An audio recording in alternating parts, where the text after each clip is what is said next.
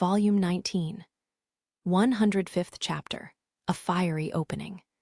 Sunset was quickly approaching, with the sun already far past its apex and about to hide behind the ridgeline in the distance. Soon enough, the steadily fading light would be swallowed whole by the darkness of the night. Yet, some spots on the land glimmered like fireflies under the darkening sky. By straining one's eyes, they could see the small yet powerful particles of light dancing about and practically clashing against each other. Their scarlet glow was different from the light of the setting sun and refused to go out. They dyed Alpha's skies with their brilliance. An unbearable amount of heat filled the vast yard. Roaring blazes ran wild like untamable mares, greedily swallowing everything whole like starving beasts. They couldn't be stopped. The beautifully maintained, tree-dotted yard was illuminated by the crimson glow of House Wamruina's main manor, which was up in flames. One could hardly imagine the amount of fuel required to create a fire this massive. There was no doubt the manor would burn to the ground, nary a scrap to be spared. When one turned to the yard, it was horrifically peppered with dark figures on the ground. All of them were servants employed at the manor, who had been working hard until mere moments ago. Yet, these lively people were now corpses, though not because of the roaring flames. Their bodies weren't charred. The river of blood that flowed into the dirt was a chilling yet telling sign that they had been cruelly killed by the hands of a cold-blooded murderer. Only 2 people were present to witness this harrowing and traumatic scene.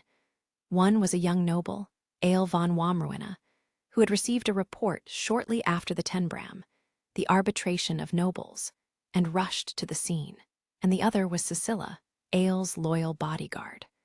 The awful news chilled the 2 to the bone, and they headed straight for their home even though their battle wounds hadn't yet fully healed. By the time the pair arrived, it was too late. A glance was all they needed to understand the hellish scene before their eyes. There wasn't a single sign of life, only the eerie roar of the fire and the final groaning creaks of the manor, which was about to fall to the ground. But when Ael strained his ears, he was able to hear another sound, a curious, intermittent, insanity-laced cry of delight. The shouts were almost beastly, but filled with exultation as the owner of this voice indulged in their own madness.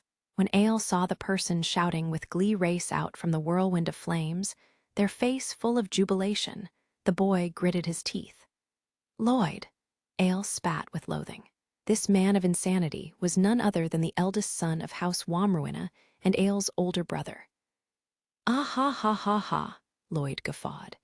His eyes widened with glee, fixated on the crimson fire. The eldest son raced around the yard like an innocent child, his insane laugh oddly shrill for a man his age and horribly grating to the ear. Ha ha! What a fabulous sight to behold! Another voice quietly crowed. This one came from behind Ael and Cecilia. The bodyguard was practically supporting Ael, who stood there in a daze. When she heard the faint laughter, she whirled around, rage apparent in her face. "Ornius, you bastard!" she shouted.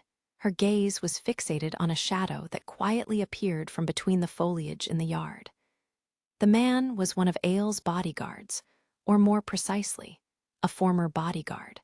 This was the man who had withdrawn from his grisly battle during the Tenbram. Why was he here? One thing that was clear as the moon, however, was the blood that splattered his outfit. No doubt he was the heartless killer who had taken the servants' lives.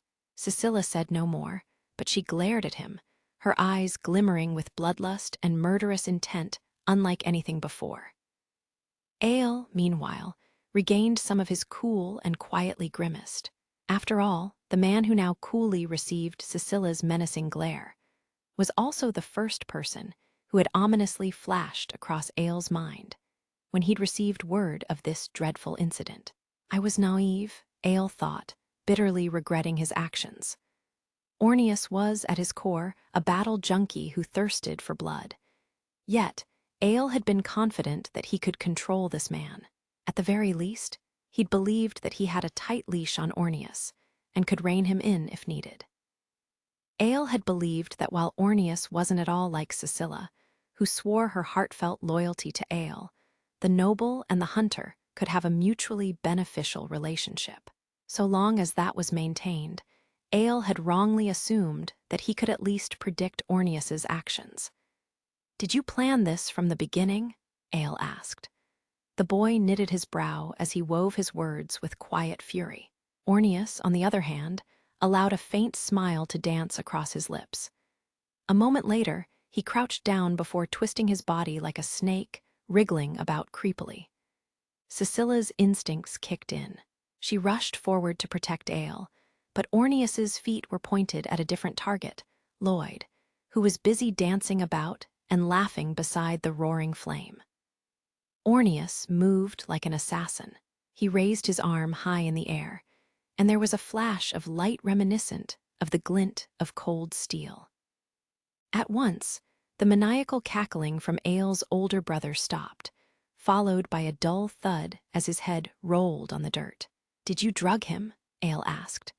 "Oh, no, he took it of his own accord," Ornius replied simply, a crazed smile on his lips. "I merely taught him that there were a few flavors to enjoy beforehand." What Ornius said to Lloyd mattered not. The fact was that Lloyd had fallen victim to his younger brother's scheme, and practically been forced into confinement, and required to renounce his claim to becoming heir of the house. Lloyd had been a ticking time bomb of mental instability, and the wrinkles on Aele's face deepened as he glanced at his brother's pathetic corpse. "From Master Lloyd's point of view, you could have taken his life at any time, Master Aele," Ornius explained.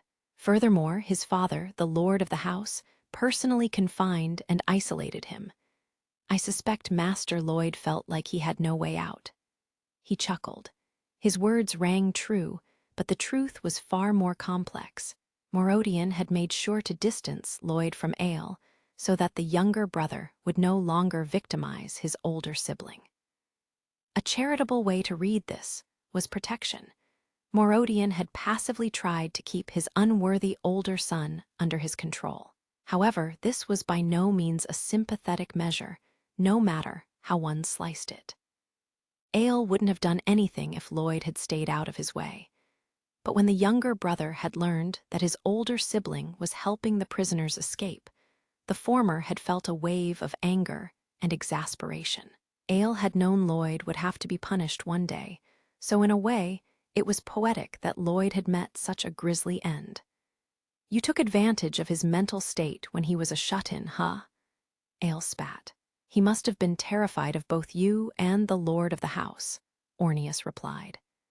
At the same time, he had some pent-up frustration, and he found a method to flee from his cruel reality. Oh, he broke down so easily from those drugs. In fact, he even killed the lord of the house, his own father, and went around burning his own house down. A splendid eldest son he was, don't you agree? I suspect that he had quite a bit of rage built up towards everyone. And now, the question is what to do with you two, the only pair of witnesses left. Ornius pointed his arms towards Aele and stretched them out wide. "At the very least, you should meet the same end as that vulgar golden manor," he said. "You'll meet your foolish family and servants in the afterlife." "Gah," Aele gasped.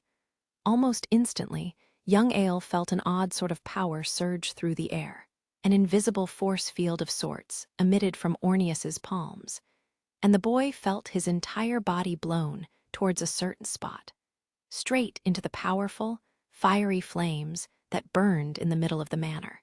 Like a crucible of fire, the dancing crimson waited to turn his body into cinders. Aele did his best to resist. His legs sank deep into the dirt, and he braced his body, but this relentless, abnormal power didn't stop. An almost magnetic force dragged him towards the hellfire, and his feet desperately scraped the soil, creating two lines, a trail that slowly stretched towards the flames. Aele had practically no affinity for magic, and he was powerless in the face of Ornius's repulsion. Unable to hold his own, his body floated into the air. Just as he'd resigned himself to his fate in the fire, he saw Scylla pouncing forward in the corner of his vision. Like a beautiful leopard, she leaped towards Orneus and attacked him, her face fierce and her eyes housing rage unlike anything before towards the traitor. "No, Cecilia," Ale murmured. He tried to stop her, but his voice was drowned out by the roar of the fire. Cecilia, who had been forced to surrender in the Tenbram mere moments ago, hadn't even treated her wounds sufficiently, much less recovered her mana. With only a small fraction of her mana, she couldn't have possibly fought against Orneus. Yet, Orneus remained vigilant. His eyes turned towards her as she jumped into the fray in her master's stead.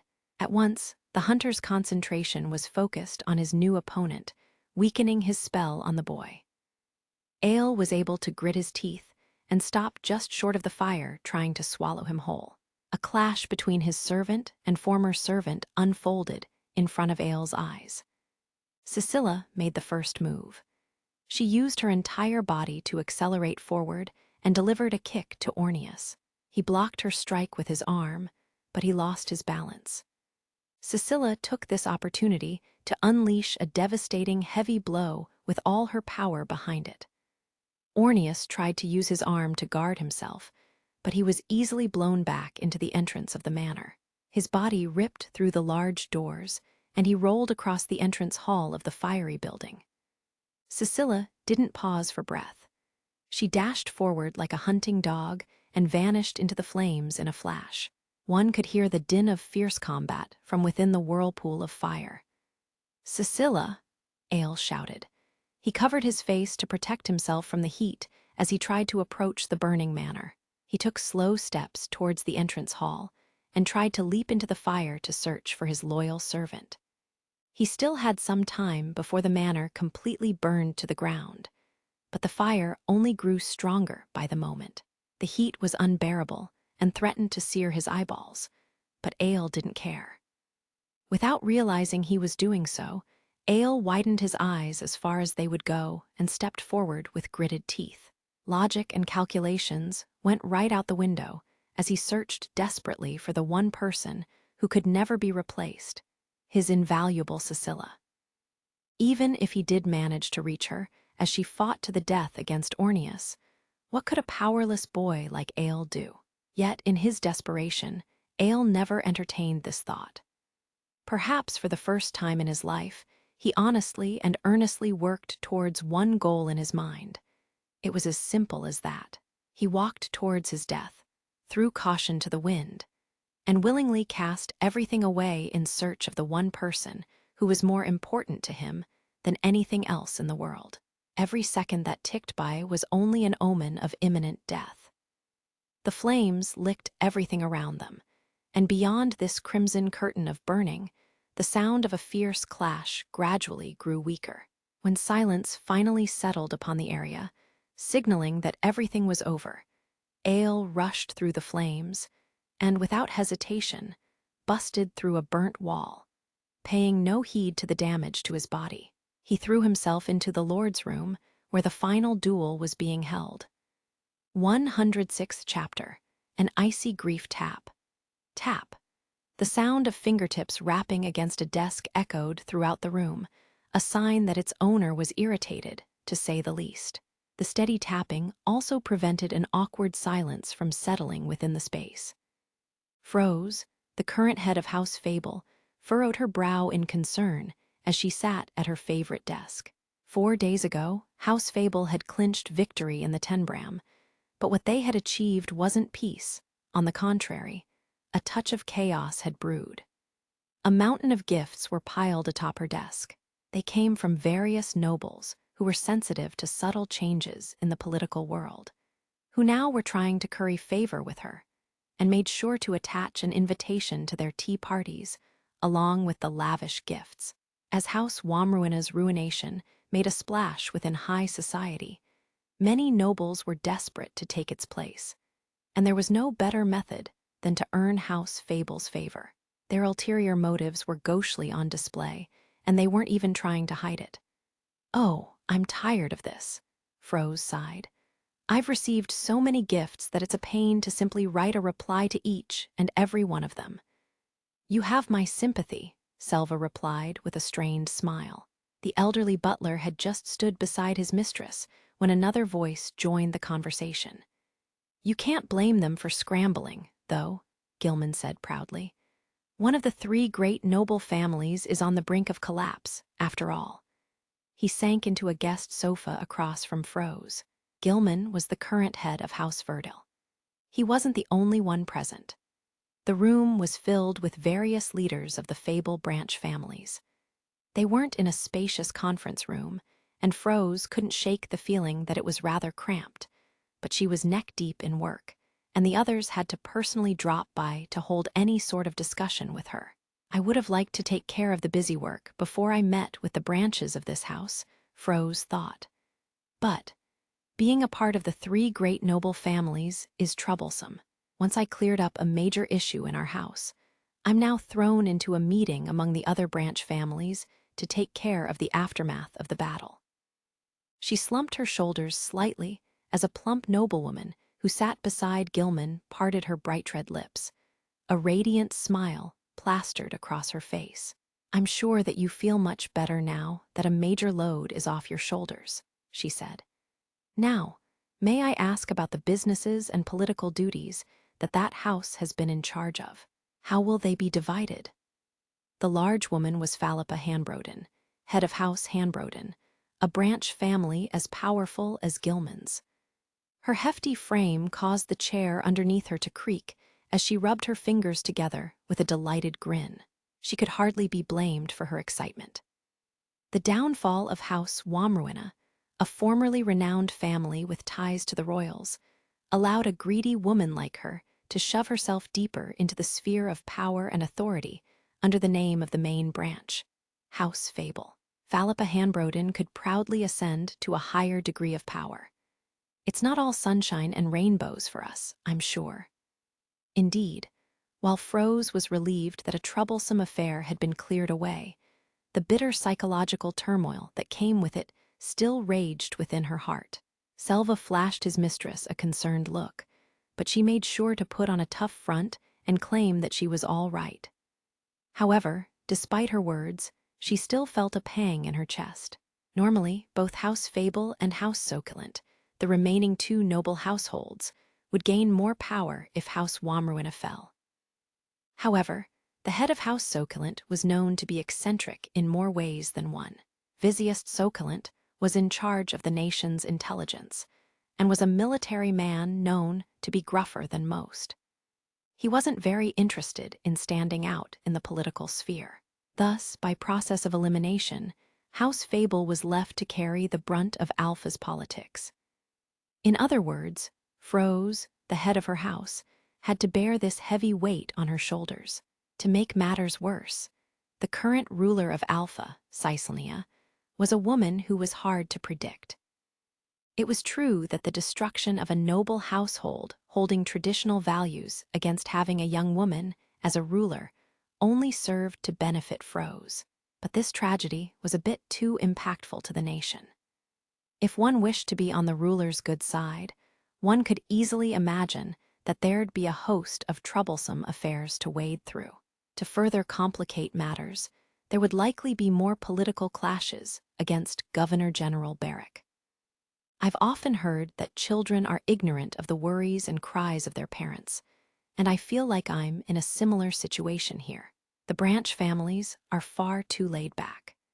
If these people were assuming that the downfall of House Wamruina was akin to a splendid feast laid before their eyes, they were gravely mistaken. "Philippa, don't do anything for now," Froze ordered.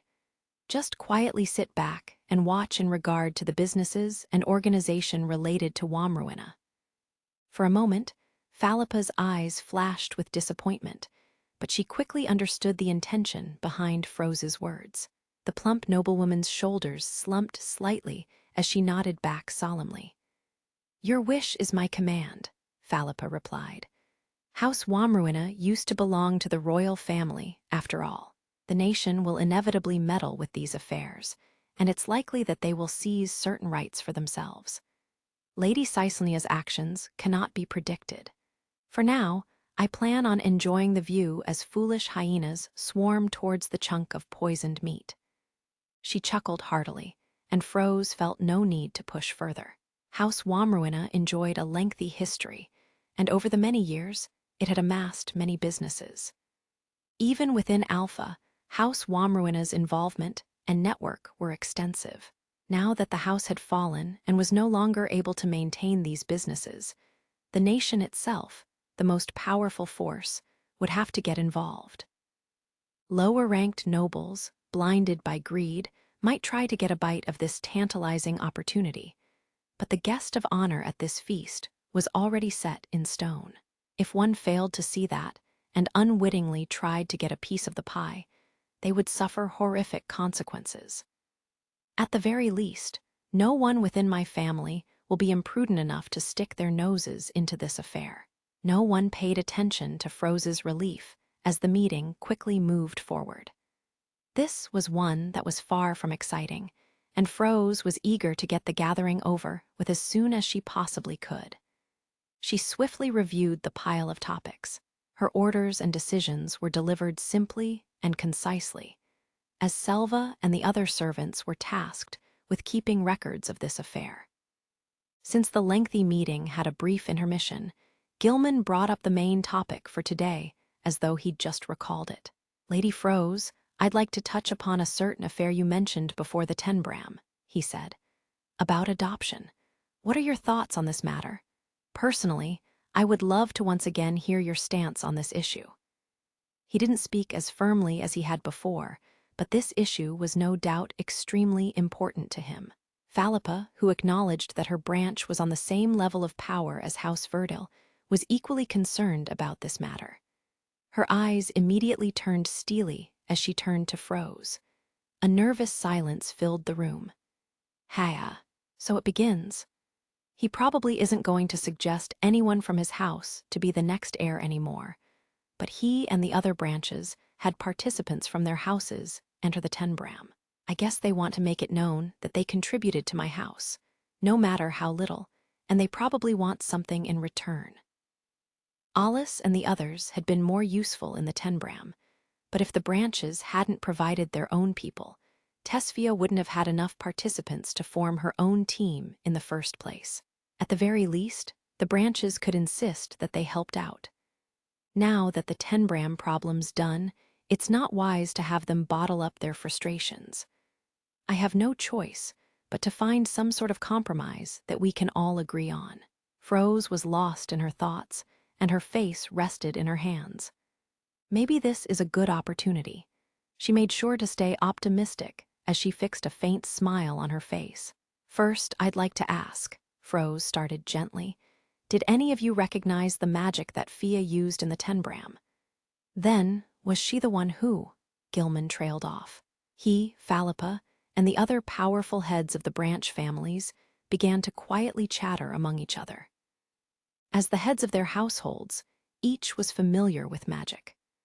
Those who had attended the Tenbram were astonished by the anomaly that had occurred right before their eyes and tried to make heads or tails of it. Anyone worth their salt in House Fable knew what an Ertlade was. There hadn't been an Ertlade for many years, which elevated its status to that of a legend. But those who showed signs of being an Ertlade were undoubtedly the true, complete heirs of House Fable. When Froze gave a small nod, confused chatter filled the room. Outsiders might have seen Ertlade as a silly title, but those of House Fable were desperate to have one among their ranks. "There is no room for doubt in regard to that spell," Froze said. The magic formula aside, the spell itself was clearly one that belongs to House Fable, Innocent Queen, the secret, most prized spell of our household. After all, Kikuri's magic formula was activated. As she solemnly explained the phenomenon, everyone in the room stood up to offer their celebratory words. "Congratulations, Lady Froze. I can hardly believe it. I'm bursting with elation." Froze raised her hand and silenced the eager crowd showering her with praise as she glanced at Gilman and Philippa to keep them in check. Tesphia had more than proven her worth and talents through her victory in the Tenbram, but Froze made sure to also touch upon the girl potentially being an Ertlade. This may have seemed like overkill to many, but she wanted to be abundantly sure that her point was made. It allowed her to silence any dissent. Technically, Tesphia hadn't actually mastered the spell Innocent Queen. She could hardly remember exactly how she got it to activate, meaning that she still had a long way to go before she could proudly name herself as an heir. Still, neither Gilman nor Philippa were keen to point that out, their silence speaking volumes as they waited for Froze to go on. She glanced at Selva beside her, and he nodded. She had the upper hand here, she was sure of that. "There's one more thing I'd like to tell everyone here," she said. "It's about Fia, the next heir. I do not wish for her to take over this house immediately. Before she takes over as a noble, she wishes to accomplish a great deal as a Magicmaster and carve out her own path. Now that she has attained victory in the Tenbram, I've decided to respect her desires and let her act as she pleases." She glanced at the other heads of the branches, who solemnly listened to her words, and internally let out a small chuckle. My former self would have never imagined that I'd ever say these words. But this is her right, one that she grasped with her own hands. She recalled Tesfia's oddly refreshed and determined face. The future heir had changed following the Tenbram. Froze was sure of this, but now she thought that she, too, had changed in her own little way. She'd recognized her own narrow-mindedness and stubbornness and decided to entertain a new future, one that she would have never chosen before. And there was no doubt in her mind that a certain young boy was behind it all, triggering all these subtle changes. Froze quietly unraveled her ball of memories, the image of a black-haired boy with a pair of deep, uniquely colored eyes flashing across her mind. "Needless to say, I understand why you would all be anxious," she said. "But rest assured that this delay won't be for long. Just assume that the day she takes over this family will be a bit further in the future than expected, that's all. She has a bit of a grace period of sorts, and this is a special circumstance." Froze paused before she went on. "Now then, I would like to get back to the topic at hand. Fia will be the next heir of this house. This decision shall not change. This also means that adoption is no longer that urgent of an issue. We can put that on the back burner for now." Gilman's and Philippa's expressions turned dark, but before they could even get a word in, Froze continued. "In exchange, if it can even be called that, Fia will require someone beside her to support her and her future," she said. "What I'm saying is that we require a young assistant, one who has been accepted into the main branch like Fia, and raised in a similar educational environment. Since Alpha's political sphere, and by extension, the world, are shifting as we speak, House Fable will require a new sort of power." At once Gilman and Philippa turned pensive. Froze's intentions were clear. Adoption would be put on hold for now, but she was willing to accept a child of the branch families into her household to serve as the right-hand man of the future successor of the house. This was her compromise. This wasn't a bad offer to House Hanbroden and House Verdil. A child who received an education under House Fable was given access to the highest quality of instructors. If they were raised to one day become the right-hand man of the house's successor, they would be allowed to have a direct say in the political sphere. This was very lucrative for the branch families, who until now had been treated as nothing more than addendums to House Fable. "I suppose Rodrich will be my household's candidate," Philippa said, breaking the silence. "But he has already decided to head to a special training school that shall open soon so that he may pursue his education as a Magicmaster. Furthermore, I do intend to let him take over my household one day." In short, even if Philippa's beloved son was welcomed into House Fable, he would be treated as an assistant, not an heir. This was a tough pill for Philippa to swallow. If so, she was far more willing to let him take over her house instead. Froze smiled and added, "Indeed. But of course, I'm not simply going to pluck your heir off your hands. This person will one day be a pillar of support for Fia and House Fable. They and their household will require a massive amount of power to fulfill their role." And so, each future attendant will be given the right to possess the main branch's hidden spell that has been passed down through the ages, along with its magic formulas and all the details. Whether you can use it or not, of course, depends on your abilities. Both Gilman and Philippa widened their eyes with astonishment, and they weren't the only ones. Until that point, there had been talks of a child receiving permission to attempt a trial that would grant them the ability to use the main branch's spell. But the right of possession changed matters entirely. To be more precise, the house that possessed these rights could one day have the potential to become the main House Fable branch. For generations, the successors of House Fable had had direct blood ties to the household, but that was simply because only they had been allowed to possess these special spells. Branch families were allowed to try to learn these spells, but they simply couldn't because they weren't privy to the details. In other words, if the branch families were allowed the right to possess the spell, they were allowed to try to learn it without going through the arduous process of earning House Fable's favor just to make that attempt. Over time, this inherited spell could be passed down and become the branch family's hidden secret. This meant that House Fable would no longer hold overwhelming power over the branches, yet Froze was choosing to break this unwritten rule. Her intentions were twofold. She could prevent utter havoc if the main house's bloodline were to end, and she could hedge the risk of the existence of branch families if they learned this spell as well. This also took into account the birth of Ertlades.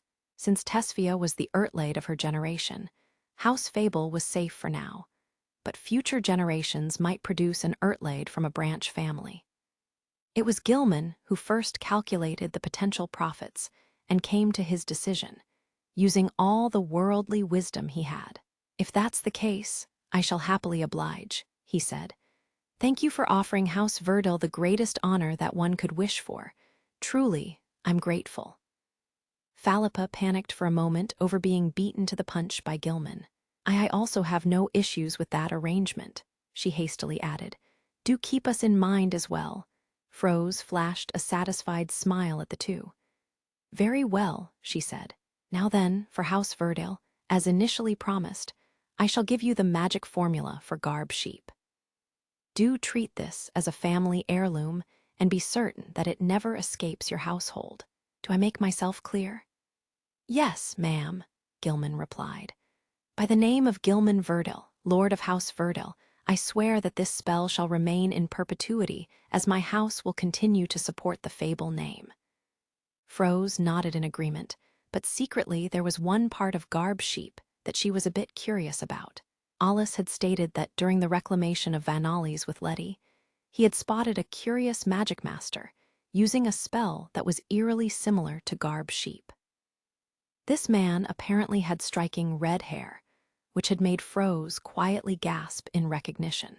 His appearance description was oddly similar to the Lord of House Fable 2 generations prior, a man who supposedly had left this world long ago. Naturally, the Lord of 2 generations past couldn't possibly be alive now, but just in case, she dispatched Selva to scope out the mausoleum, and he'd confirmed that the remains of this lord were still there. Then how else had the spell leaked? Was it through the secret archives of the military or the hidden database? She had discreetly tried to question Barrick and ultimately concluded that a data breach was unlikely. The information stored there included highly confidential intel regarding Alpha, and only the Governor General managed its access permissions. As far as Froze could tell, his defenses were thick and sturdy. Did someone analyze the magic formula and recreate it themselves, then? But only a genius like Alice Rygen is capable of something like that. In any case, I should probably inform House Verdal about this. As she committed this thought to memory, she once again turned solemn. "Now then, I shall select a proper spell for House Hanbroden as well and reveal it to you at a later date," Froze finished. "I am so eternally grateful," Philippa gushed. "House Hanbroden will do their utmost to master this spell so that we can repay this generous favor to your house." She bowed respectfully, but she couldn't hide the beaming smile that stretched across her face. And who could blame her? These spells implied that both House Verdale and House Hanbroden were undoubtedly, and clearly the most powerful branch families, second only to the main Fable household. Froze had very specific intentions in mind. This was her opportunity to glance through House Fable's spells, such as Icicle Sword, and determine which charms held more power and authority, and then signal to others that the mastery of them implied that the user was rightfully an Ertlade. At the very least, she hoped to narrow it down to several spells. The specifications for an Ertlade were vague at best, and she wanted to make them clear. For example, Innocent Queen obviously implied that the user was a potential Ertlade, but Garb Sheep and the spell that Froze would grant to House Hanbroden wouldn't meet the qualifications. I can't sow seeds of potential internal strife within our households, after all. I can't have other branches trying to take over. She turned to the two heads of the branch families. In the name of equality, I shall provide a unique spell of our house to the other branches as well, she said. However, while these charms are unique and valuable, they are by no means inherited spells.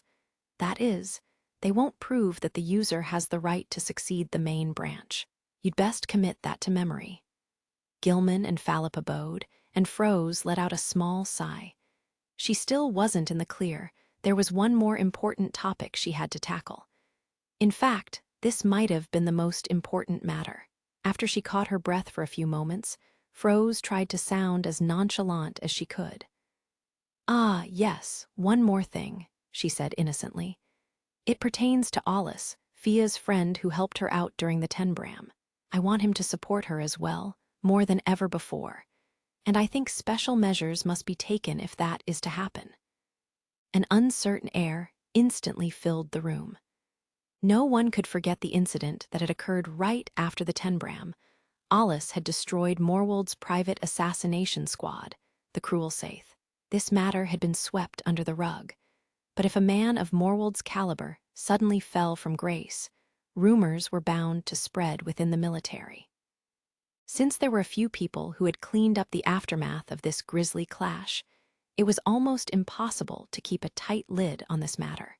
Neither Gilman nor Philippa had seen this for themselves, but both were heads of their own families, and they had connections. Various sources had told them roughly about the entire incident. "I cannot deny that his name makes me frown with concern," Gilman said. "May I ask about his identity? Who is this man anyways?" He spoke on behalf of the other representatives, but it was clear that he at least had a vague idea of who Alice was. And yet he wished for Froze to reveal the truth herself. This felt a little forced, but Froze decided to play along. "He's a single of Alpha," she said. No longer did she find the need to keep it a secret. Her tone carried weight, and she also sounded composed with her simple response. "I see," Gilman said. "I thought so." Philippa muttered with a small nod, but those who didn't have a vast network like them chattered in confusion and shock.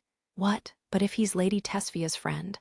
Isn't he too young to enter the military, much less fight in the outer world? Order, please," Selva said sharply, silencing the room once more. As the crowd managed to regain its composure, Gilman spoke up. "Do you wish to bring him into House Fable?" he asked. "I find that no easy feat against a single."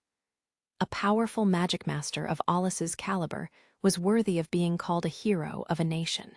He was easily far more valuable than any normal noble, and even House Fable couldn't easily welcome a number one into their house. "I understand that," Froze replied. "But as Fia's mother, I'd like to think that I have a good read on her feelings. She's not skilled enough to hide her emotions, and above all, he is the one who secretly and tirelessly trained Fia so that she could get to where she is today." "How lucky," Gilman said. "I see now why Lady Tesfia has undergone absurd growth recently." He nodded in agreement. He and the other branches had vastly underestimated Tesfia's powers until now, but when she'd shown her capabilities, she had improved at an extreme pace. The memory of Therja, the genius of House Verdil with a bright future, challenging Tesphia only to be defeated in one blow, still remained fresh in everyone's minds. However, if a no, one Magicmaster was personally giving Tesphia lessons, her rapid growth made more sense. He must be a man with impressive powers, Gilman said. Even during the surprise attack, when Morwold proudly sent his special mind magic technician, the boy apparently repelled them without issue. Needless to say, he's special, Froze replied. Her tone was firm, managing to convince everyone in the room. If she, the head of the house, treated Alice with such high regard, everyone was desperate to make him their own. If a genius like him entered House Fable, the family would maintain their glory and dignity for many generations to come. As Alpha's political sphere was rapidly changing, and the three great noble families were about to become two, if Froze's plan was successful, House Fable would be second to none. Any issues they had paled in comparison to the glory of a #1 Magicmaster, and the house would surely become a renowned house of Magicmasters throughout the 7 nations. No longer would they be confined to Alpha. There's still a mountain of issues to tackle, Froze murmured. What shall we do? Even the famous House Fable would surely earn the ire of their ruler, Caesalnia, if they blatantly tried to make Alice theirs. Governor General Barrick, who also had close ties to Alice, wouldn't keep quiet either. It was unusual for Froze to show even a hint of weakness, and Philippa flashed a smug, crass grin. But Sir Alice and Lady Tesphia share a rather close relationship, do they not? Philippa asked. When a man and a woman are so close, things are bound to happen. Heroes have always been known to have a penchant for romance. Perhaps a woman's touch can bring him into our family. She spoke like a shameless, middle-aged woman with her not-so-subtle phrasing, and Froze replied with a sigh. She'd entertained the possibility of a romantic relationship long ago. Alice is difficult to handle, Froze warned. He was raised within the military from a young age and left the nation for battle. He's been surrounded by various eccentric women. Oh, Philippa muttered. The heavy woman understood the implication of these words. She knew that the women who battled on the front lines were all peculiar, to say the least. Practically, none of them had a smidgen of common sense, but that was hardly their fault. They didn't know if they would live to see another day, and they were always treading the line between splendid glory and a tragic death. These two extremes always weighed on their minds as they went about their day. In other words, most of them liked to let loose. Be it lust or some other passion, many of them tended to follow their hearts and go after those they liked. Besides, I'm bothered by how involved Letty seems to be with Alice, thought Froze. Letty and Alice likely didn't share a simple relationship that could easily be explained by Letty's penchant for younger men. She was the other single-digit Magicmaster that Alpha boasted, and a bewitching adult lady. She and Alice had even worked together during the Vanalli's campaign, and her maiden, though Froze was unsure if Letty was even young enough to be called that. Heart may have been pointed in the same direction as Tesfia's, which means war if the circumstances call for it, and if that time comes, we might not be able to find a peaceful resolution. I'll have to lend all the firepower I can and— No, that's all wrong. Froze shook her head as though to chase away these dangerous ideas. Enough idle chatter, she said. I just want to make it clear that as the head of this house, I intend to go along with Fia's wishes as much as possible. Do keep that in mind. As for Alice, I'd like for him to continue coaching Fia as I watch over them from the shadows. Noted, Philippa replied. We need not interfere with the love of two young birds, as I'm sure they could foster that themselves. I would hope for some sort of escalation. Lady Tesphia is still a student, and I'm sure that she still has much to learn. As an Ertlade, I hope that she can use not only Innocent Queen, but other spells as well. That is very important. And since she's being coached by none other than a single, I'm certain that House Fable's future is quite stable. As Froze nodded and the room grew relaxed, An elderly voice broke the silence. I didn't think an elderly person like me would see such a historic moment for this family. The head of one of the branch families said, "The glory of Lady Canaria may return to us once more." Several generations ago, though only for a short while, Canaria Fable had served as the head of the house. Yet despite her short reign, her name had been passed down through the ages, because she was the greatest and strongest ice Magicmaster that House Fable had ever produced. The household had received fame and prestige like never before during her reign. In fact, House Fable was only renowned for their ice Magicmasters because of Canaria. Her accomplishments and feats, etched into the annals of history, had allowed House Fable's fame to persist to this day. House Fable had been unable to produce anyone as powerful and splendid as Canaria since. There had not been any such household head who could even match her glory and power. Froze was lauded as a general for her excellent abilities, but she knew that when it came to ice magic, she was nowhere near the legendary power of Canaria. This was precisely why House Fable was desperate for another Ertlaid. They wished to regain the former prestige and glory that Canaria Fable had once attained in her prime.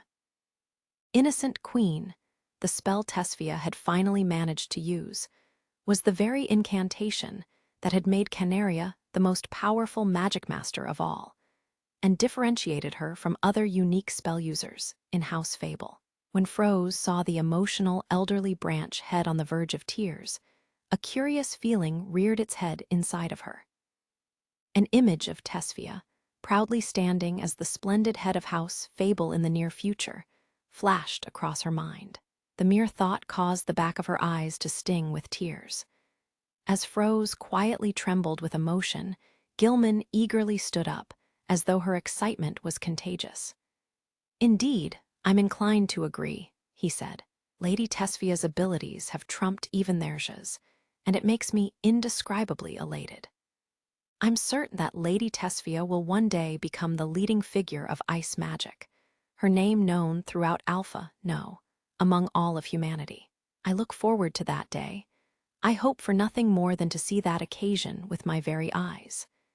As the rest of the room nodded in agreement, Froze flashed a strained smile. "I think you guys are being a bit too biased here. I wonder if she will become that famous," she said. "Alice is one such example, but geniuses with truly extraordinary abilities will pop out of surprising places, and the leading ice magic expert cannot be bested, or so I've heard." "Ah, yes, Nema the Frozen, is it?" Philippa asked. "Yes, she's known for her extraordinary abilities. Currently, no one is her equal when it comes to ice magic, I believe." The head of house, Hanbroden, nodded, along as though to show off the intel she was privy to as the head of a military household. Gilman, in response, looked a touch disappointed and shrugged. "Certainly, but Nema isn't a soldier," he countered. "She cannot be counted as a part of the ranks. She seems eccentric enough to tour the inner and outer world as she pleases, and I haven't heard any recent sightings of her within Alpha. We temporarily entertained the thought of making her Theirge's instructor, but ultimately abandoned the endeavor since we didn't know where she was." "Indeed," Froze agreed. "I've only heard rumors, but she seems like a maverick, an anomaly, even within the Magicmaster world. Since Alice seems busy, I thought she would be the perfect instructor for Fia while he was out. If there's some way for me to be connected to her, I'd like to meet her once. What do you think, Selva?" "Unfortunately, and though it pains me greatly to admit, there are simply some pieces of information that I cannot gather," Selva replied. Though the elderly, competent butler had received the hope of his mistress, even he could only offer a small, apologetic shrug. Trying to find Nema, the Frozen, was like trying to catch a cloud. There were many stories about her, suddenly appearing on the front lines of the outer world, taking care of a troublesome fiend, and vanishing like the mist. Curiously, it seemed that in most of these cases, she appeared before the military even sent her a request for help, and it was unknown if she even received any sort of compensation or reward for her troubles. A portion of the military even suspected that Nema defeated fiends not for the sake of the military or the nation, but a reason that lay elsewhere. Others guessed that she simply took care of fiends because they were in her way. Rumors about her swirled, but no one knew the truth. The one piece of information that everyone took as fact regarded her abilities. She was undoubtedly an extraordinary magic master. She was so powerful, in fact, that whenever she appeared on the front lines, she was treated as a boon and was always respected and revered by the soldiers. However, despite her skills as a magic master, she held neither rank nor title, and even her address and affiliations were unknown. She expected no rewards or compensation from a nation for her deeds, but in exchange, she also didn't belong to any nation. She had earned the nickname Moody Cleaning Lady of Ice for her spontaneous acts, and apparently, gusts of cold wind were always left in her wake. Frankly, I'd like to meet her as well, but she is just so difficult to find any information about, Gilman admitted. National borders mean nothing to her, and if she comes and goes between the inner and outer worlds as she pleases, we can't even give chase. The head of House Verdil shook his head wearily. In a sense, Nema was more unusual than Alice and other singles. Yes, some people doubt her very existence, while others suspect that there is a group of people acting as Nema, Selva said politely. She's like a walking urban legend. It's as though she isn't human, a voice from the crowd said. This playful banter earned a few chuckles, easing the tension in the room. It almost felt like a cheerful year-end meeting of relatives as they began to gossip about this mysterious Nema, and Froze wanted to steer this conversation back on track. In any case, let it be known that Fia is the only complete heir of this household, she said. And based on how Alice and Fia's relationship progresses in the future, we adults might have to make some preparations. Everyone in the room could read between the lines. They nodded while Philippa spoke up. Isn't the daughter of House Succulent also attending the Second Magical Institute? She inquired. The house may not be very ambitious about political affairs, but surely there's a chance that the household has their eye on Sir Alice as well. Unlike Tesvia, who had her occasional airheaded moments, Felinella was talented and perfect in every regard. Froze knew of Felinella, of course, and was also curious about the silver-haired girl, Loki. Indeed, Fia may be against several tricky rivals, Froze murmured. But judging from the recent shifts in the Magicmaster community, I do feel like there are several loopholes we can take advantage of, Philippa said. She flashed a crass grin, her double chin jiggling about. Until now, the prevailing theory has been that Magicmaster abilities and talents couldn't be so easily inherited by their biological kin. However, recent research has shown the contrary. Latent abilities and certain properties of mana can be genetically passed down to one's children. If this is true, singles, be they men or women, may be allowed to explore polygamous relationships. I wouldn't be surprised if the nation implements this sort of system. Then will come the issue of ethics, Froze mused. Each nation will probably weigh that on a scale and see if these drawbacks outweigh the benefits. That being said, here in Alpha, I'm unsure what Lady Cyselnia will think about this, but maybe she won't be wholly against the idea. Precisely, Philippa said excitedly. This won't just benefit men either. For example, if a Magicmaster woman was restricted to one husband, and he was a military man who went to the outer world, there would be no future Magicmasters born while he's away. This is very restrictive. Indeed. And since women can become soldiers as well, if they go fight and sustain grave injuries that prevent them from becoming pregnant, a male Magicmaster wouldn't be able to make children. It's better to increase one's odds while they still can in hopes of having more competent Magicmasters. I'm sure this issue is up for eternal debate, and views will shift based on the situation. Quite so. And by current laws, if two nobles of different families tie the knot, the child can take on both names. You've got a point there. That will only broaden that child's future prospects. We shouldn't just push for men having several wives. We should also urge women to have several husbands. We can hope for that societal shift. It's been many years since my husband passed, and I've been single for so long. Once Fia becomes completely independent, I wouldn't mind looking into 2 potential husbands or so. High society wasn't wholly against the idea of a married man or woman having an extra lover or 2, or even taking an additional spouse. Needless to say, this was accepted only if the person was a noble, and no one was sure if these values could translate to powerful magic masters. Ahem! Selva loudly cleared his throat. He was keenly aware that the 2 passionate noblewomen were headed in a different direction entirely, and he wanted to bring them back to reality. Froze and Philippa gasped and went silent in embarrassment. The rest of the room sighed audibly, freed from this raunchy discussion. Gilman took this opportunity to step forward on behalf of the others. "I believe your thoughts have been conveyed to the rest of this room," he said. "But realistically speaking, the mainstream belief of Alpha is that one must practice monogamy. Please don't forget that. If you try to forcibly remove obstacles in your way, Soculent will surely push back against it." Yeah, I hear you," Froze sighed. "Besides, if I rush this along and Alice ends up pushing us away, this entire plan will fall flat. Let us end this topic for now, shall we?" She clapped her hands to change subjects. The conversation would go nowhere anyway. Honestly, the most difficult part of this plan is to make Alice fall for someone. He doesn't seem interested in money either.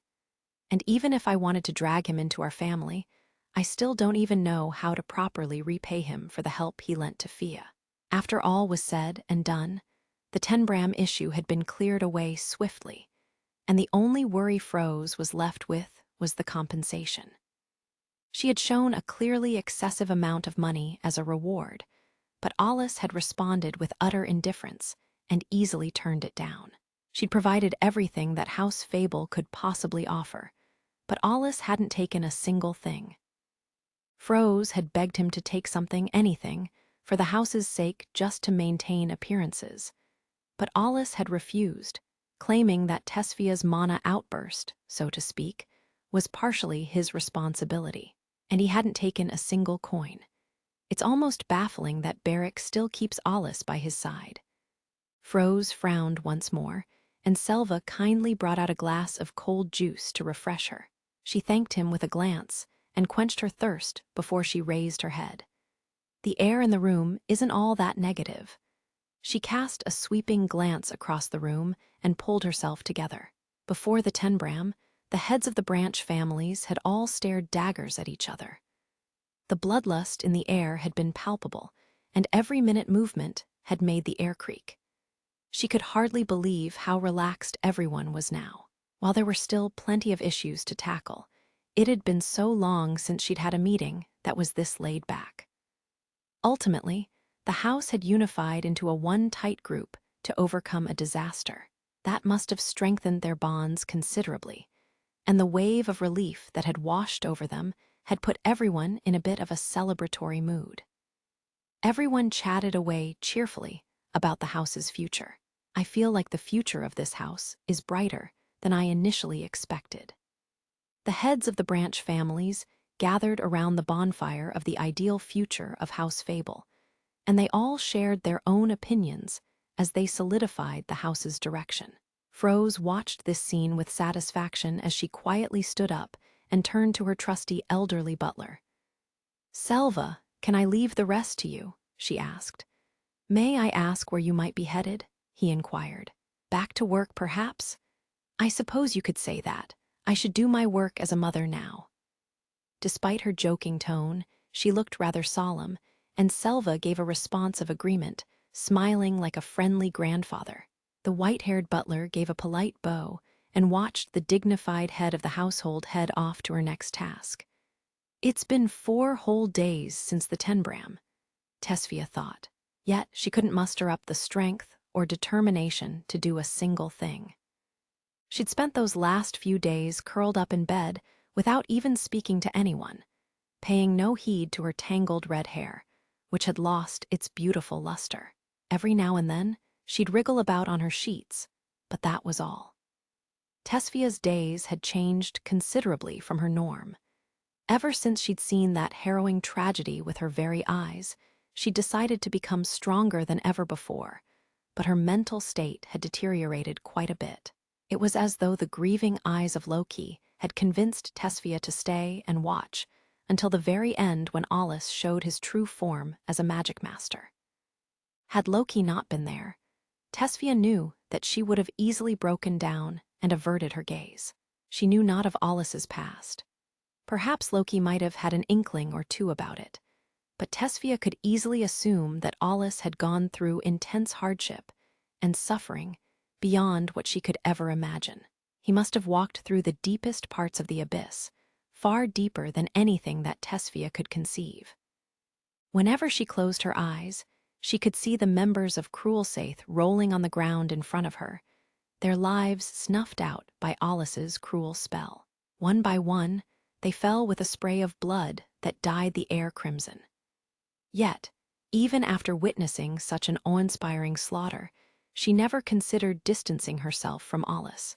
Tesfia knew that she couldn't be like Loki and share Aulus's mental burden while standing beside him.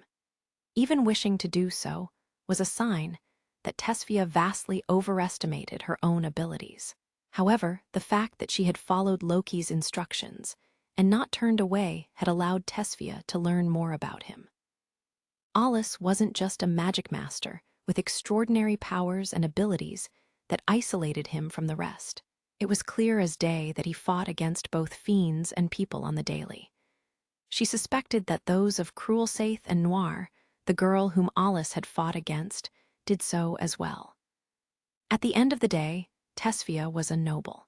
She lived a sheltered life, shielded from the darker sides of society and the seedy underbelly of her nation.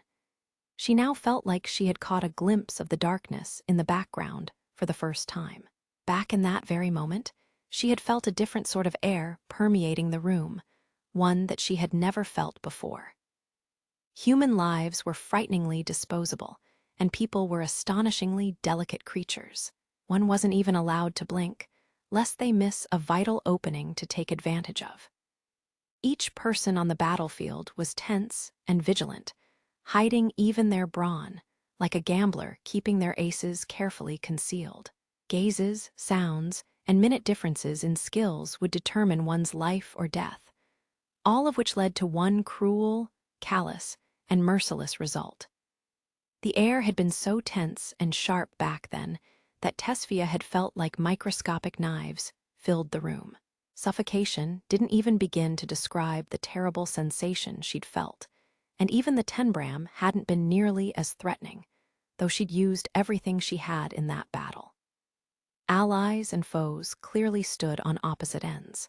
It was as though they were in their own world, and all Tesfia could do was stand petrified. Magic had originally been used to kill fiends, but clearly, these spells didn't serve such a purpose in that fight. In fact, one could argue that any such beliefs had been cast aside, turning the human body into a vicious weapon honed solely to take the life of another. It was a battle to the extreme where power trumped all, literally a fight to the death. Tesfia had been overwhelmed by this splash of cruel reality. Even now, that battle had so impacted her psyche that she couldn't leave her bed. Only when she realized that did she finally sit up on her bed and slowly open her heavy eyelids. Her heart had been racing until yesterday, but she'd calmed down considerably. "I can't stay like this," she muttered. She glanced out the window and realized that it was well past noon. She had woken up in the morning and spent the past 4 hours just lazing around in her bed. It seemed the temperature of her room was normal for now.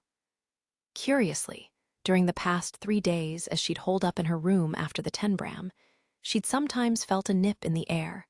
Her room was freezing.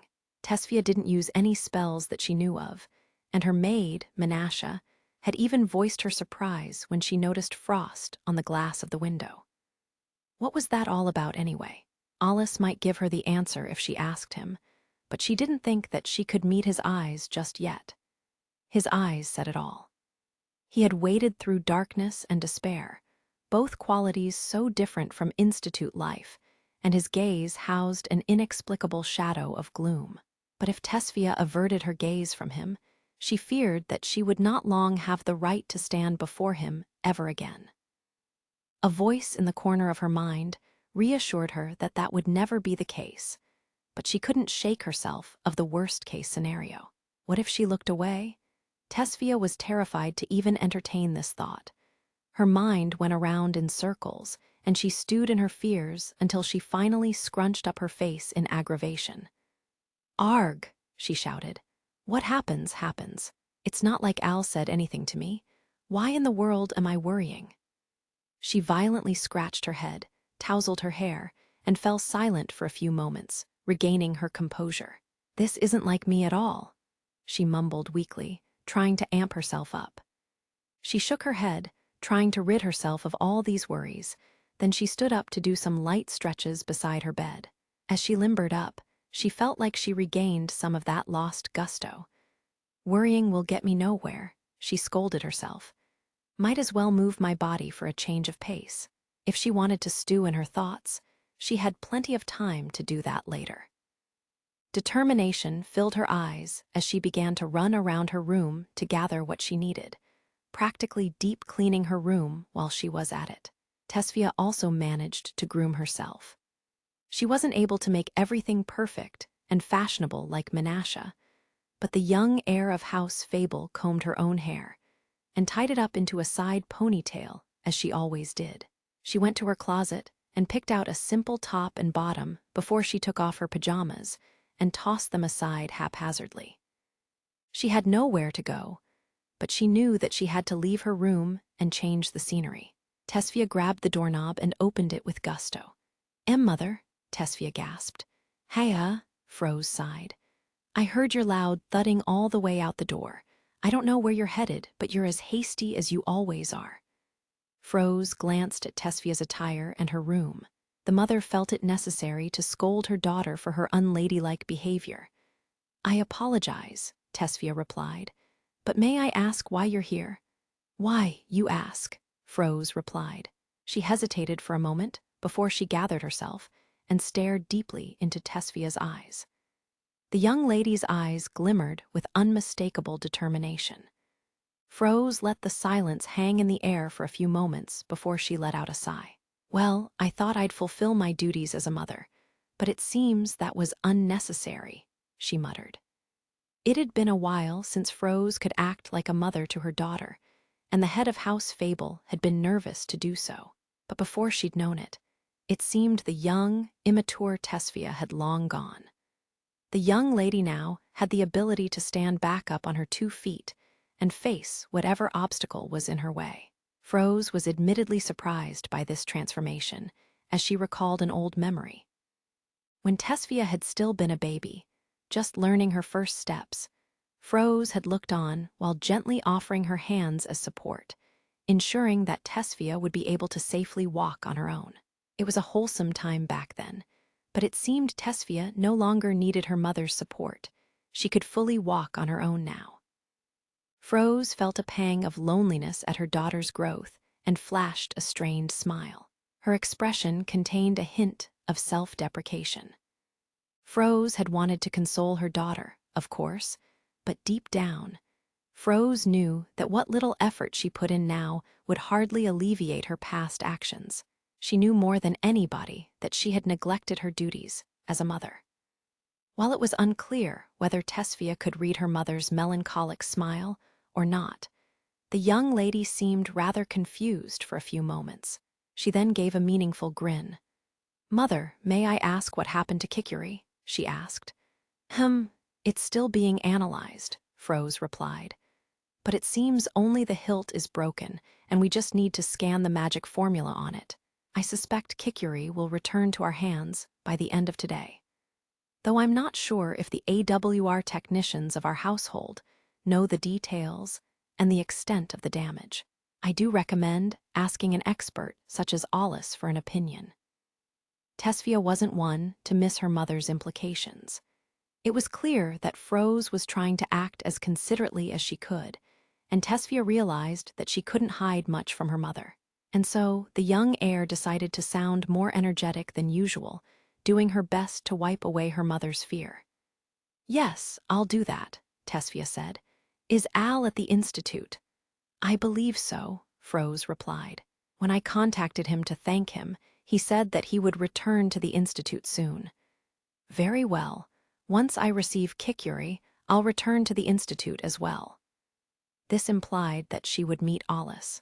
Her firm tone made Froze realize that she had no more need for her concern. Her daughter's face was filled with courage and unwavering determination.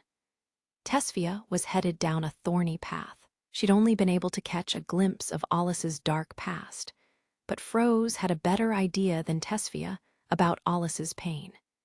He'd piqued her interest when it was known that he was the one Magicmaster, but Froze suspected that he was neither a soldier nor a hero. Perhaps he couldn't even be called a Magicmaster. Froze wasn't just a former soldier who'd braved multiple battlefields. She was a capable woman who had been involved in both the political sphere and the seedy underbelly of society. Naturally, she also knew of her loyal butler, Selva Greenis's, bloody past. Just as Selva had gone through a thorny past and overcome various difficult obstacles, Alice, too, had a lot of pain inside him. Froze was sure of that. The young one Magicmaster carried both the normalcy of Institute life and hellish memories of his past. This balance was delicate, to say the least, and he was an unstable singularity, inseparable from the cruel darkness that the world had thrust upon him and then kept hidden. If Tesfia were to approach him of her own accord, it also implied that she would dip her toes into the endless abyss that surely rested in his heart. That future contained a terrifying amount of risk and darkness unlike anything before, and Froze quietly closed her eyes with sympathy. At the end of the day, this was a choice for Tesfia to make. Froze had no right to butt in. "Just give it your all, okay?" Froze said. "Don't worry about this house. Prioritize what you want to do and don't cut corners." Her tone was incredibly kind as she placed her hand over Tesfia's. The young lady's eyes grew wide for only a moment as a smile slowly formed on her face. "I suspect that he has a rather busy schedule," Froze said quietly. "You'd best meet him as soon as you can." "I will," Tesfia replied with a nod. "And Mother, did you just call him Alice?" She cocked her head to one side, confused by the suddenly friendly shift in demeanor. Until now, Froze had publicly called the boy Mr. Alice. "That's right," Froze replied. "He joined the Tenbram, a fight that determines the dignity of our household, and achieved excellent results. He was a splendid key player and a savior of the Fables. It would be rude to treat him as an outsider, don't you agree? Furthermore, he's the same age as you and your friend, even if he is the #1 Magicmaster." Tesfia was befuddled by her mother's decision, but realized that this recent incident had changed Froze's view of Alice considerably. There was no doubt about that. But Froze's meaningful grin concerned Tesfia. She had a bad feeling about her mother's intentions. "When I mentioned him marrying into our house, our branch families were beyond delighted to entertain this idea," Froze added. "If you don't want people to butt into your affairs, I suggest you act of your own accord." Tesfia responded with silence. "Fia, I'll give you one more piece of advice," Froze continued. "Make the house fable spell yours, master it. You'll be even closer to what you desire."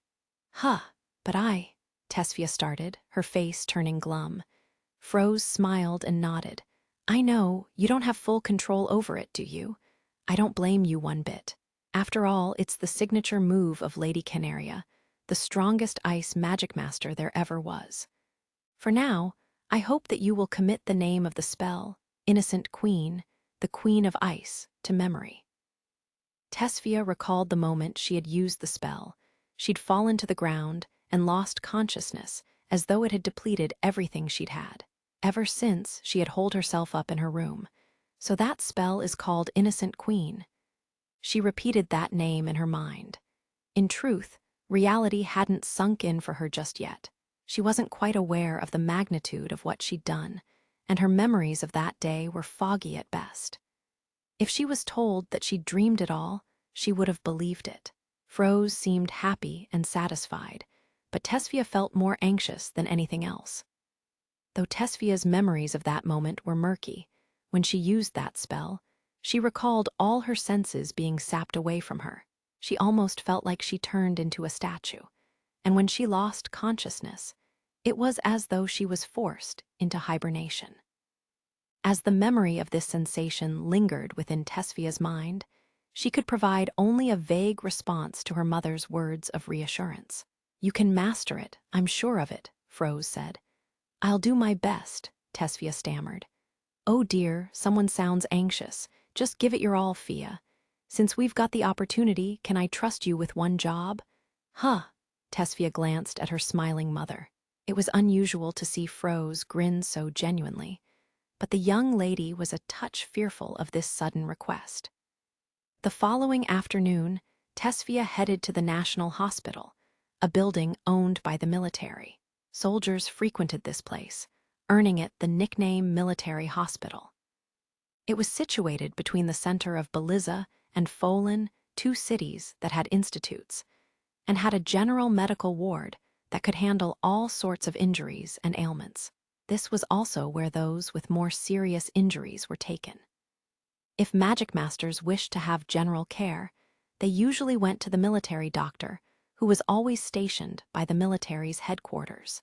Only those in the military or relatives of soldiers were prioritized to receive care there, and normal civilians generally steered clear of the military headquarters.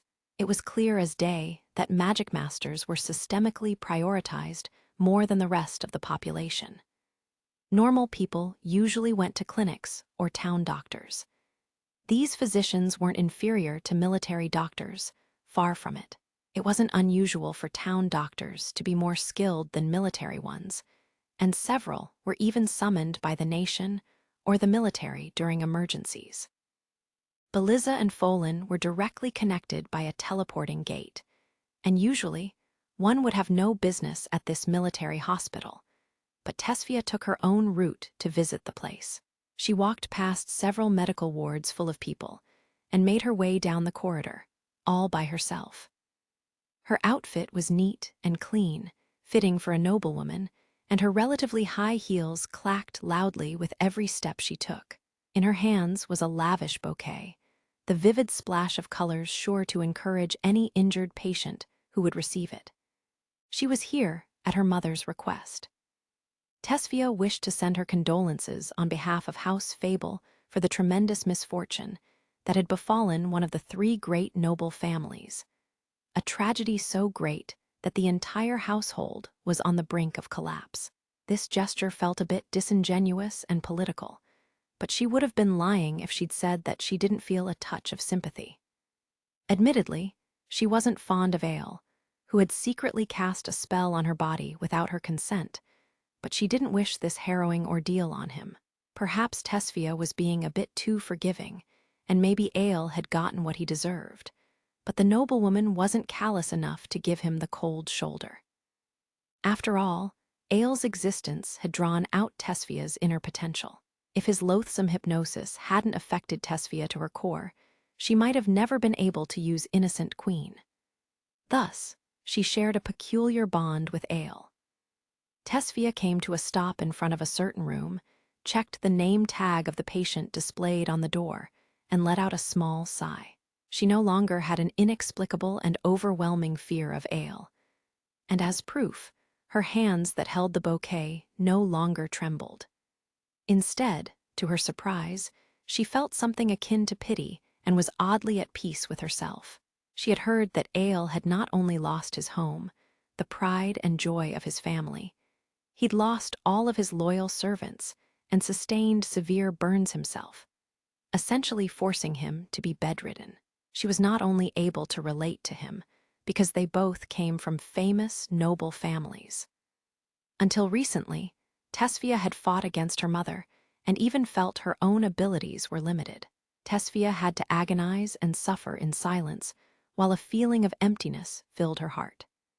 She might have been unable to fully empathize with Ael's current feelings, but she was able to relate to a small fraction of his anguish. Tesphia didn't think she was a saint. She didn't just pity Ael. Truth be told, she was here to benefit herself as well. She wanted to bid farewell to her old self. Her former self lacked confidence more than anyone else. But as the daughter of a noble household, she had a lot of pride and always felt the needless urge to apply more pressure to herself. This made her vulnerable to psychological attacks, and Ael had taken advantage of that. She once stood in his shadow and trembled in his presence. No longer was she that pathetic, weak girl. Ael generally declined all guests, but if the daughter of House Fable was personally here to offer her condolences, he had to reluctantly give her permission. When she steeled herself and placed her hand on the door, she heard voices coming from inside. A guest, Tesphia wondered. Just as she gasped and hesitated for a moment, the door swiftly opened before her. Two men in military attire were inside. One wore the military uniform of Alpha, and the other was. Is he from Rusalka? Rusalka was one of Alpha's neighboring nations, and the two had close ties. But when the Rusalka soldier caught a glimpse of Tesphia, he turned pale. Ael had declined all visitors, and the soldier must have been surprised to see another guest. The Alpha soldier whispered into the other man's ear, as though to provide an explanation, and the Rusalka man regained his composure. The Alpha soldier must have known that the receptionist had allowed a girl inside, and Tesfia's flaming red hair and neat attire must have given away her identity. The two gave Tesphia a bow before they left. But an Alpha and Rusalka soldier visiting Ael. I guess they want to learn more about the background of that fire. Tesphia had never seen it for herself, but she'd heard numerous stories from her mother that the Wamruinas had been involved in several shady businesses. Even if this was true, Tesphia couldn't understand what business a Rusalka soldier could have with Ael von Wamruina. Tesphia, however, was acutely aware that this world was still filled with many unknowns, and a sheltered, immature girl such as herself would never be able to figure out the truth, no matter how much she thought about it. Knowing that pondering over this was a futile endeavor, she tried to brush it aside when a certain friend flashed across her mind. Is it about Al? Alice hadn't just sided with the Fables during the Tenbram, where Ael had been working in the shadows. Alice was also responsible for destroying the Cruel Saith, a group that chilled Tesphia to the bone. Combined with the fact that he was the #1 Magicmaster, it was likely that the entire Magicmaster world was cautious and concerned about every action he took. Tesphia shook her head and hoped that she was just needlessly worrying about him. She opted to focus on the task at hand and pulled herself together before stepping into the room. Ael's household had fallen from grace, but he was still a member of the former 3 great noble families. He had been given a spacious hospital room that was very neatly organized, and the calm air was almost comforting. The window was large, allowing for natural lighting, and the bright sunbeams trickled into the room. A boy sat up in bed beside the window. Ael von Wamruina was in a daze as he stared out the window and soaked in the blue sky with square-shaped clouds drifting by. His profile seemed lifeless. He didn't just look exhausted. It was as though his very presence was ephemeral, threatening to fade away into the background at any moment. His fragile, weak demeanor was proof that he'd suffered a great loss. When Tesphia got a closer look, she saw that his entire body, aside from his face, was covered in bandages. Where his fingers managed to peek between the gaps gave her a harrowing glimpse into the severe, gnarly burns that he'd sustained. He surely must have sensed Tesfia's presence, but all he did was glance her way. His eyes were vacant and empty, and he looked utterly expressionless.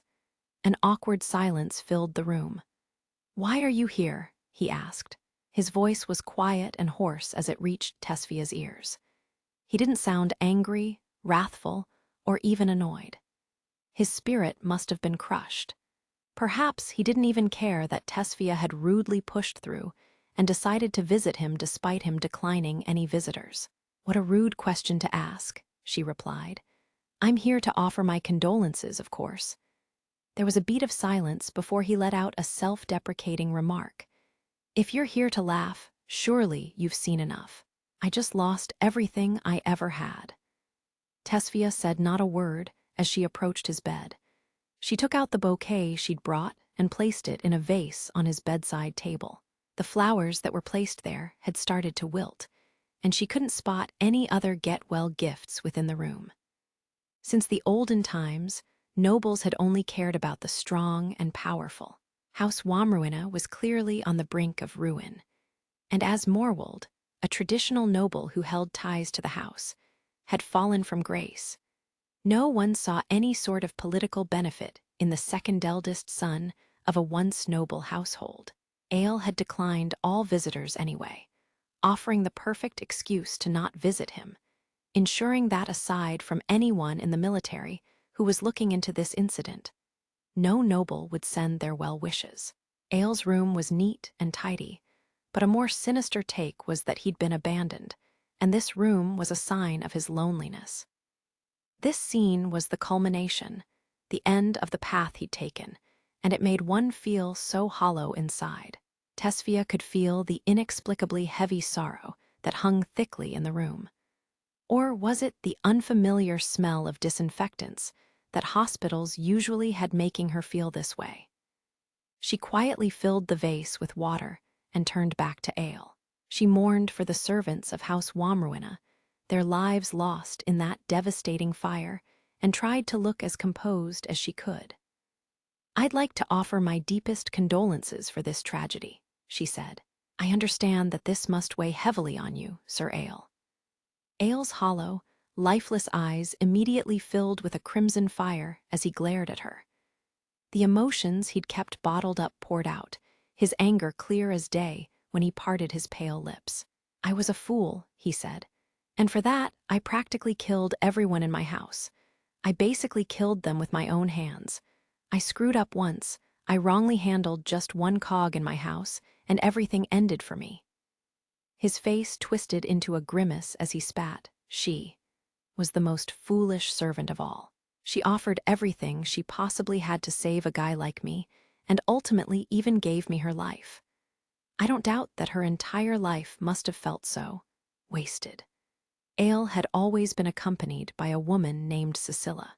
She had been the embodiment of loyalty, but neither her presence nor the traces of any relatives could be found within this lonely room. Tesphia closed her eyes and silently mourned the loss of this faithful servant.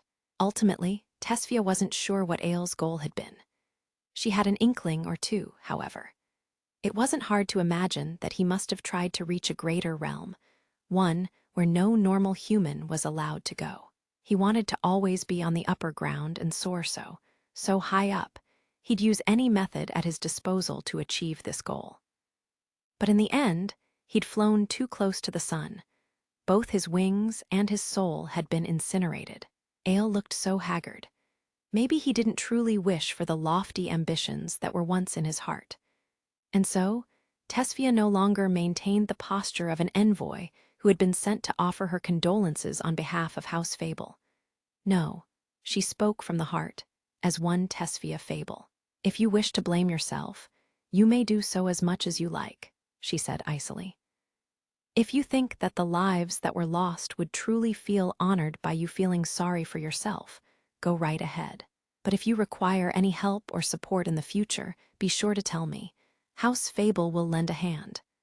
Her callous remark made Ale blow up with fury. "How dare you?" he roared. "Are you pitying me?" "Oh, yes, I do offer pity," Tesphia replied. "Not to you, no, I pity Cecilia." Why did Cecilia? For a guy like me, she's just a servant, and yet she's such a fool." Tesfia's body moved before her mind could process her actions. She leaned forward enough to make the bed creak and grabbed Ale by the collar. Her face turned bright scarlet with anger, and she shouted back at him. "Do you really not get it?" she roared. "I can't pretend to know the details, but Cecilia gave her life for someone like you. Yet, you have the gall to say that she only was so loyal because she's a mere servant. Are you an idiot?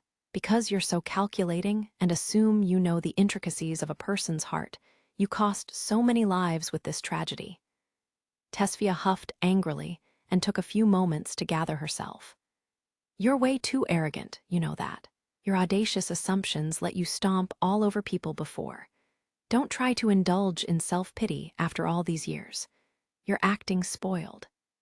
Tesvia, of course, knew that what Ale had vocalized was the opposite of his genuine thoughts, but she couldn't forgive how, after everything that had happened, he still clung to the mask of a cold-hearted noble, a mask he should cast aside, to turn away from the deep scars in his heart. He hadn't known what he had until it was gone. It was a trite lesson, to be sure, but perhaps there was a nugget of truth in it. The harshness of reality and the importance of someone so near and dear would only sink in after one truly felt that pain of loss. Humans were foolish creatures through and through. In Ale's case, the meaning of sin might differ. He wasn't a stupid, bumbling, average person. The boy had the ability to always think ahead, and his sharp mind, coupled with his calm decisiveness, had allowed him to gain power. He had been seen as the future head of House Wamruina. Ale knew all the risks and had chosen his own path.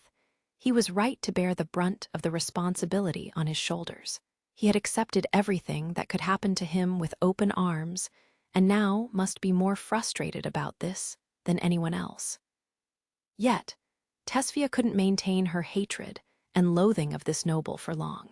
Despite his cold, callous words, she didn't miss the glimmering trail that streamed down his face and dripped onto the bed. She let out a small sigh, released him from her grip, and watched him sink lifelessly back onto bed, his head facing down. The medical tools attached to his body must have been disconnected during this exchange, because a loud beeping that signaled an error filled the room mournfully. "How dare you, frankly," Tesvia huffed. "If you've got the time to be so foolishly self-deprecating, why don't you use that for self-reflection? Stare your loss straight in the eye and mourn for those lives."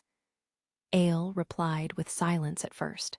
Then within the hushed room, he finally parted his dry, pale lips. Sila," he murmured.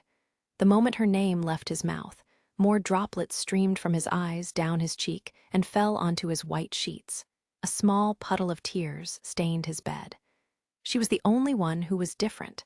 He knew that now for the first time in his life. Only she genuinely served him and voiced her loyalty. She was faithful during times of emergencies, of course, but even during the normalcy of daily life, she would sometimes scold her younger master. And when she admonished him, he knew that she only wanted the best for him. Hence, though he never declared it openly, he'd unconsciously treated her as special. Among all of his subordinates, he'd seen only her as invaluable. Ale made sure that she never pushed her limits, and he didn't try to hurt her on a whim. Now that she was gone, an immense amount of regret overwhelmed his body.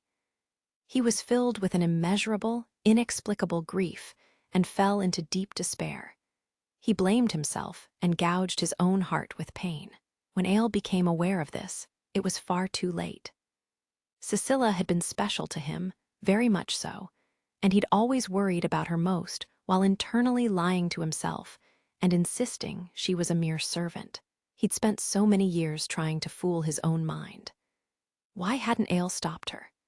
When that ominous, crimson hellfire burned right in front of his eyes and she rushed in to aid him, why hadn't he offered even a word of warning? Had he simply not been aware of how terrifying and dangerous an Orneus who bared his fangs was? Had Ale truly been ignorant of how well Cecilia, who hadn't even fully recovered from her injuries, would fare against the hunter? No, Ale had known full well that that wasn't the case. For a moment, he'd stood there petrified, trembling with fear.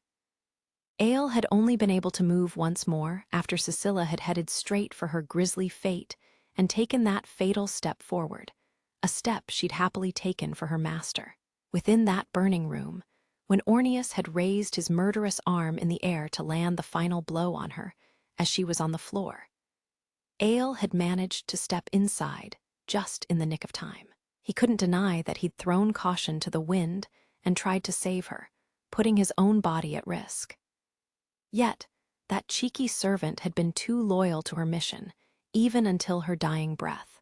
She'd mustered what little strength she'd had left to step in front of Aele, who had been late to the scene, and received the deadly blow in his stead. Aele would never forget it. The suffocating air that had burned his lungs and the scene of his greatest loss was burned into his mind. The manor, which had tried to endure these burning flames as much as it could, had finally crumbled to the ground when Ornius cast Aele an icy stare, like he was looking at a puny worm that was seconds from death. That smile that Ornius had flashed, which had assumed that Aele would be burned alive in this fire soon enough before the hunter had vanished. The screams that Aele had tirelessly expelled from his lungs as he was overwhelmed with frustration, and could only shout out the name of his lifeless Scylla, the pathetic behavior he'd exhibited within the fire. Even until the very last moment, Scylla hadn't let her master protect her. Moments later, he'd lost consciousness from the smoke and flames, and a manservant of a nearby noble had rushed to the scene to save the young boy from death. Aele was currently only alive thanks to sheer dumb luck. He bit his lip and trembled while Tesvia quietly watched him. As an outsider, she had no idea who would cause such a harrowing, terrifying incident, but she knew it was extremely callous to ask a grieving Aele this question. She just turned on her heel to leave the room when she heard the answer to her internal question through his gasping sobs. "Ornius, he destroyed everything I had," Aele cried. "No, ultimately, I suppose I'm the one who destroyed it all." Ornius. Isn't that another one of his servants? As far as Tesvia knew, Ornius was a man who'd entered the Tenbram on Wamruina's team. He was a man one needed to be cautious about. How in the world did he cause this tragedy? After a few moments of pondering, she knew that she would never find the answer on her own. She shook her head. She was here on behalf of House Fable, and wasn't sure just how deeply she could involve herself in this mess. No doubt, the two soldiers she'd bumped into earlier were trying to gain more details about this incident. Since the military was involved, surely the truth would come to light soon enough. Tesvia knew that this was an optimistic wish at best, and secretly she wondered if Ornius, the man behind this horrific ordeal, had planned this all along. In truth, even Aele didn't have the answer to that. Ornius and Aele, along with House Wamruina, had the same goal, and they shared a mutually beneficial relationship. That much was clear. It was unknown when that dynamic had shifted. Aele himself was unsure when the honeymoon period had ended within their relationship. Hence, he hadn't expected his house to be burned to the ground. All this boy knew was that Ornius had suddenly withdrawn from the Tenbram and used a drugged-up, foolish Lloyd to kill his own father, Morodion. Then he'd burned the manor down and killed all the servants as well. Aele felt like the motive behind this entire incident wasn't some sort of deep-seated grudge. As though to lend credence to this theory, once Ornius had killed Scylla, he hadn't landed the finishing blow on her master. In fact, Ornius had vanished and let the flames take care of the aftermath, showing the rather indifferent attitude of the hunter, a cold-hearted serial killer, towards his targets and his work. While his actions could attest to his impulsiveness and lack of common sense as he reveled in slaughter, there didn't seem to be any sort of attachment. The two soldiers who'd visited Aele earlier had asked similar questions that the boy had asked himself. When Aele spoke Ornius's name, he was overcome with not only wrath and disdain, but also bafflement. Why hadn't he been killed along with Scylla? Why was he still alive and in the hospital room? What goal did he have now? Could he persist in a world without her? What could he do? Even if he lost everything he'd ever wished for in this world, perhaps he would have been able to pull himself together if Scylla were still alive and well beside him. As these bitter thoughts filled his mind, He began to have flashbacks about his life before this tragedy. She had always been with him. Only now did Ael truly rue the days he took for granted. He'd thought it was almost a given that he'd continue those halcyon days, but far too late did he realize that couldn't be further from the truth. His heart was struck with a pang of regret. Ael von Wamruina finally understood what loss was. As the second eldest son of House Wamruina, a member of the three great noble families, he had actually seen more value in everyday life than anything he had ever received. He yearned to return to the days when Cecilia would proudly prattle on and on about tea as he flashed a strained smile, and was forced to listen. The bright smile that decorated her face, one she sometimes had when she showed her pride as a servant or exhibited her gentle side as an older woman. Ael was far from old, but he felt nostalgia for those bygone days, a time that he had felt so incredibly warm and safe. He realized that his silly ideals had only been possible because she'd always been by his side. He'd been excited by a shallow sense of passion as he walked forward with an impossible ideal, but none of that was possible by himself. Ael no longer wiped the tears as they streamed down his cheeks, and it almost pained him as he closed his eyes. Tesvia felt that she had overstayed her welcome. She quietly left the room, but right before she closed the door, she took one last glance at the boy behind her. He almost seemed transient, like he'd fade away at any moment.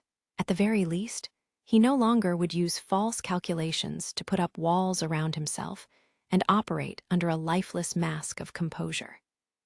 He had the unmistakable look of a human, one that was so imperfectly perfect. Ael changed, probably, but had this trigger been a different, less traumatic incident, that would have been better. Tesvia shut the door to the hospital room behind her and let out a heavy sigh. Her words came from a place of emotion, but she knew that her behavior towards a man stricken with grief after losing everything had been less than ideal. She walked down the corridor and turned to the shadow who waited for her as she turned the corner. "Is this really what you wanted?" she asked glumly. "Thank you," came a reply. "I'm doing this all for Master Ael's sake. I'm fully aware that you had no obligation to fulfill my wish, and yet you accepted my selfish request. Truly, I cannot thank you enough." The figure was in a wheelchair and lowered her head before an exhausted Tesvia. Even the hospital gown the woman wore couldn't hide the gnarly, painful scars underneath. She was covered in wounds, and one of the sleeves of her gown fluttered behind her. This woman in the wheelchair was only able to put an arm through one of her sleeves because she was missing her other arm. Yet, despite all her injuries, when she looked up, her face was beaming with delight, and she flashed a cheery smile. "She's a strong woman," Tesvia thought as she slowly approached the lady. "May I push your wheelchair?" Tesvia offered. The woman nodded. "I'd like that, thank you, but I think I'll return to my room for today. I think it's best if I give him a bit more time." "I don't know whether to call you cautious or careful, but I understand that this comes from a good place, Cecilia."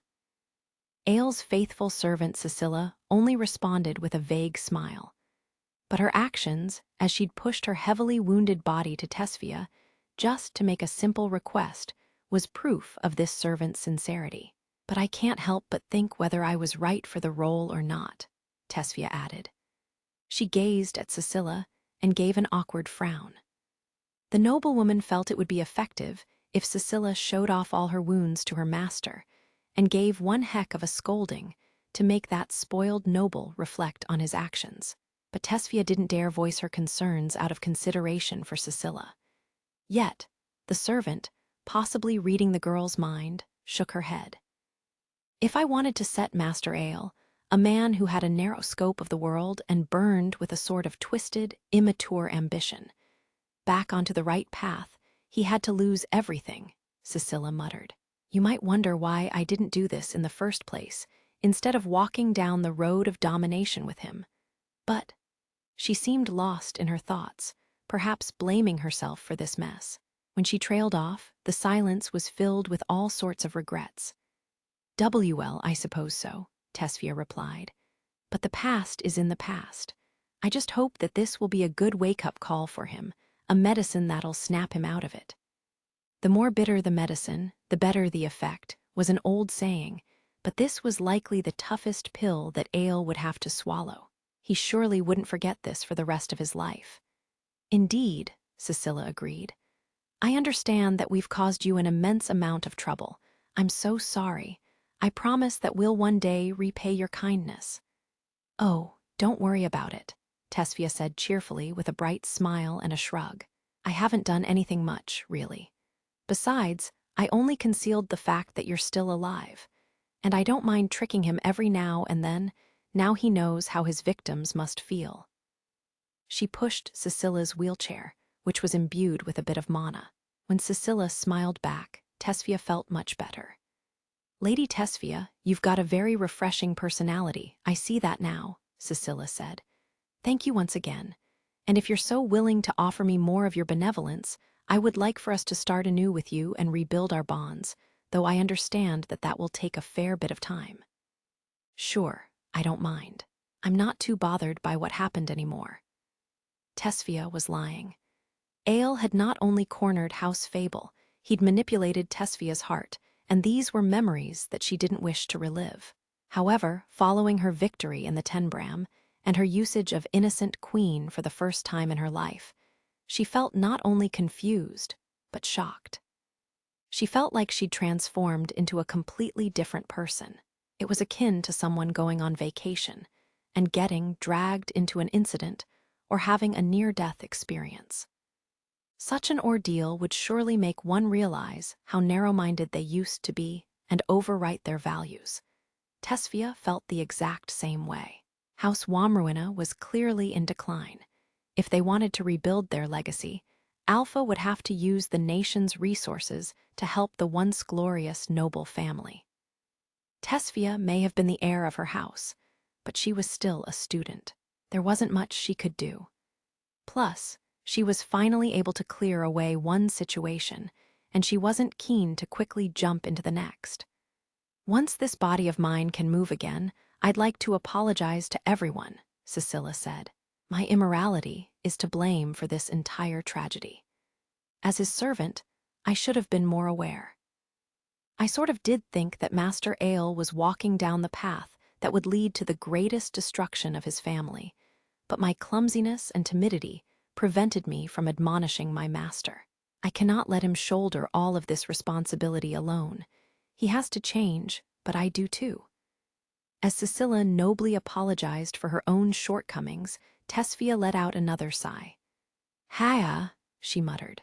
"Cecilia, you really are too good for a guy like him." It was ironic that someone so important to Ale could only make him realize her worth after she was gone. Admittedly, Ale was lucky that Cecilia wasn't totally lost. The loyal servant gave a bashful, strained smile as she clumsily raised her remaining hand in front of her chest. "Oh no, that can't be true," Cecilia said respectfully, waving her arm. The other sleeve, which contained no arm, dangled atop the armrest of her wheelchair.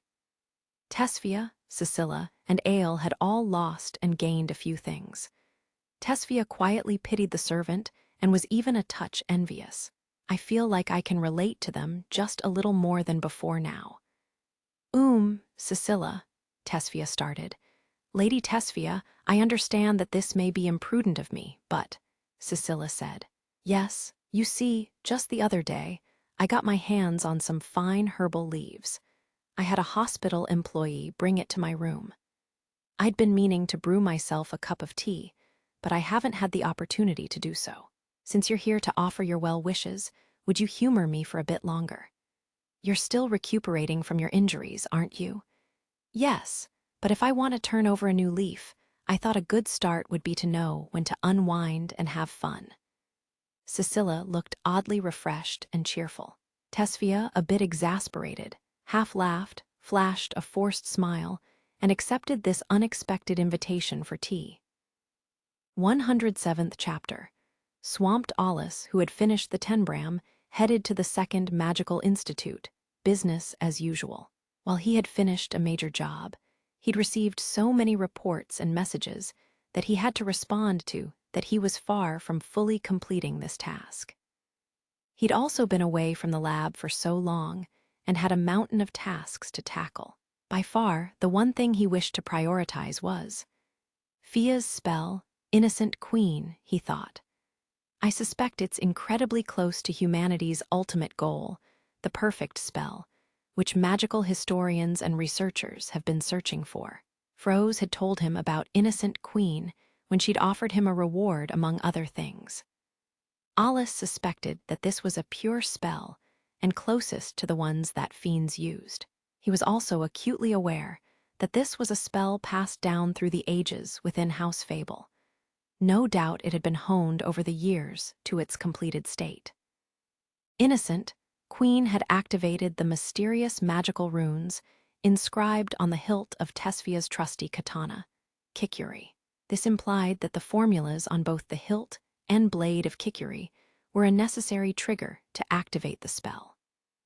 Alice already had a good idea of what this spell was, but its sheer power could very well break the common sense of magical studies.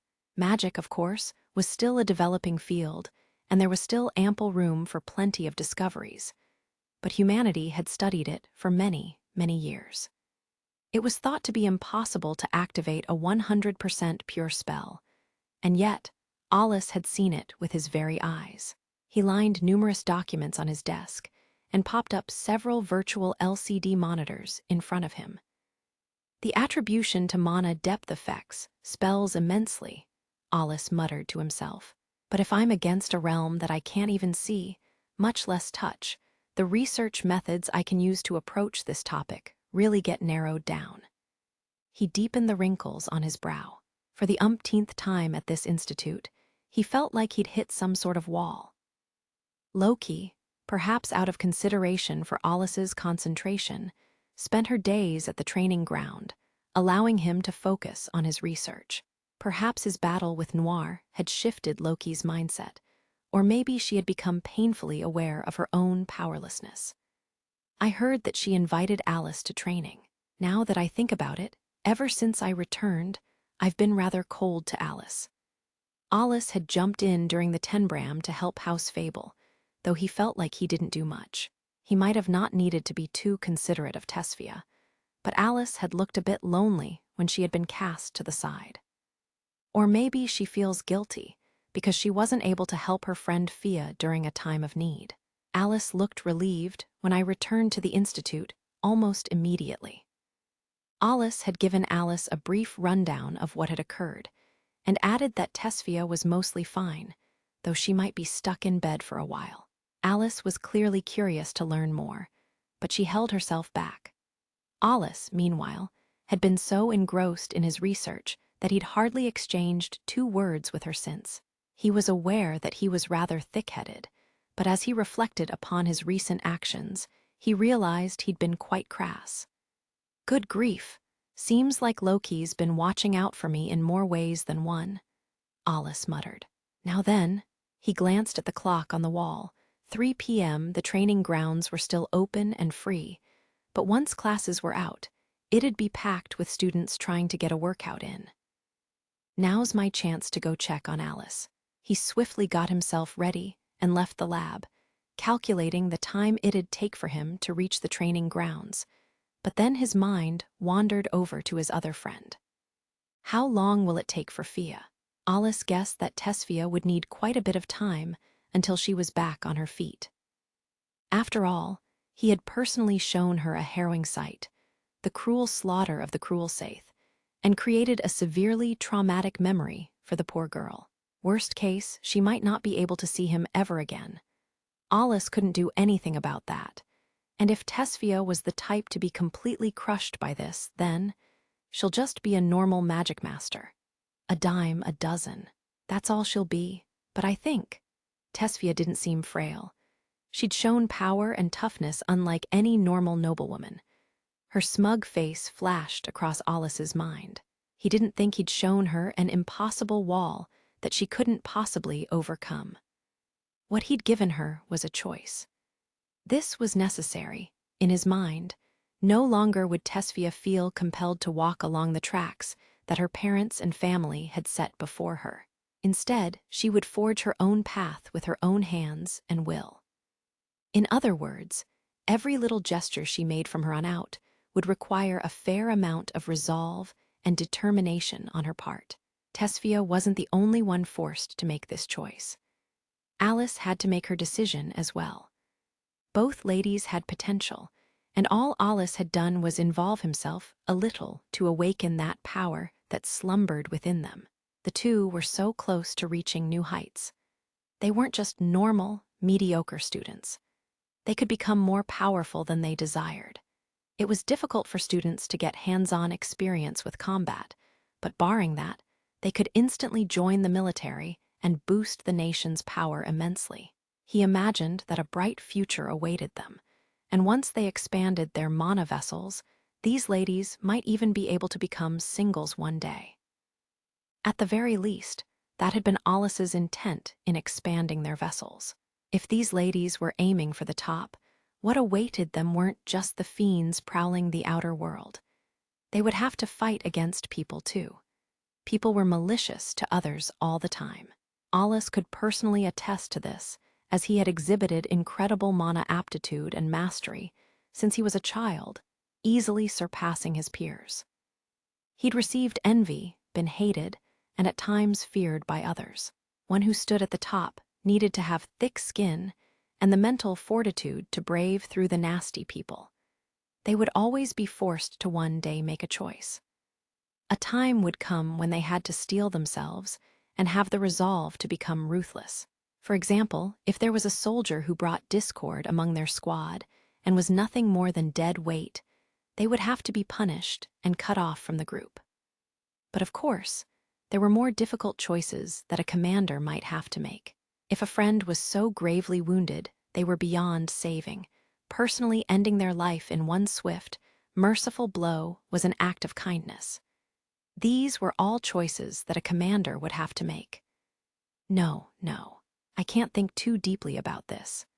Alice scratched his head and tried to switch gears. I'm not asking them to become cold-hearted, ruthless killers. So long as they can remain calm and composed when they kill an enemy, that's good enough. Tesphia, though blessed with natural talent, was sheltered and innocent. Alice had just as much potential, but at times she'd shown incredible kindness. Alice wasn't sure if they could become crueler one day. However, Alice was sure about one thing when it came to Tesphia. She would undoubtedly show herself before him soon enough. The hesitant, confused footsteps that she'd shown until now would be firmer and surer than ever before. Still, that was an incredibly peculiar phenomenon. As he stepped closer to the training grounds, he was no longer an agonizing instructor and reverted to his role as a curious researcher. The power of innocent queen remained vivid within his mind. He suspected that it didn't have any sort of effect that one could see at a glance, and instead transformed the user into a special state. This also implied that the user's soul was completely encased in a prison of ice. The moment Tesphia used the spell, she must have lost her sense of self, and the spell itself had been controlling her body. It was like a shrine maiden using her body as a vessel to manifest the ultimate god of ice. But that doesn't mean that she had the ability to master all ice spells. The formula inscribed on the hilt was likely to help that. Alice was able to come to this conclusion thanks to the ice sacred treasure that Tesphia almost successfully created. She had manifested a physical presence of her spell. Ubiquitous was given a different nickname, mistletoe, but neither were spells created by humans, meaning that there weren't any proper magical formulas for them. These spells were relics, old spells that were first constructed during the conception of magic. One required the knowledge of mystical letters, a language that could hardly be called magical formulas, as the language fell within a set of quizzical rules and coordinates. And if memory serves, there should already be another type of ice sacred treasure in existence. If Fia had manifested that, the last treasure after ubiquitous and mistletoe should be Audiobook. All of these spells carried tremendous risks and drawbacks. The insane amount of mana pressure that was created back then was on par with an ultimate-level spell, but the details on its effects and impact were still unknown. In fact, even ubiquitous was impossible for Tesphia to manifest with her current mana levels. Alice had managed to shut her down before she went on a rampage, but Tesphia simply suffered from mana exhaustion and nothing more. The lack of drawbacks was puzzling, to say the least. There was a way to borrow mana, as Loki had done against Alice, but it required a fiend core that was specially manufactured and processed. Needless to say, Tesphia had no such item on her. Which means she used her spell without using mana, right? No, that can't be possible. What I should doubt is where that massive amount of mana came from in the first place. If it's related to the expansion of her mana vessel, the mana depth must be the key to this spell. Mana depth wasn't wholly unrelated with the Akashic records, which Dr. Quinska had mentioned before. Alice had personally gotten into contact with the Akashic records, known for its immense wealth of knowledge, and he was certain that mana depth was also vital for the records. But what about the seat holders and the 4 books of Fegel that Dr. Quinska mentioned before? If they're both related to mana depth, then it might sound absurd, but it doesn't seem like an armchair theory. I think the plausibility is a bit comforting. Alice continued to make his way towards the training grounds, lost in his thoughts. The spells of House Fable were said to have been created nearly half a century ago. Recently, magic had advanced leaps and bounds at an almost dizzying pace, and magical research of 5 decades ago wasn't nearly as sophisticated as it was today. In fact, even the skills and abilities of Magicmasters in the past seemed to be lacking. There was a sort of Flynn effect in mana mastery over the years. The singles back then were likely 2-digit Magicmaster ranks at best, perhaps even lower in rank by modern standards, barring a few notable exceptions. How in the world had House Fable created such powerful, unique spells of their household then? The sheer prospect of this seemed absurd. Sure, they might have had relics and ancient magical formulas, but it was unlikely that there was anyone in that household back then capable of replicating these spells, which only leaves one possibility. There was a seat holder, someone who could access the Akashic records in House Fable, allowing them to make all those spells. The 4 books of Fegel, rumored to be legendary tomes, lent credence to this idea. If the user's source was a legendary book that clearly offered information beyond anything that humanity had, they would surely be able to use and develop powerful spells that made them seem like a fortune teller who could accurately protect the future. Any spell that they created would lead to immense advancements in magic and technology. In contrast to the clear sky, Alice's brain was a muddled mess as he created complex theories to unravel this mystery. He knew better than anyone that he currently didn't have enough information to untangle this web of questions that plagued his mind. He intuited that he simply had a few gaps in his knowledge and intel about several key factors that prevented him from finding the answer. This was his roadblock. He tried to switch gears and gazed at the training grounds right in front of him. Initially relieved that he made it before the students would swarm into this building after class, he started to step inside only to hear the raucous voices of students coming from inside. Perhaps the entrance to this building was already open, allowing other students inside. "It's getting warm," Alice muttered. "It's already my 2nd year as a student here." Humanity had been enclosed in certain spaces, and there weren't any natural seasons or weather that they could enjoy. However, there were ways to artificially tinker with the humidity, temperature, and air to create a sense of changing seasons and weather. Only when Alice mentioned it himself did he realize that today was rather comfortable and calm. The temperature had risen before he knew it. "No wonder the students are all eager to train," Alice muttered. "Their advancement to the next grade is on the line. Huh, wait, I guess the same could be said for me too. He hadn't given much thought until now, but his attendance was abysmal, and he feared that he didn't attend the institute for enough days. Yeah, I don't think this is looking good for me. It's not like I've been fooling around and ditching classes. I wouldn't want to repeat a grade, he mumbled. He never expected to have a normal life and enjoy his time at the institute, nor did he ever wish to do so. But perhaps he was squandering his chance to enjoy his youth. Artificial though this might feel, he hadn't been able to enjoy institute life much, and this felt like a huge, wasted opportunity. Alice had been incredibly busy recently, and surely he was allowed to enjoy his life as a student for a short while, though I'd probably spend most of my time on research in my room. I guess I'm the type who always prioritizes what I want to do. It was unlikely that he'd ever be taught a subject and be coincidentally guided into that field to learn more about what it had to offer. This sort of experience was the norm for students, but not for him. Since coming here, when have I had the most fun? He gave a small chuckle. Probably when I saw my two students mature and grow over the years. Unfortunately for him, this was more akin to a retired expert in the field deciding to use his free time to teach young apprentices on a whim, a far cry from a normal student experience. No, I'm not some sort of elderly geezer. I gotta tone that down and act more youthful. He ran his hand through his hair, amped himself up, and stepped into the training grounds.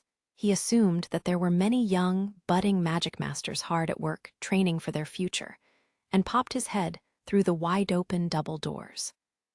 Unsurprisingly, it was Loki who first noticed Alice. It was unusual for her to be surrounded by her peers, and she swiftly cast a glance over at Alice to give a small wave. Alice noticed Loki's gaze and spotted Alice as well. Alice, in the middle of all these students, gently raised a golden spear, her AWR Shangdi Fids, and gave a small shake. Well, I didn't expect this. This was the first time Alice had visited the training grounds since his return to the institute, and he was surprised to see that the air of the class had shifted. There were more students than ever hounding Alice and begging for her instruction. But above all, it was baffling that Loki was surrounded by students as well.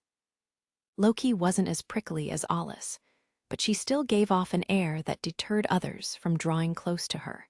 Had she become calmer and less thorny? Either way, Alice wasn't envious of them. He wasn't fond of crowds and found them troublesome. Loki, who either got used to her classmates or got better at pretending like she fit in, was true to form and immediately raised her hand in the air to cut a chattering classmate off. "Excuse me," she muttered before she swiftly slipped out of the crowd. She was so quick that one might have assumed she teleported elsewhere.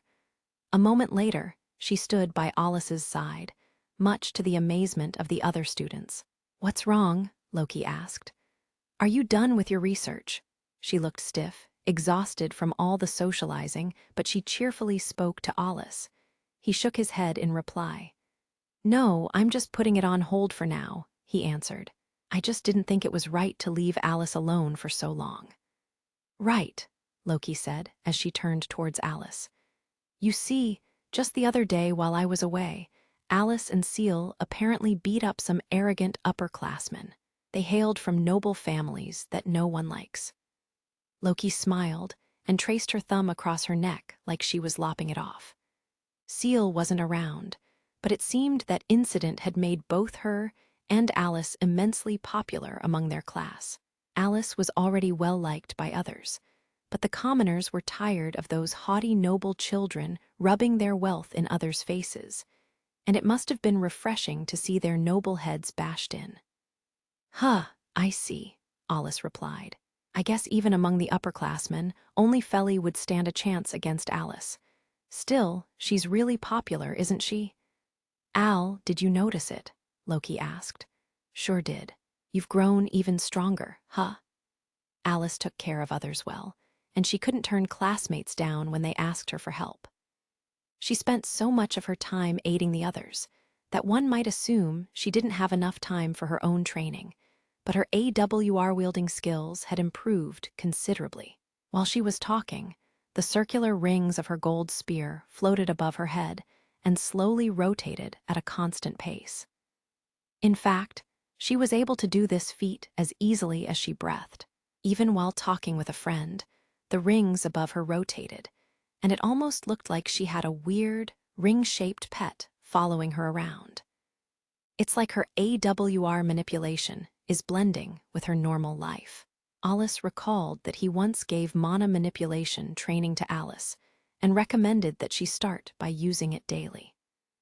Perhaps Alice took that training to heart and came up with the idea to have her AWR float above her.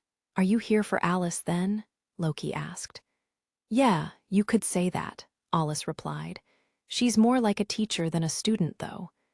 It didn't look like Alice was having a friendly chat with her peers. It looked like she was lecturing them, and though she wasn't politely teaching every step, students gathered around her in hopes of increasing their skills as they trained. Usually, a proper Magicmaster would be hesitant to teach their own spells and skills to others, but they were all students. They had much to learn. Plus, their spell repertoire was restricted to whatever the instructors and institute taught them. There was no reason to be overly sensitive and angry that students were teaching each other. Had Alice proudly taught a unique spell of a household or a special technique that Alice coached her on to the rest of the class, that would be a cause for some concern. But she was clever enough to not do anything like that. There was nothing to worry about. It was almost wholesome to see her blending in with the rest of the students, and as Alice watched on, he noticed Alice stepped away from the crowd. Perhaps she was done. She slumped her shoulders apologetically for making him wait. "Sorry, Al," Alice said, "but you were holed up in your research room the moment you returned to the institute." "Sorry," Alice replied. "I only gave you a brief summary, didn't I?" Lalisha told me most of it, you know." "Oh, she's back too." Lalisha had served as the judge and overseer of the Tenbram. This was a major role to fulfill, and she was worthy of a word of thanks or two. Might be a bit too late to think about that. "We've been greatly indebted to Lalisha as well," Loki said, as though she could read Alice's mind. "House Fable is, more precisely," Alice replied. "But I can't deny that I ought to thank her as well." It was completely by chance that Lalisha ended up getting involved with the Tenbram while sort of taking House Fable's side. She made that choice for herself. But I don't really think she helped me all that much. But Lalisha had tried to secretly give hints during the Tenbram when Wamruina came up with an insane plan to use Daraim, a guardian. The scheme was clearly irregular and unusual, and Lalisha had tried to provide support. And House Fable ultimately achieving victory was an event worthy of celebration. However, before the battle against Daraim, there had been a few things that Alice had been curious about. Orneus, the opposition's main firepower, had suddenly vanished from the battlefield in front of Alice's eyes. Alice, of course, hadn't thought he'd lose if the battle had continued. But against an enemy who not only had a myriad of tricks up their sleeve, but multiple extraordinary trump cards as well. It was rather unusual for the main fighter to just up and leave. He'd felt like someone took the wind out of his sails, and frankly, it was creepy to see. And then Fia's mana went berserk. This event was messy and full of twists and turns, I guess. As Alice thought about his friend, whom he suspected was still in bed, Alice gave him a worried glance, perhaps reading his mind. "Lalisha also said that Fia will bounce back soon enough," she said. "I wonder if she's really okay." I don't think we have to worry about her, probably," Alice replied. "Probably?" Loki asked. "That's not good enough." Alice was given a brief explanation of Tesfia's condition. Loki had already briefly mentioned her exchange with Tesfia during the grisly battle against the Cruel Saith to Alice. She simply said that she'd asked for a decision, but didn't really provide any further details. However, her words surely carried a sort of weight to them that questioned Tesfia's resolve and shook her to her core. When Alice left after that battle and glanced back at Tesfia, She'd resembled a child lost in a labyrinth with no way out. She couldn't even begin to search for an exit. I don't think I told Alice that I fought the cruel Saith following the Tenbram. Alice really only gave the briefest of explanations, and he mostly mentioned Tesfia's mana going berserk, and that she'd need a bit of time before she was back to her usual form. He never once mentioned a certain incident that likely shocked Tesfia the most. It pertained to another side of Alice, and to the darkness that lurked in the shadows of this world. Alice astutely noticed his hesitation and peered expectantly into his eyes. Is there something else?" Alice asked. She gave him a solemn stare as though to reassure him that she was all right and would like to hear everything. Generally, she was more casual and laid back, but when she occasionally showed this powerful side of herself, her overwhelming aura made anyone nod at her request. Even Alice felt overpowered by her air. "Of course, Alice," Loki butted in, saving Alice from a moment of awkwardness. "But I suggest we switch places." Loki sounded a bit stern, and Alice wasn't one to miss that. The usually meek and laid-back girl pursed her lips and nodded back in agreement. Alice shook his head, trying to muster up the resolve, and he stood in the front with Loki and Alice behind him as they left the training area. When they arrived in the corner of the training grounds, where the lockers were, Loki said not a word and remained standing by the entrance. She would ward off any outsiders who wished to eavesdrop on their conversation. "Don't think I have to worry about that now." He leaned against a frosty wall, a barrier that intercepted all sorts of mana, and glanced at Alice before he parted his lips. "This sort of feels weird since it's like I'm talking about myself," he started. "But I'd like to tell you about what happened after the Tenbram. The Major General set out orders to capture me, and it wasn't a peaceful arrest either. He used his own personal assassin squad, and if need be, they received permission to take me out." "Huh, why?" Alice cried, her eyes growing wide with concern. Why in the world did that happen? Her surprise was warranted. She was still a student and had practically no involvement in the seedy world of politics and the military's battle over authority. These complex matters were still beyond her scope. She might have known that Alice was the no, one Magicmaster, but she couldn't understand why the military would be after his life. "I can't explain everything here," Alice replied. "But one of the traditional nobles who was a general and on bad terms with Governor General Barrick during his soldier years was hanging out with House Wamruina. But when Wamruina lost during the Tenbram, the political power within Alpha shifted greatly. The general must have felt backed into a corner, and he went for a Hail Mary in hopes of turning the tides in his favor. He wanted to force Barrick into a corner. He must have thought that I was in the way, and if I was killed, Barrick would be weakened considerably."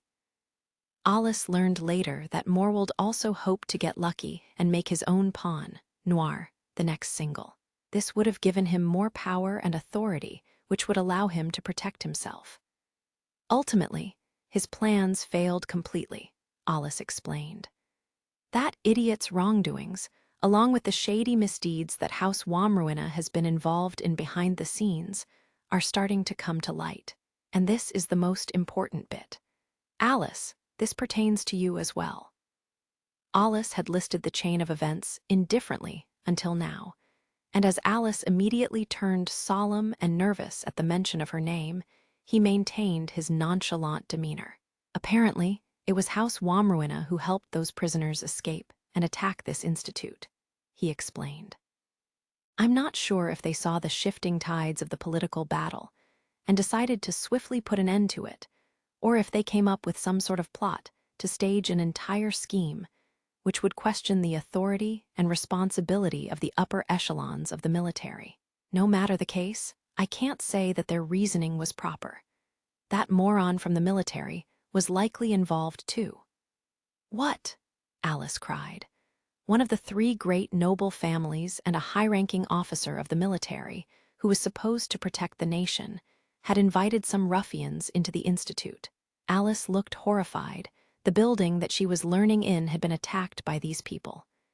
She fell silent, trying to process the truth. She'd improved leaps and bounds to become a Magicmaster, but her heart was still pure, innocent, and just. No doubt this reveal had upset her. Crap, I didn't mean to dredge up a traumatic memory for her. I should have been more considerate.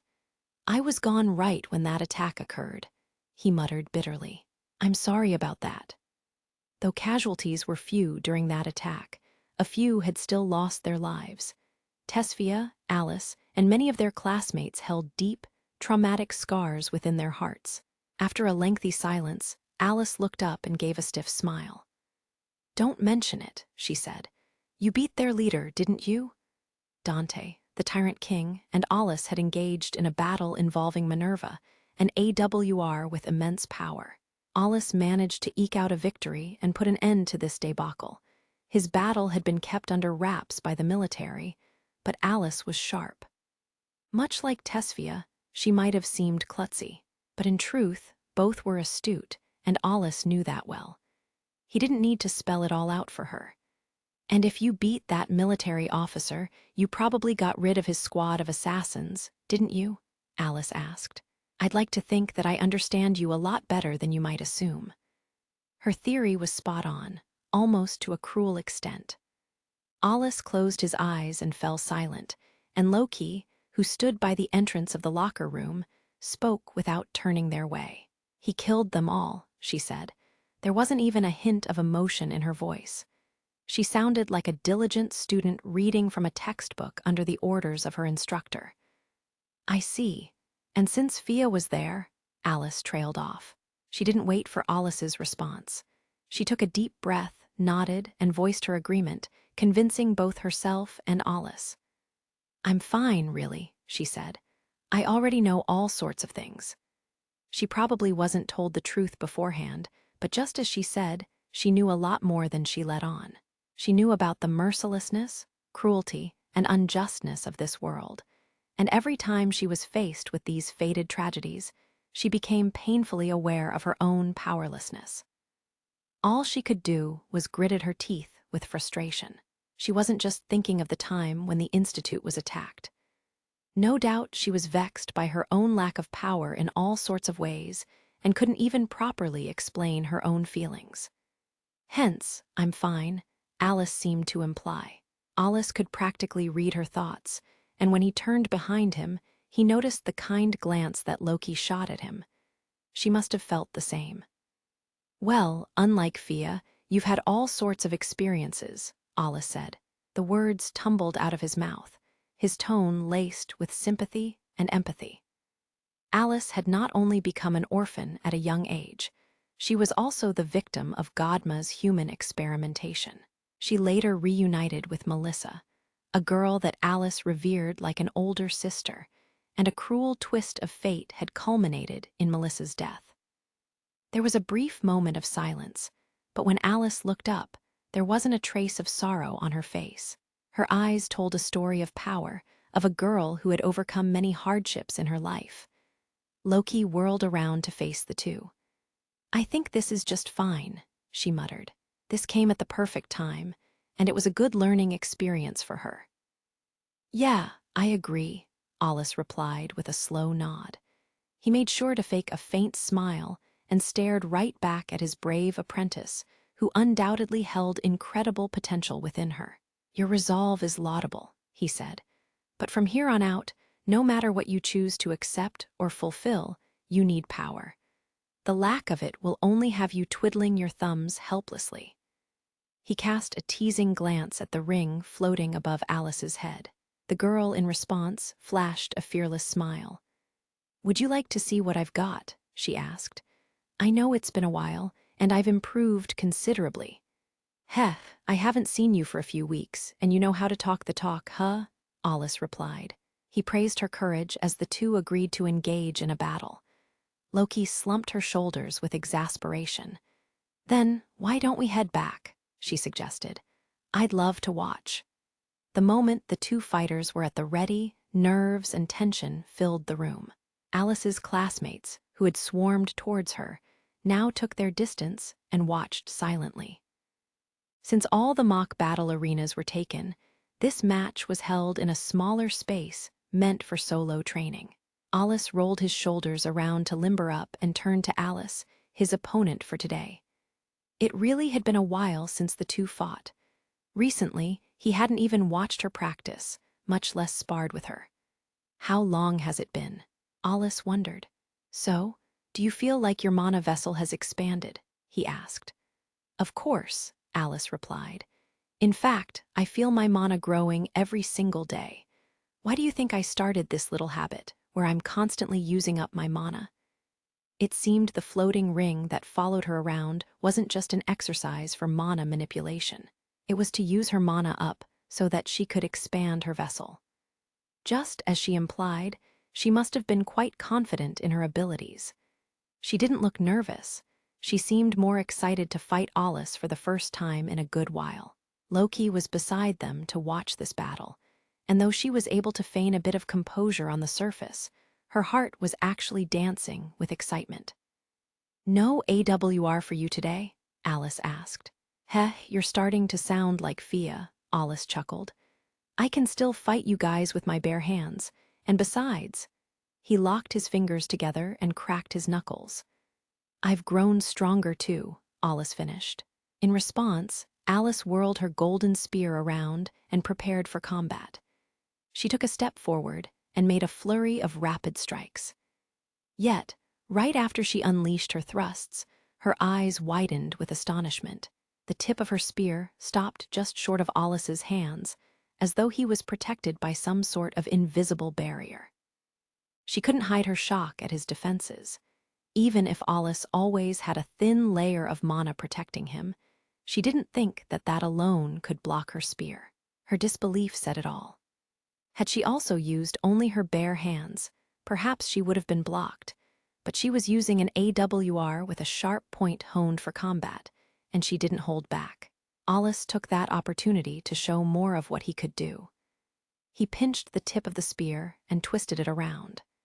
It was a minute gesture, but that was enough to unleash a shock wave of mana that surrounded the entire spear, enough for even Alice to feel the intensity. The high-speed rotation of the force field around the spear was so powerful that it began to groan under the pressure. Alice was stunned for only a moment, and she swiftly released her spear from her grip in response to the powerful torsion of mana. Had she reacted even a moment later, her arm and spear would have been twisted around like a burly man squeezing out all the water from a damp rag. She gripped her spear once more and leaped away. Aren't you a little too strong now? She asked. This is a parlor trick at most, Alice replied. It's not strong enough to be used for combat. Alice had seen Orneus use a similar ability to repel attacks by changing the vector of his power and increasing the torsion intensity. The #1 Magicmaster analyzed this power and gave his own spin on this idea, but this was far from a practical move. All he did was apply a directional force to his mana to create kinetic energy. This may have been effective against a girl like Alice, but if he were up against a burly opponent who was proud of their power, this would hardly have any effect. But I guess this is useful enough against you, he muttered. It's a decent way to defend myself. He imbued his hands with the opposite force of mana to repel Alice's fierce attacks. This force field was akin to the spell, Reflection, though only Alice had the skills and dexterity to make minute mana adjustments on the fly. His abilities allowed him to create this defensive barrier against her. Alice, on the other hand, turned more serious than ever and continued her attacks, refusing to let up. Alice maintained a step between her as he dodged all her thrusts, but even he was impressed by her technique. Her moves are becoming more and more honed for combat.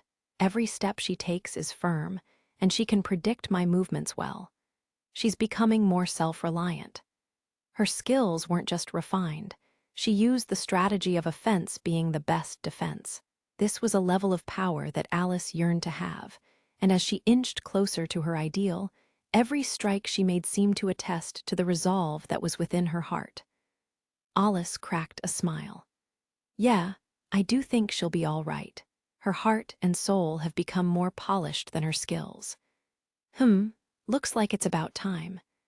Alice's attacks became even swifter, and no longer was Alice able to maintain the distance that he had from her. Will she move on to her next step? The ring above Alice's head began to emit small beams of light. Whenever Alice dodged one of her attacks while keeping his movements to a minimum, a sliver of light attacked him as well. The several floating rings fired at him from his blind spots, and as Alice whirled around in the air to dodge these lasers, he even managed to evade the precise, lethal strike of the golden spear. "Celestist, he said. "You've achieved high mastery of this spell." It was a spell that utilized the rings that surrounded the golden spear. These floating components became weapons as well. "But I suspect you need quite a bit of mana and concentration to maintain this stance," he added. "Which means—" Alice increased his speed. He didn't even need to look at the lasers that rained down on him from above, and used his mana to perceive the attack and use the most optimal route to dodge them. He closed the gap between Alice and himself and unleashed a powerful flurry of blows using his hands and feet. His strikes came at an incredible speed, and Alice was forced to take a defensive stance. She used her spear to block Alice's swift attacks, forcing her to deplete so much more mana than she hoped. Her mental exertion was reaching its limit as well. Naturally, Alice sought for an opening so that she could launch a counter. But if she were to defend and attack while also manipulating her rings, she knew that it'd be difficult to maintain what little advantage she had. It didn't take long for the attacks from Alice's rings to become sloppier and more imprecise. She managed to follow this up with a few cheeky thrusts of her spear, but the power and accuracy of her weapon had dulled considerably. Still, she's able to control her rings a bit, and her spear is still honed. It's not like her attacks have become completely useless. Her stamina is impressive. Alice decided to change things up a bit. He gently leaped into the air and raised his fist near his shoulders. He imbued his hand with mana and deliberately took it slow, showing off his attack to Alice. She took the bait. Alice gasped and raised her spear in the air to block his fist as he swung down, but it was all a diversion. He stopped his punch just short of her weapon and kicked the hilt of her spear instead. He whirled once in the air and delivered a flying kick at her. What he'd just shown was a feint. His fist grabbed her attention and had her jump to her defense, but he stopped just shy of her spear to land another surprise attack from a different angle. Alice managed to just barely dodge the kick, but when he kicked her spear, she lost her balance. Alice took this opportunity to aim a finishing blow, but Alice wielded her spear with one hand and, in a final act of defiance, tried to muster one last thrust, refusing to go down without a fight. Not good enough. Alice easily blocked her blow with his bare fist when her AWR, Shangdi Fids, flashed a brilliant gold. As her spear emanated an immense amount of mana light, which made it look almost divine, the tip of her weapon extended with incredible speed. To be precise, the spear didn't grow longer at all. This was the effect of Searaslate, a spell that allowed the user to imbue mana and make thrusts at supersonic speed. Alice had managed to activate this spell with one hand. When Alice realized what had occurred, he immediately strengthened the mana on his hand. With impeccable timing, he punched the tip of the spear from below, forcing its trajectory up. And not a moment too soon. The golden glowing powerful thrust missed his face and went upward, the frightening, divine glow piercing through the wall of the training grounds. A deafening rumble rang out. A moment later, Alice's hair fluttered as the vestige of the spear of light passed close to his face. The training grounds perceived this light and displaced it, turning the ray into mana particles before it vanished into the ether. Haya, I thought I did well, Alice muttered. She flashed a vexed smile. Her mana and mental strength was getting whittled down. She had no choice but to gamble it all on one decisive move. Her breathing was haggard, and she looked exhausted. You were close, Alice said. You didn't use the two AWRs simultaneously, but you managed to use both to such a high degree of skill. I didn't think you could do that. The spear and the rings made one set, but in actuality, they were practically 2 hours. When this AWR was created, Alice had expected Alice to eventually use both at once, but he didn't expect her to do that so soon. Clearly, she had enough power to be the rightful owner of Shangdi Fids. The other students, who were training themselves, could only stand there, paralyzed with astonishment at the terrific battle that had unfolded right before their eyes. Her peers and even students from other classes and grades had stopped training, their eyes glued on the clash between Alice and Alice. A battle this magnificent, which attracted the attention and gazes of so many others, could only be done between two geniuses of the highest calibers. Though this was only a mock battle, the mediocre students who saw this legendary fight within the narrow room of the self-practice grounds could do little but let their jaws drop to the floor. "I've been working hard, don't you agree?" Alice asked. "Yeah, I'm honestly surprised," Alice replied. It was as though the two were on the same wavelength. This short exchange drew the mock battle to a close. Thanks to the training ground system, the two fighters would suffer from a headache at most. However, if this system hadn't been in place, Alice could have been gravely injured. That attested to how serious she was about this battle. "But still, only one hand," she mumbled. "Oh, did you notice?" Alice asked. Sure, there were times when he needed to use his feet to regain his balance, and he had to twist his body around to dodge attacks, but he mostly used only one hand to attack and defend. "It's almost like you're mocking me," Alice sighed. "It kind of depresses me." She pouted before forming a small smile, satisfied that she was able to display the results of her training. "There's nothing for you to be depressed about," Loki said, approaching the pair. "That last Cirrus-late you fired must have frightened Sir Alice as well. In fact, I feared for his safety." "Yeah," Alice admitted. "I expected as much, but I didn't think she'd fire then." "Alice, I think you're getting the hang of the flow of a battle." "Ah ha ha ha, I guess so," Alice replied. "Even when I practice alone, I always envision it like I'm on the battlefield. How should I train next? I'd love to hear your advice." Well, maybe you have to increase the number of trump cards you've got." "Why, you mean a new spell?" The little chick who yearned for more power and tasks turned to her master with excitement and eagerness, ignorant of the troubles and hassle it took for him to give her a new task.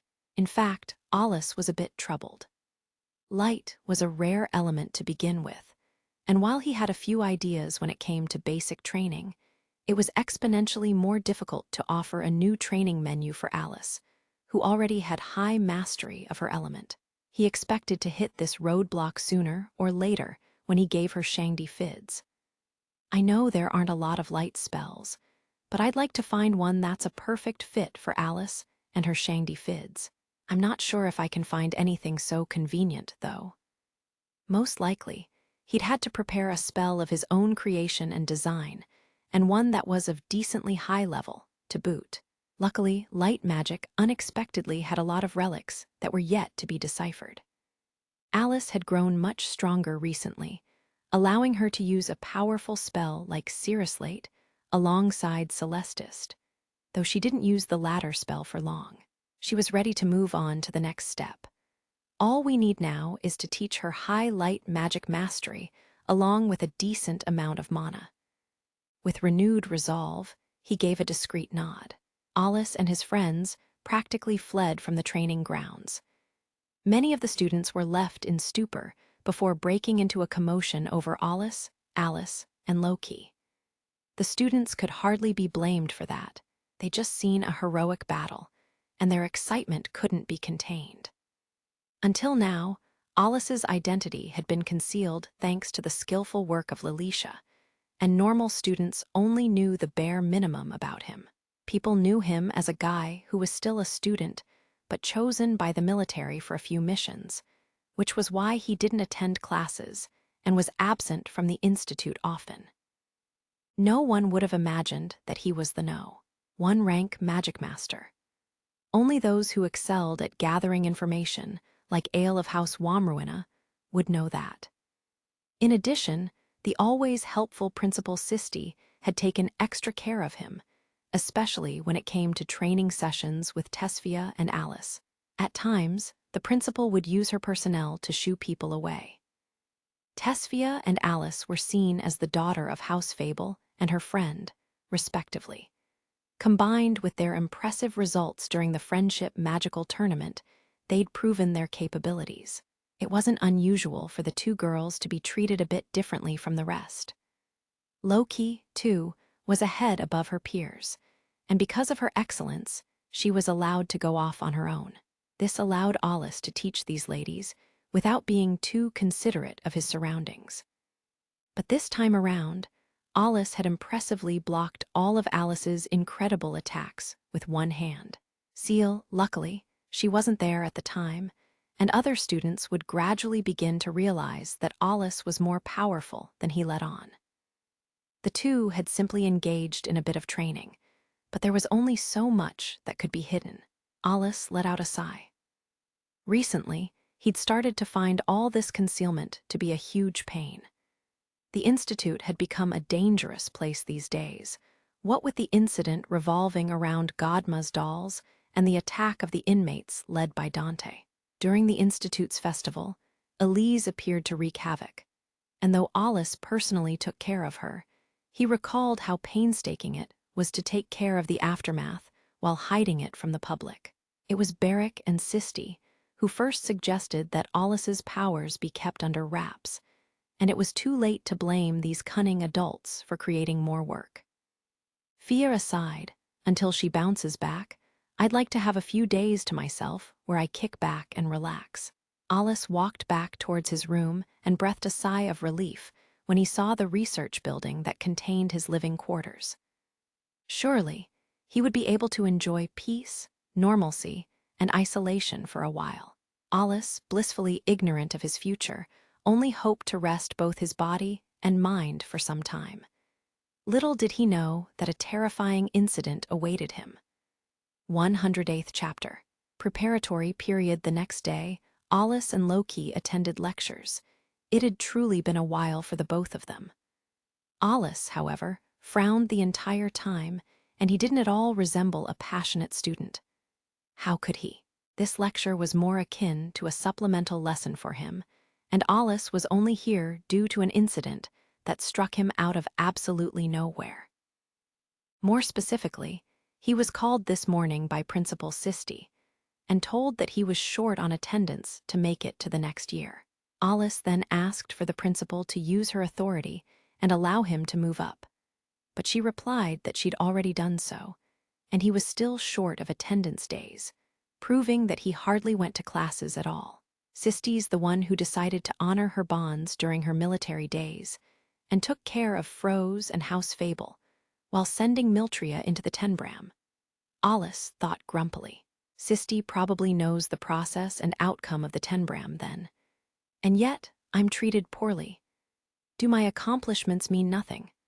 Alice had, of course, brought this up to the principal, but when she smiled and replied that he entered the Tenbram partly due to his own circumstances, he didn't have much to say. Even if Sisti were to use her authority for personal purposes, she still needed some sort of excuse or guise. And naturally, Alice required impressive results to warrant her to act for his sake. I guess I ditched classes a bit too much. I was so wrapped up in my research and other events. But this isn't a bank ledger, for God's sake. If she's keeping track of every little debt made or paid while making sure that her emotions are kept out of it, it's really tough for me. Alice also suspected that this balance sheet that kept track of the debts had secretly been modified by Sisti in her favor. His internal complaints aside, he could see Sisti's side as well. Functional adults in society had to be sure that they didn't abuse their power and authority too much and give in to their own emotions. He tried his best to suppress his emotions as he glanced at Loki, who sat beside him.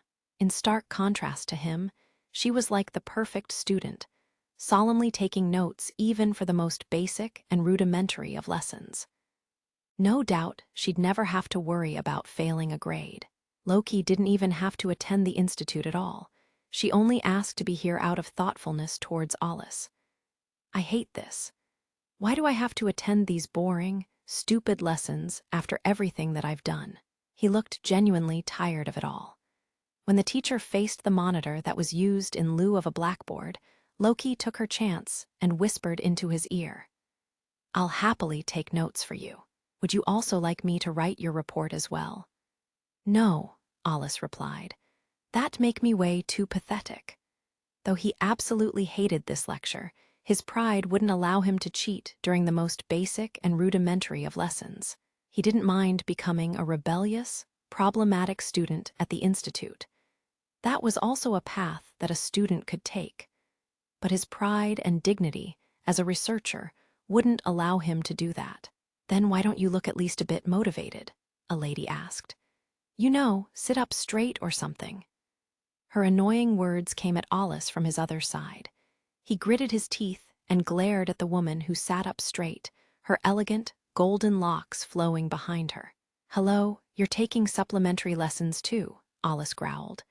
And you were late to this lesson, to boot. You're in no position to advise me. Ah, well, I'm simply busy with the work that Lady Cyselnia has given me, that's all, Lelicia replied. But in terms of attendance, I fare far better than you. Besides, I only have to attend today, and I've cleared my requirement for attendance. She responded coolly while Loki, who sat on Alice's other side, leaned a bit forward. I haven't seen you since the Tenbram, Lelicia, she whispered. Yes, I suppose so, Lelicia replied. Speaking of which, I wasn't just the judge of the Tenbram. I had to clean up the aftermath as well. It was incredibly tough to do all of that, I'll have you know. She made sure to put emphasis on just how busy she had been. We certainly have been in your debt, Loki whispered. Isn't that right, Sir Alice? Only when Alice was encouraged by his friend did he reluctantly express his gratitude. I can't deny that you helped us out a bit, he grumbled. Guess I can thank you for that. Oh my, Lelicia grinned. She looked oddly refreshed, as though she was able to blow off all her steam that was bottled up in her. How admirable of you. You can thank people now. Someone's being a very good boy. Yes, I'm beyond honored. The famous, or infamous, rather, Sir Alice Rygen personally thanking little old me. Maybe stars will fall out of the sky today. As she let this small victory get to her end and began to tease Alice, she was abruptly silenced by his glare. Lelicia cleared her throat, eked out a curt, "You're very welcome," and tried to patch up this awkwardness. Hey, she whispered, can we talk about something a bit unsettling? You know, just to kill some time. Haya, 2 seconds into our reunion you break your act of normalcy, I see. Alice sighed. You can't even keep up an act for long, huh? Why in the world are you at this institute? Just so you know, I could say the same exact thing back at you. This was an astute and, frankly, biting remark. She's got a point. Look where I am now. Why in the world am I at this institute? But Alice knew that if he faltered here, this cheeky lady would only gain more confidence. He instead opted to respond with an exasperated shrug. Work for Cyselnia, you said? Alice asked. Were you investigating something behind the scenes? But you Afurkas stepped away from Morwold's case, didn't you? Well, you see, Lelicia started. Her voice was so soft and faint that only Alice and Loki could hear her.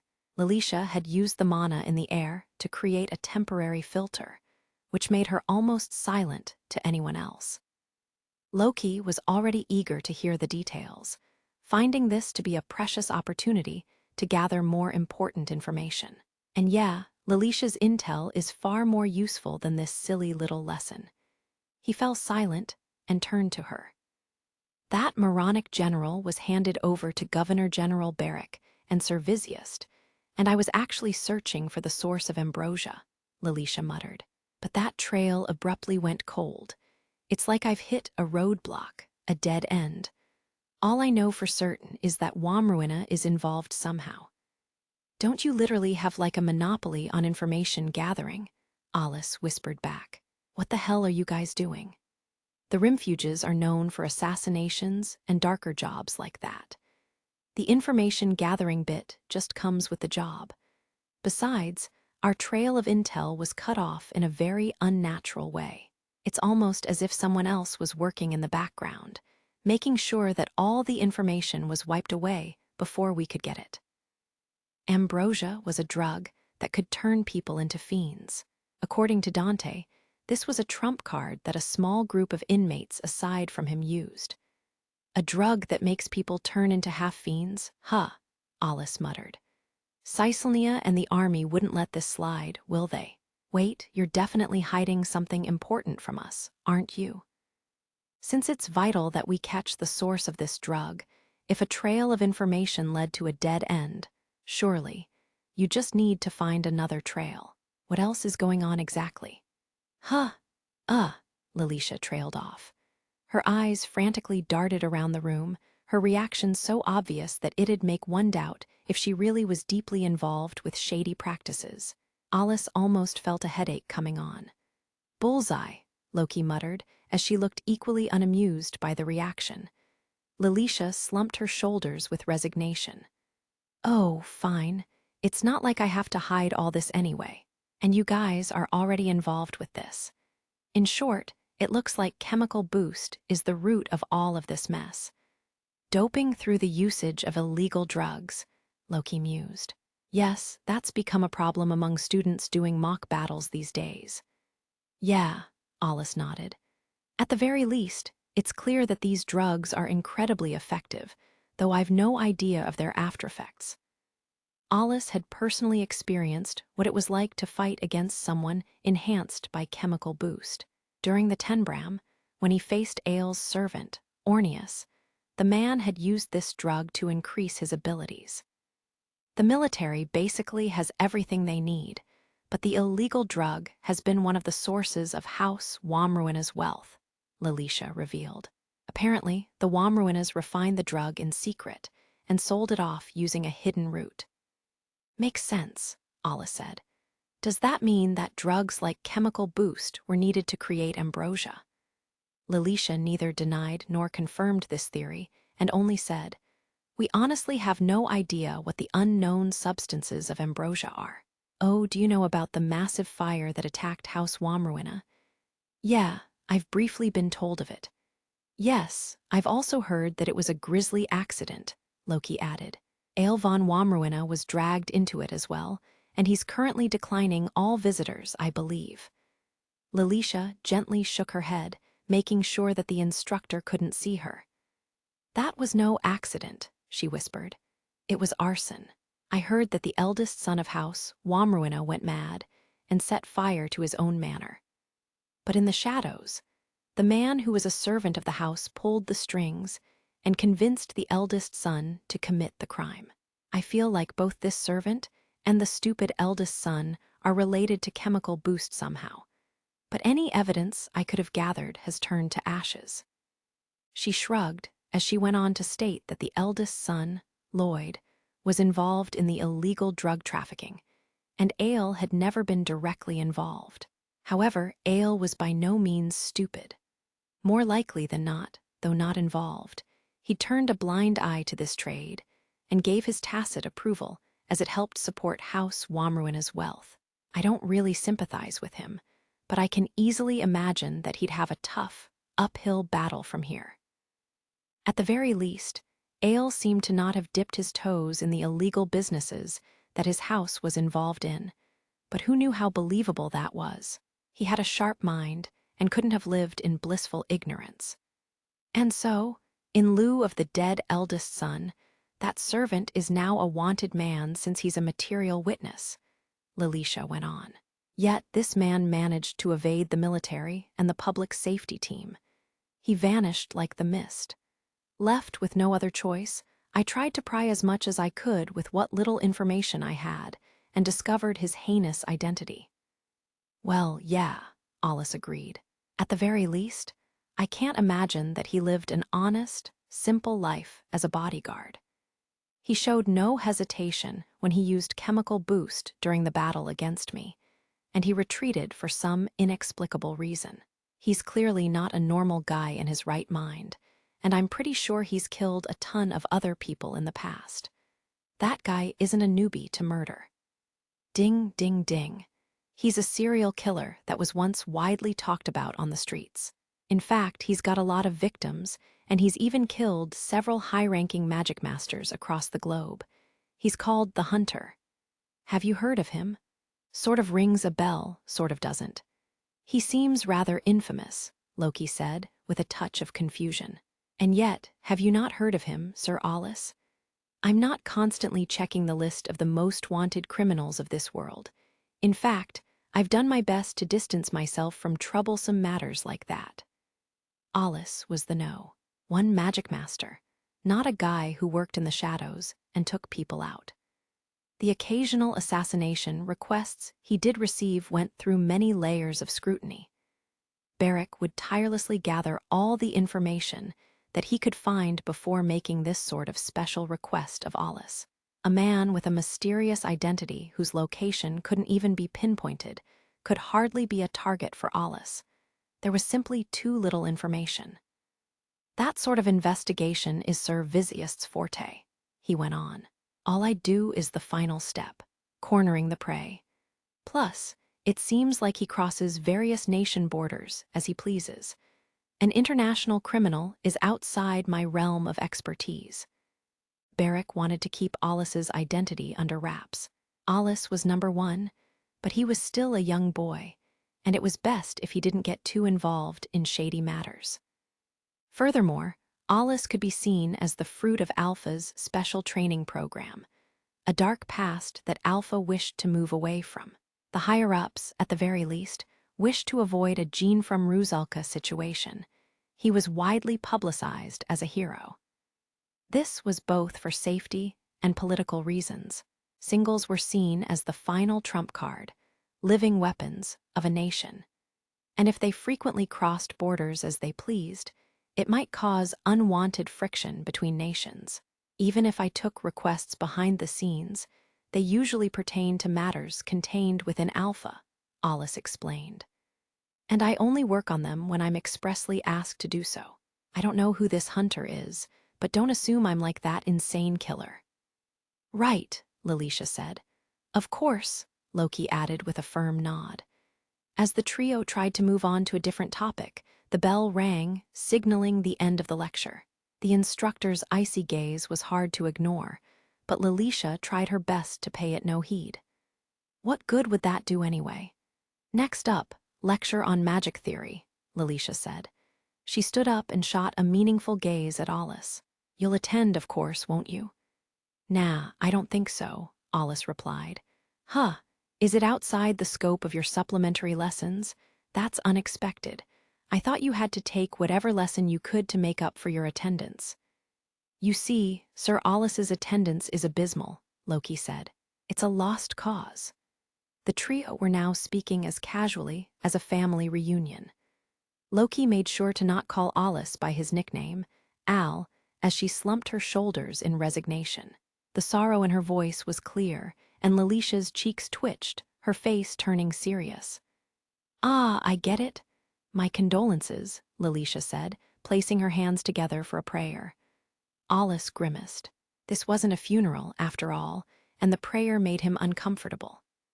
Then I'll skip that lesson too, Lelicia added. Was she a laudable friend, or was this the beginning of a delinquent? Alice felt bad for making her tag along with his own carelessness. Shouldn't you attend? Alice asked with a stern look. You lost against Fia during the last test, didn't you? How long ago was that? Lelicia demanded. It's fine. Whatever. I already have enough credits anyway. Right, and I was so wrapped up in our earlier conversation that I forgot to mention one other thing. Oh, you're no longer wearing the veneer of a noblewoman and are switching gears to become an airhead, huh? Shut up. Geez, since you're skipping magic theory, you don't have anything on your schedule, do you? I'm not fond of whispering around and talking here, so let's switch places and talk.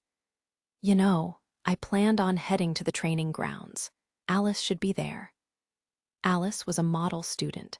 She would never have the need to take supplementary lessons and had been at the training grounds since morning. Her sparring against Alice the other day had allowed her to notice her shortcomings and where she could improve. She was now more motivated than ever to become stronger. "Oh, the number one wants to do some training," Lilicia teased. "Just checking Alice's training," Alice replied casually. "And if I stay there long enough, I think I can score some points with the Institute." "Got it. So you're skipping the magic theory lecture and heading to the training grounds to prove that you're at least passionate about your practical studies. You're scoring the smallest points imaginable seems like a waste of time. Sounds like you're just trying to turn away from reality." Yeah, keep talking. Since you're with us already, tag along with us. And because you want to talk with me anyway, I'll also see how much you improved. The leader of a furka can't be a weak wimp forever, can she?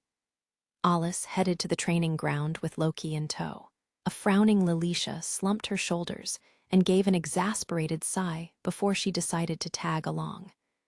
During their walk there, Lilicia loudly cleared her throat and brought up her topic.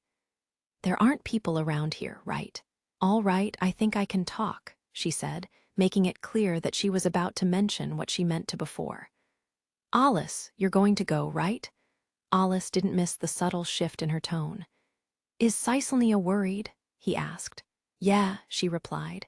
"She is the ruler of Alpha, you know. You can't blame her for being concerned about the singles within her nation. So, what are your thoughts?" "Well, we can talk more about that inside. We've reached the training grounds." Oh, Lilicia pouted, but gave a reluctant nod. Cyselnia had a vast network, and if she wanted to learn more about Alice, Lilicia wouldn't leave his side until she fulfilled her mission. Now then, what should I tell her? He felt this was a pain as he tried to mull over his options. Truth be told, he planned on visiting the neighboring Rusalka with Loki in tow in the near future. Now that the Tenbram was done with, and his hobby of magic research had hit a dead end, he felt it was high time he had a small vacation. He was simply responding to an invitation from Lithia, which had happened in the last conference, but Alice had his position of no. One to think about. Recently, he had become more aware of the power he possessed, and though this was a purely private vacation instead of one for business, he knew that he at least had to let the higher-ups know of his absence. What'll Cyselnia say? I ought to think of a good excuse. She's unexpectedly the jealous type. No, I think she takes greater issue because the ruler of Rusalka is Lithia. Both were young women rulers, but the two had a long rivalry and were on terrible terms. Even if Alice had received this invitation, he was Alpha's ace up its sleeve, and if he went to Lithia, Cyselnia surely wouldn't be pleased. Sure, he was currently dealing with Lilicia, but she was effectively a direct pipeline to Cyselnia herself. Alice had to choose his words wisely. Cyselnia seemed pretty concerned when this topic was brought up before. If I make her angry, I think she'd try to push various missions on me to prevent me from ever leaving. And she'd do that without batting an eye. I feel like I'm getting psychologically worn down these days. He scratched his head as he entered the training grounds. The place was as rowdy as ever. Future Magicmasters were hard at training, and this was commendable. If Alice was among the mix, even better. Seal was currently fighting Alice, and a crowd had gathered around them. Classmates and students of all grades stood by to watch. Many looked solemn, hoping to absorb some sort of lesson from this battle, but perhaps there were a few boys with other lascivious ulterior motives in mind. Both Alice and Seal were very pretty. But hey, it's nice that they're all passionate about training. Alice glanced at their battle before he headed to the changing room to wear proper training gear. "How long will you follow me around?" Alice asked. "I didn't expect you to come in here with me." Lilicia let out a small, unamused sigh. "Well, I need you to tell me if you're headed for Rusalka or not. You know I can't head back to her empty-handed." "I'm not gonna run away. It bothers me because it feels like I'm constantly under your watch. Why not head to the women's changing room with Loki?" Who cares? This is part of my work. I used to be part of the military, and Alice, you aren't so innocent that you get bothered by this, are you? She leaned on the door to the changing room and carefully analyzed every movement that Alice made. In contrast to her bored tone, the corners of her lips tugged upward, but the dimness of the room helped mask her face. She felt her chest beating a bit louder than usual, but surely Alice was to blame, for he roughly removed his shirt in one go. His upper body was nicely toned, and Letitia wasn't quite used to a man's naked body, especially one that was around the same age as her. She couldn't help but feel nervous, but managed to slightly avert her gaze so that Alice wouldn't notice. Letitia thought. I thought he was a bit too slender, but his body's got some muscles, Fitting for a soldier who fought on the front line. He's nicely toned. He said that he isn't worried about a woman's gaze, but can he really get his lower half naked too? Can he? Try stripping more if you dare. Her eyes were a touch bloodshot, but she managed to maintain her composure as she internally shouted with excitement. She felt like Alice shot her a glare, his steely eyes causing her to clear her throat and dispel the awkward air. She decided to break the silence. Do you know just how much Lady Caesalnia and Lady Lithia hate each other? She inquired. Alice asked.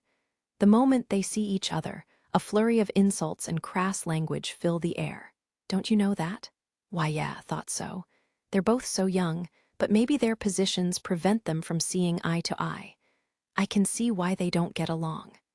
They're both pretty wild, you know, and their personalities are unique, to say the least. Yeah, they're pretty, but I doubt either can get married in the near future. Wow, awful of you to say. I think that counts as some kind of harassment. I can't believe that you can be so foul-mouthed about the two rulers of humanity's 7 nations. Like I care. You've got it tough too, don't you? You not only have to report back to Caesalnia, but Barrack too. Oof, guess you see right through me. It really is tough, you know. But the Governor-General hasn't been so pesky these days. A furka, currently led by Letitia, could be seen as the ruler's secret weapon. Letitia was technically under the orders of Barrack, as she oversaw Alice's every action. Well, he's a cunning geezer, all right, Alice agreed. I bet he'll pop up out of nowhere by the time you forget his existence, and he'll push some kind of unreasonable request on you. Be careful. Oh, does he do that? Letitia stammered. Okay, roger that. Alice gave a knowing look before removing his pants. Letitia let out a high-pitched, whoa, before swiftly clapping her hands over her mouth. As the head of the ruler's personal squad, she tried her best to maintain her cool. But when she saw the tight black underwear on Alice, his thighs pale in comparison to the rest of his body, she was surprised. His skin was firm and clear, fitting for a boy his age, and his muscles were toned well, accentuating his masculinity. Even Letitia didn't know where to look. She generally wasn't the type to be this innocent, since she had the eccentric habit of standing by the window, fully naked early in the morning under her excuse of basking in the sunbeams. But this location only added to her nervousness. This was the boys' changing room, and girls usually weren't allowed inside. Eep, Letitia internally cried. Her lips trembled as this odd feeling of immorality welled up within her. Hey, Alice called. When he received no reply, he tried again. Hey, Letitia snapped back to her senses. She realized that her cheeks had grown warm and her lips were forming a faint smile. Why yes, she stammered. Her voice rose an octave, and she slapped her cheeks to gather herself together. Why are you in a daze? Alice asked. Do you feel feverish or something? And no, of course not, Letitia replied. I was just organizing the information I had in my mind. Information? Yeah, I guess it's not right for me to be the only one asking questions. In exchange, I'll tell you something too. I don't really like how you're trying to get me to owe you one, but sure, I'll listen. See, Lady Caesalnia received a request from Rusalka just the other day. Several gruesome incidents have occurred back-to-back within Alpha, right? So, Ruslaka would like to send in a squad of investigators for more details. She's already allowed a few squads from other nations to enter, right? Speaking of, those insolent idiots from Hydrange came first, didn't they? When Tesphia and Alice had been engaged in a special lesson where they utilized cores to expand their mana vessels, the mana from the cores had seemed to the people from Hydrain to be an omen of a new disaster. They'd barged their way in, and there'd been a dispute between the two parties. Yeah, we sent over the data and gave them the bare minimum, Lalisha replied. But I guess that wasn't enough for them. This time around, they're specially requesting even more information. And so, a part of the Ruzalka military has been dispatched to our nation. Why go that far? Alice asked. What are they searching for? I mean, recently there's been ambrosia, of course. I think they want to look into that too. Oh, and I know you're curious to learn more, but I suggest you don't stop your hands. Hurry up and put on some clothes. Huh, right? Yeah. He noticed that he hadn't finished changing his top or bottom, and he immediately got dressed before turning back to Lalisha. She nodded with satisfaction. You received a personal invitation from Lady Lithia of Ruzalka, correct? She asked. Glad I don't have to explain myself, he replied. And you're absolutely right. As for when, it was during the rulers' conference. I don't expect Caesalnia to just nod her head with agreement, so I've been searching for a suitable excuse that allow me to head there. Looks like she's adding some diplomatic pressure overall. I heard that the squad she dispatched mentioned your name too. Me? Like, as a witness to the incident or something? That might be their true goal, but on the surface, it was a courteous invitation to their nation. Both Lady Lithia and the squad had requested your presence. But I don't expect Caesalnia to just nod her head at that. I mean, this is none other than Lithia's request. That's the part I'm a bit iffy on, but I'm just telling you what happened. Alpha's made some international mistakes these days, Alice thought, and humanity's greatest treasure, Minerva, was taken by Dante and the inmates. I guess that was brought up, which silenced Caesalnia. He tried to find an answer, but to no avail. He had too little information to go off. I planned on taking a little vacation, Alice said. What with the 10 bram and my research, I thought I could use a little change of pace. I don't think Lady Caesalnia will stop you so outwardly, Lalisha replied. It's true that she's overworked you quite a bit recently. You also helped rebuild Afurka, and for that, I must thank you as well. She bowed as though to offer her gratitude once more, but Alice gave a nonchalant wave of his hand as though to imply that it was no big deal. What was done, and he owed her one for the 10 bram anyway. So is ambrosia really the only topic? He asked. I know that the fiend transformations have become an internal issue, but I feel like that's not the only problem going on. Lalisha's eyes immediately filled with a suspicious glimmer. This will be an off-the-record conversation, okay? She started. The Governor General suspects that Kurama is actually behind all of this.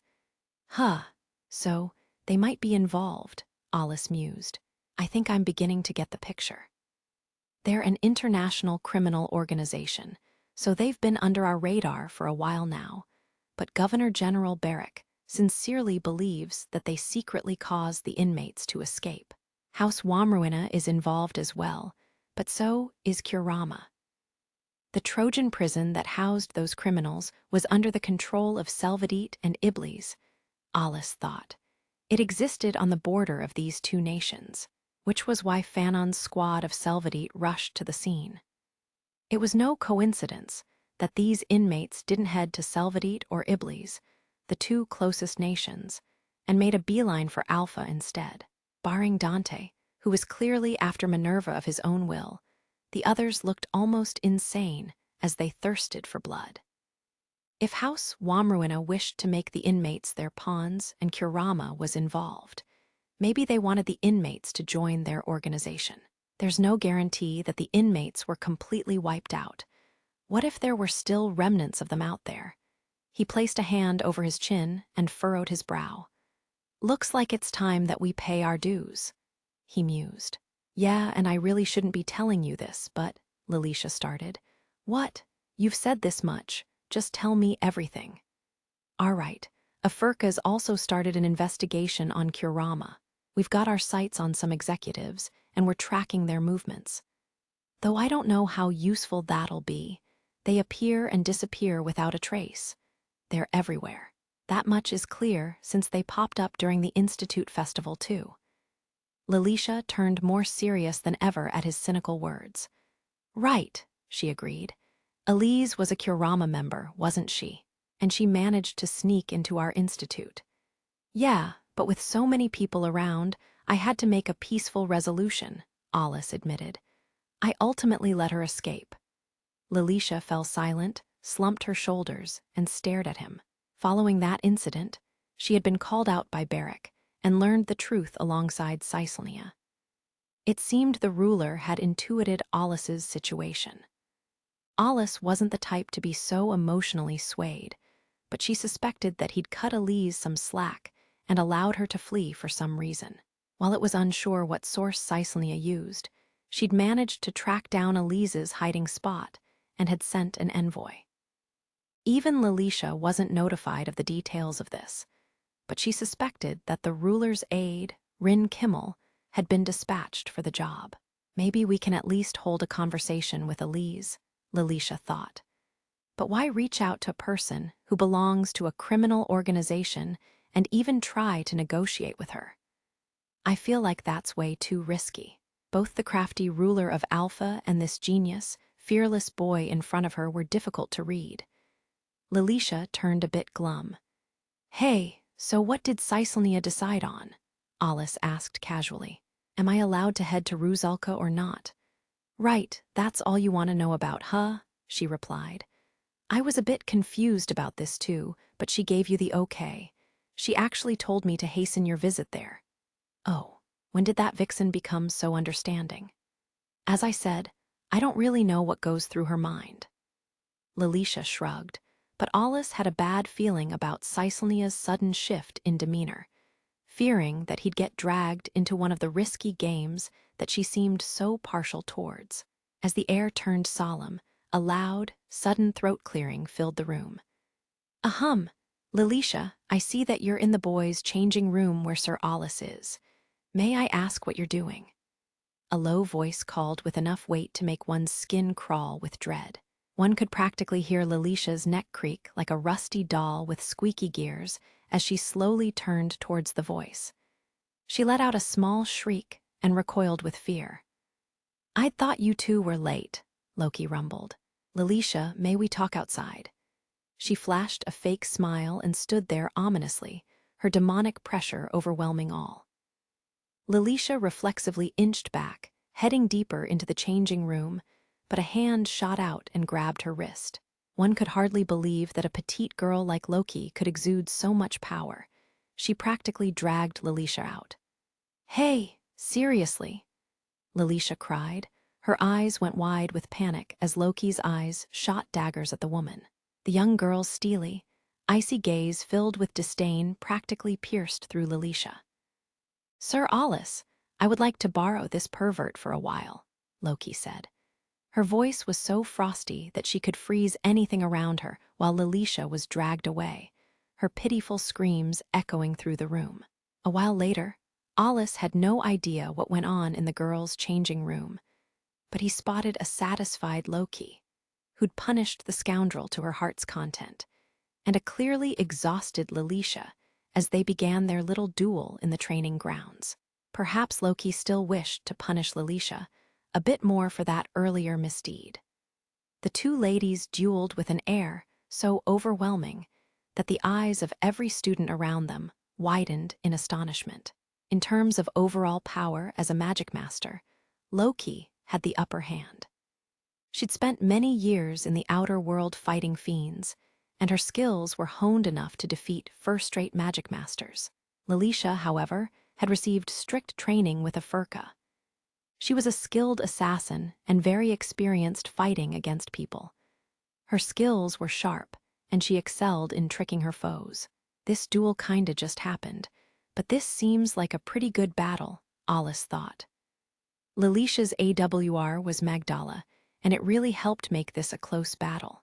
The celestial thread that came from her tool was tough, and even Loki couldn't easily cut it to pieces. Like a spiderweb, the thread was stretched out to restrict Loki's movements, sealing her high-speed combat that she excelled in. Still, Loki managed to avoid most of the attacks, and Lilicia, who continuously channeled her mana through her celestial thread, was depleting her mana swiftly.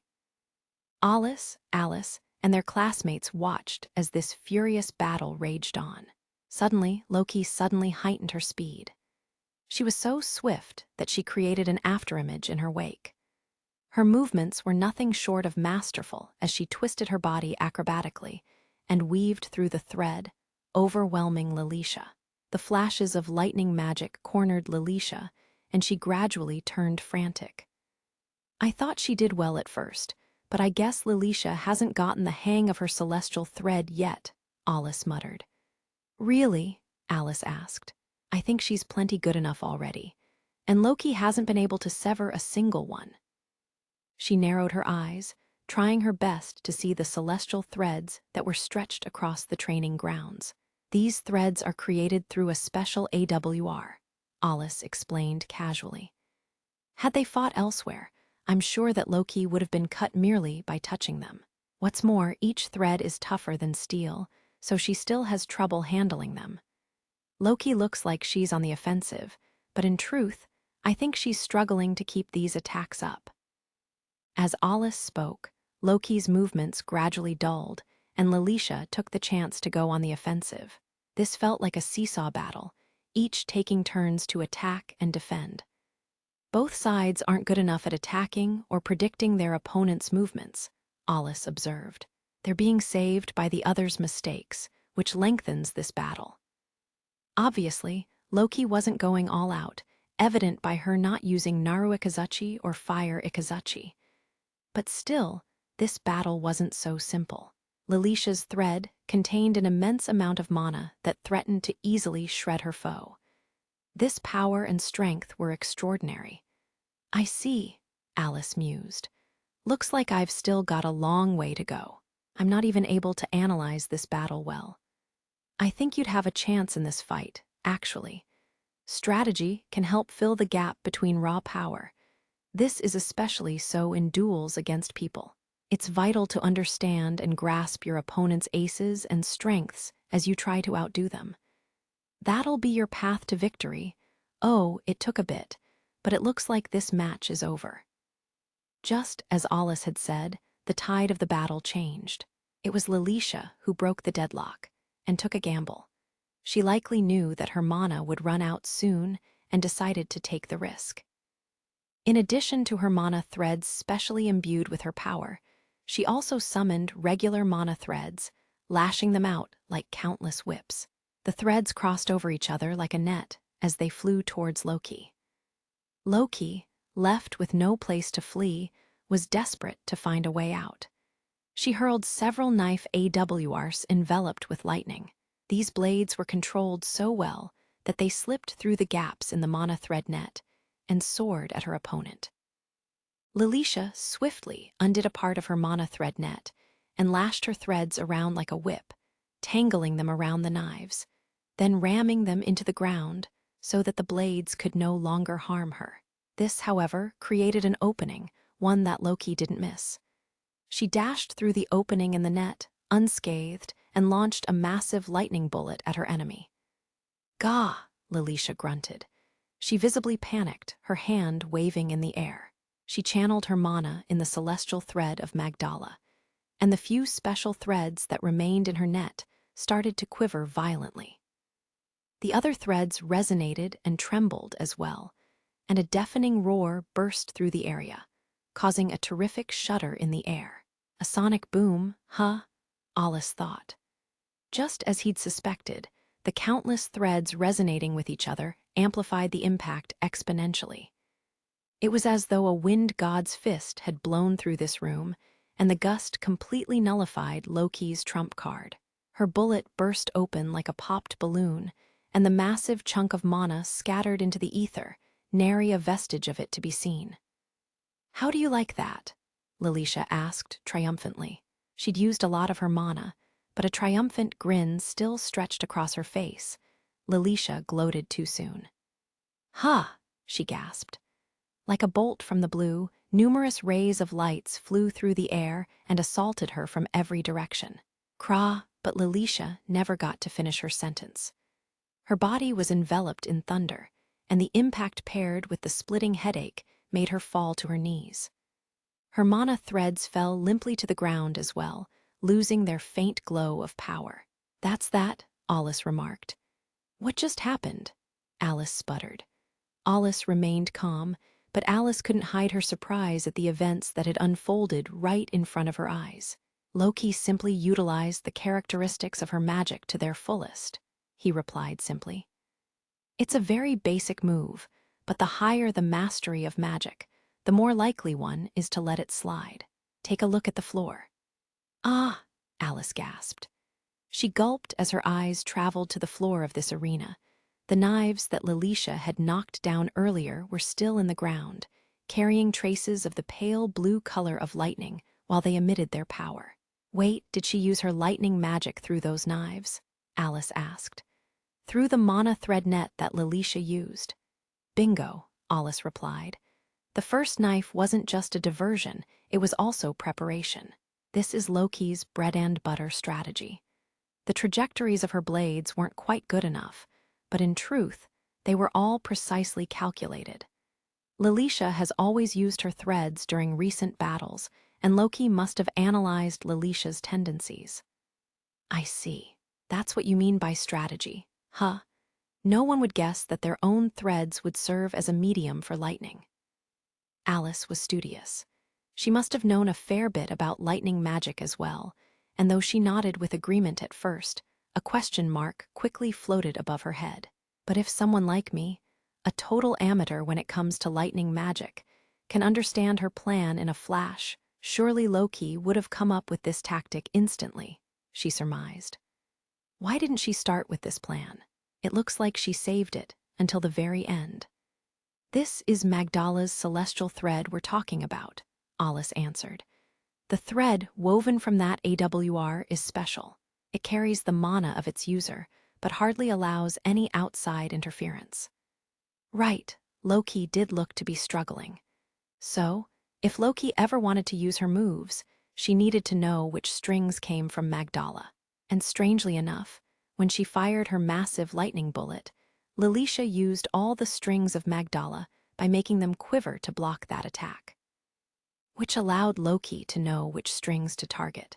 The remaining threads, including the ones that were still wrapped around her knives, were normal ones, said Alice. "Yup. Those special threads are Lalisha's trump cards. She likely wouldn't have gone out of her way to use them during Loki's initial knife attacks, and Loki probably knew that too. Still, if she didn't do her due diligence, her plan would have just been one huge gamble. And so, she kept a watchful eye on Lalisha's energy and exhaustion levels. Wow, that means Loki was just calmly waiting for the perfect timing. She had the upper hand the whole time. Awesome. Alice looked genuinely impressed, but Alice gave her a strained smile. "This strategy was the most basic that one can get," he said. "But as you can see, one requires cleverness and wit in duels." "Because this is a serious battle, everything's on the table," Alice said. "Tricks, cheats, deception, they're all fair game. I see that now." Her nonchalant tone made it difficult to decipher just how serious she was, but no matter the case, the match between Loki and Lalisha was over. Loki stepped off of the field and approached Alice, her chest puffed out proudly and triumphantly through haggard breaths. In contrast, Lalisha glumly plodded behind, her footsteps heavy and defeat clear on her face. "Well, good match," Alice remarked. "Arg," Lalisha groaned with vexation. "I messed up." It seemed like she didn't need any words of consolation. Both the victor and the loser had learned plenty from this battle, and at the end of the day, that was all that mattered. "All right," Alice said eagerly. "Could you train me now, Al?" He didn't even have time to gather himself as Alice leaned towards him with gusto. The boy didn't want to stifle her motivation, so he reluctantly gave in to her demands. Once practice and training were over, Alice returned to his research room and opened the drawer of his desk. This drawer had a false bottom for a hidden compartment underneath, and he took out 2 thick stacks of documents and began thumbing through the pages. These papers contained his training plans for Alice and Tesvia. Caecilia's motives aside, if she gave her consent to allow him to visit another nation, he would happily do so. This meant that he'd be away from Alpha for a while, and it seemed a waste for his 2 apprentices to be twiddling their thumbs during his trip. He wished to at least give them a training regimen so that they could tackle those while he was away. I'm not sure if Fia will be back soon, but Alice seems pretty gung-ho about her training, he thought. Alice walked to a different shelf and took out a small stack of documents, sandwiching them inside Alice's training regimen. "Sir Alice, what is that?" Loki asked. She was behind him, looking baffled. Loki had just returned from washing off her sweat from battle, and she wore only a large bathrobe. Needless to say, Alice would never make her remove her clothing, but her attire was a bit dangerous, so to speak. The 2 had been roommates-ish for a while now, and Loki must have gotten rather used to Alice being around. Slowly but surely, she was becoming more defenseless, but it wasn't like he was the type to be so easily flustered. "Oh, I'm just making training plans for Alice," he said. "Judging from her movements today, she's mastered what she knows. I want her to continue training while I'm gone. Since she'll aim to become a first-rate Magicmaster in Alpha in the future, I thought it was right to give her an extra trump card or 2. Loki's eyes glimmered with excitement. "I understand. You wish to give her a new ultimate move." No. Wait, I guess you could say that. Does that phrasing sound a bit unrefined, though? That doesn't matter. It only makes me excited. I'm a bit envious, admittedly, but Alice has been working hard these days. I'll specially allow her to learn another move as well." Oh, okay, thank you." Alice nodded, though he was a bit confused as to why he needed Loki's express permission to teach someone a new spell. A first-rate Magicmaster always has some kind of special ultimate spell. This is so exciting. If memory serves, Lady Letty has one as well. She showed it in the outer world. I believe it's some kind of blue fire spell, I think. "You mean Emtwopolaris?" Alice asked. "But in Letty's case, I think she's more famous for her detonation." "Right. My point is, it's a unique spell, isn't it? And it's these spells that can define a Magicmaster, earning them cool nicknames." "Sure, but it's not like a sobriquet can increase one's skill or their mana amount." Frankly, Alice didn't quite get all the hype, but Loki's eyes twinkled brighter than ever as she excitedly prattled on. "Don't you have an ultimate spell, Sir Alice? A spell that you might use when you're in a pinch, or something that might have a cool name?" Alice took the time to calmly analyze himself. Alice wondered. "I guess my space manipulation spells are just that, but I don't use them all willy-nilly. Besides, trump cards are meant to be hidden to catch our opponents by surprise. If I use them so frequently that I get a nickname out of them, I think that ruins the purpose. And I don't really have a magic field that I'm particularly adept in." As a Magicmaster, his strengths lay in the fact that he was capable of wielding a myriad of spells, and his vast repertoire allowed him high adaptability and the ability to gain an advantage no matter what situation he was in. Naturally, his absurdly high amount of mana was also a huge boon, and if need be, he was more than willing to brute force his way through certain scenarios. However, he wasn't sure if he had a certain strategy that he could call his own. His Sword of Damocles, a spell that he'd managed to use recently only after touching the Akashic records, was one of the most powerful moves he had, but he didn't have the confidence to firmly declare that this was his trump card. After all, even he wasn't fully aware of the spell's full capabilities. Testing was needed. But a nickname tends to follow a Magicmaster around, especially those of high rank, Loki said. The nickname itself creates an air of prestige, and that tends to prevent others from underestimating them. "I get it," Alice agreed with a wry smile. But a nickname implies that your trump card is known throughout your nation, so I just don't really jibe with the concept. What are you on about? Loki asked firmly. Due to your age, people tend to underestimate or alienate you, I'm sure. You've had quite a bit of trouble in the military, haven't you? If there's even a small chance that these hardships can be mildly alleviated, a nickname is worth it, I think. Indeed, this world was filled with envious and jealous people. If one was well known enough while they were young, one wouldn't suffer as many unnecessary roadblocks in the military, for example. Alice was most surprised by his shift in mindset. Alice and Tesphia were his apprentices, but they were still people who weren't related to him in any way. Yet, he was so worried about them. Until now, it was rare for him to feel anything towards anyone, and he refused to admit that he had grown attached to these two ladies. Still, he couldn't deny that he felt a sense of pride when he saw their growth. He didn't give it his all to raise these two ladies, but as he saw his two apprentices grow stronger by the day, it felt nice to observe their improvements. I guess you're right in a way, low-key, Alice admitted. But my job is to ensure that those two can fight as Magicmasters in the outer world. Anything more is just needless meddling, and I plan to stop short of that line. He took out a secret magical formula file. I think you're overprotective of them as it is, Loki replied. But no matter how competent they may be, incredible luck and quirks of fate are necessary for them to be personally taught by someone of your caliber. I do wish that the two are more grateful. Don't say that, Alice replied. Besides, I'm only helping them so that I can kick back and take it easy in the future. I certainly hope that that day arrives. And magical formulas aren't meant to be stuffed into a drawer to collect dust. It'd be a waste if they aren't used to their fullest capabilities.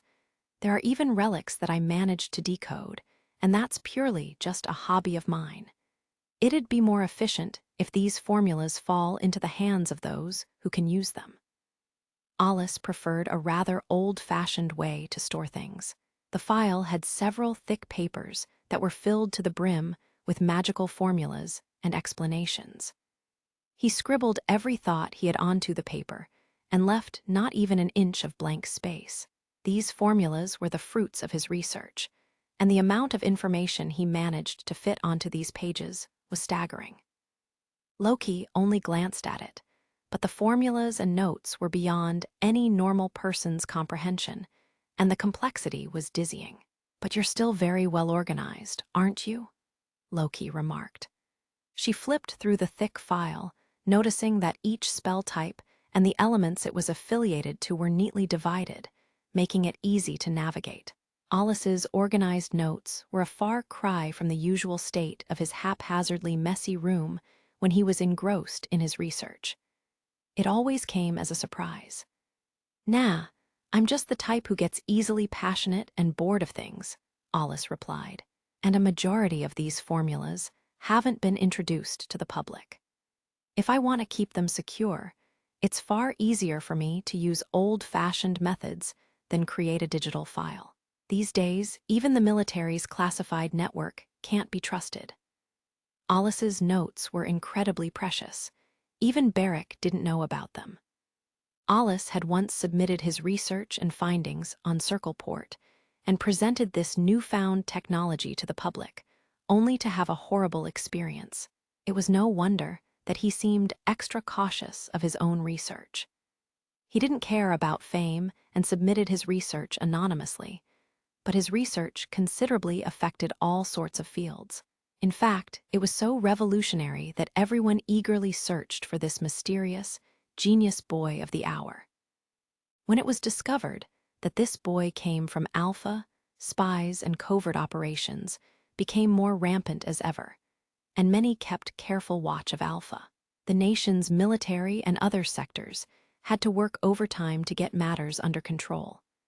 And of course, Alice himself felt suffocated when he was dragged into this mess. The file he had was filled with magical formulas, all of them at least expert level and above. There were spells of his own creation, along with those that he'd managed to restore by deciphering relics. No matter the case, any one of these spells could be called a window to ultimate wisdom and should be treated as a treasure of the magic world. His research results were simply so impressive. Ever since Alice had touched the Akashic records, his findings and spells didn't seem all that important to him anymore. Heh heh heh, Alice grinned. Since we've got the perfect opportunity, I'll have Alice learn the basics, maybe something from here. And if she can even reach this one, that won't be half bad either. There are still quite a few relics that are yet to be deciphered. Alice was lost in his own world as he continued to mutter to himself, and Loki looked at him with exasperation. "What are you planning on doing with Alice?" she asked wearily. "Oh, you know. I just want her to stand at the apex of light magic, second to none. The spell I'll be teaching her will make her worthy of claiming that coveted spot," Alice replied. "And what spell is that?" "Actually, I've already got most of it prepared. Celestist, the spell that Alice learned recently, was just a crossing point so that she could try tackling this spell. Shandy Fids is basically a toy I gave her for this specific purpose." I think you should see the expression on your face right now." Alice almost sounded like a mad scientist, cackling gleefully at one of his test subjects, Alice performing very well. Loki frowned at this, but he didn't care. Her curiosity got the best of her, and she leaned forward to peer at this formula when she spotted a few annotations scribbled on the paper. "Isn't this a relic?" she asked with a nervous gulp. The spell itself seems to have quite a few gaps that she needs to fill in, but is it realistic to completely replicate the spell to its usable state? "Yup," Alice nodded. Her special circular device should help her considerably to make this spell feasible. "I can't use light magic, so it'll be interesting if Alice uses it. If she masters it, I think she'll easily gain a nickname for herself." "You really like nicknames, don't you?" "Personally, I really couldn't care less. Now then, the next question is what spell to prepare for Fia." Alice had actually prepared several impressive spells for her, but all of them felt a little lacking now. The spell she had shown to him, Innocent Queen, was overwhelmingly powerful. And it was nigh impossible to create anything better than that using current magic technology. And if his predictions were correct, Innocent Queen could also manifest a sacred treasure of absolute zero. This spell was more akin to a ritual, much like how a shrine maiden needed to build up her psyche before she reached the divine realm. Maybe I don't need to teach Fia a specific spell, Alice thought. Instead, maybe some sort of special training would do her good. Of course, all of this can be done only if she shows herself in front of me again, but there's no use worrying about that. "Sir Alice," a voice called, snapping him out of his thoughts. Loki's tone was like a sweet whisper, almost like a cat purring for attention. Her words tickled his ears. Alice had expected this turn of events. She sounded warm and passionate, and that wasn't just because she was fresh out of a bath and feeling good. "What about me?" she asked. "What should I learn?" Her expectant gaze pierced right through him, her eyes filled with innocence and solemn determination. Alice felt like if he didn't take her seriously, the gods would personally descend from the heavens to punish him for his callousness. An odd nervousness coursed through his body. "All right," he stammered. "I've got something for you as well." Pressured by her earnest gaze, Alice forced a stiff smile and placed a thick file on his desk as he flipped through it. The stack of papers was so large that it resembled the length of several dictionaries, and when he finally reached the section on lightning magic, Loki leaned in and eagerly scanned the writings on the pages. "Look at these," she gasped. "They're all the highest level spells that one can master, or perhaps even better than that." "I feel like you're exaggerating," Alice replied. "But I won't take the time to teach you a mundane, simple spell. You'd probably stumble upon those of your own accord." Loki's petite frame wiggled between Alice and the file, her eyes glued onto the pages. He noticed how pale her nape was. "Why don't you try mastering the Eightfold Thunder?" "Like all of it," Alice suggested. He reached out and flipped the page over, pointing to the section where he jotted down notes about the eightfold thunder. "This is Kurei Kazuchi, the spell that you use, right?" Loki asked. "But I don't think it's possible for me to perfectly master a spell of this caliber." Kurei Kazuchi, also known as the Iron Hammer of Thunder, was an absurdly powerful spell, even among the other eightfold thunder incantations. It required raw mana power and the ability to manipulate the space in front of the user. This was akin to an ultimate level spell. Like Tesphia and Alice, Loki was hard at work, expanding her mana vessel as well. This allowed her to increase her menagerie of spells. She expanded her vessel by forcing herself into a life or death situation, giving her no choice but to awaken the power slumbered in front of her. Even Alice had to remain vigilant every step of the way. Unlike Tesphia and Alice, Loki had already fully formed her vessel, and her mana levels were on par with double-digit Magicmasters. She was a special case who required special training. Her vessel was already developed. It was like a surgeon who had to conduct major surgery to tinker with an entire adult organ. This training was beyond difficult, and since she also required the core of a powerful fiend, her mana vessel expansion training was done in secret, ensuring that no one else would interfere with this delicate process. This training was a huge success. Loki managed to expand her vessel, and her current potential vastly outclassed her previous form. It helped that she already had a natural affinity towards lightning magic, and she could use the standard, normal approach to master Kurei Kazuchi. In fact, she wouldn't even have to use nearly as much mana as Alice, who used his overwhelming power to brute force his way to the mastery of the spell. He predicted that Loki would be able to grasp the true essence of Kurei Kazuchi much easier than he did. "You've already mastered 2 of the eightfold thunder spells," Alice reasoned, "and you're very compatible with all these spells. I want you to learn Kurei Kazuchi and—" He trailed off, gazing down at his papers, something Loki also did when she awkwardly read the other spell. "Fushia Kazuchi?" she asked. Among the eightfold thunder spells, by far and away the most famous was Narue Kazuchi, which Loki preferred to use. The other spells were simply under the blanket name of the eightfold thunder and didn't really receive their own spotlight. Both Kurei Kazuchi and Fire Ikazuchi, the latter which Loki had managed to learn through summoning spells, were also part of the eightfold thunder, along with Fushia Kazuchi, a charm that had its spell name and a part of its magical formula already known. Yet there were hardly any Magicmasters capable of using these spells. Even if the magical formula was known, that didn't instantly mean that any Magicmaster with the affinity for lightning magic could use it. Every Magicmaster had their own compatibilities and capabilities to keep in mind when trying new spells. Loki, however, was able to use Narue Ikazuchi and Fire Ikazuchi, 2 of the eightfold thunder spells. It was natural to assume that she might be able to learn a third. Loki knew as much, and her eyes twinkled with excitement. Alice let out a small sigh. Unlike Fire Ikazuchi, where we had very few leads, we already know the name and formula of Fushia Kazuchi, and it's not like you need exponentially more mana to use it either. Then is the key delicate control of one's mana or the deep understanding of magical formulas? Loki asked. "You're quick to pick up on details of your own element, huh?" "You're precisely correct. There isn't a regular spell out there that requires as much control of mana as Fushia Kazuchi. This spell can't be brute forced like Kurei Kazuchi either.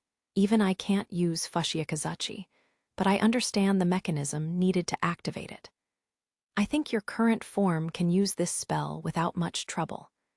I wrote down all the details, so use what you learned and the techniques that you have to their fullest.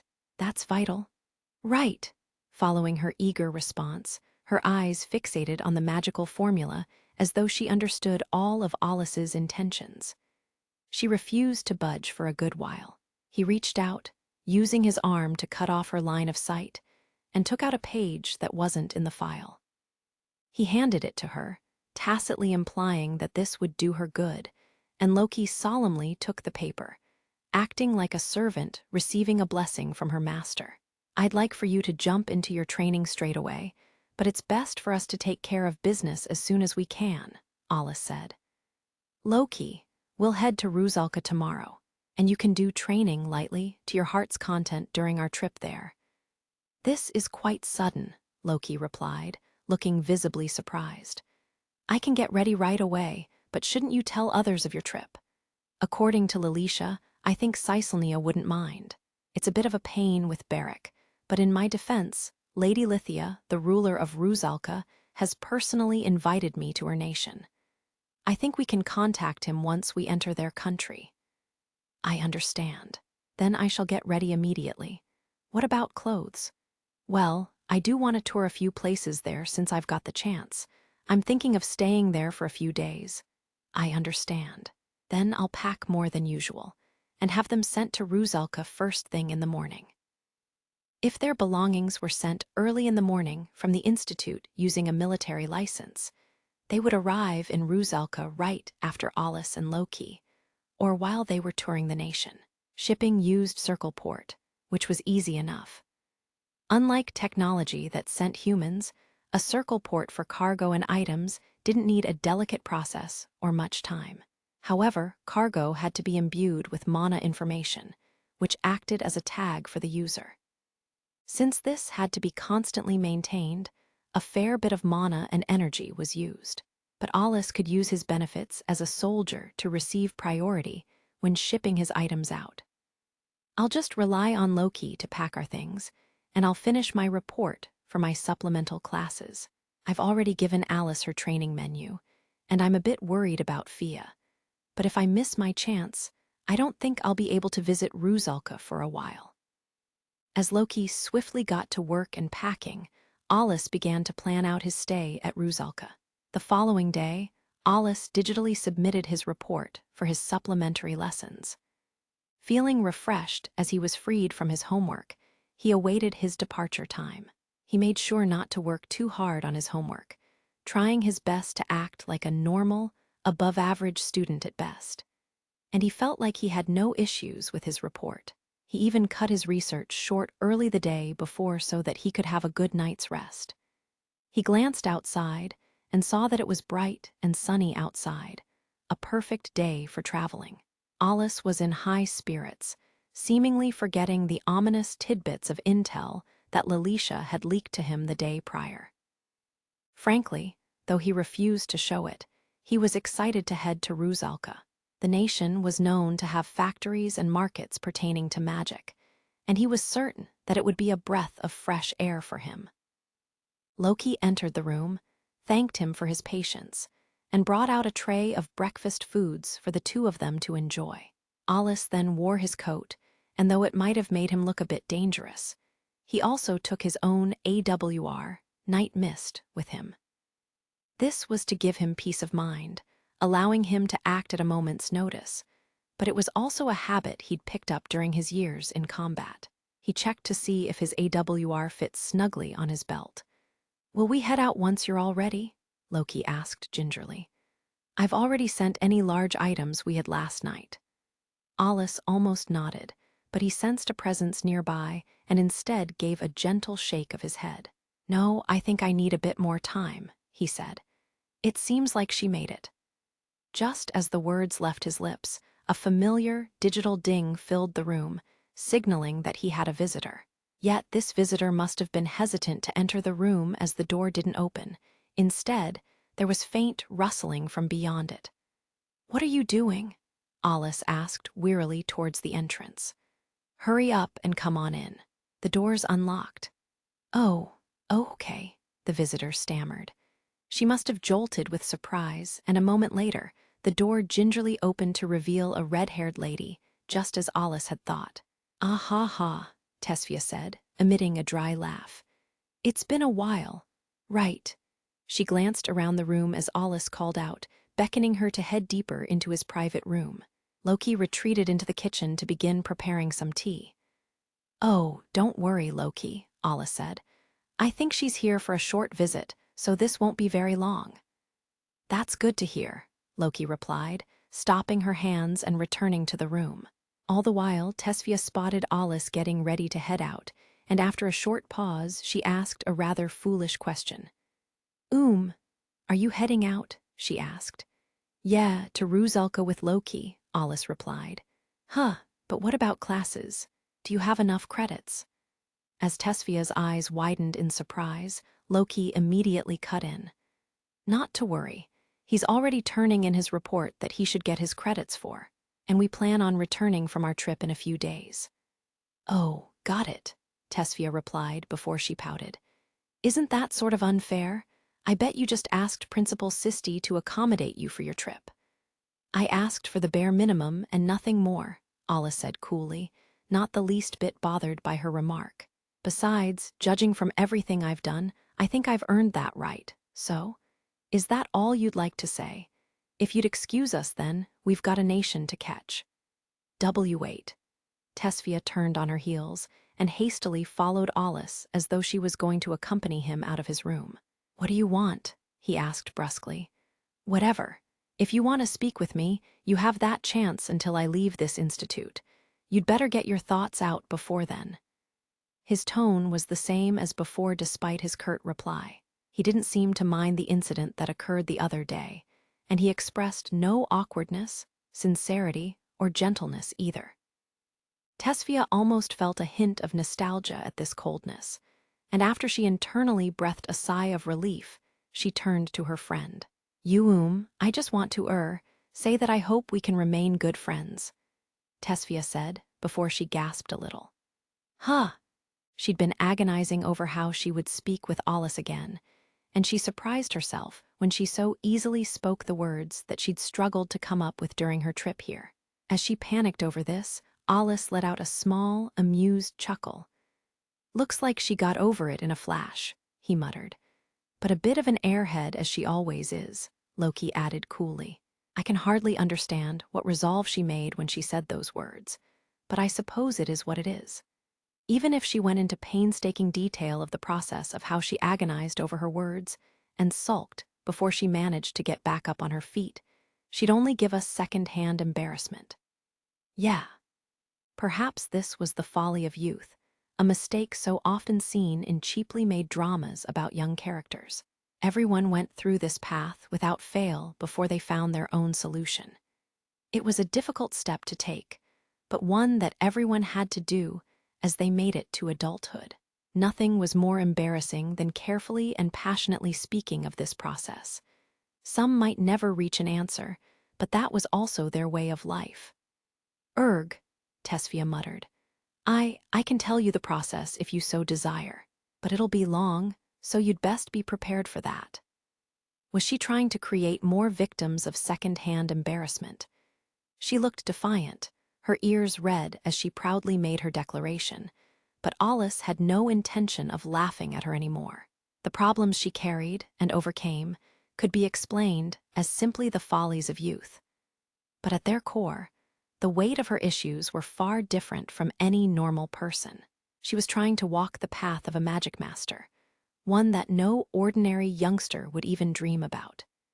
She used superhuman powers, and at times would be forced to weigh her life and the lives of others on a scale without batting an eye.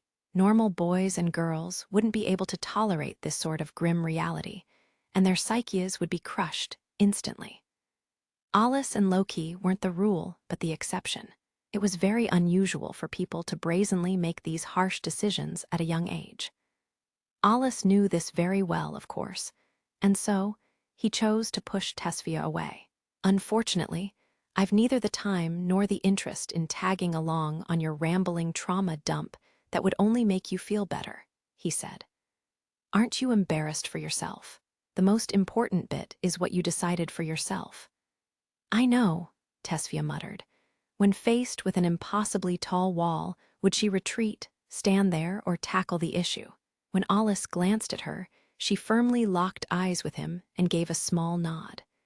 She decided to face forward and walk down her path. "Ultimately, you're the one who has to stand up and walk forward on your own feet, no one else," Alice said, As long as you know that, that's fine by me. Alice is already ahead of you, you know. I know, Tesvia replied, and I won't lose to her. I have you guys' training regimens ready, and I placed them atop my desk, just in case. We plan on coming back in a few days, but we never know what'll occur. Head there, take the documents, and get to training. Oh, and one more thing.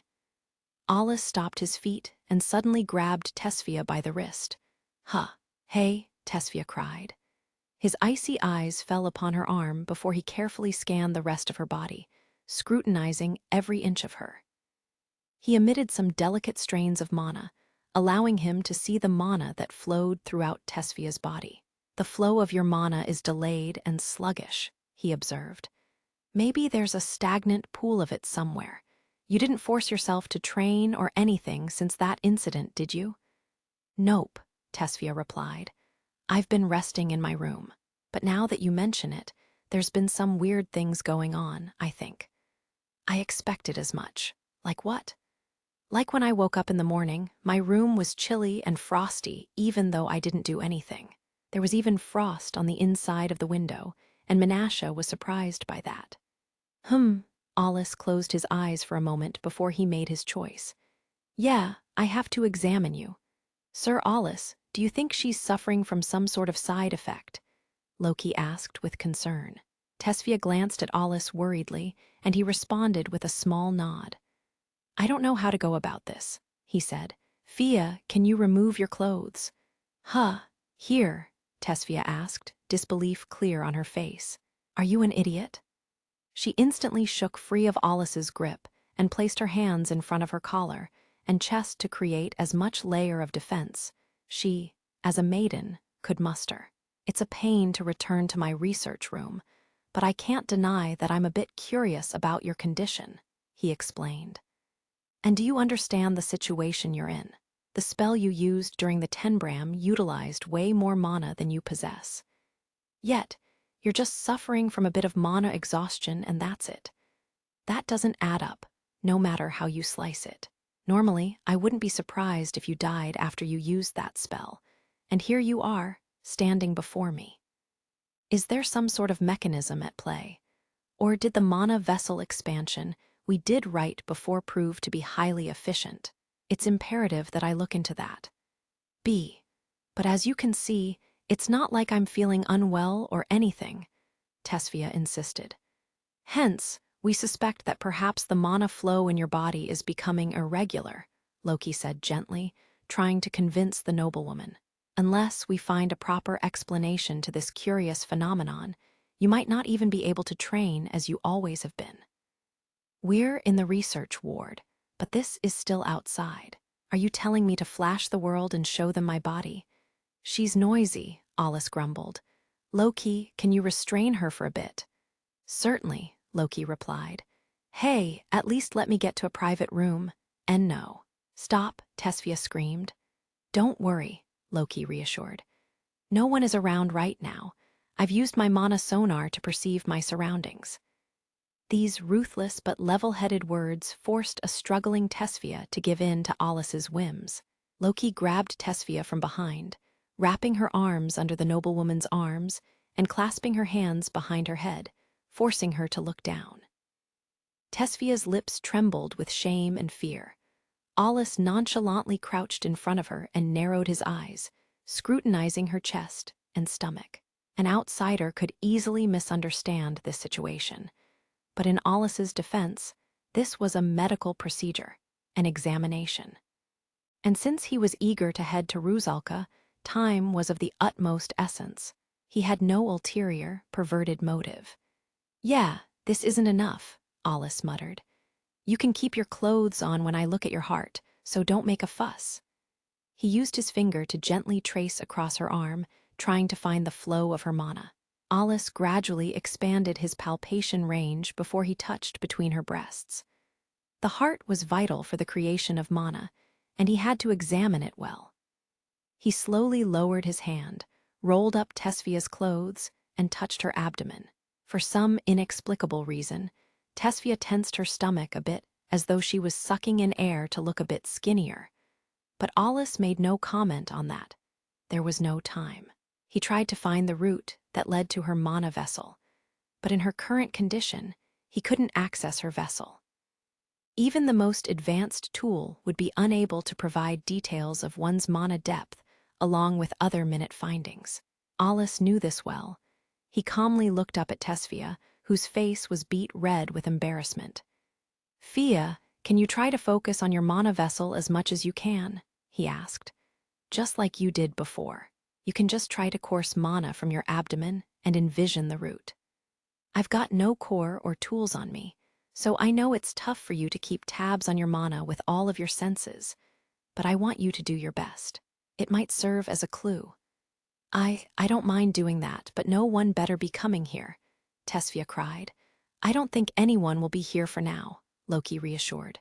"But if someone did come, I imagine you'd be the most troubled by this situation, Sir Alice."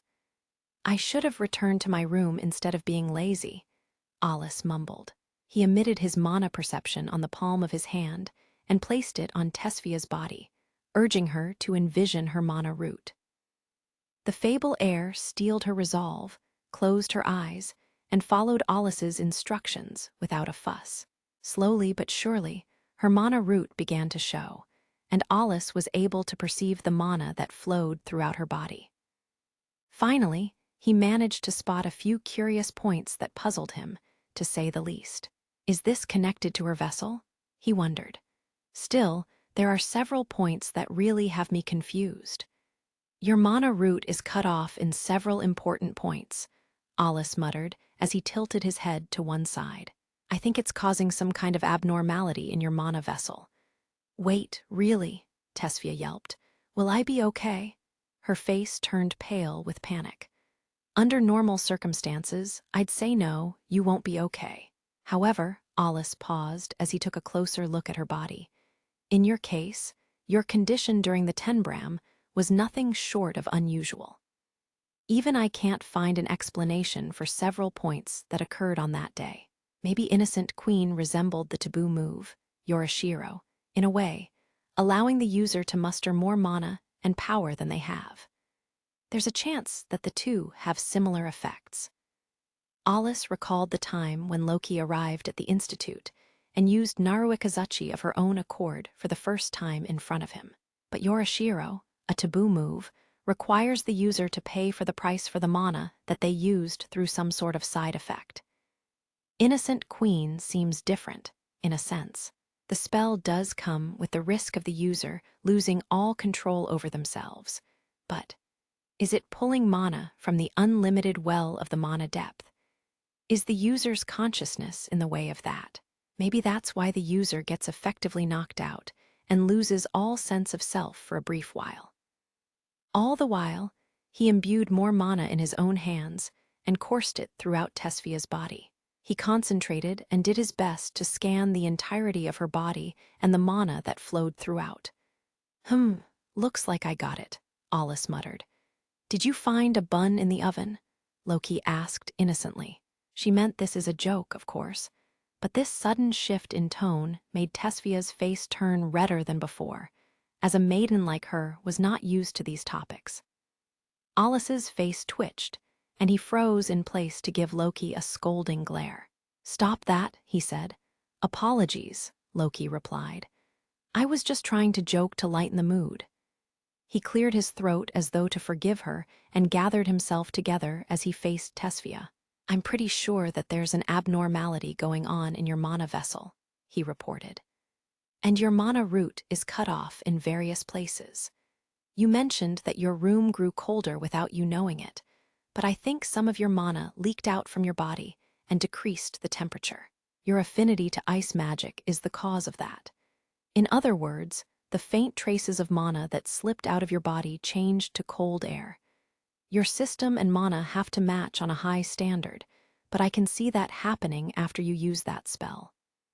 Which means? Tesphia asked worriedly. I can't be certain, but whatever's happening is a common characteristic of ice magic, and not much cause for concern, Alice replied, trying to reassure her. A skilled ice Magicmaster can easily emit cold air by letting the magical formula flow through the trace amount of mana that leaks from their body. and there have been several such cases of that happening. You certainly aren't the first. While her condition still had a few mysteries, past cases implied that none of this led to any major, devastating consequences. If you recuperate and rest for a while, you'll be back to normal in no time, he explained. Both your mana root and vessel should be repaired. We need to watch your condition for a while, but once you feel yourself stabilizing, do some simple mana manipulation techniques. You can check if you've fully healed. He rolled Tesfia's clothes back down and ordered Loki to release the young noblewoman. But from here on out, you should be more careful when you use Kikuri, Alice warned. The hilt broke, didn't it? You might have temporarily repaired it, but once you're able to use your spells without issue, you should go visit Budna's forge. Budna? Tesfia asked. You mean the elderly artisan who helped make Alice's AWR? He's the one. I've told you everything now, so I'll be off. Alice and Loki continued on their way, leaving Tesfia behind where she stood. Roger, Tesfia called. You be careful too, Al. You're headed for Ruzelka, right? I've been there a few times, but I never got the time to settle down and tour the city. You guys are lucky. I received a personal invitation from their ruler, Lady Lithia, Alice replied. I doubt I can just sit back and act like a tourist. There'll probably be a networking party or something, plus Lady Lithia's on horrible terms with Cyselnia. If you tag along with us, Alpha might set their sights on you in the future. I'm not sure if the heir of House Fable is keen on getting on her ruler's bad side. Have fun. She must have imagined Froze scolding her because Tesfia visibly shrank like a turtle retreating into its shell. She gave a small wave and obediently let Alice and Loki go. Alice and Loki quickly disappeared into the distance, surrounded by a strong gust of wind as they ran ahead. Their speed was unmatched, and Tesfia felt like a circle port was unnecessary for them. Speaking of which, I can see why Al was invited, but did Loki receive an invitation as well? She wondered, tilting her head to one side. A Magicmaster who represented a nation, would cause a huge stir if they visited another country. At the very least, many would be concerned about this. The Magicmaster would be attended by many people, and souvenirs, thank you gifts, and the like would be necessary as well. Hence, most Magicmasters loved to visit in secret, and even if there was fanfare behind their visit, they would be treated as a special envoy for the political sphere. Tesfia knew very well that this was how most Magicmasters were treated. But it's those two we're talking about, Tesfia murmured. I'm sure there are exceptions in all sorts of ways. It was quite rare for two students to just quietly leave the institute in the morning, and Tesfia could only let out a strained chuckle. Now then, I should do what I ought to do, she said. Al gave me homework. She switched gears and whirled around to peer at the institute buildings. It had been a while since she laid eyes on them, and her voice bounced with excitement as though she felt all nice and refreshed. Tesfia may have chosen her path for herself, but she doubted herself many times. She feared that she might tremble with terror and become cowardly. But speaking with Alice once again had been so normal and gone so smoothly that even she was a bit surprised by it. Nothing had changed since she left. Ultimately, I was just battling with myself, Tesfia thought. She never had to ask herself if she had the right to stand beside Alice. She took a meandering course. But even after she learned everything about Alice, she found that she was still able to accept him for who he was without once changing her mindset of him. This was a delightful and startling surprise for her. She wasn't brazen enough to feel like they had a very close bond, like a pair of childhood friends that became sweethearts. But Tesfia hadn't become disappointed in him or herself. She'd never lose herself, even if she saw that cold and heartless side of Alice again. In other words, she was able to accept him for who he was and look at his core, not his appearance. A sense of pride welled up in her heart. All that's left for me to do is, well, I just need to become a first-rate Magicmaster who can proudly stand with him. I just need to better myself, that's all. All that was shown reflected in Tesphia Fable's eyes was her future, perhaps the only path she had in her sights, and possibly the thorniest, most treacherous route to take for her future self. 109th chapter. A harmonic and lively nation. As Aulus and Loki headed out of the institute towards Rusalka, she turned to him. "Will you enter the nation exactly as the invitation says?" she asked. "Nah," Aulus replied. "I only said that to Fia because it was a pain to explain myself, but I have no intention of conducting any sort of public duties. If we were welcomed warmly, with the ruler taking the lead in doing so, we wouldn't be able to spend our time in peace." "Fair enough." Loki gave a strained smile at the very idea. If they didn't tread carefully, it was possible that the entire nation would host a grand parade. Gene Rumbles of Rusalka was widely publicized, though this was a strategy of the nation. He generally took front and center, enjoyed high publicity, and was even given the nickname of Prince within the Magicmaster world. Because of his high public profile, he made front-page news every time he visited other nations, and his every movement was spread globally. Personally, Aulus would much rather flee like a scared rabbit and run back to Alpha to hole himself up in his research room than bask in the eyes of the public. Perhaps Jean was the opposite. Among the singles, no one could fulfill the role of a public face like Jean. He was the model Magicmaster, the ideal hero, and the blade for humanity. He was a walking symbol, and he played his role very well.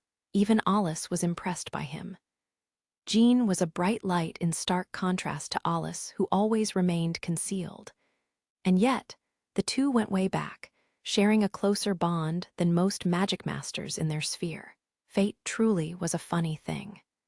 Needless to say, Aulus wished to avoid receiving the same treatment as Jean, and he planned to enter Rusalka in secret.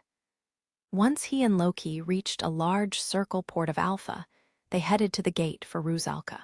As Aulus had expected, he simply needed to show his military license.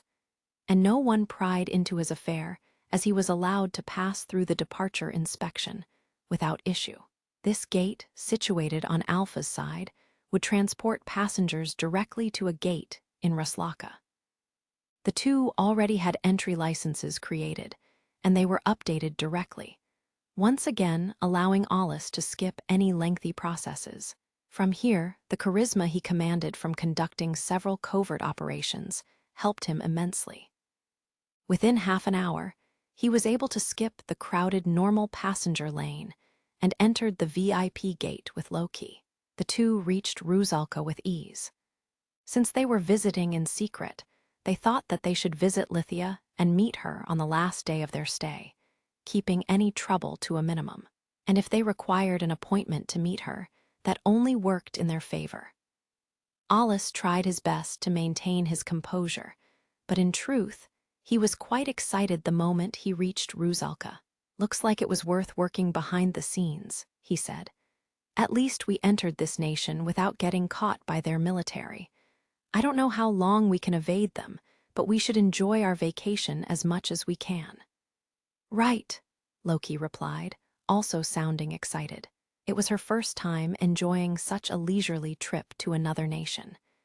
"It'll take a while until we reach our destination, correct?"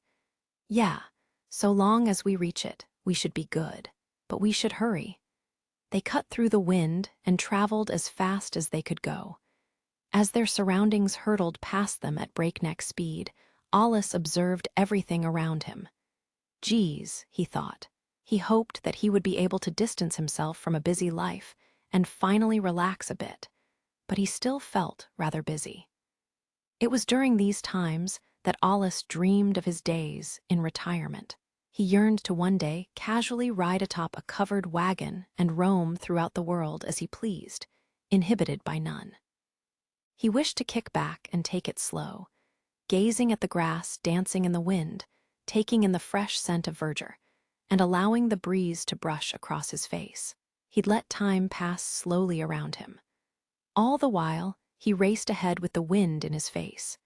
His black bangs fluttered and occasionally got in his eyes, but the comforting rhythm was lovely. For a few brief moments, his mind was freed from his busy days and the constant pressure of various ideas or exhausting tasks at hand.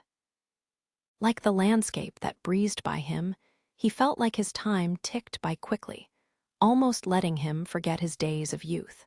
Perhaps dreams weren't meant to be granted. What was important was that one had the capability to keep dreaming and yearning for something more. Realistic or not, so long as one held these ideals that would keep them going throughout the day, dreaming was necessary.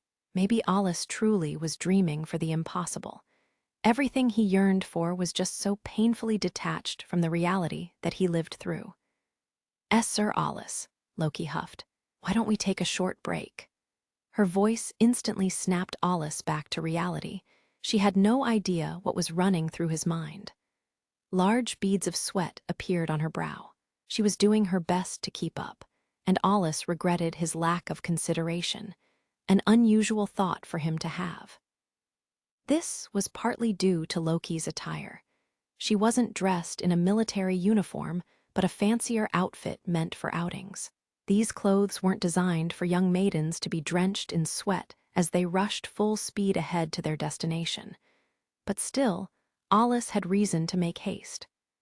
"I'm sorry, but we have to keep going," Alice said apologetically. "We're almost there. I think you can kick back and relax easier once we reach our destination, instead of taking a break here." Loki only gave an awkward smile at this response. It was par for the course for a guy like him. "Not what I mean," she whispered under her breath, so faint that her words were swiftly carried away by the wind. This was a rare opportunity for Alice to go on vacation to another nation. He was allowed to kick back and take it easy for a short while. It wasn't like Rusalka was going anywhere. Precisely because they had some time to spare, Alice should have been allowed to blow off some steam and spend time for himself. If he really wished to evade Lithia's notice, surely he had other choices and modes of transportation to use. He could have entered an apparel store and bought a disguise or two. "It feels like we've been speed walking," Loki thought. Alice had lost much of his time to the military, and his words seemed to imply that he was doing his best to efficiently get that time back. This made sense at a glance, but this hecticness seemed rather inefficient. Alice was rushing through life at breakneck speed. At this pace, there was no way that he could get even a moment of rest if he wished for it. He didn't get time to catch a break after the Tenbram and dove right into the ambrosia issue, along with Tesfia's ultimate spell that she used. His shoulders were heavy with countless troublesome issues, and he likely wouldn't receive any backlash even if he took a lengthy vacation. He continued to race forth without exerting himself much, and Loki watched his back as she gave chase. She steeled her resolve, knowing that she had to be the one to pull in the reins and stay firm. The girl hoped that they could relax at least a bit more once they reached Rusalka, and she said nothing more. After a good while, Alice and Loki finally reached Fonswa, a major city of Rusalka. This nation didn't just boast the greatest population of the 7 nations. It had a robust and flourishing magic industry that eclipsed Alpha's prosperity. This was especially so for AWR production. While Alpha prioritized quality over quantity, and many stubborn, grumpy artisans and masters tended to build their own forges to proudly display their skills, Rusalka pursued efficiency and logic. The forges, so to speak, of Rusalka were more similar to factories, featuring assembly or production lines to mass-produce items of a certain quality or grade.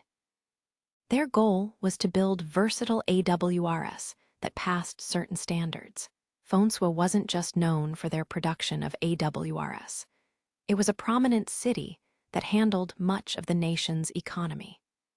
It was said that businesses flocked to this city, enough to warrant military and political facilities, along with the first magical institute.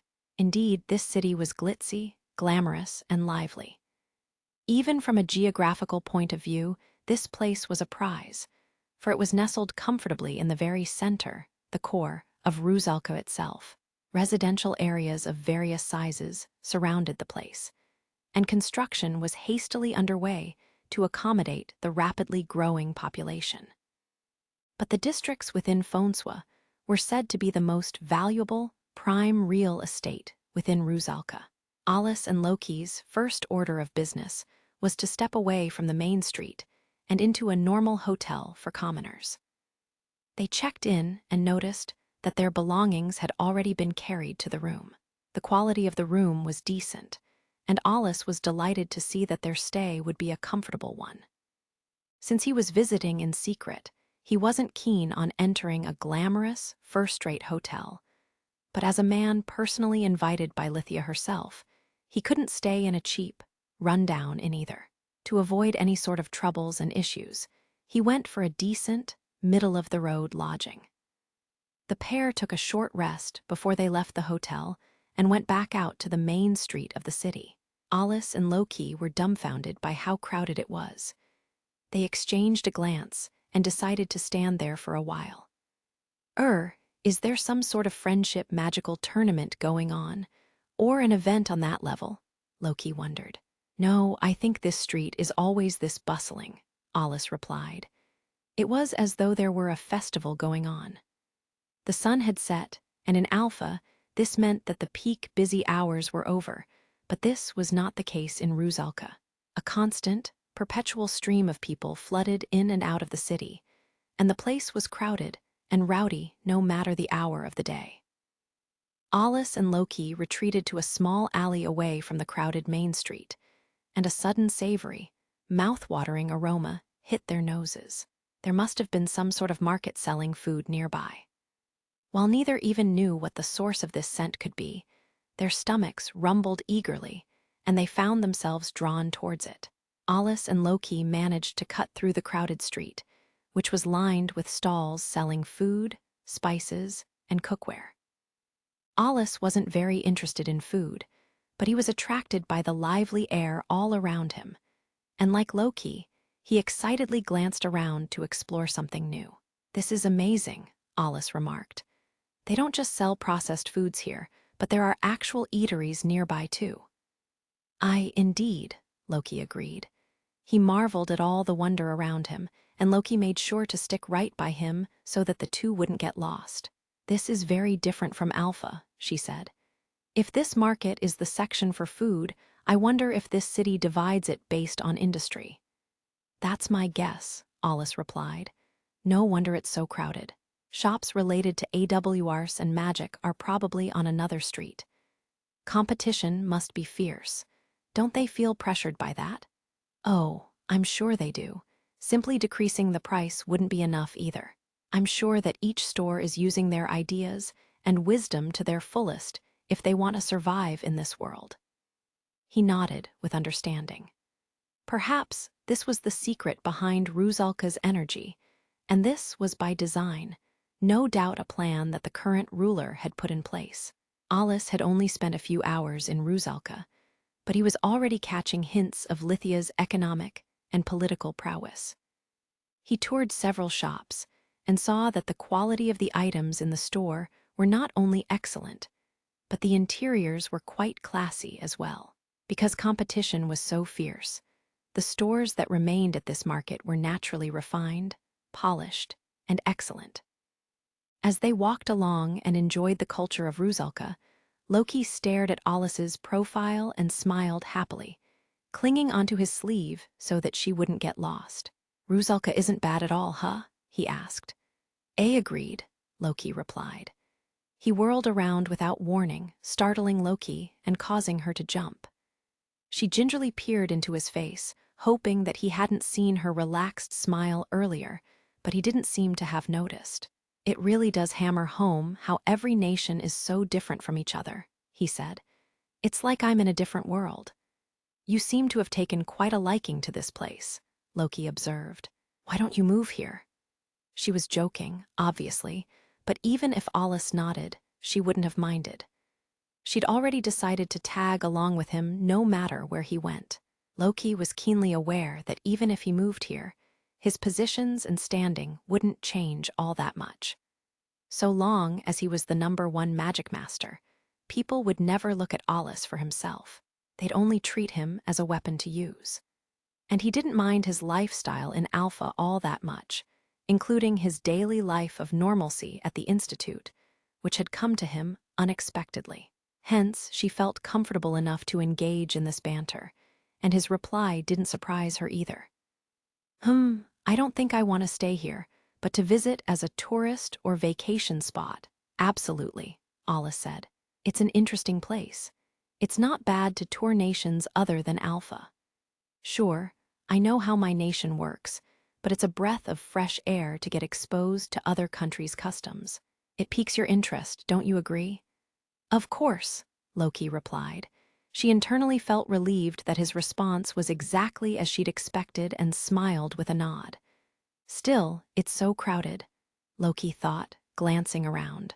Men and women of all ages were out and about, including those of different social classes. There were also wealthy people and military personnel mixed in the crowd. Personally, she was a bit interested in the fashion taste and choices of the women here, and as her head swiveled from side to side with interest, Alice took notice. "What's wrong?" he asked. "You look restless. Are you hungry? I doubt we can eat and walk around in this crowd, though. Sorry, but I need you to hold on for a bit longer." Sir Alice," Loki asked, "do I seem like a gluttonous lady to you?" She puffed out her cheeks slightly, much to Alice's surprise. "No, I don't mean that," he started. He didn't seem to be sure himself as he couldn't finish his sentence. "I do recommend that you be a touch more sensitive and thoughtful with your words towards women," Loki advised. "You've distanced yourself from the military, even if only for show, and I think a hint of consideration would be useful for you at times." Alice scratched his cheek. "You think so?" She only responded with silence, and her pressure shut him up. He was unable to offer any sort of retort. Though he appeared to understand the intricacies of a woman's heart, the fact that he continued to wrongly assume that Loki must be angry because she wasn't actually hungry, but thirsty, because she sweated quite a bit during her trip here, proved just how dense and clueless he was. This was an almost fatal flaw for him, but luckily, even Loki wasn't astute enough to read his mind and assume his misunderstanding. Unbeknownst to either of them, this matter was peacefully laid to rest due to their mutual understanding, or lack thereof. When Alice finally spotted what he was looking for, he called out to his friend. "We finally made it." The city square was difficult to miss. The large clearing was decorated by a large fountain. Fonsua was quite literally at the heart of the nation. And the fountain was an especially elaborate, intricate one that towered over its surroundings in the motif of a castle, with many buildings. Foreigners used this as a landmark, and that was due to the faulty design of the city. Main streets stretched out in every which way from the square, dividing certain commercial districts. It was common for people to gather at this fountain before shopping at any store in the city and head towards the industry they were interested in. This allowed consumers to streamline their shopping experience. Alice had headed for this square with that in mind. What is that? Alice wondered. The square, which usually had a bustling energy, made him furrow his brow with concern. Something was off. The fountain, a popular tourist spot and landmark, was completely closed off from visitors and had Ruzalka guards menacingly standing around it. A large, lavish carriage was beside it. As Alice turned stern, Loki shot him a worried look. "Sir Alice," she asked. "Personal bodyguards," he remarked. "They're not as threatening as actual soldiers, but do they belong to some kind of high-ranked noble? They're causing nothing but trouble. This is a public space. What are they doing stopping the flow of the crowd in the heart of the city? Who would board such a gaudy, ostentatious carriage? Judging from the people who gathered around, this noble must have enjoyed a high status. But Alice, who quite disliked nobles, grumbled to himself at this. Why's the crowd stopping anyway? They don't have to stay here and gawk at the noble. They're all too foolishly curious for their own good. The crowd isn't moving at all. I want to head over there." Alice still had so much to see, and he had no time to get stopped by a crowd and just stand there. That was, by far, the worst use of his time. He hated to be kept needlessly waiting to begin with, and left with no other choice, he decided to push his way through. He waded through the sea of people, making sure to keep Loki in mind as a sign of some sort of emotional growth. Yet, he was as hasty and short-tempered as usual when it came to waiting. When they were close enough to the carriage, the crowd erupted in loud cheering. Confused, Alice turned towards the vehicle and spotted the heavy door of the carriage slowly swing open as a young blonde man emerged. For a moment, Alice frowned with concern, but the young man turned the other way to wave to the crowd. And with his back towards Alice, there was no way to see his face. It only made things more difficult when a group of plump ladies pushed through and screamed excitedly at the carriage, their voices so shrill that Alice felt compelled to cover his ears. "It's so noisy," he grumbled. "Loki, let's head out." "Sure," she stammered, but her voice and Alice's were drowned out by even louder screaming, the soprano voices of other young ladies filling the air. What the hell's going on? Alice wondered. I can't even leave this place. Unfortunately for him, the fuss and ruckus of the square drew more curious people, creating a larger crowd. Ladies and the curious flooded in from the main street, and Alice had to wade through the masses. This popularity? It can't be. Alice's sinking feeling was only confirmed by the girls chanting the noble's name. He gave a look of utter exhaustion as the ladies screamed the name over and over again. Alice grimaced as Loki tried to offer a word of kindness or two, and the young man who was the center of attention whirled around, placed his index finger on his lips, and shushed the crowd.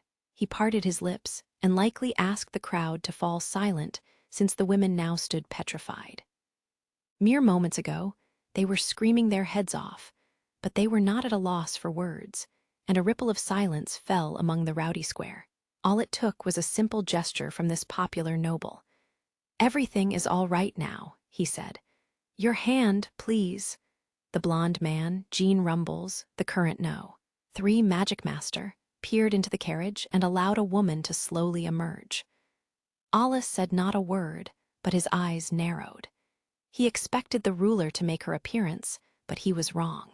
The lady's face was pale, and her gray hair was a mess, but clearly, she was someone of high status. When the crowd laid eyes on the woman, their gazes were filled with yearning and admiration, one that didn't pale in comparison to the reverence that Jean received. A person of high rank? I feel like I've seen her somewhere. Of course she was. This woman was none other than Hispida Orphine, a single who ranked number 6. Though she was powerful in her own right, her strengths actually lay elsewhere, making her an anomaly among magic masters. She excelled in the business and sale of AWRs and magic tools, and she was renowned for her business sense.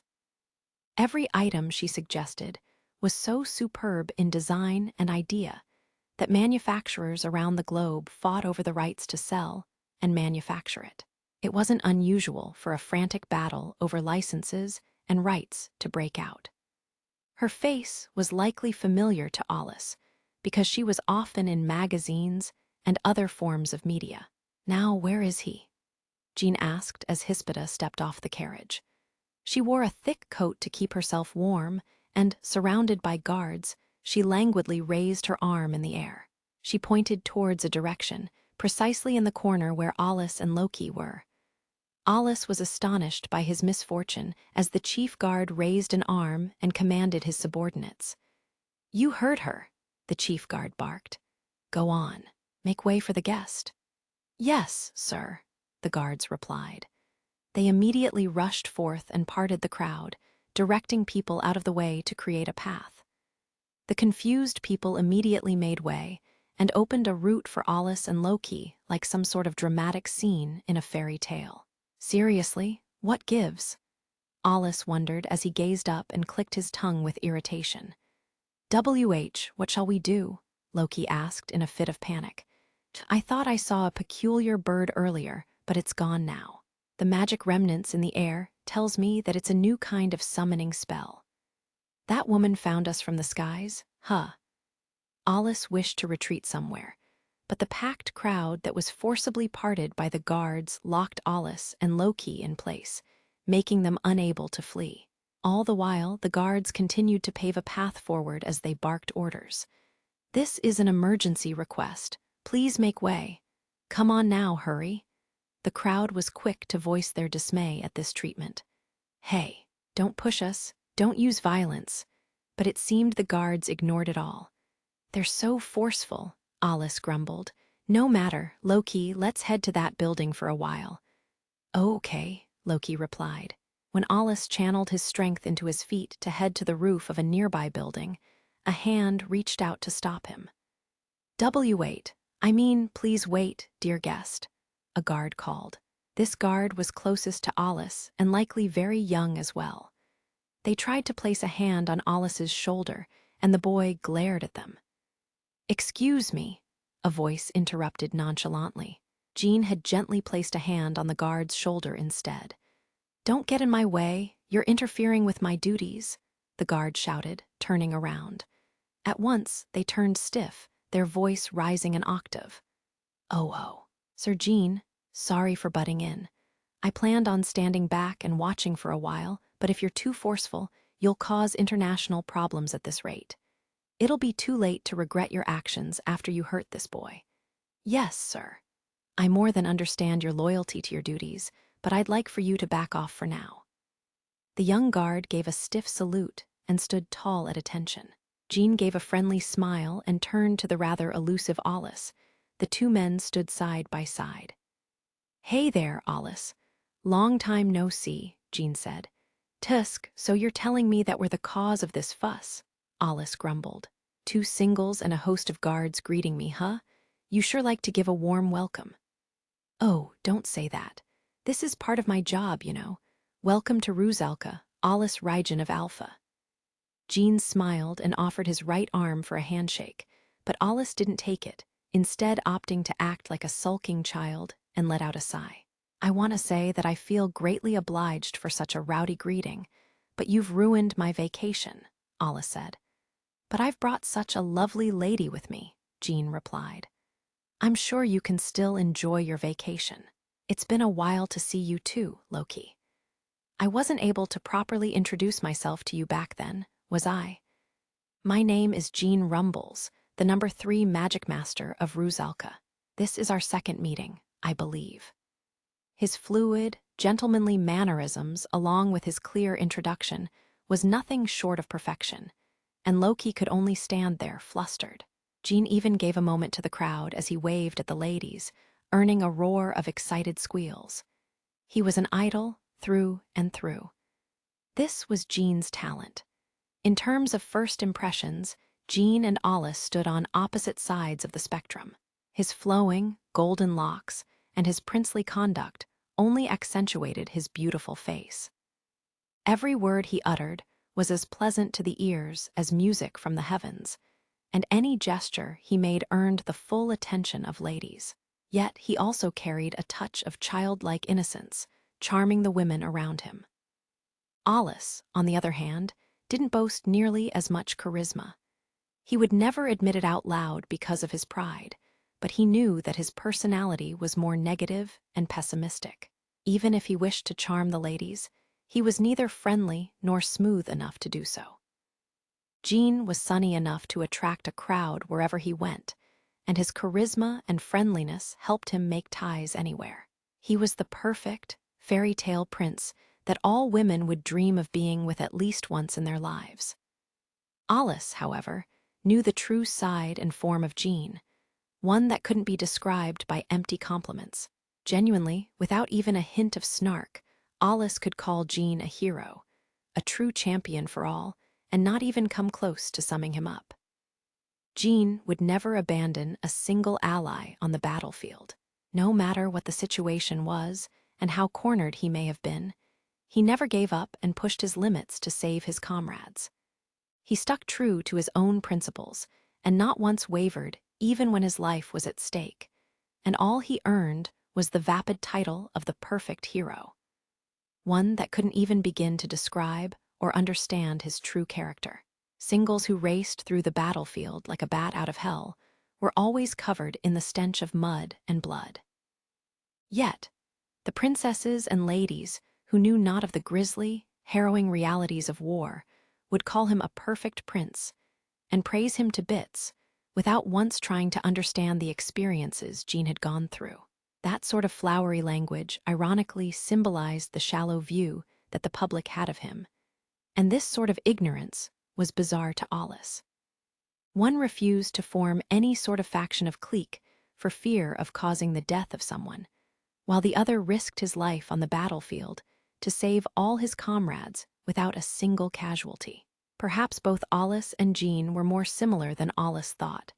Hence, he managed to maintain ties with Jean for so long.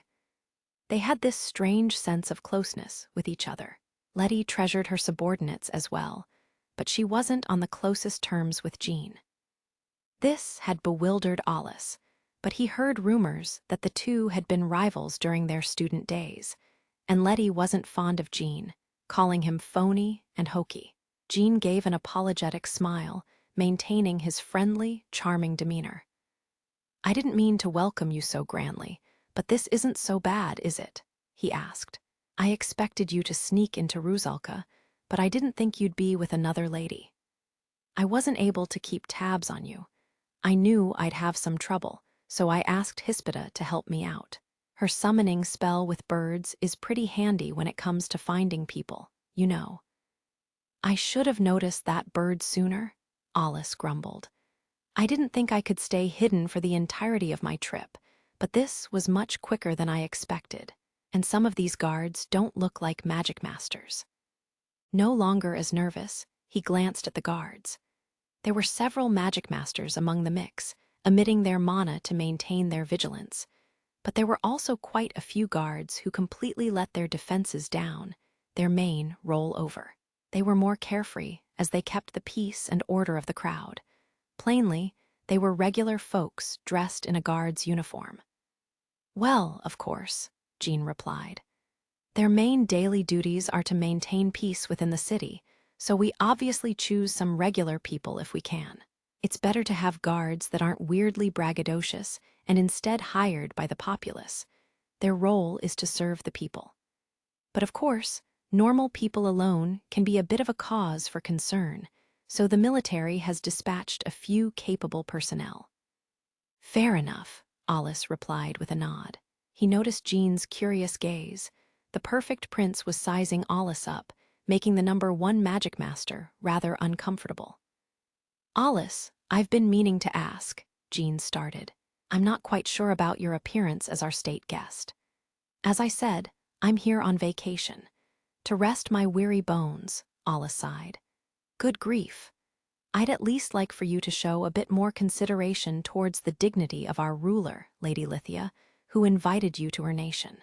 Even if you prefer a more casual, easygoing setting, if word spreads that we showed a smidgen of insolence towards Alpha's single, it'd be the perfect excuse for Lady Caesalnia to launch an attack on us. Yeah, I think she'd happily draft a snarky letter of protest so long as she has the ammo. I guess I really didn't think this through. I'm sorry." Alice was abundantly aware of Caesalnia's personality, the polar opposite of her breathtaking, godlike beauty. His lack of thought warranted an apology. "As long as you understand," Jean replied with a benevolent shrug. "Just don't make a mess here, okay? And as I said before, I don't plan on taking away all of your free time." His tone was gentle and kind, but his discerning eyes, which had a taste for the aesthetic, seemed to tell a different story as he added a stern word of advice. "Still, I can't let you parade around in that outfit. The color is no good. It's too dark. You'll probably have to change before your meeting with our ruler, but just bear with it, okay?" Alice had actually put on his Sunday best. His collared shirt and his dark top and bottom looked good enough for him, but Jean didn't agree. "You can't really expect me to have good taste. I was raised in the military," Alice thought glumly. "Though you can use an overhaul in your outfit, low-key. Your attire is gorgeous." Jean remarked. It's neither too flashy nor too drab. You've maintained the perfect balance of classiness. As the prince gave Loki high praise, Alice felt the wrinkles on his face deepen with disappointment. Loki, I know that you must have an endless list of hardships if you're taking care of him, Jean said, but I hope you can continue to do so. Please teach this uncouth boy what a decent outfit is. I happily shall, Sir Jean, Loki replied, but Sir Alice dresses the same no matter where he goes. Jean emitted a sigh and shook his head gently. Hiya, and he hasn't had a single problem yet? That's impressive. Frankly, Alice actually did have his fair share of problems that stemmed from his lack of style, but there was no way that he'd ever tell Jean that. Besides, judging from Alice's accomplishments, until now, he felt like he was allowed to break a dress code or two. Is my taste that questionable?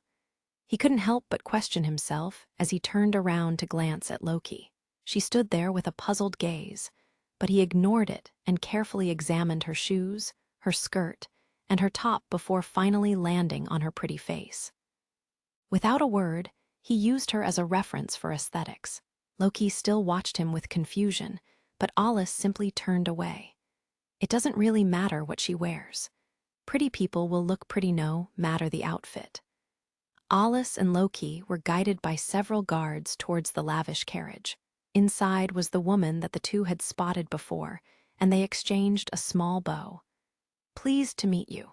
My name is Hispida Orphine, a single who's ranked number 6. I apologize for making you introduce yourself first, Lady Hispida, Loki hastily replied. My name is Loki Leval, and I serve as the partner of Sir Alice, the currently ranked number 1 of Alpha. Oh, please don't be so stiff. My rank is only in name, really. Jean takes care of most of the things for me. Personally, I'm more interested in business, you see. I think my rank will plummet soon enough. Hispida smiled, looking tired. Though she was humble, her rank was higher than Letty's, and she must have been to the outer world many times as well. It's been a while, Alice said. He gave a short greeting, implying that the two had known each other because her face was familiar to him. Oh, Hispida asked quizzically. I believe this is the first time we've ever met. I do know that Alpha and Rusalka share close ties when it comes to the AWR industry, so perhaps you've heard of me then. This response made Alice feel uncomfortable, but he didn't show it, and this might have sounded like an excuse, but he did know of her name. So, you're the Alice Rygen, Hispida mused as she stared at him. When Alice had published his findings and creation of the circle port, sending a shock wave through the magical community, he'd submitted it anonymously, though this practice was exceedingly rare. There were several cases where new magical formulas or research theses were under anonymous submissions, and most of these could be traced back to Alice. Hispida, a researcher in her own right, might have had an inkling about Alice's accomplishments. Are you here to observe AWRS? Hispida asked. I've got nothing in mind for now, Alice replied, but I do admit that a majority of the things I want are in Rusalka. Yes, your Governor General, Barrick, would occasionally send an envoy to our magic market. He seems especially interested in digging up some interesting antiques. Oh, this is the first time I've heard of that. Perhaps the ancient tomes and items that Barrick would occasionally provide to get on Alice's good side mostly came from Rusalka. Naturally, this would reach Hispida's ears, as the leader who operated the market of Fonswa. It's nice to see a heavy spender in Rusalka's markets, but if an outsider buys something a bit too pricey, it affects the prices for ancient research materials and texts. If you've got the chance, I hope you tell Governor General Barrick as much. Certainly, Alice replied. All the while, the glimmering carriage rolled through the main street, ignoring the commotion that it caused. Fonswa is certainly an interesting place, Alice remarked. It's like everything is gathered here. So long as your base and foundation is good, items will tend to flow in of their own accord, Hispida replied. Money and people tend to gather where there's more of it. I see. Sounds like this nation is flourishing quite well. Due in no small part to Lady Lithia, of course, but you as well, I'm sure. You're exaggerating my accomplishments. All I've done is create a demand within this market. But if I were to be frank with you, I do love money. I can never have enough of it. Heh heh heh. Perhaps her words were inelegant, but her unique expression left an impression on Alice's mind. She's so frank and honest with me that I really can't stay prickly at her, he thought. It was a bit odd for a single to be so attached to money, since they usually didn't have much need for it. But prying into the wallets of others did very little for Alice. He decided to lay that question to rest for now. The needlessly large carriage, pulled by 4 horses, seated 4 people. Alice and Loki sat on one end, and Jean and Hispida sat across from them. It was rather rare for 3 singles to be together in one tiny area. Since I've got the chance, I should try learning more about. He subtly segued into this topic, and Hispida, though an excellent merchant in the AWR and magic tool business, was also a devoted researcher herself. So the two hit it off quite well. Unexpectedly, the conversation continued as Alice became more invested and interested. She used a grimoire-shaped AWR and improved it for general use, allowing her to mass-produce and sell it on her own. Hispida claimed that her grimoire opened doors for many to use a vast variety of spells, and Alice was inclined to agree. A seasoned Magicmaster would be able to use any AWR quite well, with just the basic magic formulas engraved on it. But this was because they could personally make up for the parts that lacked a magical formula. Still, this made them more like a jack-of-all-trades, master of none in terms of spell power and precision, mediocre at best. A grimoire AWR, on the other hand, allowed the user to jot down a magical formula on its pages without fear of the spell degrading. This made it far more efficient and powerful of a tool. But so long as precision was imperative to perform spells, the potential of an AWR would be swayed heavily by its user. The user had to hold a deep understanding of magical formulas to efficiently use magic, and this was a high difficulty curve. Alice's Night Mist had magical formulas engraved on every link on the chain, a unique characteristic of the AWR. But his tool was wielded to such a high degree of excellence because of his skill and knowledge, while Night Mist had a blade at the end, serving as a weapon during times of need. A user with a grimoire would be out of luck during physical fights. Still, Hispida's mass-produced grimoire AWR, known for its versatility, was apparently very popular. This was likely due to her own name recognition. She'd created a brand of sorts that had a loyal following. Anything with her name tacked on would likely sell like hotcakes. When I started to think about what a majority of Magicmasters needed, I ended up with this item, Hispida explained. As a token of friendship, she handed Alice a sample. He took it and first analyzed the tool's appearance. The boy then flipped through the pages and scrutinized the grimoire's contents. "I see. You thought this through," he observed. The tool was a budget version, and he'd be lying if he said he wasn't a bit concerned about the quality of materials and how long they would last. This AWR wasn't meant for lengthy battles. Its primary goal was to create overwhelming firepower and end a fight in moments. Overall, this was a tool that he wasn't keen on bringing to a battlefield, and when he thought about this AWR's use, a light bulb went off in his head. "Is this for collection purposes?" he asked. "Bingo," Hispida replied. "I've got a few variations for the material and design, and the technology of engraving magical formulas into the pages is something that only my artisans are capable of. In other words, this is a customizable, one-of-a-kind AWR that you can tweak to your own liking. Of course, I've also got those of higher quality and such." She smiled brightly as Jean wearily entered the conversation. You can tell just how much she likes money, can't you? It's said that the magic market wouldn't have been able to prosper to this degree with Hispida's assistance. But who else would ever dream of creating a product based off a single's unique AWR. Her ideas are truly extraordinary.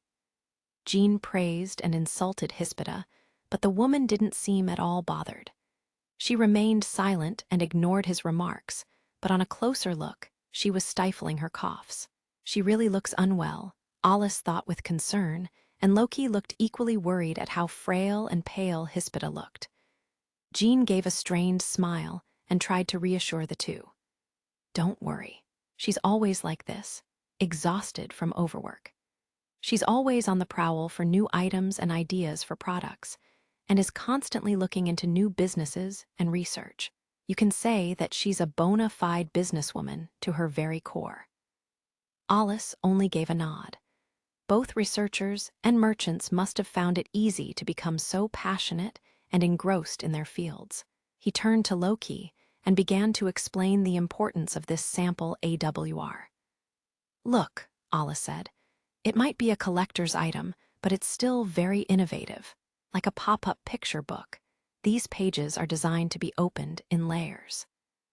This allows the user to not only observe their magical formulas, but also see any related formulas as reference on one page, making this very easy to use.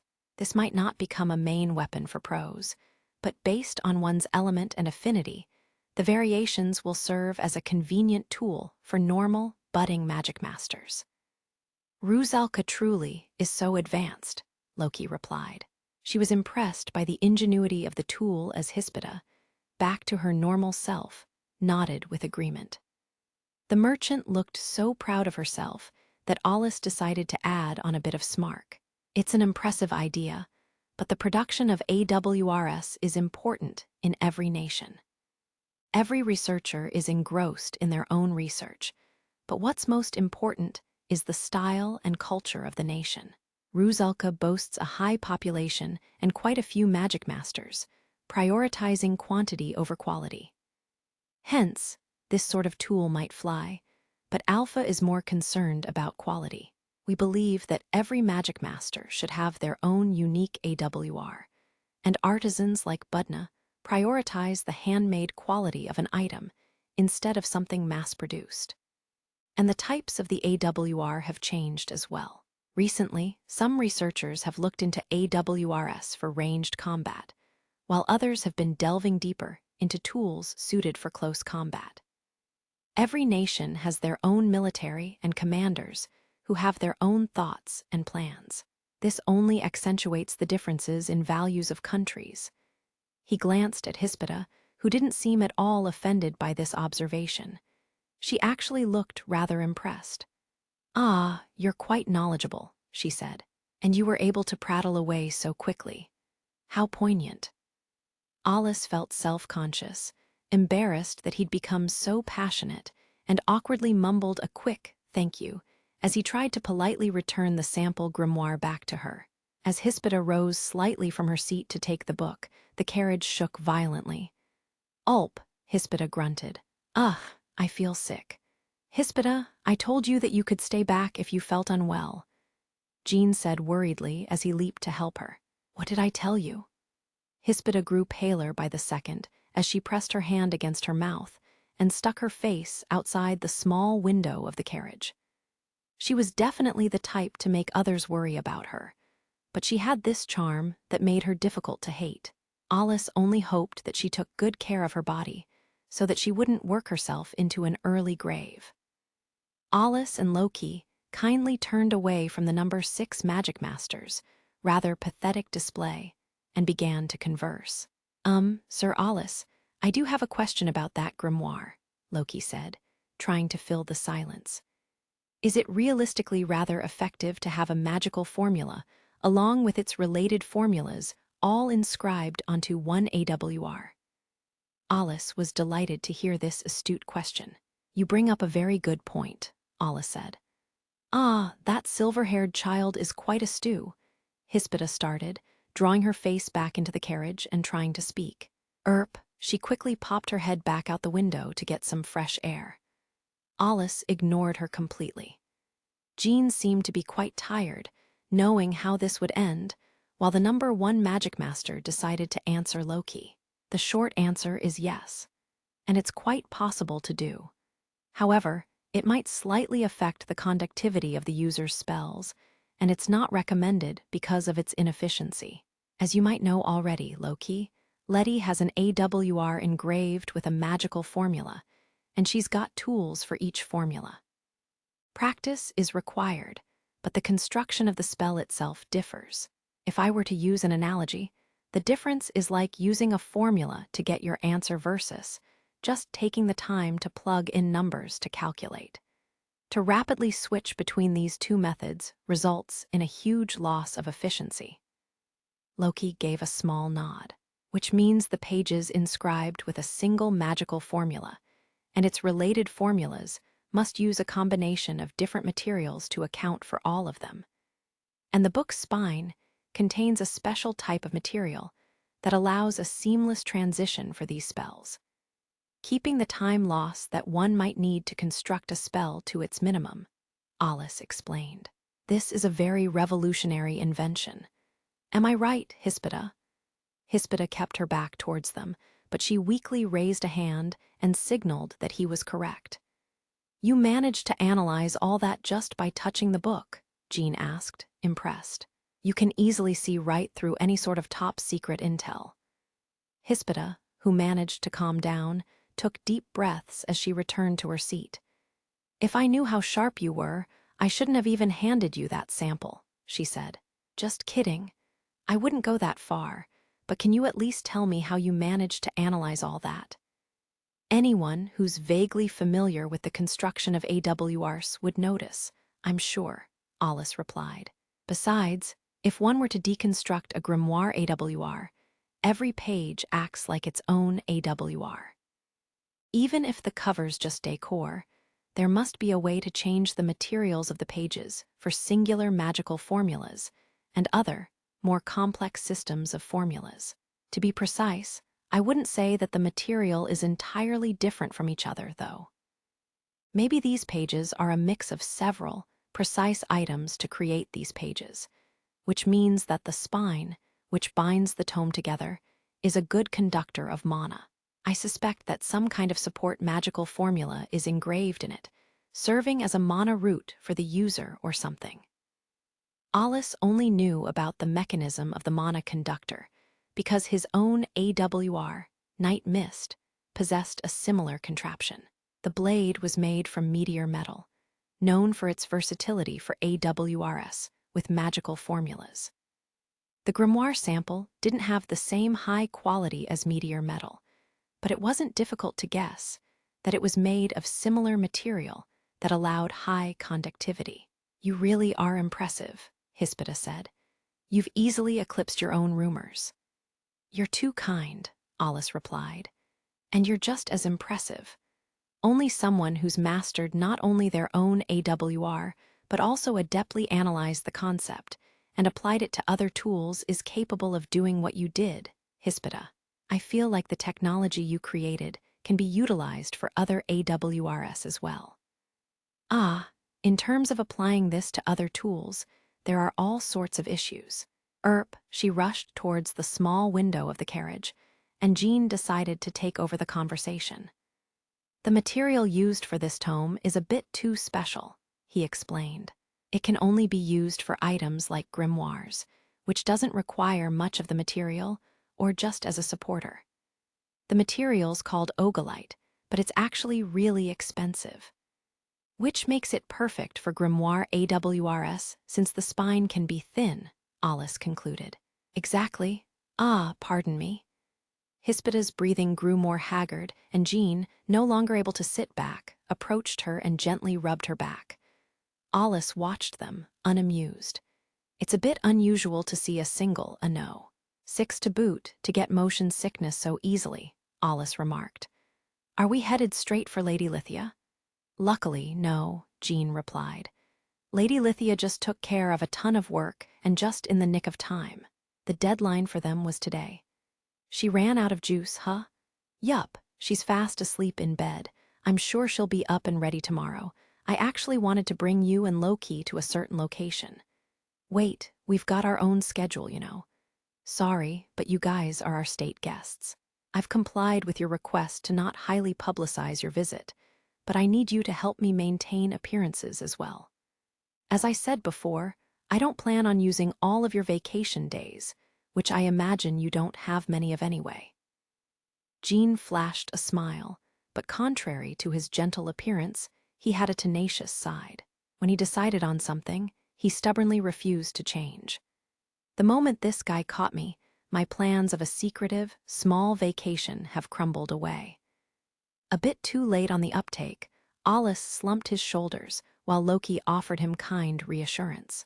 And so, Jean gave a few orders to the coachman, and the pair of visitors was whisked away to an unknown place.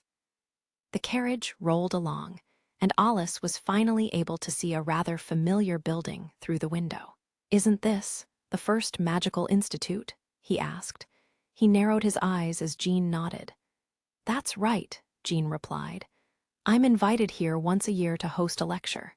It's not like I'm cutting corners, but if the same person was always lecturing the students, I'm sure that they'd get bored of it. These students have never stepped on a battlefield, so I'd like to be more aware of their situation. And since we've got a VIP from Alpha, I thought that this would be the perfect opportunity for them to learn the mindsets of other nations. Lady Lithia and Principal Corsae asked me to do this." "Are you telling me to act like a teacher?" Ollis asked. "I mean, you sort of are, aren't you? When you were shown the AWR sample, you lectured Loki all about it. Don't think I'm letting that slide. And she's probably not all that bad, is she? She's probably naturally talented, but you taught her quite a few moves, I'm sure. And I've already heard about the other 2 students that you've been coaching, so I think you'd be a perfect fit. Any other objections, Ollis?" Ugh, they were all true. How could Ollis refute that? Jean took advantage of Ollis's so-called weakness and patted his shoulder while flashing the prince's famous smile. "Then that's that," Jean said. "But first, I want you to tour the first magical institute that our nation is so proud of. You can hop in at your own timing and impart your wisdom on the students. When it comes purely to rank, neither Hispida nor I hold a candle to you." "I thought ranks were kept highly confidential," Ollis said. "Of course," Jean replied with a thumbs up. "Don't you worry about that. I plan on introducing you as my dear friend and someone with a bright future in Alpha. You've managed to make it out to the outer world, ahead of your peers, and you're an excellent Magicmaster worthy of respect. That's all that'll be said. You'll be like a member of the paramilitary and an insightful senior to the other students. Think you can do that?" Jean paused for a moment and turned solemn before he spoke once more. "But you know, I don't think you can really hide your rank. It feels like a tall ask now." He snapped his mouth shut and emitted a wave of refined, faint mana, one that only fellow Magicmasters could detect and hear as whispers in their ears. "You really ran wild at the festival, didn't you?" Jean asked. "Against the Kurama. How much do you guys know?" Ollis asked. The boy had asked Barrick to keep tabs on the spread of information, and it was as concerning as it was alarming to hear that this news had reached international territories. When the carriage finally creaked to a halt, no one moved to leave. Instead, Jean unleashed a soundproof mana barrier. "Sorry, can't tell you that," Jean said in a low voice. "But just know that we're putting in a fair bit of effort when it comes to matters pertaining to the Kurama. Alpha's been cooperating with us as well. Oh, and you don't have to worry about her, at least." That implied that he even knew about Elise. Had he seen Ollis fighting her at the festival? "You can do as you like in that regard," Ollis replied casually. "Since she's a member of the Kurama, I know she's internationally wanted." Jean sighed. "Truth be told, I fought against her once myself. Frighteningly used to combat, and she poses a threat large enough to warrant us jumping into action. And one more thing. I heard that you've caused quite some trouble for the research team at Hydrange, dispatched to the Second Magical Institute. Why did they come to your nation anyway?" Hispida, no longer feeling as sick, was able to quietly sit back and listen solemnly. "Are you referring to fiendization and ambrosia?" Ollis asked. "I am," Jean replied. We've got a few cases here in Rusalka as well. We're not as forceful as Hydrangea, but we also want as much information as we can gather." Apparently, it was Dante and the other inmates responsible for this mess. An organization that made a living off shady dealings had brought the drug into Rusalka. "My money's on the Enboss auction house," Alice said. The Enboss auction house operated a black market as part of Rusalka's seedy underbelly. The house was located in a dangerous, shady area within the nation. And on the surface, they dealt with second-hand items that overflowed the market or goods from bankrupt stores. However, underneath this veneer of honesty and intent of helping the economy, they dealt with stolen items and other illegal goods. Criminals were inevitable under any government. As Jean nodded at Alice's guess, Hispida joined the conversation. Her expertise as a merchant gave her more insight about this situation. "While it's an auction, it's still a market," she explained. "It's not like we can't interfere or keep tabs on them, but if we forcibly try to shut them down, this community might rise up and riot." Lady Lithia has also been carefully trying to time her interference, but we're on standby for now. Dirty money and other questionable items will ultimately end up at the Enboss auction house. We do have some staff in there on a leash, so we can restrain them a little, but the auction house has grown so much that we can't really do a thing unless they cross a line. The auction house was a necessary evil. While their roots were questionable at best, they were in the heart of Rusalka and where invaluable items gathered.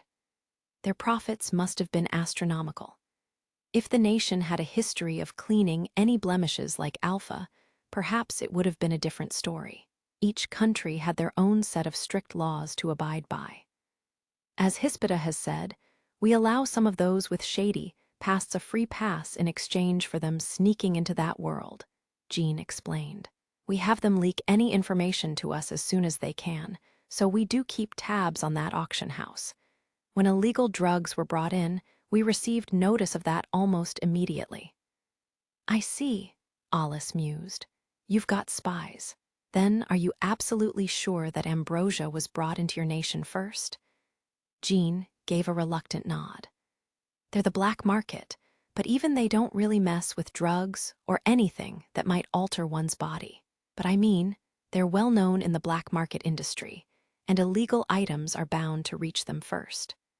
Some of them are secretly connected to the government, which is why we're able to know what's going on. In other words, a drug that broke several international laws at once was seen as crossing a line, and even the auction house wouldn't deal with it, while they dealt with other illegal items. If word spread that they were somehow involved in the sale of ambrosia, the military would come knocking on their doors to expose and destroy everything that they built. And so, they opted to instead keep this from circulating while reporting back to the government, maintaining this delicate balance between the two organizations. Alice knitted his brows with concern, while Jean made sure to sound as relaxed as he could. "It hasn't become too serious just yet," he said. "This is a gray area, but based on how these people are used, we can get our hands on information about the illegal world and the sellers. They're pretty useful to us, because they've got an eye on various corners of this nation. We turn a blind eye to the more mundane crimes, and they've managed to maintain the appearance of an exclusive auction house, accessible only to its members. In fact, some of their clients are former members of the military with refined tastes, or nobles from other nations." "Even the military and nobles are in on it too?" Loki asked. "This is difficult for me to comprehend, but I imagine that a nation is operated in a complex fashion." She groaned pensively. "Good and evil are two sides of the same coin. They'll always be together," Hispida said. "And where there's people, there will always be light and shadow. For example, I doubt that Alpha's nobles and military personnel have always been true, just, and fair. There were nobles rotten to the core like Morwold, and the training program that started off Alice and Loki's lives wasn't exactly the most ethical either. As Hispida had said, not everything was black and white, and while this served as an important lesson for Loki, she also was reluctant to admit it as she was lost in her thoughts. Jean glanced at her before changing topics. Now, then, I'd love to hear more about the Kurama from you, Alice, along with details on ambrosia. The latter topic is outside my jurisdiction, Alice replied.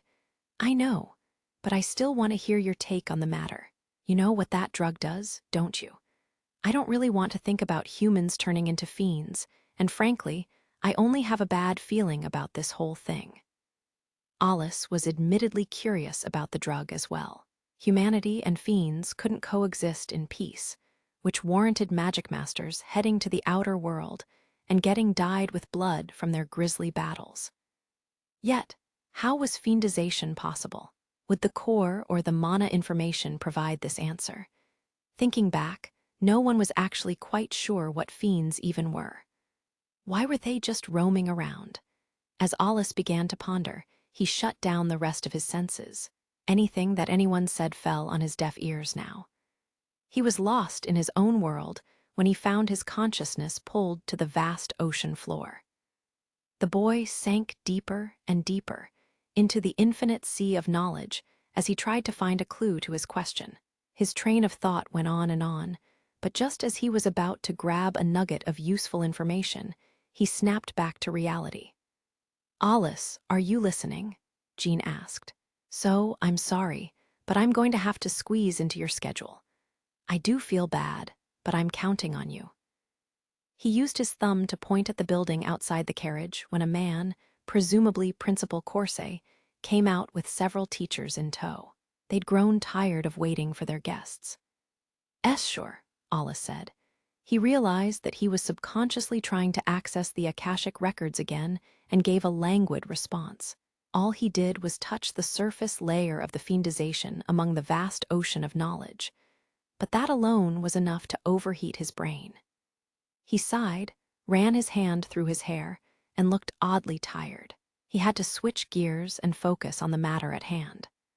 Alice wasn't too happy that he had been so easily tricked by Jean, but this would be a learning experience. The boy had no idea what Caesalnia would say since Lithia was her rival, but objectively speaking, this sort of act of diplomacy was only a positive for both nations. But is Rusalka bringing in a single from another nation just to raise their own aspiring magic masters? Alice wondered. Jean's the type to shoulder a lot of work, but I feel like the singles in Rusalka have unnecessary roles foisted upon them. He even thought that he was lucky to belong to Alpha, where he was free from these sorts of responsibilities. He turned his attention towards the Institute. Whatever. This is a good opportunity for Jean to owe me one anyway. 110th chapter. The prince of the first magical institute the moment Alice steeled himself and stepped off the carriage. He was swarmed by Principal Corset and the other instructors who were eager to learn more about the boy. Alice was fed up by this overly warm welcome as he managed to make it to the entrance of the first magical institute. The institute wasn't as large as the second magical institute, but the buildings were taller. Principal Corset, a stout, middle-aged man dressed in a bespoke brown outfit with a beard and salt and pepper hair, gave a deep, respectful bow. Thank you, truly, for coming here, he said to Alice. I don't mean to rush you, but I would love you to take a tour of our institute. Right this way, please. His thick hand enveloped Alice's with a warm handshake, and the principal smiled while showing his gentle and polite hospitality. Corset was respectful and humble, an unusual personality for a man of his position. It's been a while, Jean said, greeting the principal. Corset acted completely differently towards the perfect prince, flashing a broad, beaming smile while looking visibly more relaxed. Ah, Jean, Corset said, it truly has been a while. You can visit our institute whenever you wish, you know. Ah, Jean must be an alumnus of this school and Corset's former pupil. Makes sense, Alice thought. Yes, you look more splendid with every meeting, Corset said. You resemble a younger me. How? Alice thought, but was wise enough not to say it. Perhaps Corset wasn't humble, but just brazen and bold. How could a bulky, middle-aged man like him dare to say that the prince of the Magicmaster world resembled a younger version of himself? This sort of audacity was almost impressive, and Alice even caught a whiff of narcissism emitting from the principal. He and Jean were two peas in a pod. "Oh, I've still got a long way to go," Jean said. "I'm happy to see you in good health, Principal." "Humble as ever, Jean," Corset beamed. "I've heard that the outer world has become calmer in recent years, but that's due in no small part to your hard work, I'm sure. You should be more proud of what you've done." The two shared a much closer bond that Alice initially expected. Corset and Jean weren't merely an instructor and a student. Though they held different positions, they both enjoyed the golden age of the first magical institute. Corset happily prattled on about Jean's long list of impressive accomplishments during his student years, including being the winner of the Friendship Magical Tournament twice. "Hello, I'm here too, you know," Hispida wailed in her usual breathy tone.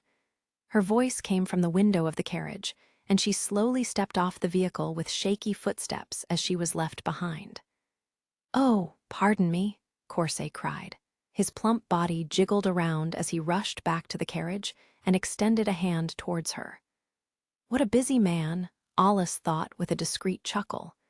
Hispida didn't seem to mind this treatment. She grinned as she took his hand. "Looks like you're doing well for yourself, Mr. Principal," she said. "I must thank you and the Institute for always helping me out. You've gathered data for my samples as well." "But of course," Corset replied. "Our students have rated your products highly as well.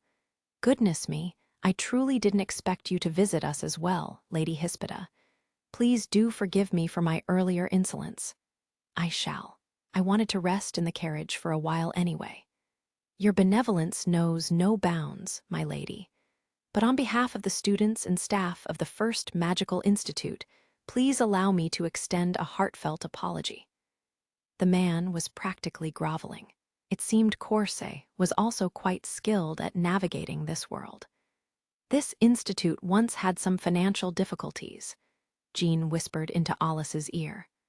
"But thanks to Hispida's large and generous donation, this place was allowed to remain. Ever since, the principal just can't thank her enough." "Isn't the Magical Institute run by the nation?" Alice asked. "It's one of the key foundations of a nation, so they should receive an ample budget. How in the world did this place become tight on money?" "Well, back when the principal was much younger, he was blinded by his passion and ideals. He secured excellent instructors, invested in buildings and facilities, and just blew through the budget." Huh. Corset may have been skilled at wading through this world, but there was no doubt in Alice's mind that the man was a good instructor, passionate for his students. And so, Principal Corset, weak in the knees, headed to Lady Lithia to ask for a bit more budget, Jean explained. But you know how logical she is. She said that an irresponsible owner had to take responsibility for their actions and rejected his request. Left with no other choice, he went to Hispida and clung to her, begging for dear life. And as you might have already guessed, that lady has a keen nose when it comes to money. In exchange for providing the funds, she also wished to give the students and staff at the Institute her test products so that she could gather data. The principal agreed, and she lent her aid in running the Institute. Hispida's amazing, truly.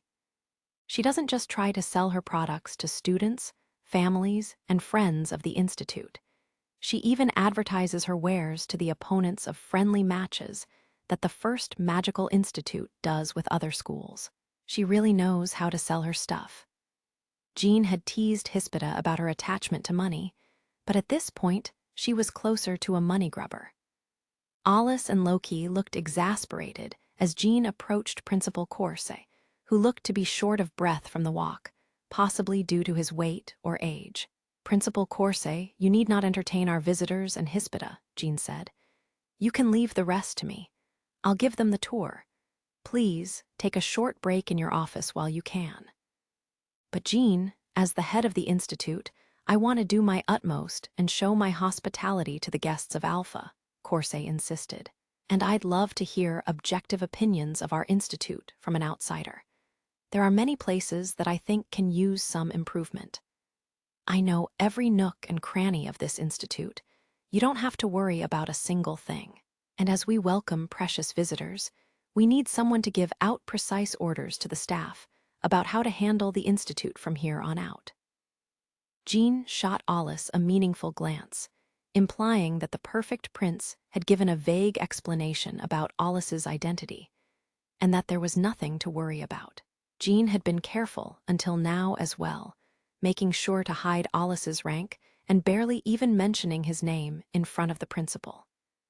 It seemed much of Alice's identity was kept a secret.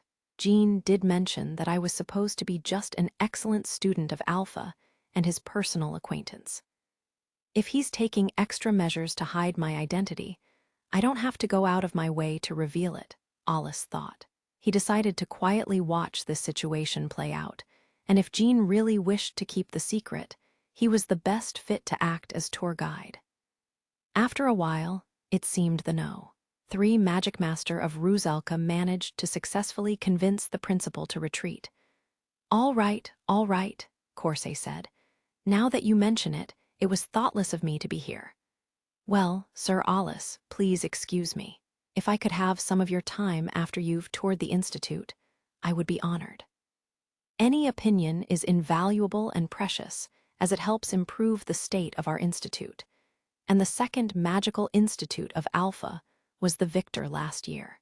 Truth be told, I'm quite busy since I don't have the luxury to inspect other nations. Corsair gave an apologetic bow, and Alice nodded in response. Sure, I'll see you then, the boy replied. But be warned that I shall not hold back with my thoughts. Are you fine with that? That's what I hope for, in fact, Corsair replied. I would like your frank and honest opinion. The principal smiled and didn't falter at Alice's stern gaze. Then I'd like to rest until I feel better, Hispida said languidly. Could you take me to your office, Principal Corsair? I'd love a cup of tea. I'll gladly have that tea ready for you, Corsair replied. But are you sure you'd like to do that, Lady Hispida? Surely, you'd like to speak with the guest from Alpha as well. Oh, it's fine.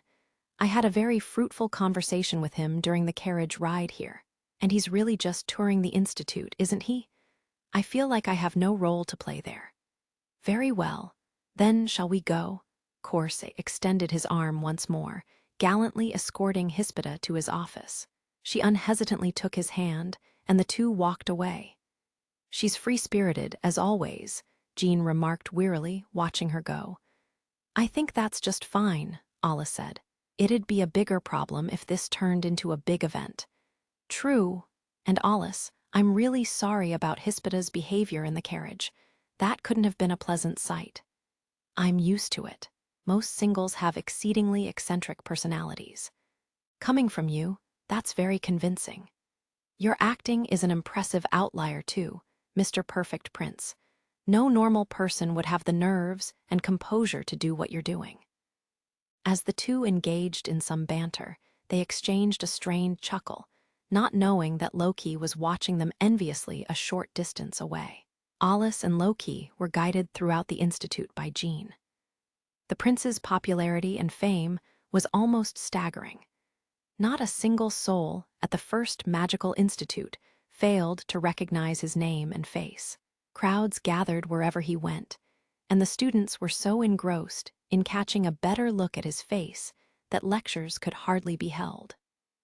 The instructors could only crack a wry smile at this chaos, most of them filled with resignation at Jean's vogue. They were used to the pandemonium when he arrived. When Alice and Loki were guided to a certain classroom, the noise didn't stop, and Jean stepped forward with an affable smile. I'd like to touch upon an important topic, he announced. If everyone could just calm down and be silent for a bit, that would be appreciated. That was all it took. The din that filled the institute mere moments ago fizzled away almost instantly. The room was so quiet that one could hear a pin drop. This sort of command over a crowd wasn't possible solely through popularity. It was a sign that Jean was deeply admired and respected by the students.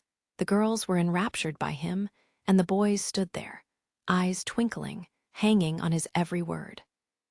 No one dared to cast a disrespectful glare towards Alice and Loki, Jean's important guests. Judging by the murmurings of the students, many had even recognized Alice as the representative of Alpha during the Friendship Magical Tournament. Alice felt like more students were focused on Loki, who quietly stood behind him with her dazzling, silver hair. A studious female student stood at the front of this crowd, and she gingerly spoke up on behalf of the others. "Sir Jean, I believe I saw your two acquaintances at the recent tournament." "Right," Jean said. "As you might know, these two are Alice and Loki. They're my friends, and they came all the way from Alpha to visit our nation. I thought this would be the perfect opportunity to give them a tour." In front of the students, Jean didn't hesitate to mention Alice's name. The prince must have determined that these kids, still not well versed in military affairs, wouldn't recognize the name of the #1 Magicmaster and hidden weapon of Alpha. I see," the girl replied. "We're very honored to receive their visit. But Sir Jean, had you told us that you'd be here today, we would have." She trailed off, prompting Alice to look at her quizzically. "What would have you done if you received prior notice?" he wondered. The girls' cheeks became flushed, and they fidgeted nervously with blushing smiles. Oh, they were probably gonna get all dolled up for him or something, huh? When he took a closer look at the girls, he realized that their uniforms had some slight variations, especially in the details. It seemed that this institute enjoyed a laxer dress code, allowing them to choose the outfit that they thought they looked best in. Jean smiled at the innocent girls. "Thank you.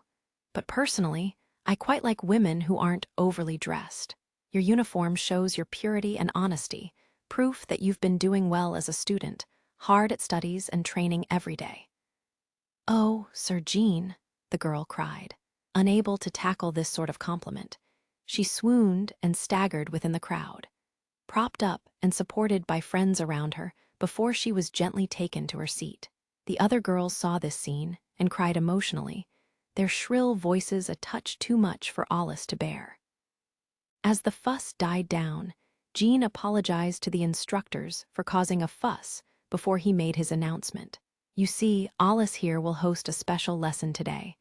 I trust that this will be a very fruitful and useful experience for all of you, so I hope that you'll show up."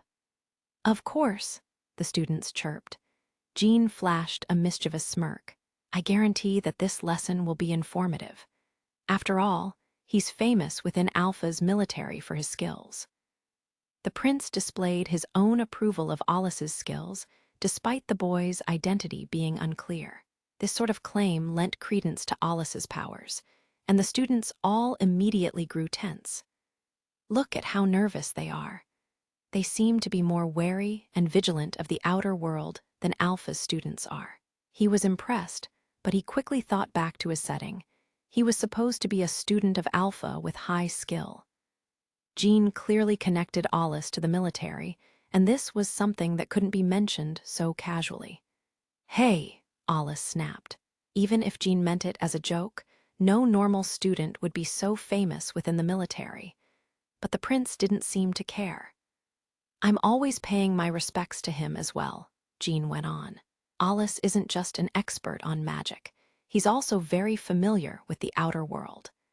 I can guarantee that his opinions and ideas are very much worthy of your time." He then nodded to agree with his own words.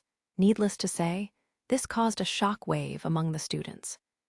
Jean was a renowned single, and it was unheard of for him to pay such deep respect and admiration towards a single student. As Jean only further tried to raise the bar for Alice, the boy felt compelled to bury his face in his hands. He was annoyed by the prince's thoughtless remarks, but deep down, Alice knew that Jean simply wanted to help the students grow and mature as magic masters. And so Alice remained silent and endured this small speech, trusting that Jean truly meant the best. "Now then, We'll meet again soon, Jean said. I want you students to work hard at your classes. With that, Alice, Loki, and Jean left the classroom. But as they walked down the halls, the cries of the excited students still echoed throughout, displaying their eagerness and elation to be in the presence of a national hero. Tusk, you really screwed with me back there, Alice spat angrily as he walked along with his friend. You owe me big. I know, Jean replied. But hey, we require a bit of theatrics for a large event, you know. And I wasn't lying back there, you know. I really do respect you, and I do think you unexpectedly have a talent for taking care of those around or below you. This seems like a good time to test my theory, so I want you to act like an instructor here. Plus, Loki already mentioned that you're the type to stay holed up in your research room of Alpha if there isn't any outside stimulus to drag you out. That sort of lifestyle is unhealthy. Alice grimaced when he saw Jean look so unfazed. Fine, the boy said. This is actually convenient for me, since there's something I wanted to ask you about. Ooh, scary, Jean replied with a cool smile, completely undaunted. But even so, I would have asked you to do this for me. Alice slumped his shoulders and sighed, understanding the prince's resolve. In any case, the standards of this institute are high when it comes to magic, and the instructors all have very unique teaching methods. How were you able to get all that? I mean, so many books and references are scattered around this institute. They're hard to miss. The last classroom lecture they'd entered had been cut off because of Jean's appearance, but Alice still caught some parts of the lesson the instructor must have been in the middle of. A quick glance was all he needed to guess what the lesson was about. And as they walked down the halls, he was able to catch glimpses of classrooms and instructors that lined the place. The monitors that instructors used were filled with information about the lesson, along with notes that they'd jotted down to clarify certain points. There were even articles that instructors personally drafted to use as reference, and these sites were very unusual for a student from Alpha. Students here weren't just provided with practical knowledge about combat. Most strikingly, they were also given a wealth of intel about the outer world, which would undoubtedly be beneficial to them. If a battle against a fiend gets heated, a half-baked, decent Magicmaster won't be of much use, Alice said. Even if their abilities are average, those with more experience in practical combat will be useful, and it's better to have more of them. But in Alpha, the Institute prioritizes learning in a classroom over practical knowledge and experience. More precisely, the educational system is lacking in our nation, and we need to catch up with the times. Looks like you guys have it tough too, Jean replied. I'm actually surprised to hear that you put so much thought into Alpha's Institute and their education system. Did I yap too much? Alice wondered, feeling a little uncomfortable. He felt compelled to deny Jean's claims. I haven't, Alice insisted. I'm just stating my observations is all, and this is none of my concern. Currently, I've got my hands full with raising those who will take after me. We're both quite busy, then, Jean said. Now then, why don't we cut the gloomy talk? This is a rare opportunity for us, after all. He faintly smiled as he added, this next bit I'll show you is a bit more interesting. He guided the group to a floating elevator that would lead them to the floors below. Jean ushered the pair inside and glided his fingers across the controls and buttons of the mechanism. The elevator descended about 3 floors before it silently slowed to a stop. As the door unlocked and opened to let them out, Jean whirled around to face Alice and Loki. Finally, we're here, Jean said with a bit of a pep in his voice. This institute sank their money in all sorts of facilities and equipment, but I can proudly tell you that this place is worth the money. He slowly pushed the door open, allowing blinding light, a fiery, passionate air, and the deafening roars to envelop Alice and Loki. 111th chapter. The prince's gaze. This really was worth your hype, Alice remarked. Even he could only give honest high praise when he and Loki were greeted with the sight of a large, lavish training ground. There was a damage-displacing device that Alice was familiar with, but the ground was also equipped with large items as well.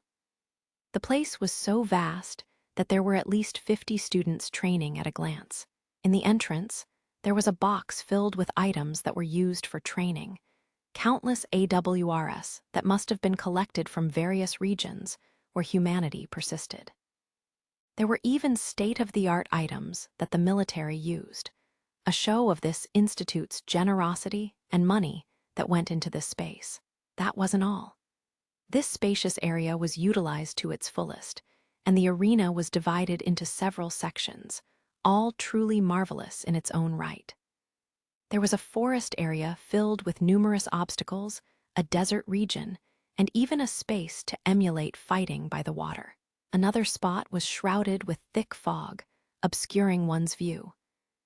These varying conditions for combat were meant to emulate what fighting would be like in the outer world, preparing students for any situation. This was shockingly impressive. We'd never have this sort of view in the Second Magical Institute, Loki remarked with awe. But surely this facility must have cost quite a bit. Ha ha ha, Jean chuckled. Yup, it sure did. The expenses of this place are enough to be a national budget of a small nation. But thanks to this facility, in recent years, the competency of Magicmasters have risen dramatically within Rusalka's military. Everyone holds great pride in that. No wonder your Governor General proudly bragged to Barrack that Rusalka's got some good students this year, Alice said. Because of that goading, the old man of our nation got all fired up. It's unfitting for a man of his age. Ah, you were sort of dragged out too, weren't you, Alice? But to be clear, that's really not my responsibility. It just shows that our Governor General was all fired up too, and the circumstances were out of my control. He gave a small shrug when Loki turned to him. Aren't the students in the middle of class? She asked. There's still some time to spare until Sir Alice's lesson, I'm sure. Oh, I brought you guys here a bit early for a certain reason, of course, Alice replied. More specifically, there is one student that I want Alice to personally coach and observe. Huh, Alice asked. I agreed to do a quick lesson for the students, not any personal coaching. Alice's icy tone was met with an apologetic, faint smile by Jean, but the prince stared straight into the boy's eyes. I know that this is a pain for you, Jean said. But please, I want you to do this favor for me. I need this student to learn that there are forces far greater than them, and they should have something to aspire to. I want to teach them the apex of true magic and power. Alice immediately knew of the balance that Jean had once mentioned. It referred to the joint mission that Alpha and Rusalka had done years before. The plan itself was incredibly difficult and severe, but not a single one of Jean's subordinates had died through this mission.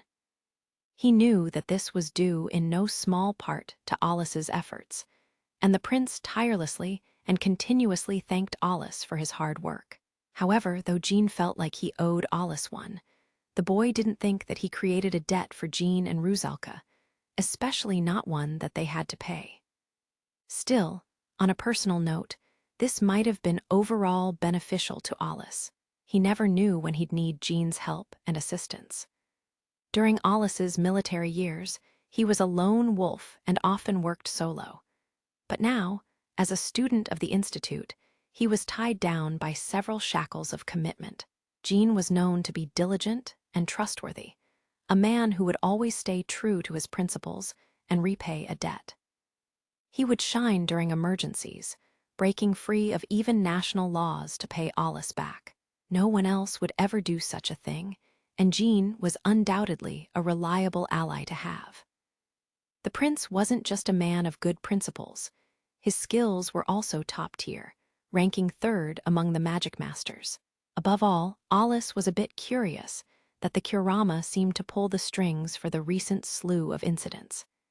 He'd heard rumors that the group was becoming more active, but he had to experience it for himself for this reality to actually sink in.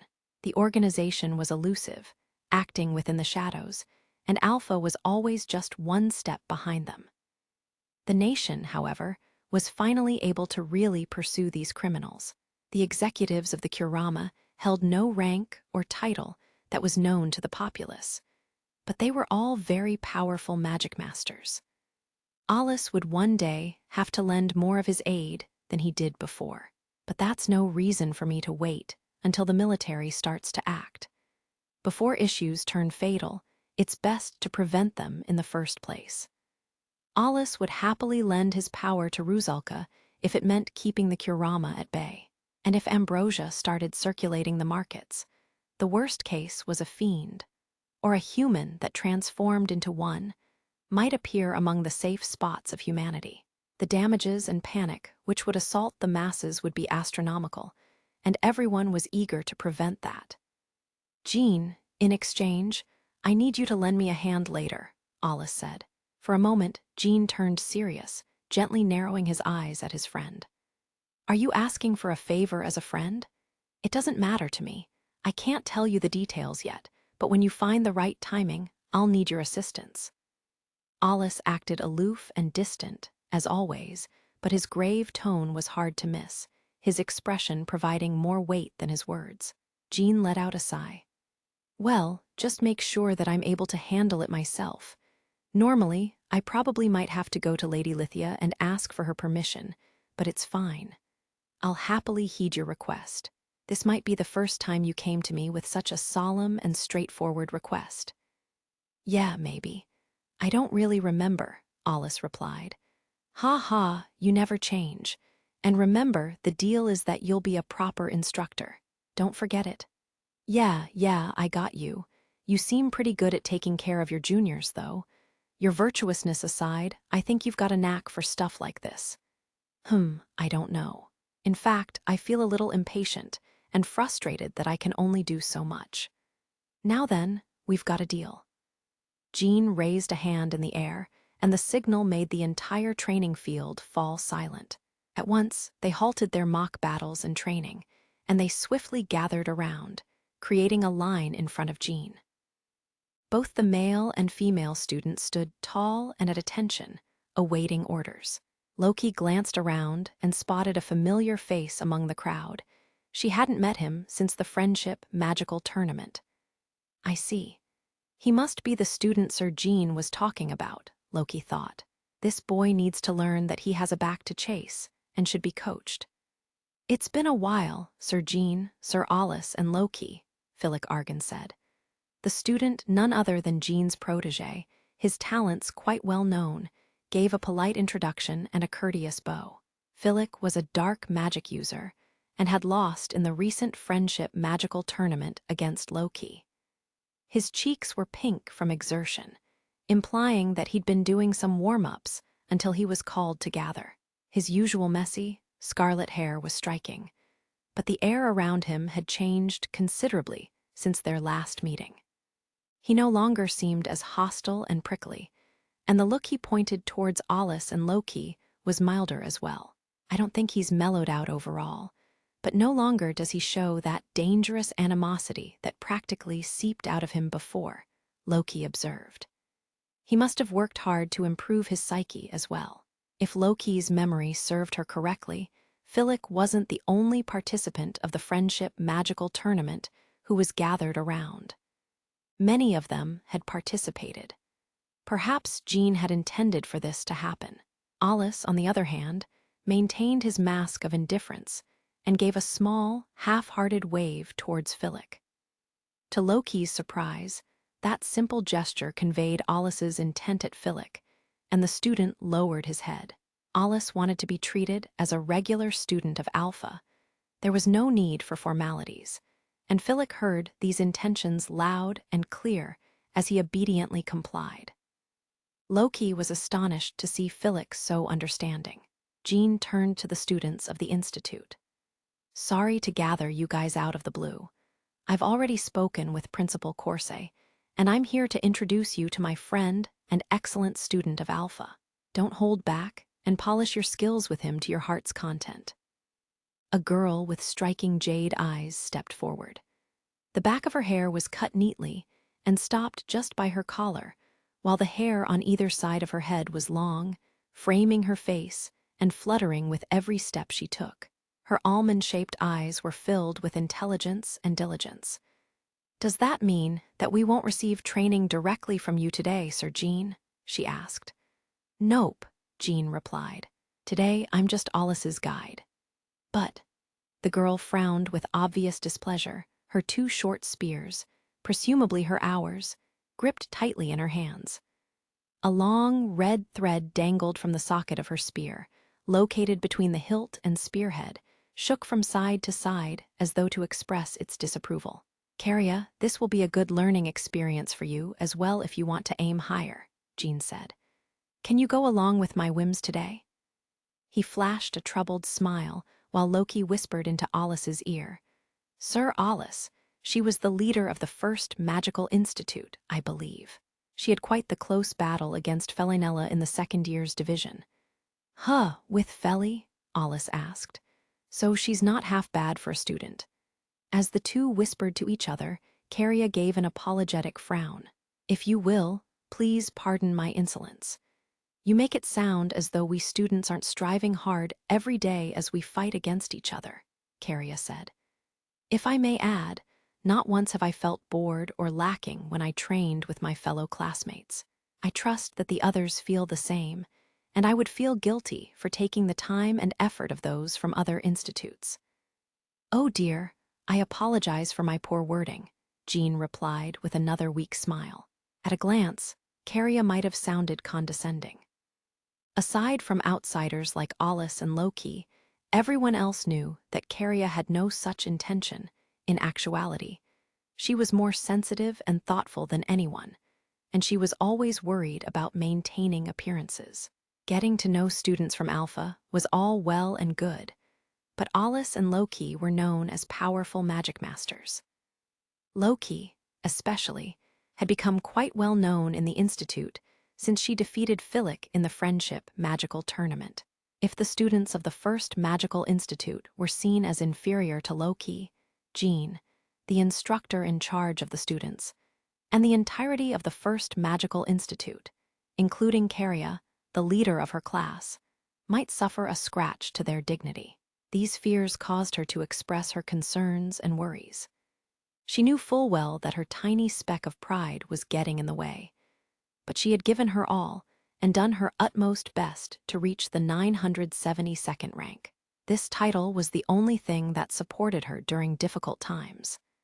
Philip was ranked 889th, making him above Caria, but this was because he was personally trained and favored by Jean.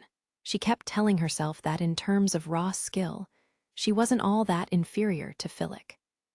Hence, whenever the two engaged in a mock battle, she always cut the battle short before they unleashed their final trump cards. Though aware that this was her timid way of trying to climb up the social ladder, as an upperclassman and leader, her pride had forced her to act this way. She wasn't a fool. Caria knew that her tendency to always flee before going all out also had its adverse effects. It stunted her growth. Her ranking struggled to improve while those around her began to grow stronger and stronger, even surpassing her power. This made her panic, and she mentally cornered herself for her lack of abilities.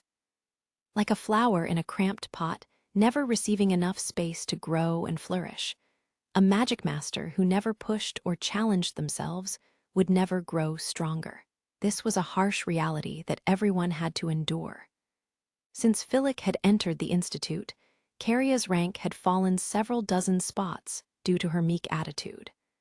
Her lack of skill was further hammered home when she fought against Felinella. Caria realized that she hadn't grown one bit. She had lost sight of the essence of the battle long ago, and her combat instincts had dulled considerably. She was aware of her decline more than anyone else. Others claimed this was a close battle, but Caria, the very participant, felt the exact opposite. There was a deep and wide gap between her and Felinella, one that simply could not be buried. Caria was sharp when it came to a battle of spells, and she vaguely began to recognize that she'd stopped growing. This wasn't just a difference in talent. Felinella must have gained quite a bit of practical experience.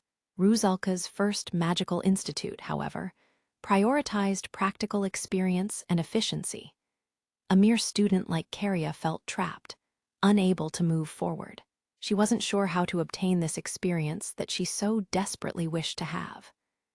Unbeknownst to the people around her, she agonized over her lack of growth, but Jean was the only one sharp enough to sense it. Jean didn't even see Philip as a proper apprentice. The prince had only given a few pointers here and there, whenever he had some time. He did feel a sense of responsibility for guiding the boy down this dangerous path, but Philip was never allowed to accompany Jean for any of his missions, and the prince didn't give Philip exceptionally special treatment.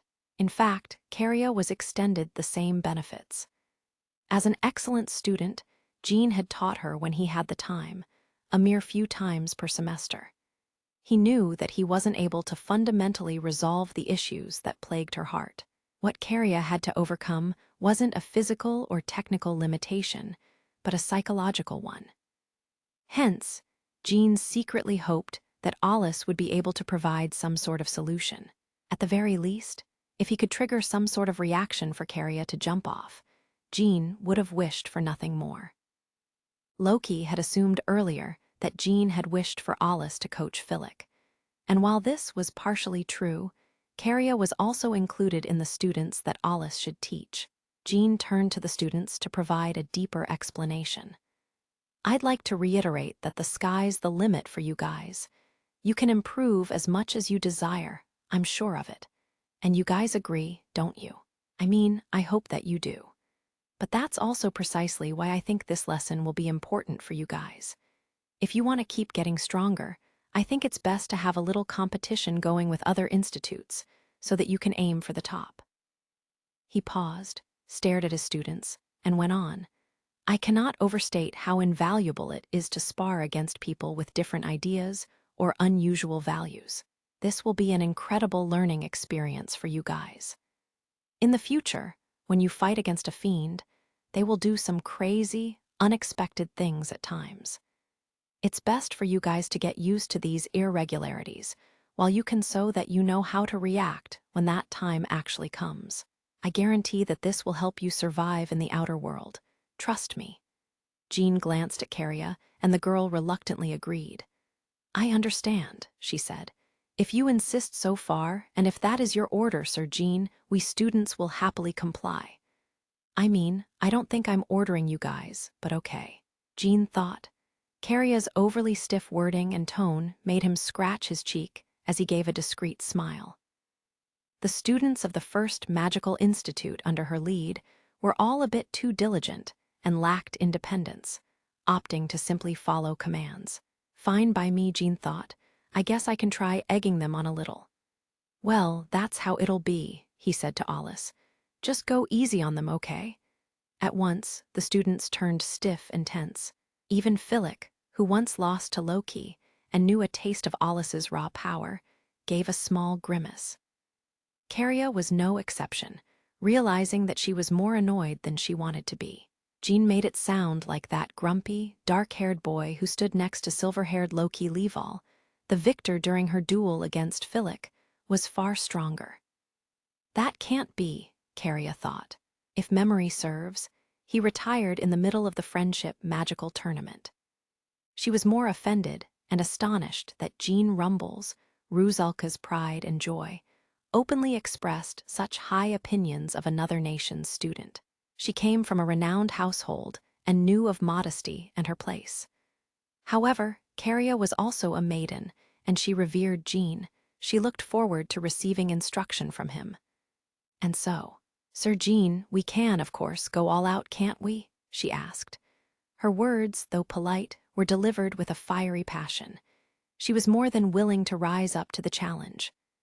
Most certainly, Jean replied with a beaming smile. Caria said nothing more and nodded. Now then, we don't have all day, Jean said, raising his voice so that everyone could hear him, further provoking the students. I can just unlock all of the sections. Alice, would you fight them one at a time? Nah, you said yourself that we're short on time, Alice replied. They can come at me all at once. What? Caria gasped. She was the first to react to Alice's perfunctory remark, and her clear astonishment seemed to confuse the other students more than Alice's fearless words. She was generally composed and calm, and no one had ever seen her so surprised. Jean didn't seem to mind, as he deftly gave out orders to the student in charge of operating the machine. "These stages can resume normal operations," he said, "but place the damage displacement on the highest setting." This only further caused the students to make a fuss. The training ground used the most modern technology that money could buy. The damage displacement and mana efficiency were higher than most, and it was rarely placed on the highest setting. Some wondered if a war was about to start, and they narrowed their eyes with concern, but Jean nonchalantly turned to Alice. "As I told you, we've got the most modern equipment," Jean explained. "As for damage conversion, let's see. You know the ones generally used for military training. If you crank that up to maximum, this training ground can handle 1.5 times that." "Oh, so you're saying that I can go that far?" Alice asked. "This training style is quite intense." "I'll allow it. Do as you please." A normal student would have never known just how ridiculously immense Alice's mana was. If he wished to convert it all into spells, he needed powerful devices. The damage displacement device at Alpha's second magical institute had its limits, but it seemed Alice didn't have to hold back nearly as much in Rusalka. He could cast a few ultimate-level spells, and this facility would easily withstand it. Alice began to calculate how much power he was allowed to exert. "All right, then," Alice said, "but what about my AWR? I don't have it with me." "You don't have to worry about that either," Jean replied. "I've already had that arranged, and I've got your bags." "Tusk, I shouldn't have used a cheap-in. This honestly feels like an invasion of privacy, you know. And I'm sorry about that, but we've taken extra precautions when handling your items like irreplaceable works of art. The staff have all worn special defensive gear and gloves when touching your belongings, and I can assure you that there isn't a speck of dust on them." "I don't know if I agreed to all of this, but fine. Let's hurry up and get this over with." As Jean nodded back, a student expertly used the control on the panel and removed all the barriers and walls that divided each section with incredible speed. One by one, they sank into the ground and were replaced by plain, stone tiles, the default fighting arena. It only took a few minutes. Jean snapped his fingers when appointed transporters quickly entered to bring in Alice's bag and AWR. Night mist. Each and every one of them solemnly and carefully brought in the items like they were handling priceless art pieces. Alice didn't seem to care as he took the item, belt and all, and placed it around his waist. The Rusalka students gazed at him from afar as they felt the blood drain from their faces. Many of them, Caria included, were of noble birth, and it wasn't unusual for them to have their own hours. Unlike these average tools, Alice's was pure black, the color rugged and the form abnormal. Yet, this boy must have carried this around on the daily. He smoothly placed it around his body and stood there, giving the impression that he truly was the real deal. Several minutes later, within the double-layered barrier, Alice stood facing 50 students at once. Though the students looked tense and nervous, ready for battle, Alice was as calm as ever, stretching his limbs out a bit. Jean watched the scene from the stands and chatted with Loki, who was beside him. "Personally, I wouldn't have minded if you joined as well," he said. "Are you sure you want to stay here?" Loki was clearly staunchly loyal to Alice. Jean had assumed that she would join the fray beside Alice. "As you can see, I can't quite fight in this attire," Loki said, "and unfortunately, I haven't brought a change of clothes with me." "Ah, right," Jean said apologetically. "I'm sorry. I decided all of this of my own accord. I didn't mean to cut you out." He slumped his shoulders glumly. A bit too late, he glanced at a grimacing Loki's attire, the outfit that Jean had praised earlier, and realized why she was all dolled up.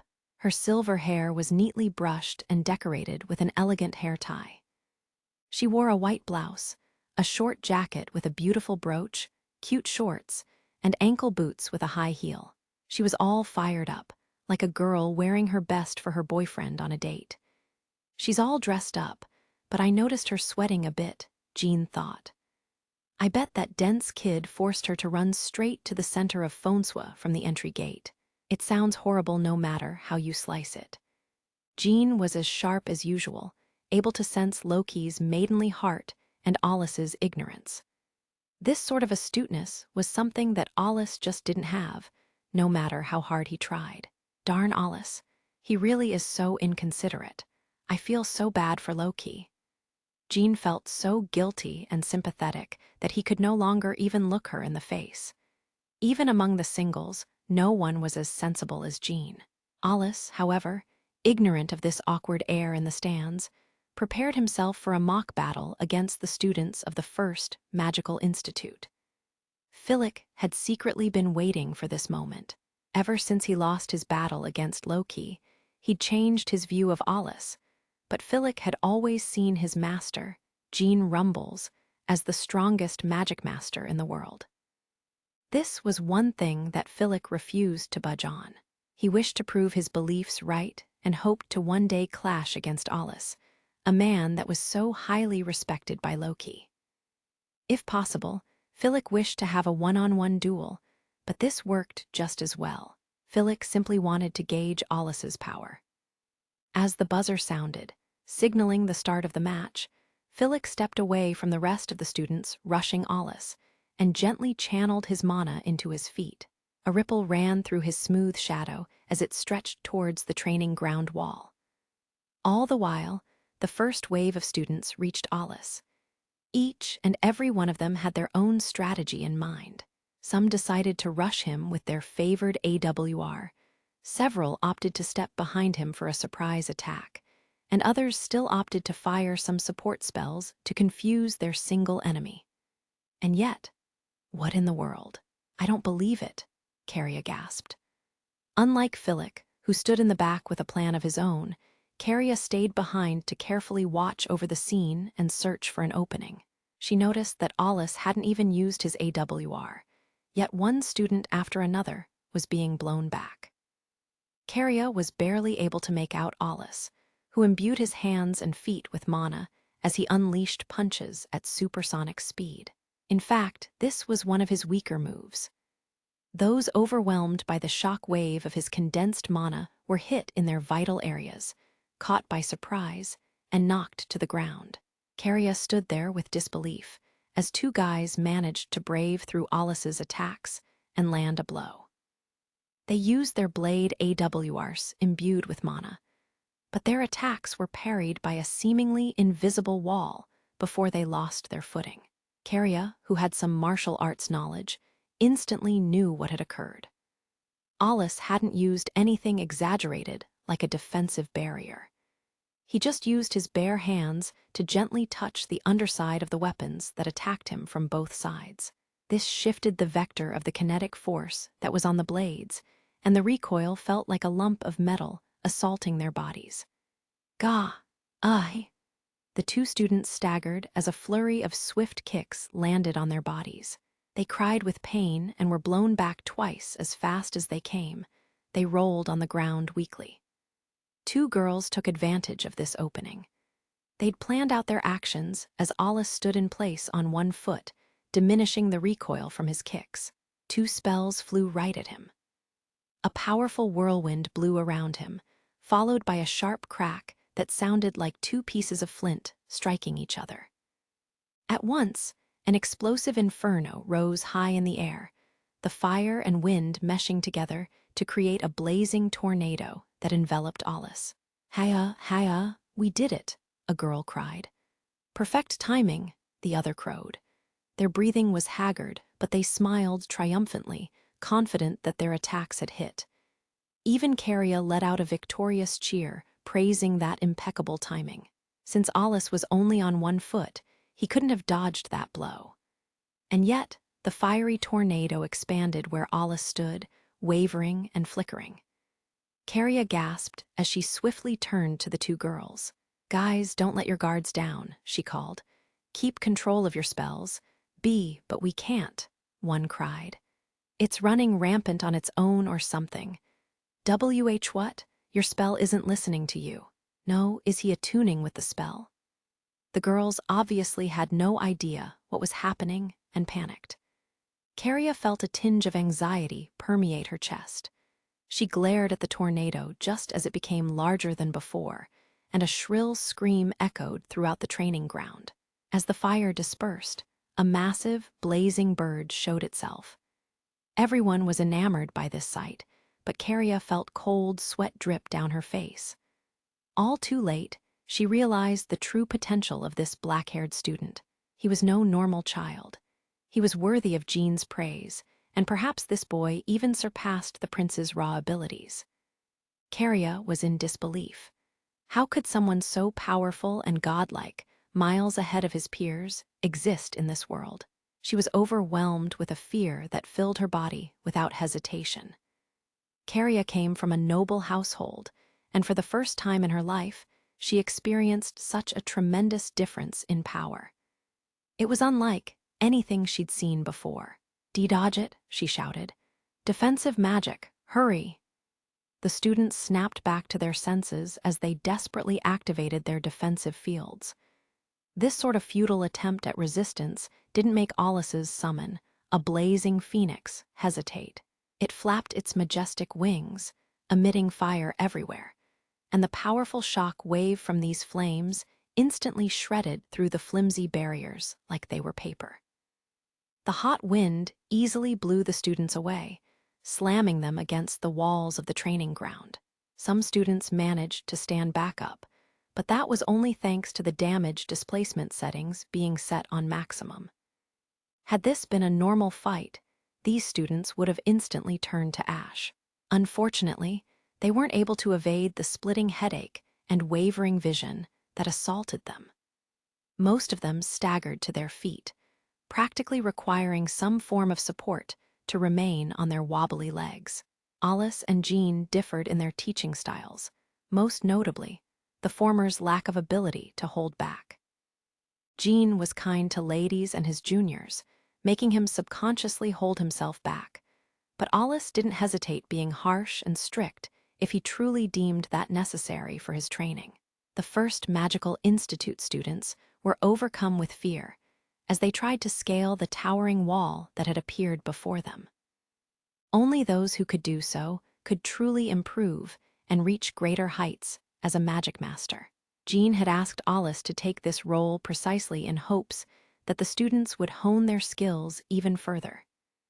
This sort of expectation was unknown to the students. It was Caria who first stood back up and took a fighting stance, hoping to scale that wall. A few other students followed suit, encouraged by her valiance as they were a step behind her. Alice nodded, impressed by their courage, and undid his phoenix. The fiery bird let out one final cry, spitting flames everywhere before it vanished into the ether. Alice glanced at the students as he cracked his neck and rolled his shoulders around. "I didn't expect so many of you to remain," he remarked. Though he sounded fearless, he internally clicked his tongue with annoyance. "Damn it, Jean," he thought. "You're really good at pushing annoying roles onto me.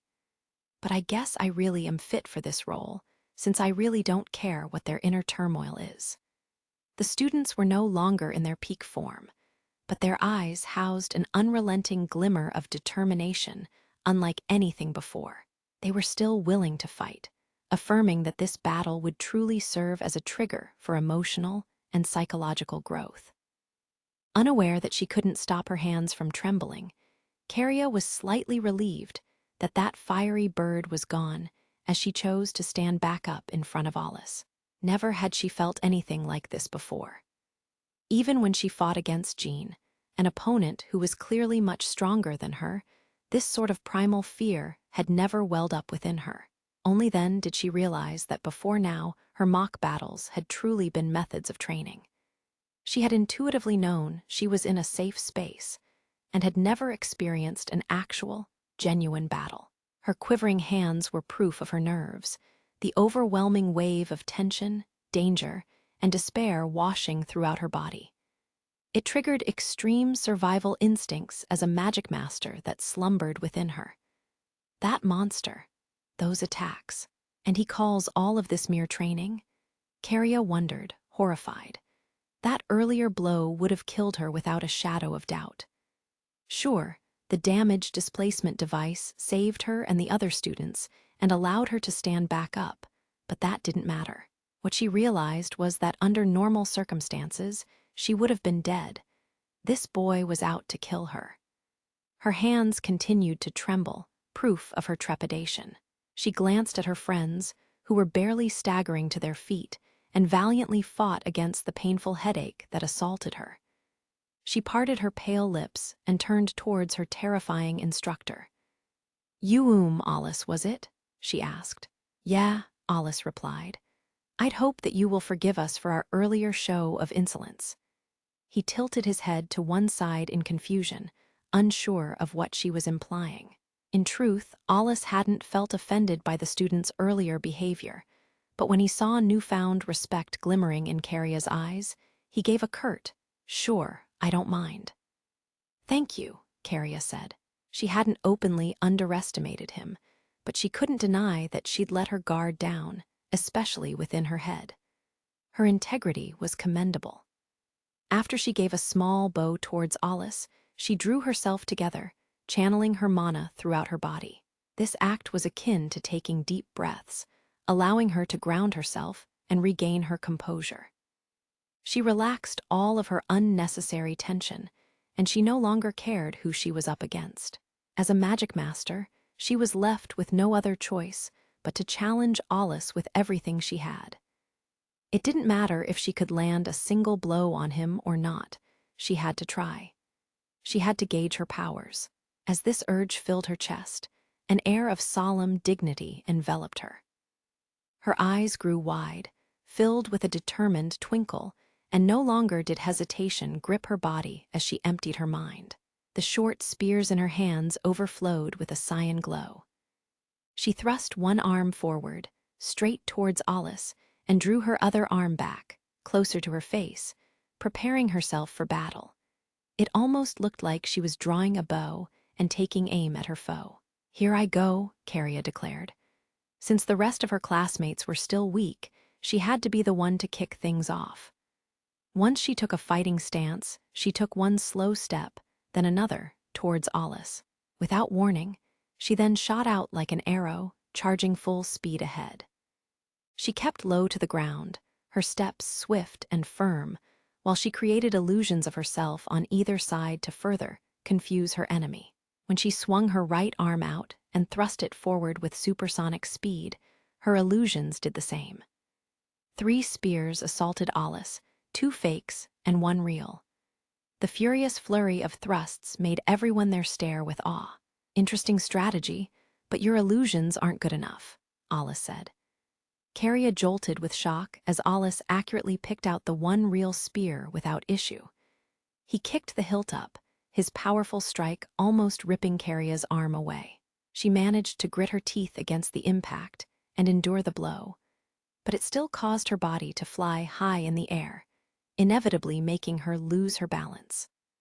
Alice cruelly unleashed a palm strike, but she managed to twist her body around in the air to dodge it, whirling around as the hems of her clothes fluttered wildly about. "Not done yet," she shouted. Her eyes were still glued on Alice. One of her spears had been drawn back, and it glimmered beautifully with a magical light as a tiny chunk of ice formed on the tip of her weapon. At once, the ice grew and formed a sharp icicle as it stretched straight towards Alice's face. Caria's adaptability was swift, but Alice was quicker. He easily dodged her blow and fired a counterattack. "That's not bad either, but your feet are wide open for an attack," he advised. Caria's eyes grew wide while Alice aimed precisely where she was going to land. Alice stuck his leg out and swiped just as she was about to touch the floor. She instinctively thrust her spear out, the tip sinking into the floor, and she used this recoil to delay her fall. All the while, She created a massive thorn of ice between herself and Alice, using it as a barrier to block any other spells he might fire. She managed to unleash it all in a flash, allowing her to do a somersault in the air, gaining some distance between Alice. She placed one knee on the ground, finally able to land safely. Her towering chunk of ice blocked her view, but the same could be said for Alice as well. She knew that she could catch her breath for a few moments. Caria had only clashed against him for a brief moment, but she knew clearly that his movements and reaction speed were abnormal. It was as though every little thing he did was an absolute outlier, and his actions were phenomenal. They were simply on completely different levels. Caria felt that uncomfortable cold sweat assault her body as it tensed up once more. But when she heard a bone-chilling voice echo behind her, goosebumps stretched across her skin. "You're not done yet, are you?" When had Alice managed to get behind her? Though down on one knee, Caria instinctively gripped her spears tightly for an attack, but instead closed her eyes. She raised her arms in the air to surrender. "Oh, surrendering already?" Alice asked in a bored tone. "That's up to you," Caria replied. "If you'd like to continue this, I do feel like I might be able to hold your interest a bit longer." "Sounds good, but unfortunately, I can't fight only you. It seems your friends will be ready to jump back into the fray once they feel better. But if this is what you wish instead, sure, surrender. Just quit and retreat." Alice weakened the mana around his body. "This does feel like a thankless role, but since I've accepted it, I'll do what I'm asked to do. If you feel better, you can come at me as many times as you like. Next time, I'll at least unsheath my AWR. "Oh, what a heartless man you are." She whirled around, flinging her arm and hoping to catch Alice by surprise. Her powerful blow cut through the air. "You've got moxie, I'll give you that," Alice said with a faint grin. He jumped away, dodging her attack. "See, so long as Magicmasters have their AWRs firmly in their hands, it's a sign that they haven't given up the fight." "GRR," Caria grunted. She hastily tried to leap back onto her feet, her spears in a cross-like pattern to defend her, when she felt a chilling breeze around her feet. With a gasp, she turned to the floor and spotted a thick chunk of ice quickly stretching up her body. This was a spell similar to the one she'd used earlier, but the density of mana imbued within this ice was on a completely different level. The power and might of the ice made her defensive measures with her spears a hilariously futile attempt. The ice pillars stretched upwards diagonally, threatening to skewer her, and her body was easily blown away. She arched in the air as she hit the wall, bounced once on the floor, and fell back down. The dull thud of her body smashing against the floor echoed throughout the area, and the students turned pale, not used to this sort of cruel violence. Caria was on the ground, but she managed to weakly raise her head, to everyone's relief. The damage displacement was on the highest setting, and had acted as it should and absorbed much of the impact. On the other hand, Alice's focus was no longer on Caria after he blew her away. It fell on the rest of the students as he swiftly swung his arm around, using his own limb as a blade to cut into the space in front of him. A dark appendage emerged and was sliced into ribbons, then turned to dust and crumbled to the ground. The students were shocked to see this shadow tentacle, with a sharp tip honed for killing, make such a futile attempt. While Alice had been distracted by his battle against Caria, these shadows had taken their chance to stretch towards him from all directions, threatening to skewer the boy. But Alice easily dealt with this surprise attack. "That was strategic," Alice said. "I don't think any tactic can be called cheap or unfair, but if you're going to try to catch me by surprise, I would appreciate it if you put a bit more oomph into your attacks." He glanced past the stunned students and let his gaze fall upon Philip Algan. "I'm impressed," Philip said. "Then next time, I'll put a bit more power behind my strikes." He must have channeled his mana through the shadows on the floor. He was on one knee, and his palm was on the ground. Philip immediately stood back up and flashed a fearless smile. Alice, in response, curled his index finger towards the student, inviting Philip to come at him. The student, however, wasn't provoked by this gesture, and instead glared right at his foe. "You seem laid back, Alice Rygen," Philip thought. But cheap tricks and schemes were futile against the #1 Magicmaster. Philip knew that this sort of trick wouldn't work. If this strategy had been effective, he wouldn't have lost against Loki Leval, Alice's apprentice. Philip's strategy hinged on one point: to keep Alice's attention on him. By fighting him head-on, Philip wanted to catch Alice by surprise. Just a bit more. Steady now. Be patient. And right here. Philip's plan was actually twofold. He grinned as the remnants of the shredded shadows that fell by Alice began to wriggle and gather on the floor. A darker shadow puddle formed and slipped into Alice's blind spot and bared its fangs, turning into a row of spikes as it tried its second surprise attack. Suddenly, a crimson wall of flames appeared around Alice, burning Philip's shadow into ashes. Philip stood there astonished. Alice had predicted every move Philip had made. When Alice had provoked the student, he'd already cast his spell that would activate at impeccable timing. Did he condense his mana to its limit and create that explosion? Philip wondered. Was that detonation? Normally, that spell's supposed to affect a wide area, but he managed to use it in a localized spot to defend himself. Damn. Philip clicked his tongue angrily when a sudden bad feeling gripped his chest. He didn't even whirl around to check his back as he hastily covered his head and leaned forward, pathetically rolling on the ground. And not a moment too soon. A powerful, hot blast exploded behind him, and the deafening roar combined with the heat almost blew him away. When Philip managed to stand back up and turn to Alice, the #1 Magicmaster bent his finger slightly as though he was giving out orders. "You're taking your sweet time from the construction of your spell to its activation," Alice coached. "If you're willing to give me that much time, I can not only toy with my mana, I can even plot coordinates to cast my spells from afar. You're disappointing." Philip gritted his teeth. This felt similar to the times when he fought against Jean. In other words, Philip's opponent vastly outclassed him and was looking down at him from high above. "He's holding back against me. Philip had steeled his resolve to a degree, but never did he expect such a clear difference in power. He reluctantly had to admit that Alice was on par with Jean, or perhaps even stronger.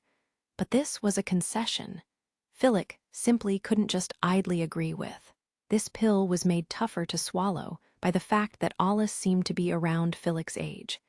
His face twisted with humiliation while his other classmates tried their luck against Alice. "Gah, you guys don't stand a chance. You'll just get knocked away." The students' futile gestures of bravery were foolish sights in Philip's eyes. This calmed him down considerably, knowing that holding back was a waste of time. After all, Alice had exponentially more mana than these students. "Hellhound," Philip shouted. Phantoms in the form of nimble beasts emerged from his shadow, one after another. Once a pack of 5 were at the ready, the void wolves furiously raged towards their foe. Alice glanced at them, looking impossibly bored. He used his bare hands, tacitly implying that there was no need for him to cast any spells, and didn't even create a blade out of mana. But when he analyzed the wolves, he immediately released any mana imbued in his hands. "I see," he muttered. The wolves pounced on him at once. They grotesquely fused in the air to create a new form, a demonic upper half of a titan that emitted an ominous air. It raised its huge, log-like arm high in the air and swung down at Alice. The blow created an explosive shock wave, cracking the stone tiles and causing clouds of dust to fly in the air. But Alice, who'd quickly intuited the titan's power, decided not to defend. He took a few steps back, easily evading the strike. "You created multiple layers to the summoning spell," Alice observed. "I suppose only shadow magic users can do that." He created a blade out of mana that sliced through the air and kept it at the ready. "My turn next," he said, His indifferent tone was followed by his blade, which seemed to vanish into the ether. "Ah," Philip grunted. He felt like a chunk of his mana was sliced away from his body, and his face stiffened with displeasure. The supersonic blade had already been swung down, but Philip couldn't even catch a glimpse of it. The shadow demon he created was shredded to pieces. This familiar was created from shadow mist that had formed together, and due to its nature, it was just as affected by physical attacks. And yet, it had been easily hacked to pieces. Philip would require an immense amount of mana to rebuild it again. To his complete disbelief, Alice hadn't even unsheathed his AWR yet. "I don't believe it," Philip gasped. "Why Yaksha's comparable to the highest-level summoning spell imaginable." Ever since he'd suffered a defeat to Loki, he'd engrossed himself in his training. Though Alice had seen through his strategy, Philip had trained so that he could control his spells and create his familiars from afar. He even read everything he could about these spells so that he could add his own modifications. Yet none of it had been enough. "Sure, that might be so," Alice replied, "but with your current power, it's half-baked at best. I suggest you go back to the drawing board." "What? Are you suggesting that my spell's still incomplete?" Philip cried. No longer able to contain himself, he glared with loathing at his opponent. "Fine, I'll show you what I can do." Dark mana surrounded his feet as he tried to cast another spell. "Let's try this again," he said. Yaksha, the shadow demon, fused together again and appeared once more, glaring at Alice while letting out a mighty roar. Meanwhile, Philip swiftly placed his hands on the ground and took out his greatsword AWR from his shadow puddle before rushing forth with his own weapon. Alice kept his posture low and waited for the attack. He was unsure which to take care of first. In a flash, the shadow demon appeared right before Alice's eyes and outstretched its two bulky arms, trying to sandwich him between them. It smacked its hands together, and a deafening smack filled the room, causing the air to tremble from the sheer impact. But Alice had already slipped out of the demon's hands. It was his turn next. He outstretched his 5 fingers on one hand and manipulated his mana. Without a moment of delay, powerful gusts of wind began to blow forth and created dive wind scythes that cut Yaksha down. This spell, Storm Edge, was just an intermediate-level spell, but under Alice's power and control, it was elevated to an expert-level chant that Yaksha couldn't resist. Even Mist was vulnerable to wind attacks. "Oh," Alice muttered. Once he kept Yaksha at bay, he readied himself for a direct clash against Philip, but was confused for a split second. Philip had vanished, greatsword and all, and Alice frowned, unsure of where the student went. Alice also felt like this Yaksha felt different from the initial one that he defeated. He furrowed his brows and gazed back at Yaksha. The shadow demon crossed its arms and managed to endure the sharp wind before its mouth twisted and cracked open. It emitted an air of miasma, and Alice felt like the familiar had smiled at him. A moment later, the middle of Yaksha turned to mist, and the rest of its body followed suit, disappearing into the wind and giving way to a certain person with a greatsword. As Yaksha turned into a puff of smoke and enveloped Philip, it instantly transformed into a suit of dark armor. Like a dark night, Philip emerged in all his glory. Only Yaksha's face remained, as it once again grinned before it turned to mist.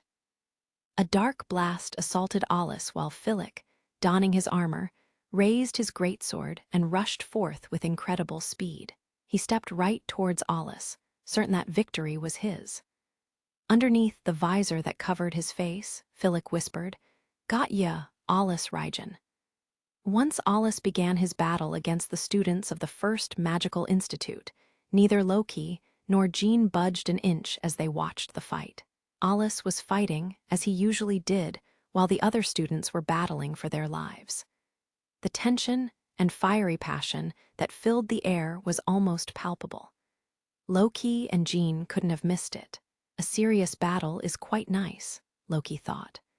I shouldn't have minded my outfit and fought alongside Sir Alice.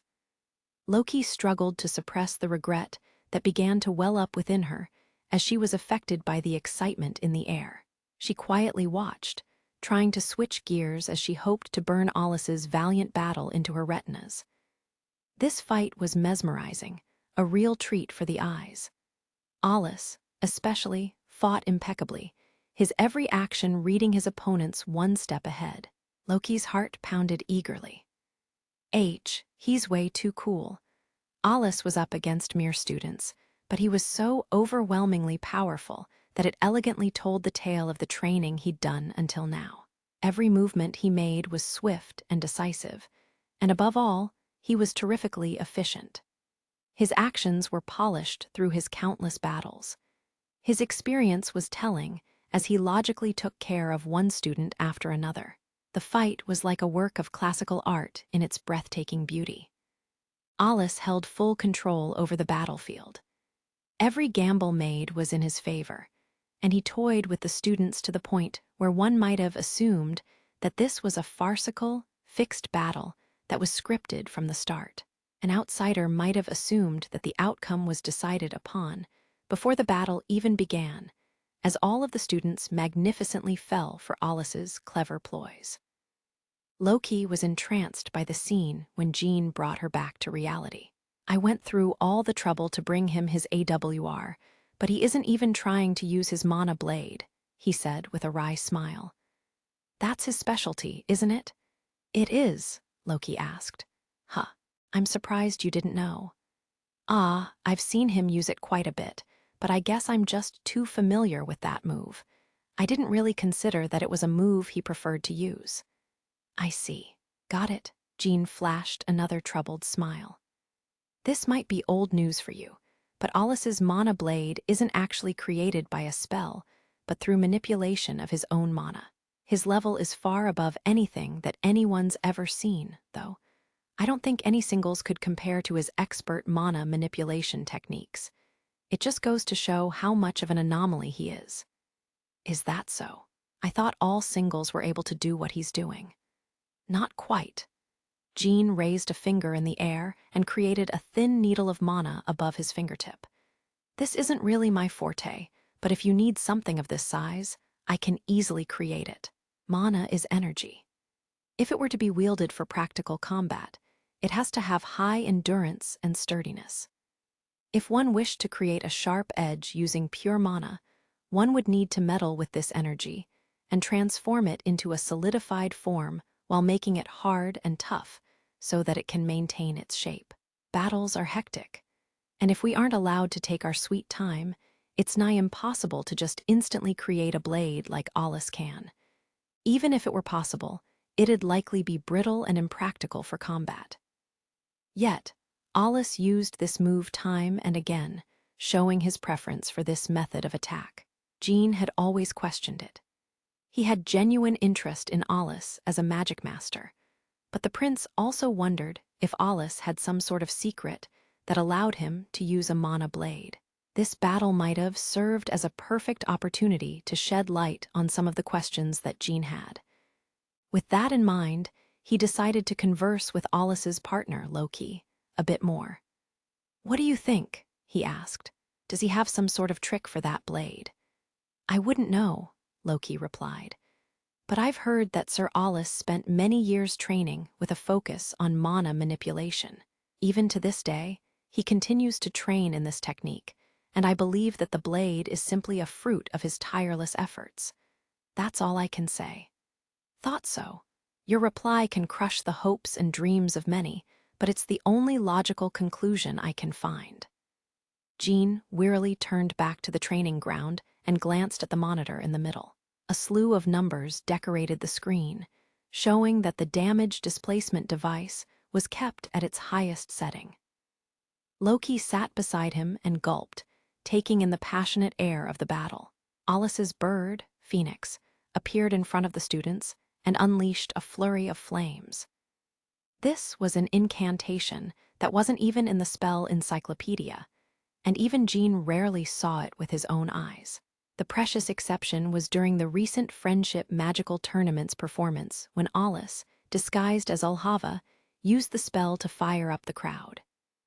Sure, I told you to not hold back, but you should still know their limits, Jean thought. Cold sweat almost ran down his back when he saw the phoenix in all its glory, but he breathed a sigh of relief when it flapped its wings and disappeared. But that alone had almost wiped out all the students and damaged the surroundings greatly. Now this is where it starts. Philip looks like he needs a bit more time, so what'll Caria do here? She ought to cast aside her silly pride and dignity and recklessly rush at him. I don't see what other path she has. Jean knew that Caria was an excellent student, but he was also aware of her stubbornness. Jean astutely knew all too well from his ample experience that her tiny bit of pride made her fragile and weak. He knew that she struggled over her ranking and her lack of growth, along with her age. She simply didn't have much time left at the institute. If she entered the military in her current form, worst case, she might die in the outer world without ever realizing her full potential. When that possibility crossed Jean's mind, he couldn't help but stick his nose into her affairs. He prayed that this battle would trigger her to change somehow, and he quietly watched the battle with stern eyes before eventually looking visibly relieved. This wasn't just because Caria was able to stand back up after she was blown away by Alice's massive ice pillar. She looked oddly cheery. I think she broke out of her shell. Looks like Caria gained something from this battle too. Hugh, I'm glad I pushed Alice to take on this role. It was all worth it. But as Jean faintly smiled, he immediately switched gears to watch the match. All right, Caria did very well, but it's no fun if our entire institute's wiped out, is it? I hope that everyone will experience some sort of growth throughout this battle. Oh, looks like our ray of hopes appeared. Jean had been watching over Felix's every movement. The prince knew that the time was ripe for the student to join the fray, and Loki, who had once fought against Felix, attentively watched this battle as well. As Alice and Felix began their duel, Jean felt impatient and restless. Felix was always just one step short, just one step behind. His inexperience and naivety ultimately stopped him from landing a blow against Alice, always just not quite enough. Sure, Felix got a bad matchup against Alice, but that isn't all. What Felix needed wasn't more skill or techniques. It was something much simpler and more fundamental. The boy required a broader scope. He was too narrow-minded. He had to understand the difference in raw power between himself and his opponent, and calmly gauge the entirety of the battle from above, taking a step back from being in the thick of it. This would lead to him realizing his own weaknesses and shortcomings. Felix was quite strong, but if he wanted to aim for greater heights, he had to understand what he lacked. The world was far larger than he knew, and there would always be someone above him. Jean wanted Felix to understand this simple truth, especially since the boy assumed that the greatest Magicmaster of all was none other than Jean. He had the tendency to not trust his own decisions and judgments, opting instead to put faith in how the prince viewed him. Even during battles, Felix tended to prioritize retaining the glory and dignity of Jean's name instead of winning. And while Jean found this to be an innocent, naive, and adorable intention, Felix needed to become more mentally independent. As Felix's master, Jean needed the boy to be able to stand on his own legs. If he can manage to make Alice unsheath his AWR, that's good enough, Jean remarked. I feel bad for Alice, but I need him to become Felix's wall. Felix holds too much blind faith in me, and I need him to come back down to reality so that he can start walking using only his own powers. Sir Jean, you truly are kind, Loki noted. But isn't this a touch too cruel for Felix? After all, the wall he's facing is one that is far too tall for him to scale. She couldn't help but sound a bit miffed, perhaps upset that Alice was being used to Jean's liking. The prince gave a small chuckle, unable to refute. You're right, he said, but Felix isn't the type to go down so easily. Oh, you seem to rate him highly, Loki replied. Of course. Why else would I ask Alice to do me a solid? You can say that he's an incompetent apprentice who came under my wing through a strange twist of fate, and that I can't shake myself free from." Jean's words were reminiscent of what Alice would often say. Loki had often heard him grumble about Tesphia in a similar manner. "I guess these two really are friends that go way back," Loki thought. She couldn't suppress her smile. "Heh heh," she chuckled. "But perhaps you're spoiling him a bit too much. Sir Alice had said before that you're too kind sometimes, almost to a fault." "Yeah," Jean replied.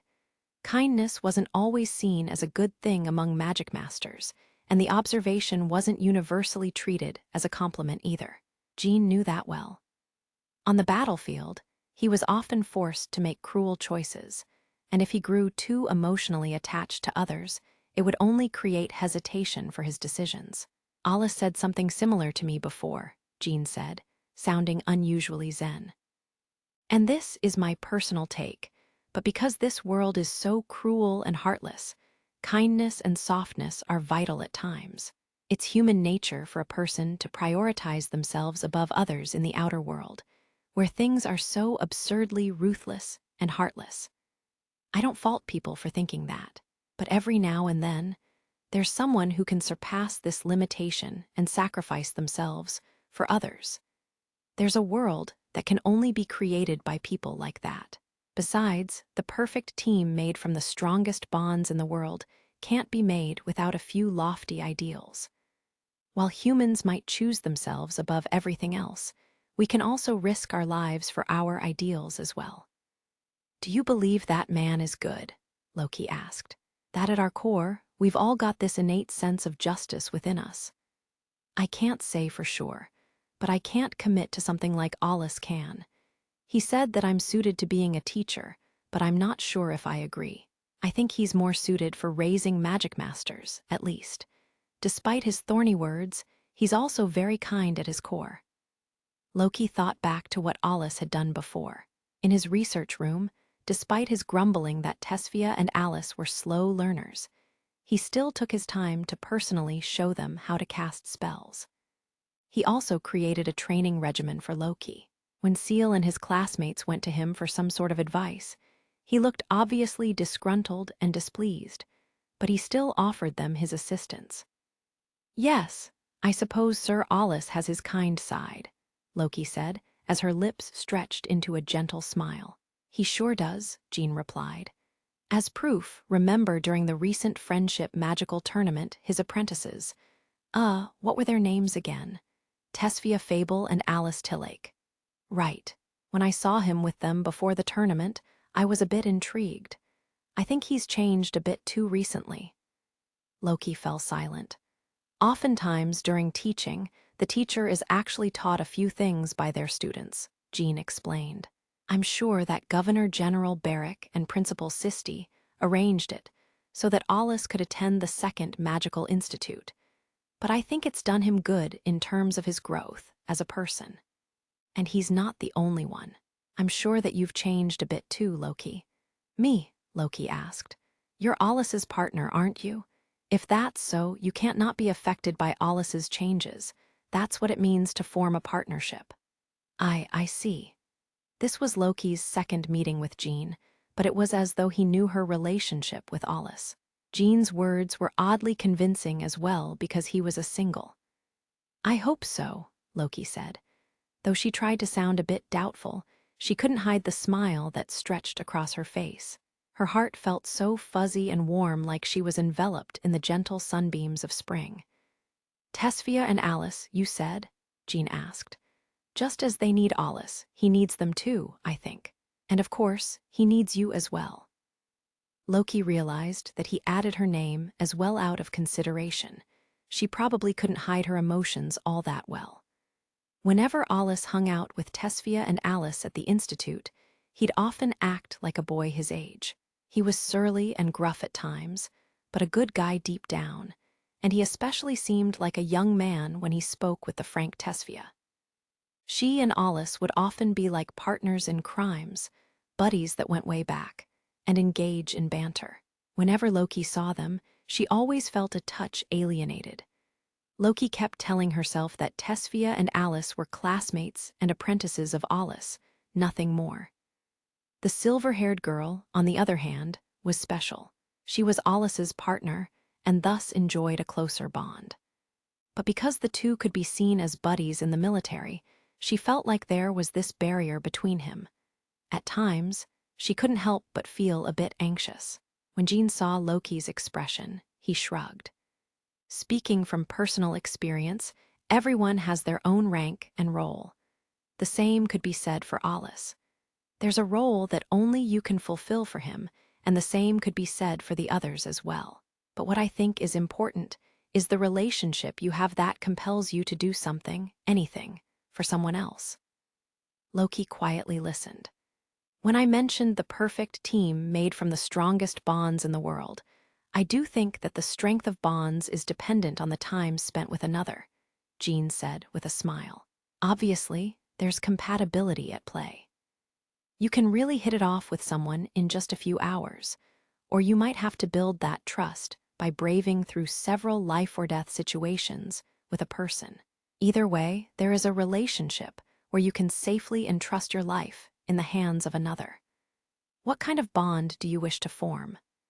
Jean had touched a sensitive topic for Loki, and she was unable to immediately provide a response. What did she want to be? Maintaining appearances aside, his question felt like he was asking about her greatest and most desired wish.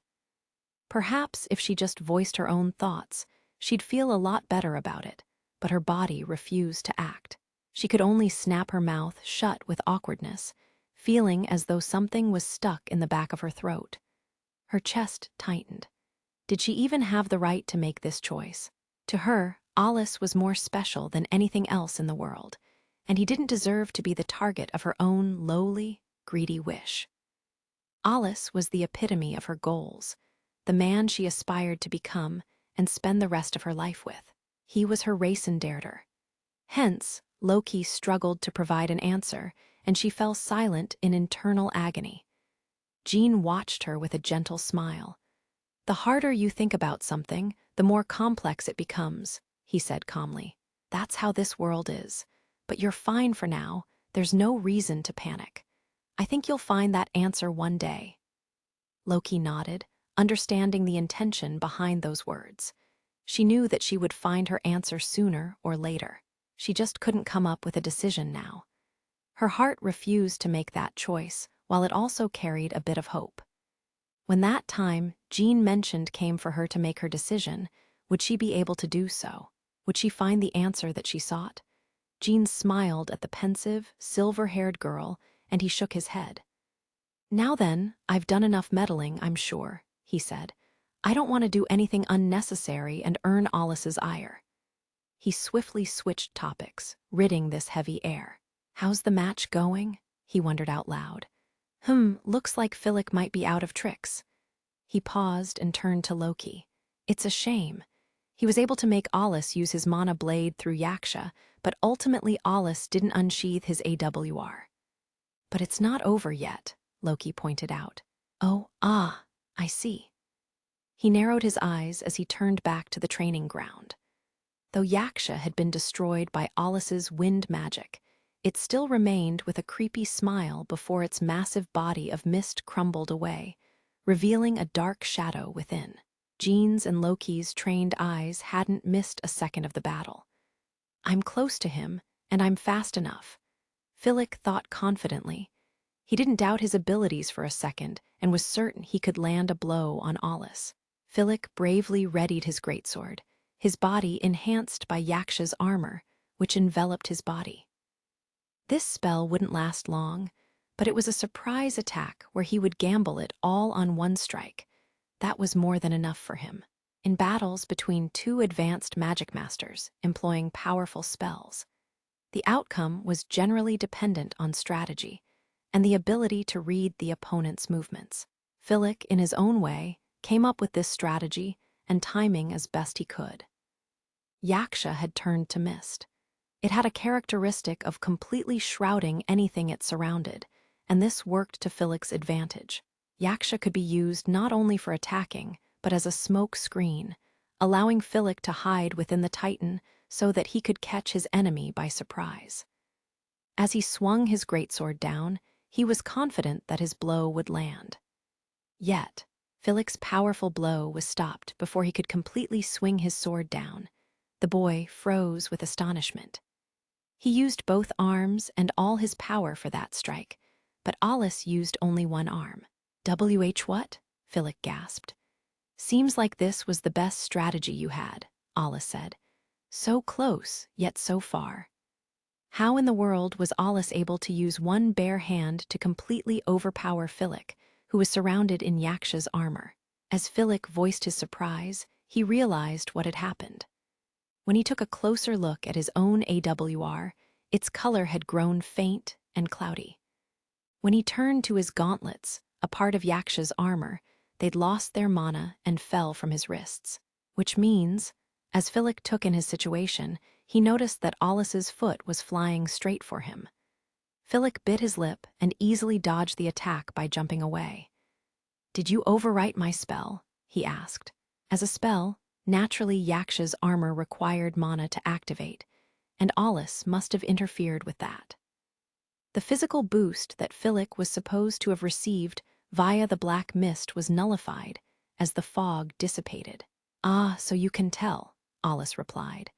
"It just goes to show how weak your spell is."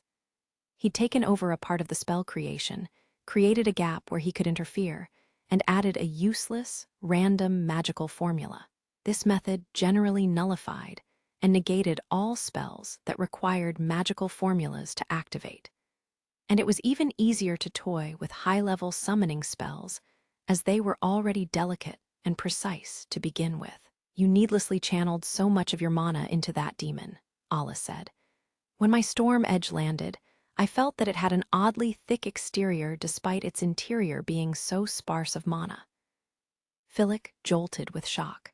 That demon's strong point is probably its versatility, and how it can easily turn to mist, Alice went on.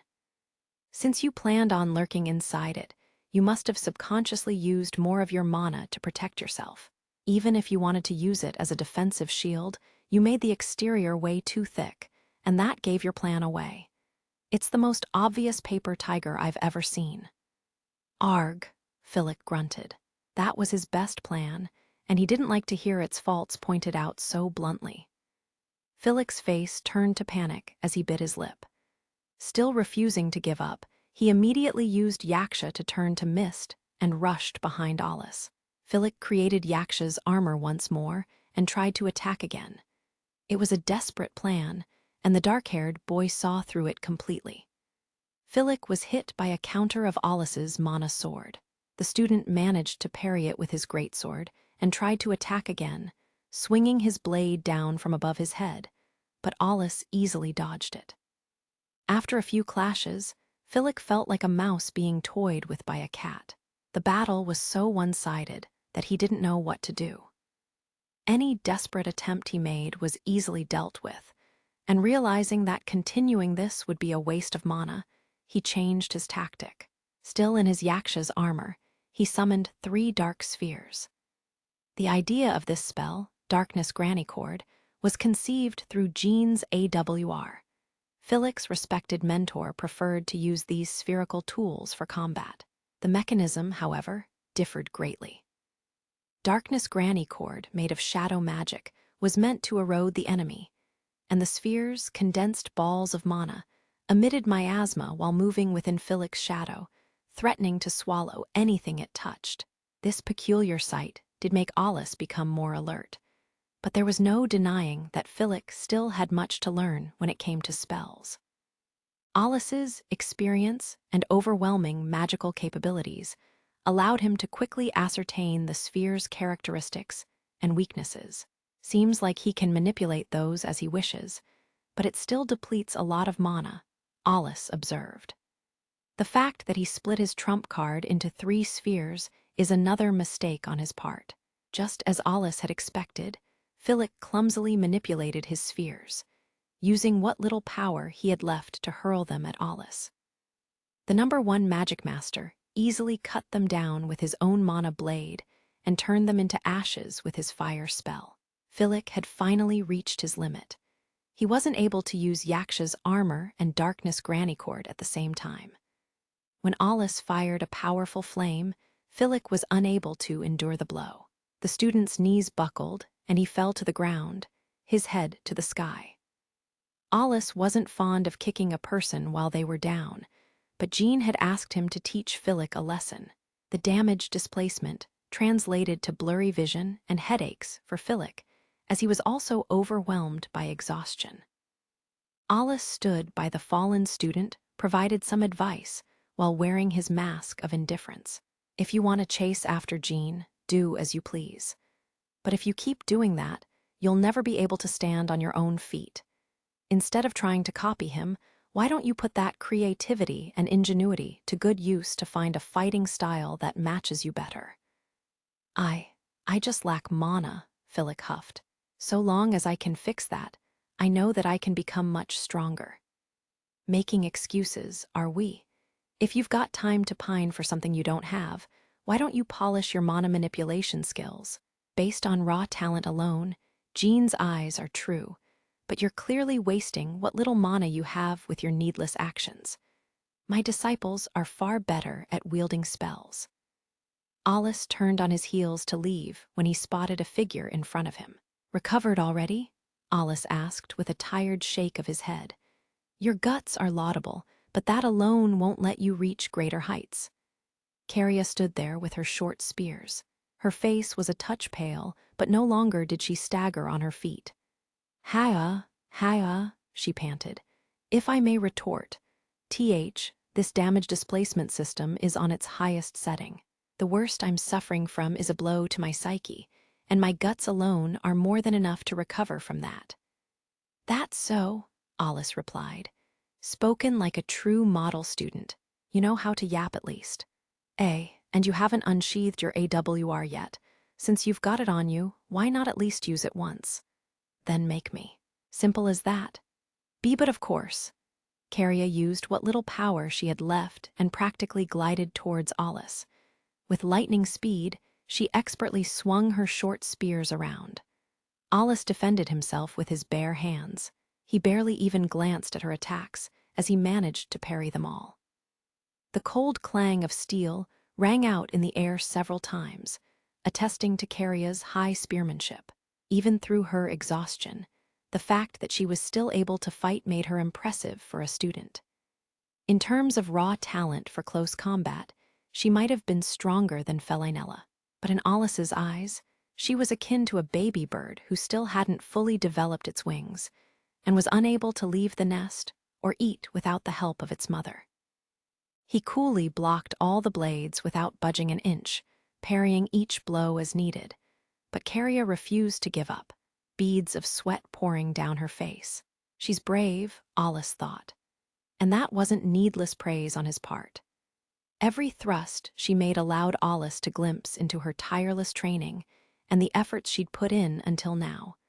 And though her despair and defeat were clear in this battle, she was desperate to find even a small sliver that would lead her to victory. She poured her heart and soul into this match, trying to break out of her shell, and Alice could see that, clear as day. Shadow Spear, she chanted. Caria expertly unleashed a powerful blow, which impressed even Alice. This spear move caught him by surprise. When he dodged her first blow, she immediately whirled around and revealed another spear hidden behind her back. Her second thrust came from an unexpected direction. This fluid movement was a testament of her rigorous training. Her motions were so smooth, and her body was so flexible that a normal arm wouldn't have been able to do what she was doing. "Heh," Alice chuckled. A faint smile formed on his lips as he braced himself. He stretched out his arms on either side of his body, and a dark blade suddenly flew out, threatening to assault his back. Philip was showing his courage in his own way as he timed his attack to land his final blow, stubbornly refusing to go down without a fight. Alice kept his gaze on Caria. He took a small step back as he gruffly extended his left hand, stroking the greatsword that Philip swung down and pushing it away. Caria didn't give Alice a chance to take a breath. Her spear flew right at him, and he used his right hand to parry the attack. Cling! A sharp, metallic sound rang out. Filic's greatsword and Caria's short spear had knocked against each other, and both flew back. "That was pretty interesting," Alice remarked. "Seems like one of you is out for the count, but can you still continue?" He flashed a fearless smile as he spotted that Filic was completely out of mana and energy. Caria, who'd managed to stagger to her feet, could only watch her enemy with awe, her eyes filled with surprise and unadulterated admiration. She even felt a hint of elation for receiving the privilege to fight against such a powerful foe, as she readied her spears again to pounce on this unscalable wall that she'd never met before. As the rigorous battle started once more, and Alice continued to dodge Caria's two short spears, he noticed a shift. The red strings that fluttered on her weapons moved in a curious fashion, one that he hadn't quite seen before. A distraction? Alice thought. No wonder those strings seemed to really pop out. While he wasn't sure how the strings gimmick worked, he noticed that the strings would change their lengths throughout the battle. He couldn't tear his eyes away from them, even if he tried. As he recalled the progression of this fight, he realized that Caria had tediously continued her flurry of attacks, perhaps to once again grab at his attention. She's a bit difficult to fight against. The strings served as an optical illusion that caused him to mistakenly gauge the length of her spears. He felt her close the gap, a few fractions of a millimeter at a time, and the distracting red tails further broke his concentration. The trick itself was simple enough, but this wasn't a work of magic. And so, Alice had no solution and struggled to maintain his focus. When he narrowed his eyes to really home in on her spears, Caria took advantage of that moment and fired a spell like a soldier waiting to ambush an enemy. At once, a massive orb of water appeared behind him. It expanded like a balloon before it swiftly popped, spraying water everywhere. The deafening sound and the cool water made even Alice flinch for only a moment. Caria wouldn't miss that. She thrust her spear forward, aiming for his side, and when he used his hand to defend himself, he felt a chill in the air behind him. The beads of water in the air froze. The trail of ice raced through the water droplets and created a sharp thorn of ice that branched out every which way. As the ice rapidly expanded in the air, creating millions of sharp spikes from every direction, Caria heightened the speed of her spear, attacking once more with her blade and her countless frosty thorns. Jean might have been the only one around who realized when it was unsheathed. Finally, Alice did remove his night mist from his belt, and he swung it down behind him. That one motion was all he needed. Thousands of wind slashes flew in the air and shredded the ice into dust.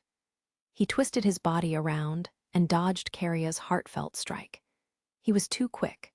She didn't have time to react to the rapid shift in the battle, and as he became faster still, she felt like her own movements had become sluggish. When her spear thrust through air and time seemingly ticked by slowly, she saw her situation with perfect aplomb. Alice drew closer to her in milliseconds, and when she stepped forward with her right foot, Alice did the same, gently touching her foot. Caria could do nothing but widen her eyes as Alice placed a palm over her sternum. All at once, she felt like an iron chain had grabbed her body and dragged her back. Her body flew in the air with gusto. How was this possible? Alice didn't even seem like he used much force, but Caria's body whirled in the air, the rapidly rotating scenery instinctively telling her that she was in grave danger. Crap, she thought. I should at least roll around or make sure I can land safely. Her mind was sharp even in a state of pahik, but her body refused to listen. By seemingly pure dumb luck, her body was caught in the air by an invisible force, stopping the scenery from rotating. She was safely allowed to sit on the floor. Huh, what? Caria wondered obliviously. In a daze, she gingerly looked up and spotted Alice drawing his finger back. He didn't do anything special. He just made his own force field to protect Caria from the impact, but she couldn't have known that. She hastily tried to stand back up. Huh, she gasped. She felt the mana coursing through her body much differently from usual. Don't worry about it, Alice said. I just disrupted your mana flow for a bit. It should be back to normal in 2 to 3 minutes. In any case, I guess you did make me use my AWR. He glanced at the dark night mist in his hand as he placed a hand to the nape of his neck. He made the effort to fight against her, knowing that her forte was in close combat. But when he made that split-second decision to unsheath his blade, he also used his space manipulation to protect Caria from the impact. Haya, Caria huffed. I'm sorry, but I'm out of tricks. But still, I was able to put on a bit of a show at the end there, I hope. She sank to the ground, trying her best to put on a tough front, forcing her lips upwards to form a smile. Your tactic was superb, Alice praised. I have nothing more to say. He lauded her for her efforts, recalling a time when he trained with Felinella, and she forced him to use his AWR as well. Practical experience aside, these two may have been a perfect matchup for each other. Rusalka's students aren't half bad, Alice thought. He glanced at Philip, splayed out on the ground, facing the ceiling. The no one. Magicmaster was glad that he got to face the budding Magicmasters of Rusalka. Loki, who watched the battle, must have found this to be an excellent learning experience as well. May I ask something? Caria inquired. Sure, if it isn't anything crass like asking about my identity, Alice replied.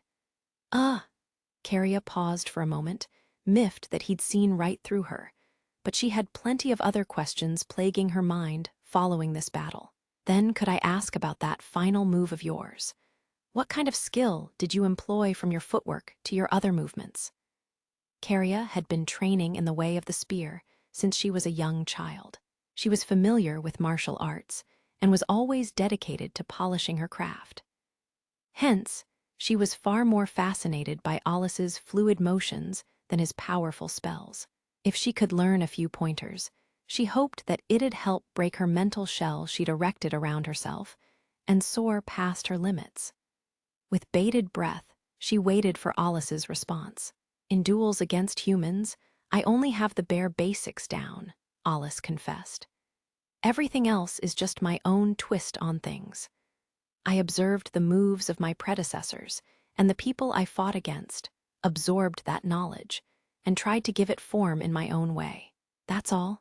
The move you just saw was actually one I spotted in an old book, and I added my own flair to it. Caria said not a word, focusing all her senses on listening to every single thing that Alice had to say. As for my footwork, you can easily do what I did if you continue to hone your craft of martial arts, he went on. Another bit I pay attention to is my opponent's breath. Unless one undergoes strict training to regulate their breathing, it tends to follow their actions and gives them away. It's particularly telling during defensive postures or when one just gauges the battle. Caria nodded vigorously, eagerly waiting for Alice to continue. So, how did you do that last move? She asked. What do you think I did? Alice inquired instead. He was actually curious to know her thoughts. How did she feel during that attack, and what did she think it was? She thought back to that last interaction and gently placed a hand above her chest. You only touched me ever so slightly, right? Caria asked. But right after you did that, my back was drawn back with an immense force. That wasn't quite through the usage of a spell, was it? Well, technically, I guess you can call it a spell, Alice replied. But it might seem more like a technique to you. What do you mean? More specifically, I used a move called energy release. It was originally a martial arts move, where one used their sudden shifts in weight or the power behind their muscles to their fullest extent. By enhancing this with mana, I can amplify the blow of this move. It requires a bit of practice, but when you get the hang of it, you can easily blow away things that are 10 times your weight. Plus, the strike from your mana can disperse within your opponent's body, temporarily disrupting their mana flow. Did you come up with all this yourself? Alice awkwardly turned away. He'd been in this situation many times before and received a similar gaze as well. This move was similar to Jean's impact. Since Alice's move focused more on toying with the flow within one's body, it had a clear difference, but he wasn't keen on revealing the trick behind Jean's move. Caria gulped. Who in the world? She abruptly snapped her mouth shut, remembering that she was explicitly told not to ask this question mere moments ago. And even if she was able to pry out more details, she might regret learning them. Her silence worked in her favor. Jean Rumbles, as usual, showed his impeccable timing and ability to read the room. He joined the conversation. Now then, I guess that's enough for today, Jean called. You did well, Caria. You're still a student, and you made him unsheath his AWR. That's something to be proud of, and it's a feat worthy of trusting yourself. All right, Caria stammered. She swiftly tried to stand tall and at attention, but experienced a wave of dizziness. Jean smiled at her warmly before he turned to another student lying on the ground a short distance away. As you can see, Philip, there's still a long way to go for you, Jean said. I don't think you can accurately gauge the gap between you two, much less understand it. But so long as you know that there's someone above you, you can still become stronger. Yes, sir, Philip replied in a meek voice. The student hastily got to his feet and hung his head with defeat. His behavior was admirable, and Jean felt like this was more than enough. With a bright, satisfied smile, he turned back to Alice. I know I caused you trouble, Alice. Nah, Alice replied casually. I got to see some interesting stuff. This wasn't as bad as I thought. Glad to hear it. The #1 Magicmaster hadn't even broken a sweat in this battle, and Jean couldn't help but crack a strained smile. Sir Jean, thank you very much for the precious opportunity to mingle with other institutes, Caria said. She spoke on behalf of all the students there, but she was also personally thankful for the battle she received. Hey, this is nothing for my cute juniors, Jean replied. Yeah, you look a lot better, like there's a load off your shoulders now. Impatience is your greatest enemy if you wish to become a first-rate Magicmaster. What you learned today should be a priceless experience for you all. I truly believe so. He beamed brightly at the students. One had to tread a thorny path to become a Magicmaster, and at times, during their times of growth, they would have to learn many things and realize where they could improve. Jean turned back to Alice and made sure to vocalize his gratitude. Thank you very much for this special lesson, Alice, he said. Now then, shall we continue the tour of this institute? Alice gave a small nod, visibly relieved that he was freed from this role, and he joined Loki as the trio stepped out of the training ground. So, I'd like to hear your opinion, Alice, Jean said as they left the training ground behind. Any differences you noticed from your institute, and anywhere we could improve upon. Don't hold back on me. HMPH, is that a personal ask? Alice inquired. I agreed to act as a teacher for those budding Magicmasters, but I never agreed to help strengthen the forces of Rusalka. Jean awkwardly raised his hands in surrender. Recently, the lack of military personnel has really been a problem here in Rusalka. New, inexperienced soldiers have a higher mortality rate than those of Alpha, and so the military personnel of our nation has decided to properly teach the students while they're at the institute and ensure that they have ample practical experience to increase rates of survival. Looks like we've all got similar problems. Alice acted blasé by this. He knew that new soldiers didn't die as often in Alpha, but in exchange, the Magicmasters were left to pick up the pieces and hold the organization together. Singles like Alice and Letty were indispensable to support inexperienced soldiers. I was stunned when I first entered the institute, Loki said. She was perhaps the closest to this situation. There was no sense of fear or danger, and it felt like the students were rather carefree, spending their days in leisure. She spoke bluntly, making no attempt to hide her ire and rage as Jean cracked an awkward smile. I guess all nations have that sort of issue, he admitted. But it's not right to push these youngsters to face the harshness of reality all at once. The outer world is far too merciless and cruel. I guess that's the dilemma, Alice said. If your demands seem too unreasonable to the students, and you share too much about the ruthlessness of the front lines all at once, it'll only lead to plummeting morale among the students. But the time at an institute is precious, and you don't want the students to just be so laid back. They might not become immediate cream-of-the-crop soldiers once they graduate, but you also don't want them to be utterly useless in a squad after they spend a few years at the institute, especially if they can't fight in formation or move at all. They'll just die in minutes, further exacerbating the loss of personnel. Alice was right. The people at the top of the military were already concerned about this bit, and as a last-ditch attempt, the people of Alpha agreed to have the students have some extracurricular lessons in the outer world, with hopes that the kids would gain some experience. Some were undeniably against this idea, claiming it to be too radical. The Institute's real motive isn't to be the Army Reserves, Alice went on. They're an educational institution, through and through. Even if it's just to maintain appearances, they can't let students take risks. What I'm trying to say is that all institutes are similar, and they have identical problems. He suspected that Rusalka's political situation wasn't all that different from Alpha's. It was the only answer he could provide. An education institute had to remain a facility to encourage learning, and this necessity shackled institutes to their current situation. He implied to Jean that any sort of place for learning couldn't implement harsh curriculums which might cause the deaths of students. This was a meaningless endeavor. I know, Jean. Vocal, stubborn people are abundant wherever we go. Why don't you try creating an honors class or something? Alice suggested. You treat them less as students and hammer the basics of the military into them. Even at the second military institute, Principal Sisti's been struggling to implement changes. But she's planning on revolutionizing the educational system little by little. I don't know about Rusalka's situation, but Alpha's slowly beginning to change. The fall of the prominent figure of traditional nobles, Morwold, served to not only strengthen Barrack's influence in the military, but throughout the entirety of Alpha as well.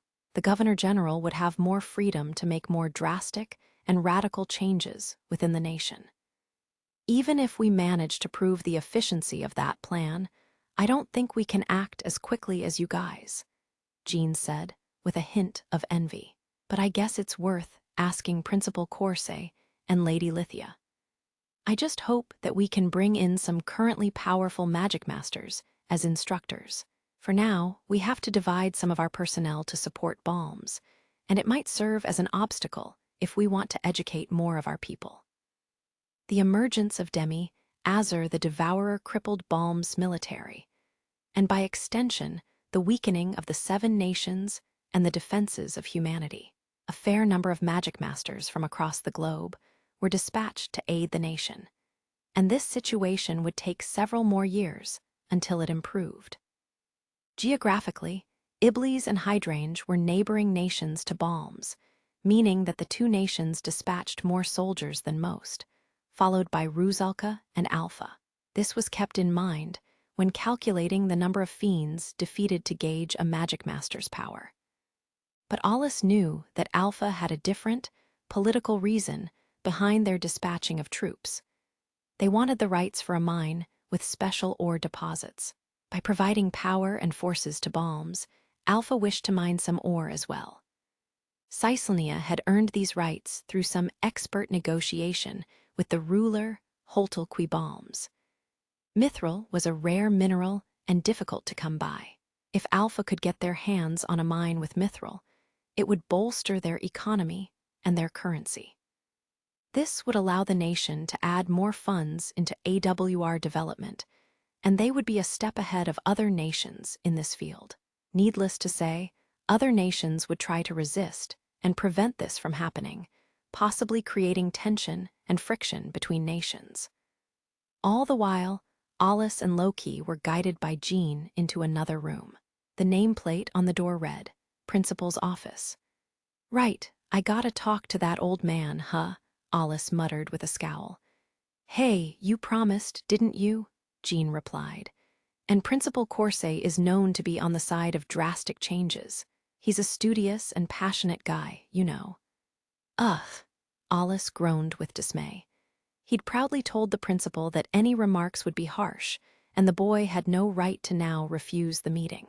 Alice turned glum like he was at a wake as Jean let out a cheery chuckle, turned to Loki, and gave her a small wink. As a token of apology, I hope you'll be able to enjoy dinner tonight, Jean said. I've rented a private hotel space where you can eat in peace with Loki. Huh, Alice snapped. You think that'll… Really, Sir Jean? Loki squealed, interrupting her partner. She leaned forward and peppered Jean with questions. Even he could only inch back at her gusto and the fiery twinkle in her eyes. Oh, of course, Jean stammered. I've booked a place at a first-rate hotel and arranged for the most lavish several-course meal. Please enjoy yourselves. Needless to say, the fee for the meal will be on us. He quietly apologized to Lithia, knowing that she likely had an extravagant welcome party in mind to greet Alice warmly. I haven't received any reports that she's up yet, Jean thought. It's her fault for being a sleepyhead, so I think I'll be forgiven on that end. As he did his best to maintain his optimism about his future, he watched Loki seem about to burst with elation, while Alice, in contrast, didn't seem all that excited. Jean gave them an awkward smile. 112th chapter. The beasts' waltz. Alice and Loki's accommodations had changed. They now had a room booked in the most opulent hotel of Rusalka. All their belongings had already been carried in, and Jean, perhaps showing more of his considerate side, even had the two sharing a room. Alice gave his fair share of complaints as a smiling Loki calmed him down. Then she tugged on his arm to lead him towards their extravagant dinner. To his surprise, this fancy restaurant on the top floor of this hotel had a dress code. Alice tried to negotiate that his current attire was just fine, but he was gently yet firmly recommended to head to a dressing room. Left with no other choice, he headed inside. He didn't have a set of bespoke clothes on him anyway. A few wardrobe coordinators greeted Loki and him with beaming smiles, and once the two were dressed in fashionable outfits, they were allowed to step into the restaurant. There weren't too many people around, and the plush carpet that lined the spacious area was the color of rich, red wine. Fine furniture was strategically placed at the entrance, further enhancing the classiness and expensiveness of the place. A pleasant aroma also wafted about. Alice and Loki were guided to a special, elevated area. It had the best view of the city, and the splendid scenery was breathtaking. There was only one table and a pair of chairs, arranged obviously only for the two guests. The exquisite glass panels allowed the magnificent view, and the glittering nightscape was accentuated by the artificial moonlight, creating a serene, gentle glow that elegantly trickled onto the table. The soothing, lovely symphony added to the serene air and gave a sense of tranquility to those who heard it. This was a comforting space, enough for one to forget the commotion and racket of the city. Oh, Alice thought as he gazed at the nighttime scenery through the glass. He was admittedly enraptured by the sight. The glimmers of Fonswa City seemed to chase the darkness of the night away, and he was given a bird's-eye view over the entire place, reminiscent of the time when he saw the night sky covered with twinkling stars in the outer world. This sort of fantastic view could never be seen in Alpha. It's beautiful, Loki murmured as she stood behind him, her eyes reflecting the city's light. Yeah, Alice agreed. His response was brusque, but he could find no better way to describe this wonder and awe that was so enchanting. It was indescribably breathtaking. He saw a speck of light reflected in the glimmering glass panel. Alice thought it was snow raining over the city, and when he turned, he realized that it was Loki's pale skin reflected in the window. As he finally saw her face, turned away from him, and focused on the beautiful nightscape, he was blown away by the pure beauty directly in front of his eyes. He gulped and felt his heart pound. Her hair, akin to strands of liquid silver, was arranged beautifully on her head, and when the gentle moonlight licked her coiffure and skin, she almost shimmered. Her sleeveless dress, which started from her neck and stretched underneath her armpits, made her look bolder than ever. For a moment, Alice was literally at a loss for words. His mind went blank and numb as his eyes focused only on the heart-stopping beauty in front of him. "Sir Alice?" Loki asked, noticing he was frozen in place. Her gentle voice was laced with concern. This was actually Loki's gamble. She'd given it her all and put all her efforts into her appearance in hopes of attracting his eye. Hence, she'd gone out of her way to select a dress that showed her back, even if it showed the faint scars that remained on her body. Her voice quavered more than she'd thought, a telling sign of just how nervous she was. Yet, Loki desperately managed to keep it together. She'd checked her outfit many times in a full-length mirror and admittedly thought that this was the best she'd looked yet. Until now, the most splendid outfit she had was a military uniform.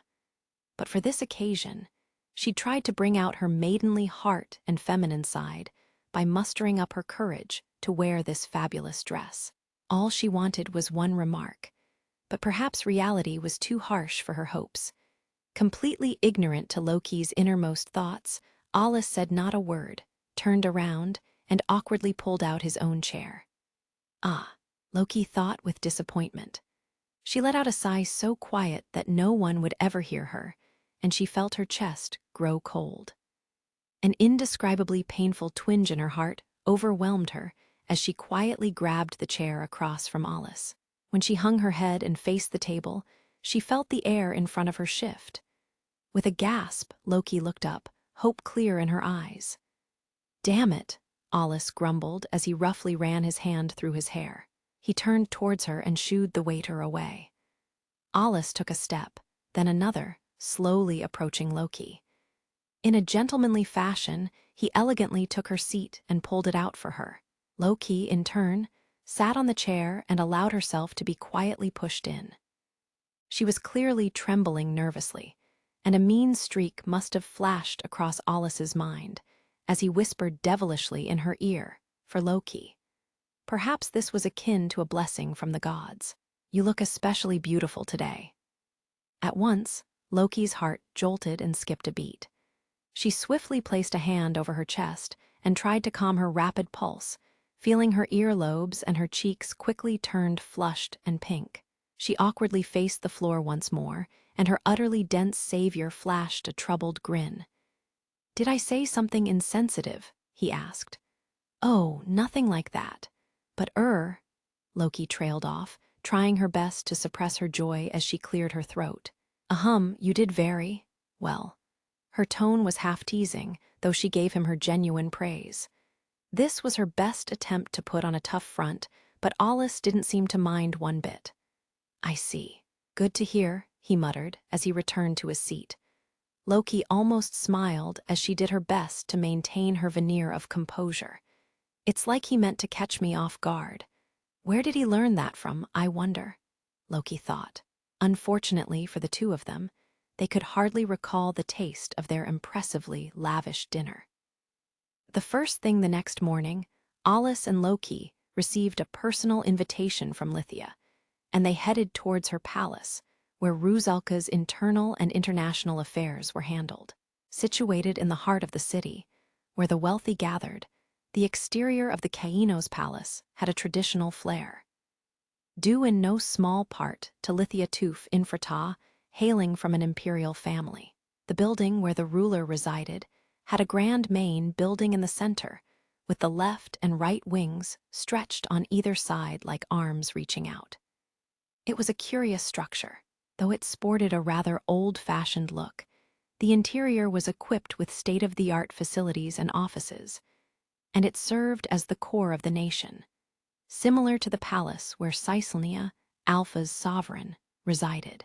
The palace was also equipped with a guest house, but when Alice and Loki arrived, they were first guided into the garden in the center of the palace. The space was well made. The garden itself was engulfed in a glass dome that allowed sunlight to pour inside, and there was a soundproof magical barrier that prevented anyone from eavesdropping. It was surprising that there was a place of relaxation in the palace, but apparently, this place had been made specifically for Lithia's afternoon tea breaks, speaking to the lavish privilege that she had. The garden was decorated with an entire color palette of beautiful flowers, and in the middle was a quaint, dainty arbor. Alice and Loki were told that Lithia awaited them by the terrace. I was ready for a stiff, pompous meeting, but I guess it'll unexpectedly be a bit more laid back and casual, Alice muttered. Indeed, Loki whispered back. I also assumed that there would be a massive party in the guest house or something. Lithia had also personally told them that there was no need to be in overly formal attire, and the pair were more than grateful for this offer. Jean cleared his throat and guided the pair deeper inside. He introduced Lithia first before he offered them a seat by the round, stone table. The seat was elongated like a bench to allow multiple people to sit, creating by carving out a large chunk of fine marble. Lithia was first to break the silence as she turned to Alice. Thank you for what you did yesterday. You even had a match with the students of our institute. I only hope that Jean didn't ask too much of you. Oh, not at all, Alice replied. I'm happy to do it. He looked serene and chose his words wisely. In truth, he was quite tired from that ordeal, but it was unwise to immediately pick a fight with the ruler of a nation. Alice hadn't had the chance to tour the nation, and this meeting came unexpectedly quickly, but he'd been invited by the ruler herself. He knew that he couldn't have avoided her for long, so he tried to come to terms with this reality.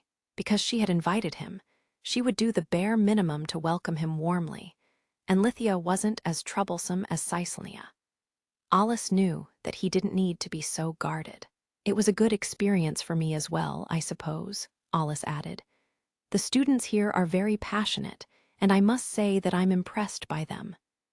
This was a total lie. At the very least, he didn't think that yesterday's match was a total waste of time. The ruler took a sip of her tea, set her cup back onto the saucer, and flashed a beaming smile. He, your kind words delight me, Lithia chuckled. Jean and Principal Course have done their best to educate the students. How was Fonswa's cityscape? I trust that you were able to have a glance or two. Yes, it was splendid, Alice replied. It's a scene that can't quite be viewed in Alpha. But of course, I've poured my heart and soul into the economic reform of this city and to developing it further. Oh dear, do I sound too braggadocious? Revolutionizing something can be quite worth the trouble, but at the end of the day, it must make the people happy. No matter how grand one's words may be, actions are more telling. Alice nodded along. Judging from the flourishing city of Fonswa that he saw yesterday, Lithia's skills were the real deal. Without a doubt, she had brought a new wave of energy into Rusalka. She smiled back with agreement before she shifted a tone. In that regard, she said firmly, I don't quite concur with Caesalnia's methods. Lady Lithia, Jean said sharply with a frown. She was practically admonished for not minding her words in front of the no. One Magicmaster, but Lithia went out of her way with her harsh criticism. After all, she isn't interested in the happiness of her people or bolstering her economy, Lithia continued. She's too engrossed in enhancing her military and the cunning tactics of political affairs. As a ruler, she ought to be embarrassed by her own actions. Jean winced and looked up at the ceiling before casting an apologetic glance at Alice. The boy, in reply, gave a quick glance back to assure Jean he wasn't bothered by these words. Alice wasn't the patriotic type and was rather neutral towards Caesalnia as well. In fact, his ruler had caused him quite a bit of trouble, but when he received a bit of encouragement from Loki, Alice cleared his throat with understanding. As a single of Alpha, it was his duty to take the side of his own ruler. Just as you seem to be adept at economic enhancements, our sovereign has her own fields that she's good at, Alice said. Oh, Lithia asked with a little pout. Like what? Well, for example, she was quick to provide the latest equipment for circle ports to make it easier to traverse our nation. The rapid technological advancement in that field is thanks to her hard work. She makes decisions quickly, and her decisiveness is nothing to sneeze at. Admittedly, it is a bit troublesome that she's got a penchant for political games and clever schemes. Precisely. That is exactly why I cannot become fond of her. A ruler is the symbol of their nation. They should stand loudly and proudly, but she's always sneaking around behind the scenes with her cheap tricks. I still recall the deal about the mines she made with balms, and her attempt to always outwit others grates on my nerves. Jean, perhaps throwing in the towel, no longer made an attempt to stop his ruler. He knew that Alice wasn't the type to take it personally. "Yes, I think I can get along with you," Alice said. "Lady Caesalnia is one of the few people who are difficult to read within Alpha. If there was a psychological battle, I doubt that there are many who can beat her. She's got a gift for taking risks, and her skills were necessary when she took the throne in Alpha. Despite your claims that you'll get along with me, you seem to really take Caesalnia's side," Lithia pointed out. "Oh, I don't think that's wholly accurate. I don't need to take her side. There are many who do already. She's viewed highly by her people, and being the relatively honest person that I am, I have no choice but to accept that she's got a long list of accomplishments. And I'm sure this doesn't need to be said, but I have no intention of leaking my nation's secrets to you." "Oh, you're no fun. Rest assured, that isn't the reason I invited you to my nation. Please don't misunderstand my intentions." She gave a beaming smile before she switched topics. Her affable nature was impressive, and the group moved on to speak about several innocuous topics before the conversation was deftly steered towards the abnormality that appeared with Balms, Demi, Azur the Devourer. I knew she'd mention that, Alice thought. This is where things get dicey. He wasn't confident he could conceal everything, and he needed to carefully formulate every response, steering her away from the truth. He especially couldn't leak information about Gra Eater, the trump card, to other nations. Loki watched nervously, but she couldn't possibly leap into a conversation between a ruler and the #1 Magicmaster. She was just a friend who tagged along, and she had very little right to interrupt. Needless to say, Alice couldn't sit in complete silence or be overly rude towards the ruler of Rusalka, and Lithia knew this well. She was no fool, so she continued the pressure. Even if Alice managed to shift topics once or twice, she expertly used her silver tongue to steer the conversation back on track, making sure to add a flair of innocence and intrigue, as though she was simply interested in Alice's tales of heroism. Yet, with every chance she had, she would ask astute questions. Alice wasn't quite known for his gumption, and for him, this conversation was nothing short of excruciating. This sort of disingenuous conversation that veiled one's true intentions was the forte of the nobles he despised. Lithia's lack of knowledge about fiends worked in Alice's favor. He managed not to drop the ball too hard as the conversation languidly progressed. As the conversation drew to a close and Alice managed to once again dodge one of Lithia's sharp questions, he breathed a sigh of relief, almost forgetting one of Rusalka's most prominent magic masters was sitting there lying in wait. Jean had kept his silence until now, but when he saw Lithia having such a clear disadvantage, he could no longer sit back. As a single, he had ample knowledge of fiends, and it was more difficult to slip something past him. "Alice, I haven't seen the Devourer for myself, but this fiend had gluttonously consumed hundreds of magic masters, right?" Jean asked. "I can hardly believe that you managed to make short work of it." A faint smile was plastered on his face. He made it clear that he didn't doubt Alice's words, but there was a twinkle in his eye, one that was so certain of Alice's power that the boy kept so desperately hidden. Alice tried his best to refute him. "I've already filed a report long ago. If you read that, you'll see that indeed, it was tough to defeat it purely with the knowledge that I had. In fact, I was almost bested a few times, but I managed to hang in there and cling to every opportunity I got. I only beat it when Lady Letty came to the rescue. In truth, Alice was forced to use Gra Eater, a spell that went berserk, and he had struggled but managed to defeat the fiend by himself. Still, he wasn't totally lying. That spell was practically a self-destructive move, and he hadn't expected to use it. Alice had managed to make it out by the skin of his teeth, and even thinking back to that moment sent chills down his spine. Yes, Letty Kultunka the Valkyrie is quite a renowned single, isn't she? Lithia asked. I've heard that her squad and subordinates are quite excellent, so did you all work together to take it down? I suppose that makes far more sense. She nodded with understanding, and Jean had no choice but to let go of this topic. I see, Jean said. It's true that fiends' powers are still quite unknown. I suppose research into this topic will be something that all of humanity must work together to delve into. In the future, magic masters won't just be asked for knowledge about magic and spells, Alice said. That battle really hammered that home for me. Like us, fiends, too, will evolve. Alice nodded with a grimace. We can't just collect more information on fiends. We have to understand them on a deeper level as we become stronger. We can only fight against them using spells. But the environment of the outer world and the type of fiend might prevent us from getting in range.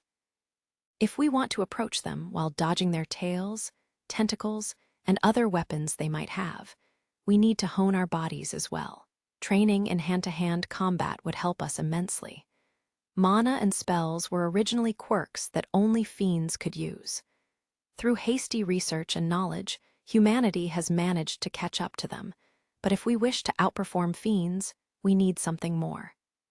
Agreed. I'm consistently surprised by their seemingly unlimited power. There's actually one more thing regarding mana that bothered me.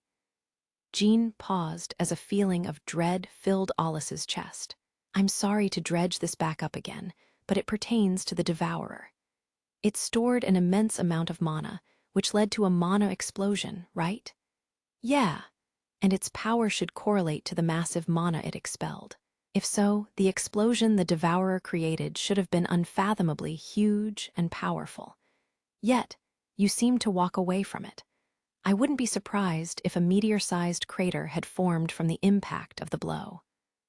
Loki twitched, but Alice did his best to act calm. We obviously did whatever we could with our defensive measures, of course, the boy replied coolly. We all used all the mana we had to create a barrier. It wasn't enough, and since I stood at the helm, I took the brunt of the blow. It's why I was carried to the hospital. You knew that already, didn't you? He glanced meaningfully at Jean, who responded with an awkward nod. Yeah, Jean muttered. I'm sorry that I couldn't even send a letter of well wishes back then. Alice didn't actually know if Jean had known of the boy's hospitalization.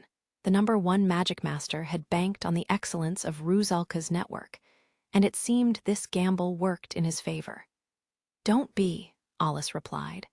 I know that this was kept secret towards other nations. If you actually did show up to wish me well, people would have wondered how you knew about it. But admittedly, it was a bitter experience that I don't wish to be reminded of. I understand, Jean said. It was crass of me to mention. I'm really sorry. By taking advantage of Jean's kindness and guilt, Alice managed to end this conversation for good. It was a plan he came up with on the fly, but it worked this time around. When he glanced at Loki, she squeezed her fist and gave him a gentle smile as though to praise his quick thinking. Alice once again breathed a sigh of relief, glad that the Devourer would no longer be touched upon. Sir Alice, I've heard recently that things are becoming rather dangerous in Alpha, Lithia said. She gracefully brought her teacup to her lips, encouraging conversation. It's been one tragedy after another, Alice admitted. Yes, I've heard that a few soldiers from Rusalka have also arrived to do some research. Indeed. I don't see eye to eye with Cyselnia, but our nations have had quite a few ties for many years, and we are neighbors. I find it imperative that we share information. She smiled as she gave an inoffensive reason. But that's not all, is it? Alice asked, trying to probe for a reason. I do have quite a few reasons, but since you did accept my invitation, I suppose I can explain myself, Lithia replied. She paused before she revealed some intel that Alice hadn't heard of before. Truth be told, we're in pursuit of the culprit behind an incident that occurred in Ruzalka several years ago. We didn't have any leads for a while, but just the other day, we heard that a similar incident coincidentally occurred in Alpha as well. We're betting on one small sliver of hope, you see. Alice pensively thought of any incidents that had occurred within the past few years. He wasn't able to come up with one. "May I ask what happened?" he inquired. "Does it pertain to the Trojan prison debacle?" Though the prison break itself hadn't occurred in Alpha, the inmates did invade the nation and the second magical institute. Ruzalka must have known the broad stroke of that incident, but Lithia gently shook her head. "While that ordeal is certainly concerning, that occurred quite recently," she answered. "Currently, the information we've got isn't set in stone just yet. There are confusing or clashing pieces of intel, and frankly, that's not where our primary focus is." Alice and Loki had no choice but to hear what Lithia had to say. They quietly waited for her to continue. The ruler paused briefly, leaned back in her chair, and crossed her arms on her legs as she solemnly made her reveal. "We're actually interested in a murder that occurred in Alpha. The victim's name is Godma Barhang. He's a serious criminal who secretly did taboo human experimentation whenever he had the chance." Alice said not a word, but his glare immediately turned icy. One of his disciples, Alice, had been dragged into the mad scientist's insane experiments. And though she ultimately led them to him and he was captured, Godma suffered from an unnatural death within a special prison of the military's headquarters. Alice knew that the entire incident couldn't be swept under the rug, but he didn't expect Ruzalka to know so much, especially that Godma had been murdered. He furrowed his brow, his suspicions needlessly ballooning. "We received this intel from a special route," Jean swiftly added, hoping to lay the suspicions to rest. "It's thanks to Sir Viziest that we managed to catch wind of this murder." Alice knew where the information had come from, but new questions quickly filled his mind, his expression turning sterner still. "That means Barrick must have known of this leak too. Is this some kind of high-level political manipulation? But why? What did they receive in return?" "I'm only revealing this to you, Sir Alice," Lithia started with a grave expression. "The murder that occurred in Ruzalka was under similar circumstances. Furthermore, it was in a similar environment. A person suddenly died in a very unusual manner in the special, heavily guarded prison of our military headquarters. The victim was a renowned Magicmaster of our military," Jean added. "We swept it under the rug under the guise of military mishandling, but we gave a brief explanation of this incident to Alpha as well."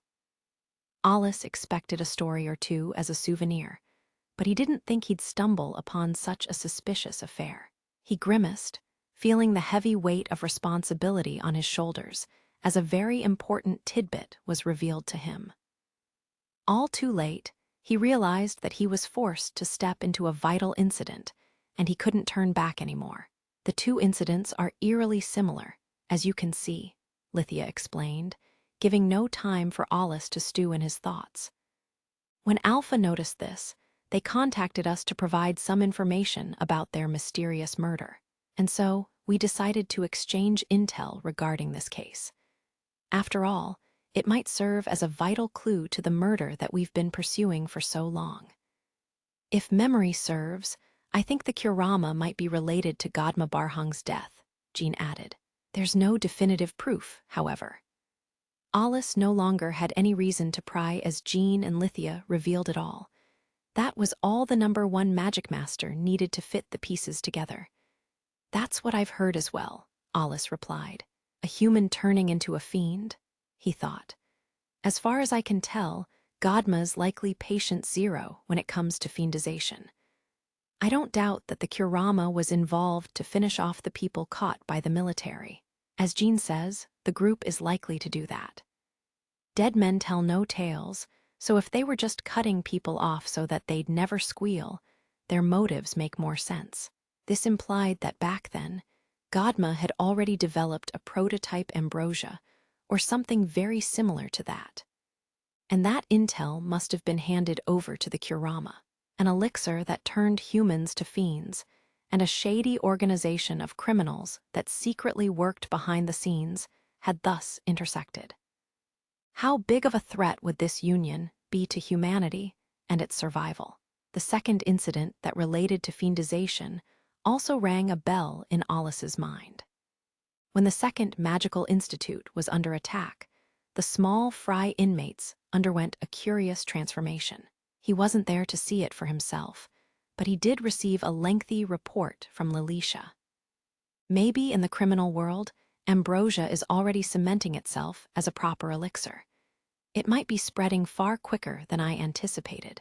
It became clear why Alice had been invited to Rusalka, and he let out a sigh. Alice, don't you agree that we should put an end to this soon? Jean asked. If it's about the Kurama, I rang the alarm many years ago, Alice replied. At first, it was an organization operated by the higher-ups, who each had their own beliefs and wanted to make money. Sure, they made a fuss, but now they've become an organized, bona fide criminal syndicate.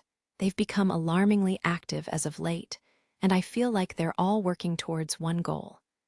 The leaders were all pretty strong in their own right, but I think they've become even more powerful since. You can't blame people for being slow to act on this matter. What with the incident in Balms and all, there've been a slew of ordeals recently where the 7 nations had to band together and fight for the greater good. But as you might have already realized, Alice, I want you to be the mediator for this matter. But, Sir Alice, I hope you won't assume that that's our only reason for inviting you here, Lithia added. It's true that I wanted you to see Fonswa, the flower that I bloomed, with your own eyes. I wished for you to take in the glory of my city. She smiled. Alice wasn't sure if she was telling the truth, but it did him no good to doubt her now. Now then, enough boring talk, Lithia said. She cheerily clapped her hands together, ending this heavy, serious mood. I hope you haven't forgotten that this is a tea party. The party continued with talks about several innocuous topics. Lithia touched upon Alice's poor treatment in Alpha. Though she claimed that she despised Caecilia's cunning trickery, she showed no hesitation to take an opportunity to try to bring Alice to her side. The boy had to remain oddly vigilant. You saved Balms, did you not? She asked. That accomplishment alone is remarkable, and I've heard that you've secretly put in some work during the Trojan prison incident as well. You deserve a parade, or at least a ceremony in your honor. I'm not a huge fan of stiff occasions like that, Alice said. Concerned about the turn this conversation was taking, he tried to drift away from it, but Lithia was determined to be upset on his behalf. You're too humble, she insisted. Caecilia's indolence and stinginess truly knows no bounds. As a ruler, one must celebrate the accomplishments and glorious feats of their nation's hero. It became increasingly more difficult for Alice to tell the truth. There had actually been several ceremonies in his honor, but he'd been absent for almost all of them. Alice grimaced, unsure about how to toe around this topic, and Jean gave an exasperated sigh as he lent a helping hand. Lady Lithia, if I may, I do believe that your concerns are unnecessary for a man like Alice, Jean said. Lady Caecilia has actually hosted awards ceremonies for him, but he skipped practically all of them. Even if the 7 nations all banded together to reward him, I think that he'd be absent on the big day and decrease morale significantly. Did Jean hear all of this from his anonymous source? No matter the case, he spoke the truth, and Alice couldn't refute it. He found it wiser to go along with Jean's claims, and the boy gritted his teeth as he maintained his silence. It pains me to say that this is all true, Loki added. Sir Alice simply refuses to even entertain the thought of something if he doesn't even have a modicum of interest in it. Had he been a bit more wary about his meals and health, I'd feel a lot better about it. While Alice wasn't sure if she was trying to support him, she ended up pouting and grumbling about his lifestyle tendencies. Lithia flashed a mischievous smirk, a sign that she was going to stir the pot. "I've been meaning to ask," Lithia started. "Loki, are you Sir Alice's? You know?" She raised a pinky in the air, a gesture that inquired if Loki and Alice were lovers.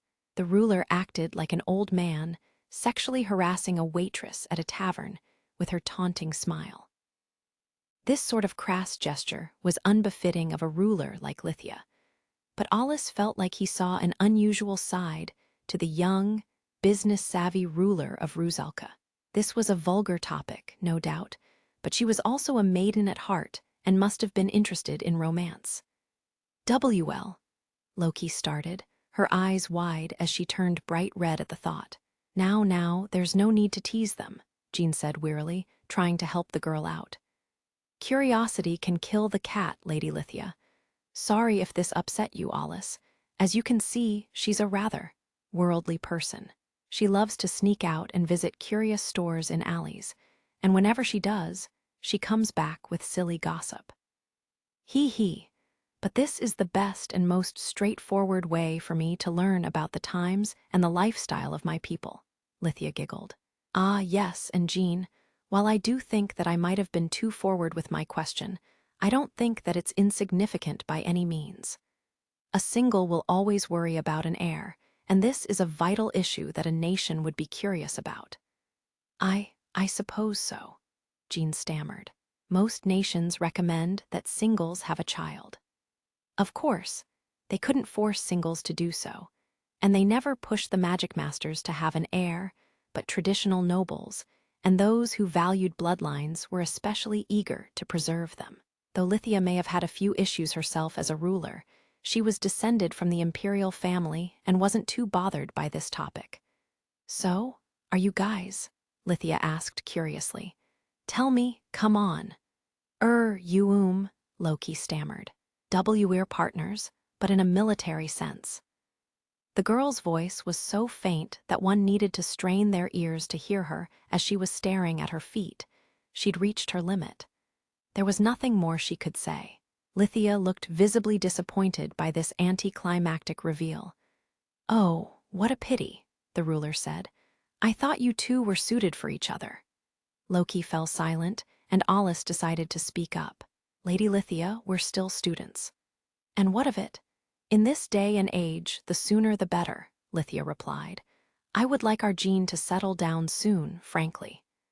Jean didn't expect the topic to be turned on him, causing him to frown and say, "I'm busier than you think, Lady Lithia. I certainly don't have time for anything like that." "Oh, I certainly can't let that comment slide. Every time I see you in the city, I feel as though you're always walking around with a different woman. Is that a part of your mission as well? You're quite the womanizer and heartbreaker, as far as I can see." She whistled and raised her hands in the air. Lithia sighed. "Why don't you just marry anyone you fancy? I can use my authority and allow you to marry up to 10 at once." "I'm not a stallion raised for breeding," Jean insisted. "It's a privilege that any man would be blessed and excited to have, you know. Now then, why don't you be a touch more honest about your own desires? Please give me a break." The two acted like a comedic duo doing a routine. Alice relished seeing Jean look so sour, but this was an issue that would one day be pointed towards the boy as well. And so, Alice decided to nip this in the bud as he fought back with his own set of theories and logic, a crutch he always leaned on during times of need. "Lady Lithia, I do believe that the prevailing theory is that magical talent isn't hereditary," he explained. "Even if Prince Charming over there lets loose and makes all the children he can, it's very unlikely that anyone will inherit his skills and mana." Jean frowned as Lithia turned to Alice with a bit of surprise. "Oh dear, Sir Alice, I'm afraid that your information is a touch outdated," she said. Alice twitched with surprise as Loki, who sat beside him, also looked at him with wide-eyed confusion. I guess even geniuses make mistakes every now and then," Lithia remarked. "See, Rusalka's been conducting a national project investigating that very question. Nature and nurture. Our findings state that while a child doesn't inherit 100% of their parents' magical capabilities, innate potential and growth are genetic. Nurture, or the environment that the child is in aside, they have higher natural potential for magic if their parents do as well. At the very least, affinities and elements have always been seen as inheritable. What? Alice stammered. But the prevailing theory at academic conferences should still be. Sir Alice, you are still a student, you said it yourself. I presume that you haven't personally tested out the theory of a child inheriting your capabilities. As she once again shifted to a crass topic, Alice couldn't refute her. He sat there in silence as the ruler proudly prattled on. Recently, we've begun to conclude that the previous theories had some problematic data sets that might have affected our conclusion. Much like the students at the Institute, our researchers are passionate and capable as well. They've impressively managed to overturn the theory that magic isn't hereditary. Why would they do something like that? Alice grumbled in his mind. If this theory was proven true, he could easily see how this situation would quickly turn against him. Lithia added that she still didn't have enough data and evidence to definitively make this claim. Hence, this discovery hadn't been made public just yet. Even if this was true, society had worked hard to push back against traditional households that held too much weight into their bloodlines and negated the hard work of others. If word spread that there was, in fact, a genetic factor to mana and magic, there would be immense risks. If needless confusion swept through the Magicmaster community, it would ultimately affect humanity's ability to fight back against fiends. It would only serve to weaken people, and this danger wasn't lost on Lithia. But I can't guarantee that there won't be a day when another nation, one who isn't as considerate and thoughtful as Rusalka, will proudly announce this finding to the world with more definitive evidence, Lithia said. If you too don't take this matter seriously, you might be forced to marry someone you don't wish to. Alice was terrified to see Loki so quiet in pensive thought, and he let out a wry chuckle to chase away this heavy air. I'm sorry to say, but there aren't any singles who are married. I hope and wish more than anything that this is a needless worry. Even after Alice was shoved into the Institute, he had still been forced to follow the whims of others. And as Jean had mentioned earlier, singles were busy people. They were constantly swamped with work. And many had eccentric personalities. As the blades of humanity and the hero on the battlefield, they were constantly forced to walk along the line of death, never knowing when they'd breathe their last. Alice felt like it was too bold of him to even wish to start a family. But perhaps the truth was a bit different. A marriage not based on love may have seemed like a futile and depressing union, but a child was such a momentous occasion and brought meaning to one's life. This might actually cause Magicmasters to lean to the opposite end, the fear of death and their desire to live.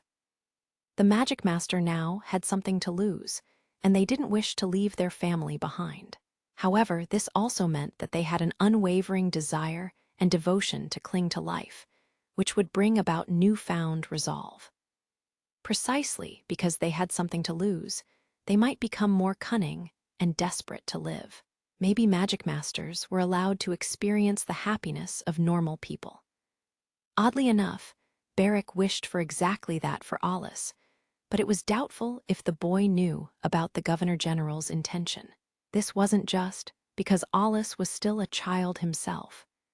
He was blessed with talent and genius, unlike anything that humanity had ever seen. But he struggled to relate to or empathize with certain experiences as others could. No matter what days of normalcy he experienced or the friends he surrounded himself with, he always felt like there was something lacking within his heart, something that he simply didn't have. Time and again, he was reminded that he missed this vital piece that might make him whole. As Alice thought about his experiences, Lithia tilted her head to one side, confused by his earlier remark. "Did you just say that no singles are married?" she inquired. I don't think so. After all, Hispida is. Lady Lithia, Jean warned with a meaningful smile as though to tell her that this wasn't meant to be spoken of to others. The ruler immediately snapped her mouth shut with agreement, and an awkward silence settled on the terrace for a moment. Loki, however, fitting for a girl her age, had a curious twinkle in her eye. She leaned forward slightly with curiosity, unable to hold herself back. Normally, she was more mindful of her manners, knowing that it was best if she generally stayed silent. Is Lady Hispida married? She asked excitedly. No, Well, I wouldn't say that, Lithia muttered. It was unusual to see the ruler so troubled, and Alice noticed a certain look on Jean's face. There was a clear yet invisible line that divided matters of one's nation from outsiders. Clearly, Hispida's personal matters were something that Jean wasn't keen on letting others know about. Loki, give it a rest, Alice said. Apologies, Loki cried. She swiftly lowered her head apologetically while Lithia flashed a troubled smile and Jean slumped his shoulders slightly. It's rather well known in Rusalka, but this isn't something that we should tell our guests, Jean said gently. I hope you understand. Alice nodded, and Loki followed suit. Lithia then managed to pull herself together, and she used her silver tongue to switch topics to something safer. Calm once again settled between the four of them, and this curious afternoon tea party drew to a close. While Alice and Loki had felt like they'd been at the Kaino's palace for quite some time, when they left the garden and checked the time, it was still only a little past lunch. What are your plans now? Jean asked, having come along to politely send them on their way. You're still gonna be here a while, right? Alice took the AWR and some of his belongings that the guards had held for him and replied, At the very least, we'll be here until tomorrow. I do want to check out the rumored and boss auction. I see, Jean replied. Nobles and military personnel visit that auction house, but they're usually all going there in secret or anonymously. That's the rule there anyway. Even Lady Lithia can't officially invite anyone into that place. Still, the auction house is where a lot of information gathers, and you probably only have something to gain by creating a bit of a footing there. I know that I'm not one to talk since I've pushed you to do all sorts of troublesome tasks, but since you're in Rusalka, I hope you'll have some fun. Yeah, I think I'll have the opportunity to visit here again. Send my regards to your formidable ruler. Alice flashed a forced smile. Lithia clearly wasn't ready to part ways with Alice, and before they left, she made sure to promise him that they would meet again. The palace treated their VIP guests well. It offered a lavish magic vehicle in lieu of a carriage, but Alice declined this offer as he headed back. The party had made him feel oddly tired, and he headed back to the hotel, hoping that tomorrow he'd be able to enjoy some sightseeing. With this optimistic thought, he and Loki raced through the busy street.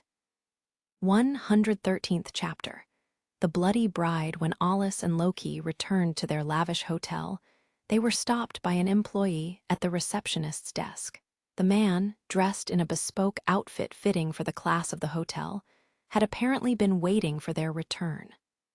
The moment he spotted the pair, his nervous expression shifted to visible relief, and he smiled. I've been waiting for you, the employee said. Just a few hours ago, I received a message for you. He knew how to treat VIP guests well. The staff didn't immediately bring this matter to Alice, instead speaking to Loki under the assumption that she was an attendant or assistant of some sort. From whom, may I ask? Loki inquired. A high-ranking soldier of the Rusalka military, Oran. I was requested to personally give this letter to Sir Alice. He brought out a silver tray and solemnly placed a letter on top before he offered it to Loki. Once she confirmed that the sender indeed went by that name, she handed it to Alice with concern. Your letter has been received, Alice said with a bow. The employee gave a deep bow in response before he left. I didn't think a Rusalka soldier would try to contact me at this time, Alice thought. He wasn't eager to open the letter. Literally moments ago, He'd had a tea party with Lithia, the ruler of the nation, and she hadn't mentioned anything about a letter. Even when Jean had sent them off, he hadn't seemed to know anything about a letter. It seemed that this Oran person hadn't gone through Jean and Lithia and had sent this letter to Alice in secret. "What shall we do, Sir Alice?" Loki asked. "HMPH, I bet it's some sort of stupid matter," Alice replied. "Depending on what it says, I don't mind snitching to Jean." Alice's visit to Rusalka was supposed to be a private and hidden affair. It hadn't been publicly announced, which implied that Oran either knew Alice's identity or, at the very least, recognized the boy as one of Lithia's international VIP guests who had to be treated well. Alice decided to open the letter away from prying eyes in the elevator as they headed to the highest floor. The faint aroma of the sealing wax implied that the sender was undoubtedly of high military rank and enjoyed certain luxuries. Alice frowned as he took out the letter from the envelope and unfurled the pages. The letter was written on peculiar, thick paper, making him pause with concern. What material is this paper made from? It's clearly not normal parchment, and I sense mana coming from it. Is it some kind of explosive note or something? He traced the surface of the sheet with his finger, placed it under the light, and stared at it for a few moments before his eyes grew wide with utter astonishment. "What in the world?" he gasped. "Is anything the matter?" Loki asked worriedly. This is an AWR, Alice cried excitedly. "In the shape of a sheet of paper. No, this is closer to a relic."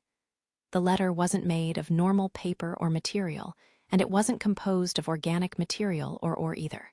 Though it had the shape and flexibility of paper, it boasted more durability than steel. Clearly, this was related to what he'd read about the catalyst that ancient civilizations used, though their creation and origins were still unknown. "Something so precious was used to draft a letter," Loki cried. "Something this large can fetch a high price on the market or even as an archaeological find," Alice explained.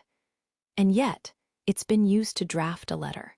This is beyond insane. It seems like whoever sent this really wants me to give it a read." Loki's face was filled with anxiety. If Alice's words were true, this was no normal high-ranking military official. No one of that rank could easily get their hands on this precious item, much less use it to send a message. A nation or a government would usually keep this safe, using the best security they could muster. Alice scanned the contents of the letter, and once he finished reading, he gripped the paper tightly. Loki didn't miss that.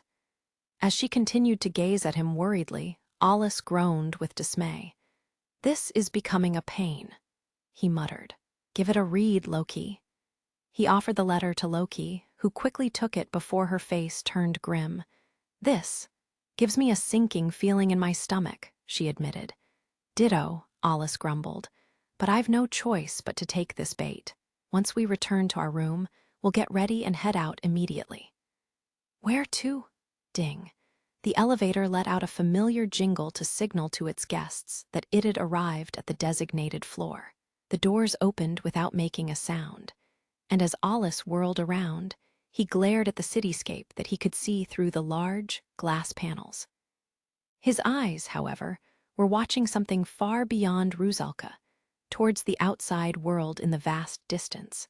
"The outer world," he said definitively. "I never thought I'd be in Rusalka and head to the outer world," Alice thought. "I'm glad I brought my military uniform with me just in case." As he and Loki rushed ahead, they strapped their AWRs onto their combat uniform, in full gear and ready to battle as Magicmasters. The letter he'd received asked that he take a route that was a short distance away from the Rusalka military headquarters, used by the base on the front lines that often headed to the outer world.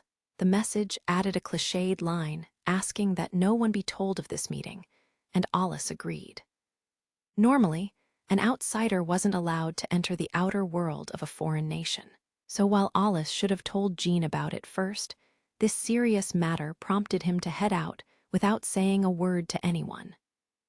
The letter also requested that they arrive post-haste, so Alice took the shortest route, rushing ahead until he reached the base.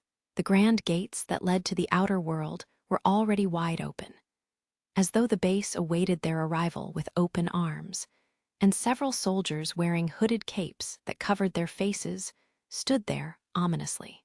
While it was unclear if they noticed Alice and Loki, the figures all faced the ground and gestured towards the gates. Alice and Loki gave a curt bow to signal back as they rushed through the gates and headed outside. It was unknown if these hooded figures were official military sentries or if they were Iran's subordinates. But clearly, this was illegal. Normally, it was mandated that one go through the official process before heading out. Iran must have also known that, at worst, this would become an international issue, especially if word of this spread. Or maybe they think it's worth all that. This is getting more suspicious by the moment. Alice's feeling of dread aside, he was able to head out to the outer world very easily and smoothly. He'd already gotten used to the sensation of slipping through the defensive walls of the Tower of Babel as he stepped into the outer world. There were no artificial lights illuminating the outer world. Therefore, as it was shrouded under the curtain of the night, Alice and Loki used their trained senses. The faint glimmers served as their markers as they headed towards their destination, following no set path or course laid out for them. Is this related to an anti-Kurama strategy that Sir Jean mentioned earlier? Loki wondered. Perhaps there's a staunch objector in the military who wishes to hasten the timing of their plan. You think they want to either win me over or ask me to convince Jean? Alice asked. But we were allowed to slip through the grand gates without issue. The sender of that letter is undoubtedly Iran, or at the very least, someone using that name. It's clear that whoever they are, they command a fair bit of power in the military. I've got a ton of questions on my mind, but since I can't just turn a blind eye to that letter, I've got no choice but to show up, even if this is a trap. Are you sure I was allowed to read the contents of that letter? Yeah, I'm sure. The sender of that letter seems to know my roots, but the fact that they're asking for my cooperation in exchange for this knowledge is shady at best. This is really fishy. The letter started with "Dearly Beloved" before mentioning the meeting location and route. It also claimed to know the birth and origins of Alice Rygen and requested his cooperation.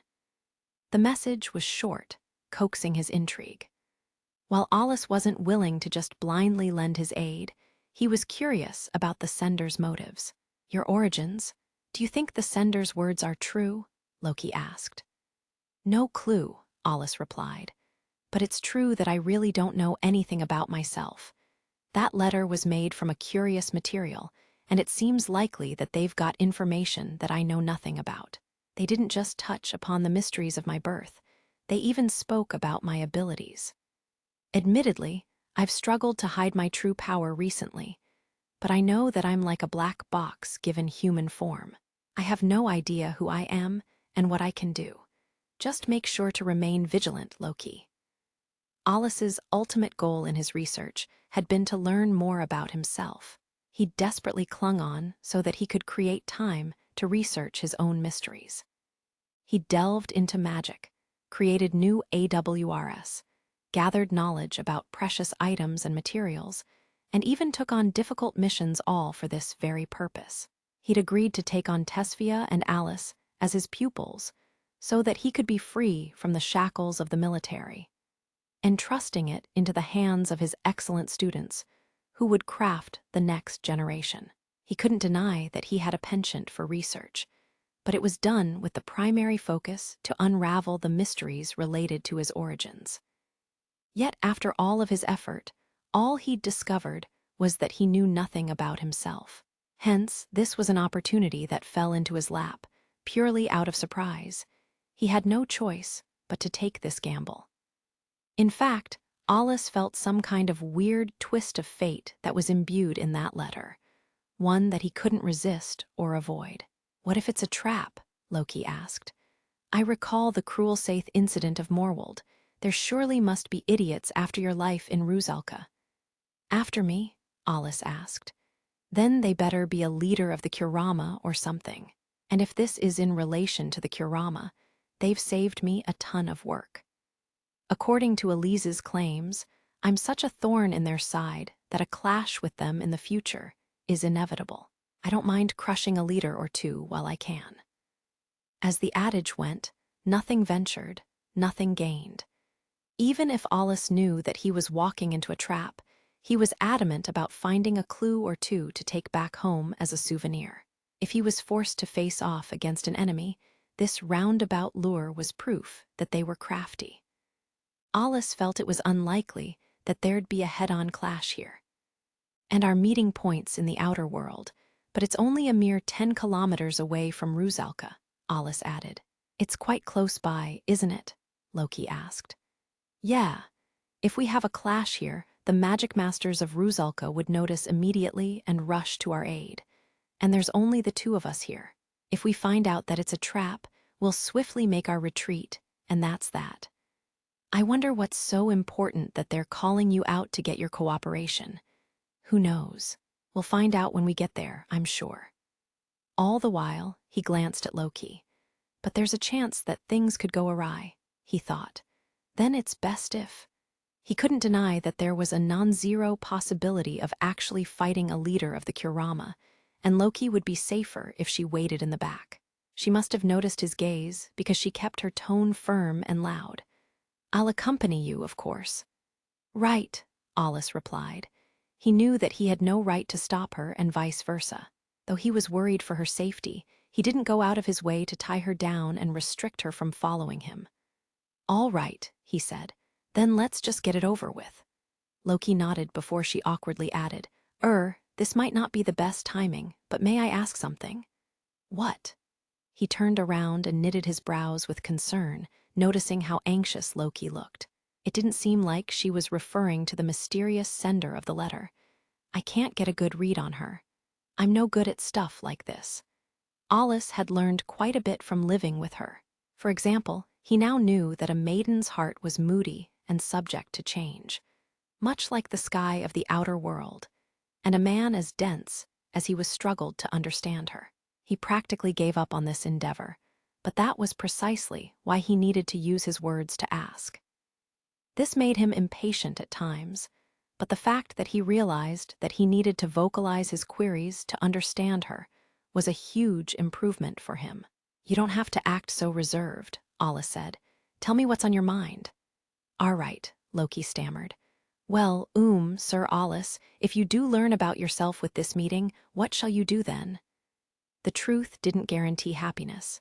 Loki was anxious about Alice's future. What if he just decided to vanish and head someplace far away? What if he faded into the distance like a phantom? These fears plagued her and made her frown. Though she followed Alice, she objectively knew just how much of an anomaly and outlier he was among humanity.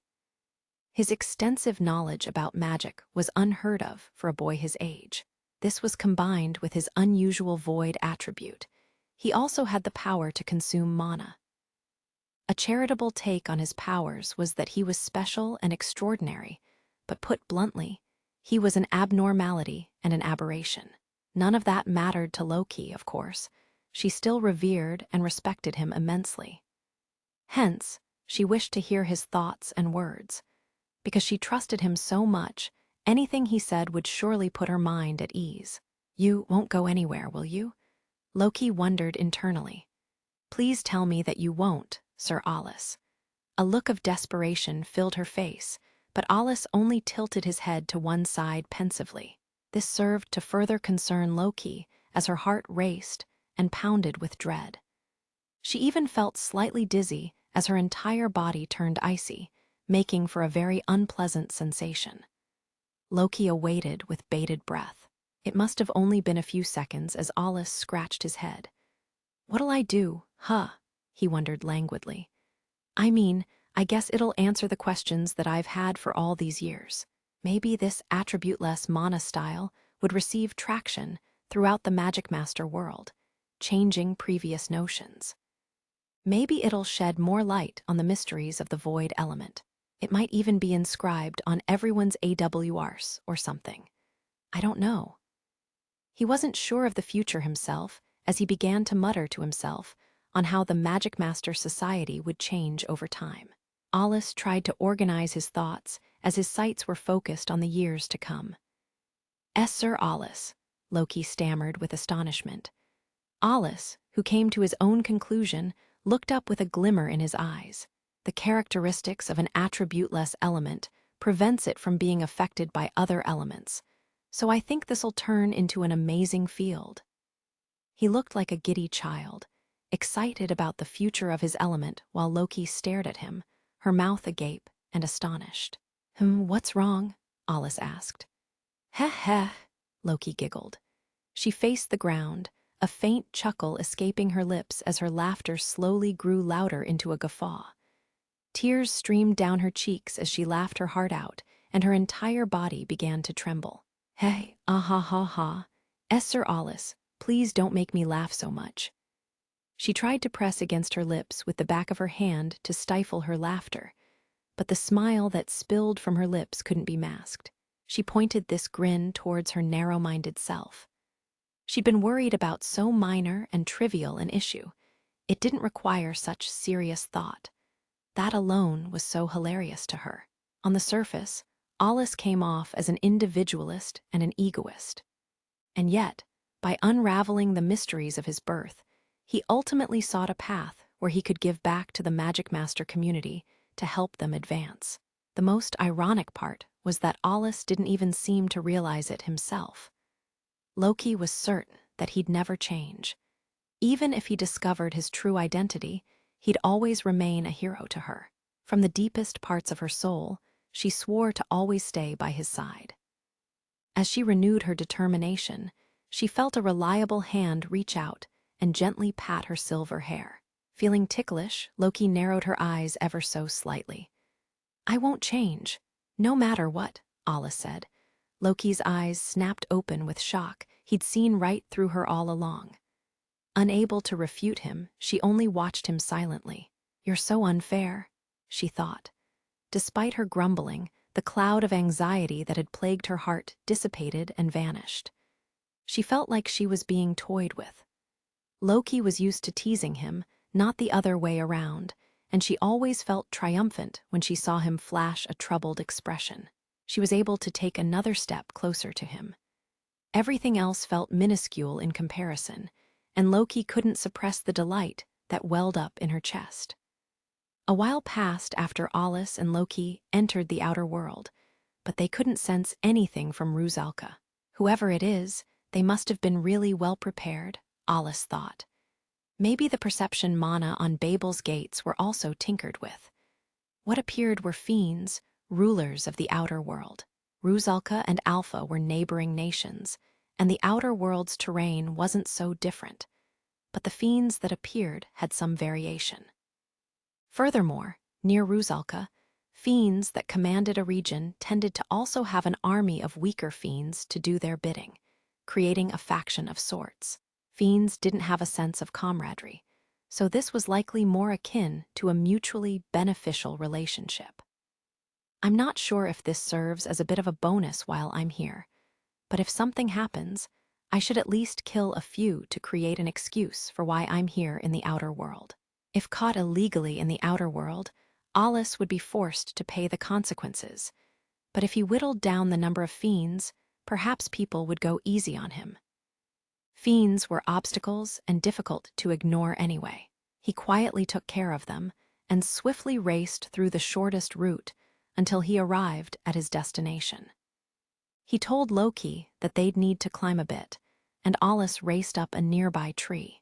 Loki followed suit, and once they stood by each other atop a thick branch, they stared at where they were headed. Is that it, Sir Alice? Loki asked. Yeah, no doubt about it, Alice replied. The two stared at a tree that peeked out from between the branches. The leaves had lost their color, and the bark was wrinkled. This ancient tree could rot away and crumble to the ground at any moment, but they needed to go to that withering foliage. Alice glanced at the trees all around. All of them were green and vibrant, healthy even, and the old tree looked as though the surrounding verdure had sapped away all its nutrients. It was a bit of an odd sight, but it served as a fitting landmark. "I don't sense any shadows, signals, or signs," Alice muttered. "Do you sense anything, Loki?" "The only things I can perceive belong to fiends," she replied. "But it seems even fiends don't dare to approach this tree. They're staying a few hundred meters away. Easy for us, but that's unnatural." He frowned with confusion. After the sender went through all that trouble to send an elaborate letter, this was it. He wondered if they had some sort of power that allowed them to slip through any spells that could sense them, and that they were actually hiding somewhere. But try as he might, even when he strained his eyes, he couldn't find any trace of anyone. They decided to approach the tree while exercising caution. Alice stood in the front, and Loki followed as they kept trying to perceive some sort of signal of mana while they slowly moved forward. Maybe there was a type of delayed spell waiting for the perfect moment to attack. It was good to be alert. The spell itself was likely not too powerful, but a direct hit to an unguarded, unsuspecting person would still be dangerous enough. Alice used the ample experience he'd gained in the outer world. The constant vigilance was something he gained after he paid a hefty price for his survival. He jumped from branch to branch at times, sometimes hiding behind the brush as he inched closer to the withered tree. When he finally reached the base of the tree, a mere few meters away, he stopped.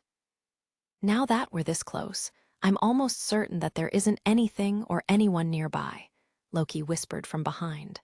"I sense no movement at all." Alice, though not as perceptive as Loki, couldn't sense anything either. So there really isn't anyone around. Frankly, he was disappointed. He took large strides towards the tree, confused and befuddled. He gazed at the bark, scrutinized the fine roots and branches, and circled around the tree to observe its back. When he did so, he immediately became alert. "What's wrong, sir?" Loki started. When she saw the grisly scene, she clapped a hand over her mouth to suppress her scream. It was a corpse. Someone was there, dead. The two had seen countless corpses on the battlefield. That in itself wasn't surprising. Most concerning was the state of the corpse.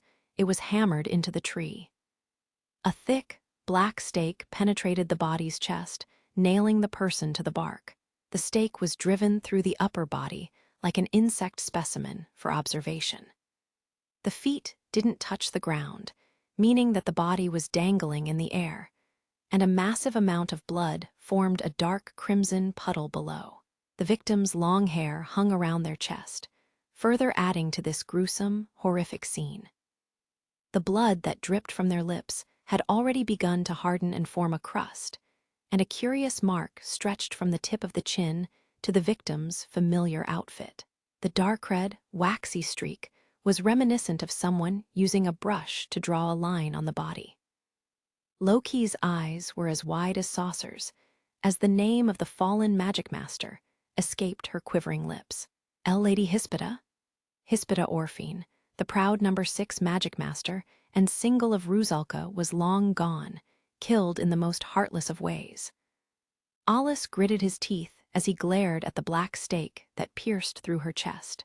The surface of the weapon was bumpy like the bark of a tree, but he couldn't even tell what it was made of. Even more concerning was that several small branches seemed to sprout from it. At a glance, these roots or branches looked like dark tentacles. And as the victim's body was pinned against the withered tree, the roots practically entangled themselves tightly around the trunk. Alice narrowed his eyes and saw that they pulsated like dark veins, adding to the creepiness. "I didn't think they'd use this tactic," he muttered. "Do they want to kick this off so shamelessly?" As Loki stood there in a daze, Alice's lips formed a grimace, directed at the invisible hostility he sensed as he angrily spat his words. Bonus short story: an enthusiastic outing that morning, or rather the moment she opened her eyes, Loki was ready for battle. She was currently dispatched to the heart of Alpha's city, and not for a mundane, boring routine like buying ingredients for a meal. She was on a different shopping mission today. Her beautiful silver locks fluttered behind her as she walked along the city streets, a pep in her step. The girl's grace alone was enough to attract the eyes of many, but Loki wasn't at all bothered by their stares as she passed the stores that lined the street. Her footsteps, firm and decisive, were a telling sign that she already had a destination in mind. Under the gazes of people around her, she finally stopped in front of a certain luxury boutique. "Hugh," Loki sighed. "If I knew this would happen, maybe I should have asked Tesphia to tag along with me." She took deep breaths to ease her nerves as her face turned tense. Tesphia was a daughter of one of the most prominent noble families in the nation. She was probably used to these luxury stores and wouldn't have been daunted by the opulence of the boutique's exterior. As Loki tried to steady her heart, she locked eyes with an employee inside, who smiled and opened the door, beckoning her into the shop. Loki meekly took a step inside. During her military years, she'd only had a few outfits for personal wear. It was rare for her to get an opportunity to get all dolled up in the military, and naturally, she wasn't very interested in fashion. But whenever she did venture out to make a purchase, she headed to a military-run store that sold simple shirts that administrative officials might have needed. Until recently, she would never have dreamed of entering a high-end boutique. She wasn't used to this sort of place, so she nervously glanced around. The glimmering interior and the female employees in fashionable uniforms were eye-catching. They all flashed smiles brighter than anything nobles would express during social occasions, warmly greeting Loki. But even these professionals were momentarily stunned by Loki's beauty. Still, true to their jobs, they immediately masked their expressions and treated her like a customer. "Is there anything you're looking for?" an employee asked. "Please don't hesitate to ask any question you might have." It seemed the staff had come to some kind of agreement as one of the women stepped forward to take care of Loki. The girl froze for a moment, not used to this sort of air. She felt like she'd stepped into a completely different world, proof that she still needed some time to grow accustomed to luxury like this. Loki was grateful for the employee's kindness. She wasn't here to waste her sweet time on shopping. "Yes, I saw a fashion catalog from your store recently," Loki started. "Ah, yes, the ones with our latest fashion trends, I'm sure," the astute employee said, guiding the girl to a corner of the store with the latest clothes. The staff member couldn't hide the excitement in her voice, eager to find the perfect model to try these fashionable garments on. The boutique almost sounded honored for Loki to be here. As the girl was guided to a certain rack, she noticed that some of the clothes she'd seen in the catalog were hanging there. "Do any of these catch your eye?" the employee asked politely. "If I may, I do think that this color looks very good on you. If you'd like, I implore you to try these on." Though this was a high-end boutique, the prices weren't too expensive. The elegant design and the fine quality of the fabric determined the price, and most of them were reasonable. Loki was fond of these designs. When she objectively judged the style of these clothes, she knew that she could wear most of them from this brand without issue, and they also had the perfect size for her. "Thank you," Loki said. She grabbed a few of the clothes she was looking for before the employee kindly guided her to the dressing room. Loki had made some unfortunate purchases before because she didn't try on the clothes beforehand and check the size, so she nodded and allowed herself to be guided into the room. Loki put on the clothes with the tags still on as she stood in front of the mirror. She let out a self-deprecating sigh and slumped her shoulders. What she saw in the mirror and how the model looked in the catalog felt so different. She knew she couldn't pull off this look, a far cry from the ideal she'd envisioned, and this reality was a tough pill to swallow for a maiden. "It seems this isn't a good fit for me," Loki said. She liked the design and the color very much, but the sleeve length and the hems didn't fit her one bit. Loki was almost astonished to see how different reality was from her ideals, to the point where she assumed that this wasn't just a simple issue of size. Surely there was something more fundamental at play. Loki gave a glum frown of disappointment. "Excuse me," the employee said as she opened the curtain to the changing room. In contrast to the clearly deflated and depressed Loki, the employee's eyes twinkled eagerly. "Why, you look stunning," the employee gushed before quickly clearing her throat. Ahem. I do believe that the issue lies not with you, but the clothes. Unfortunately, this is a one-size-fits-all style, but I do think that the design itself suits you very, very well." Loki agreed. She'd taken her time to do some research before she selected these styles. She knew that she was a good fit for the design. She had a few backup designs in mind, of course, but this was her first choice, and it was disappointing that it had fallen flat. The female employee, upon seeing Loki looking so disappointed, decided to offer a suggestion. "Miss, if I may," she started, her eyes glimmering with excitement. "Our store actually has a small workshop. The space is not very impressive, but our artisans are of excellent skill, I can assure you. Would you like to utilize this service? The design will remain, of course, and we will simply take your measurements and adjust the hems and sleeves perfectly to your body." "Huh," Loki gasped. "And no, I can't ask that much of you." "Oh, we will happily offer this to you. Just between you and me, this isn't a service that we usually provide to everyone, but for you, I would love to be your aid. Please allow us to help you. This will take some time, however, so if you would like to try on other outfits while you wait, I think that would be best." Loki was a bit curious about the other designs, but this seemed too good to be true. She cast a doubtful glance at the employee. "This will come at no extra charge, I assure you," the employee said encouragingly. Please, you must take this service. If you've got any other outfits that strike your fancy, you may take them home as well." The employee glanced around the store, her passion almost sweltering. Loki followed her eyes and noticed that the store was now packed with many women looking to shop. For some reason, their gazes were pinned on her, and when Loki turned to stare outside the window of the store, some people had stopped on the streets and gazed inside. Do they think that I'm the perfect person to promote their store?"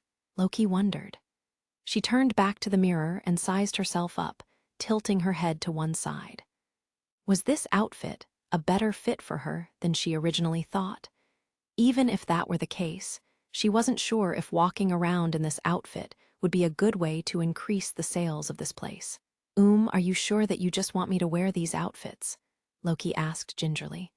"Of course," the employee cried. "If you would wear the latest outfits we have to offer and take a tour around the store, I'd greatly appreciate it." "Well, if that's all you want." At once, the employee glanced at the other staff members, who jumped right into action. Several outfits were immediately brought out from the back, strategically placed on the racks closest to the dressing room. Amid the hustle and bustle, Loki was gently urged back into the dressing room to get her measurements, and she was unable to fight back. "Now then, once we get that outfit tailored, I shall call you again," the employee said. "As you walk around the store, we will bring out some tea for you to enjoy on that terrace. Please have a rest then." Loki was treated very well, to her surprise, and she did as she was told. She changed into another outfit and opened the door of the dressing room. At once, she heard gasps of awe as a wave of chatter filled the store. What's going on here? The customers and even the employees were enamored with her appearance, stunned by her beauty. Loki was practically a fashion model dressed beautifully for this store. From there, Loki became an emergency model for the store, a task that took much longer than she expected. She was allowed to gaze at all the trendiest items of the boutique, and though she was allowed a tea break, she still felt the piercing gazes glued to her. Any item she wore quickly flew off the shelves of the store. She had spent a few hours at the place by the time she was finally freed and allowed to leave. Exhausted, Loki let out a weary sigh, her hands filled with shopping bags that proudly had the logo of the store to advertise the boutique. The outfit she wanted had been properly tailored to her size, But as though to thank her for her work, she was also handed several other garments that suited her well.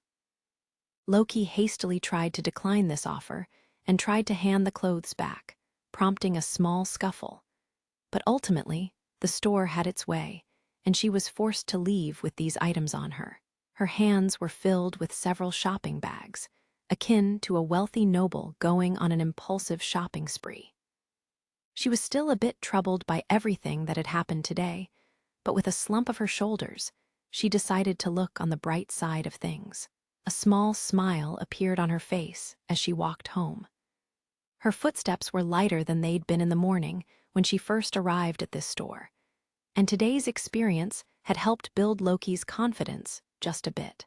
Surely she could wear these clothes and proudly show herself in front of him.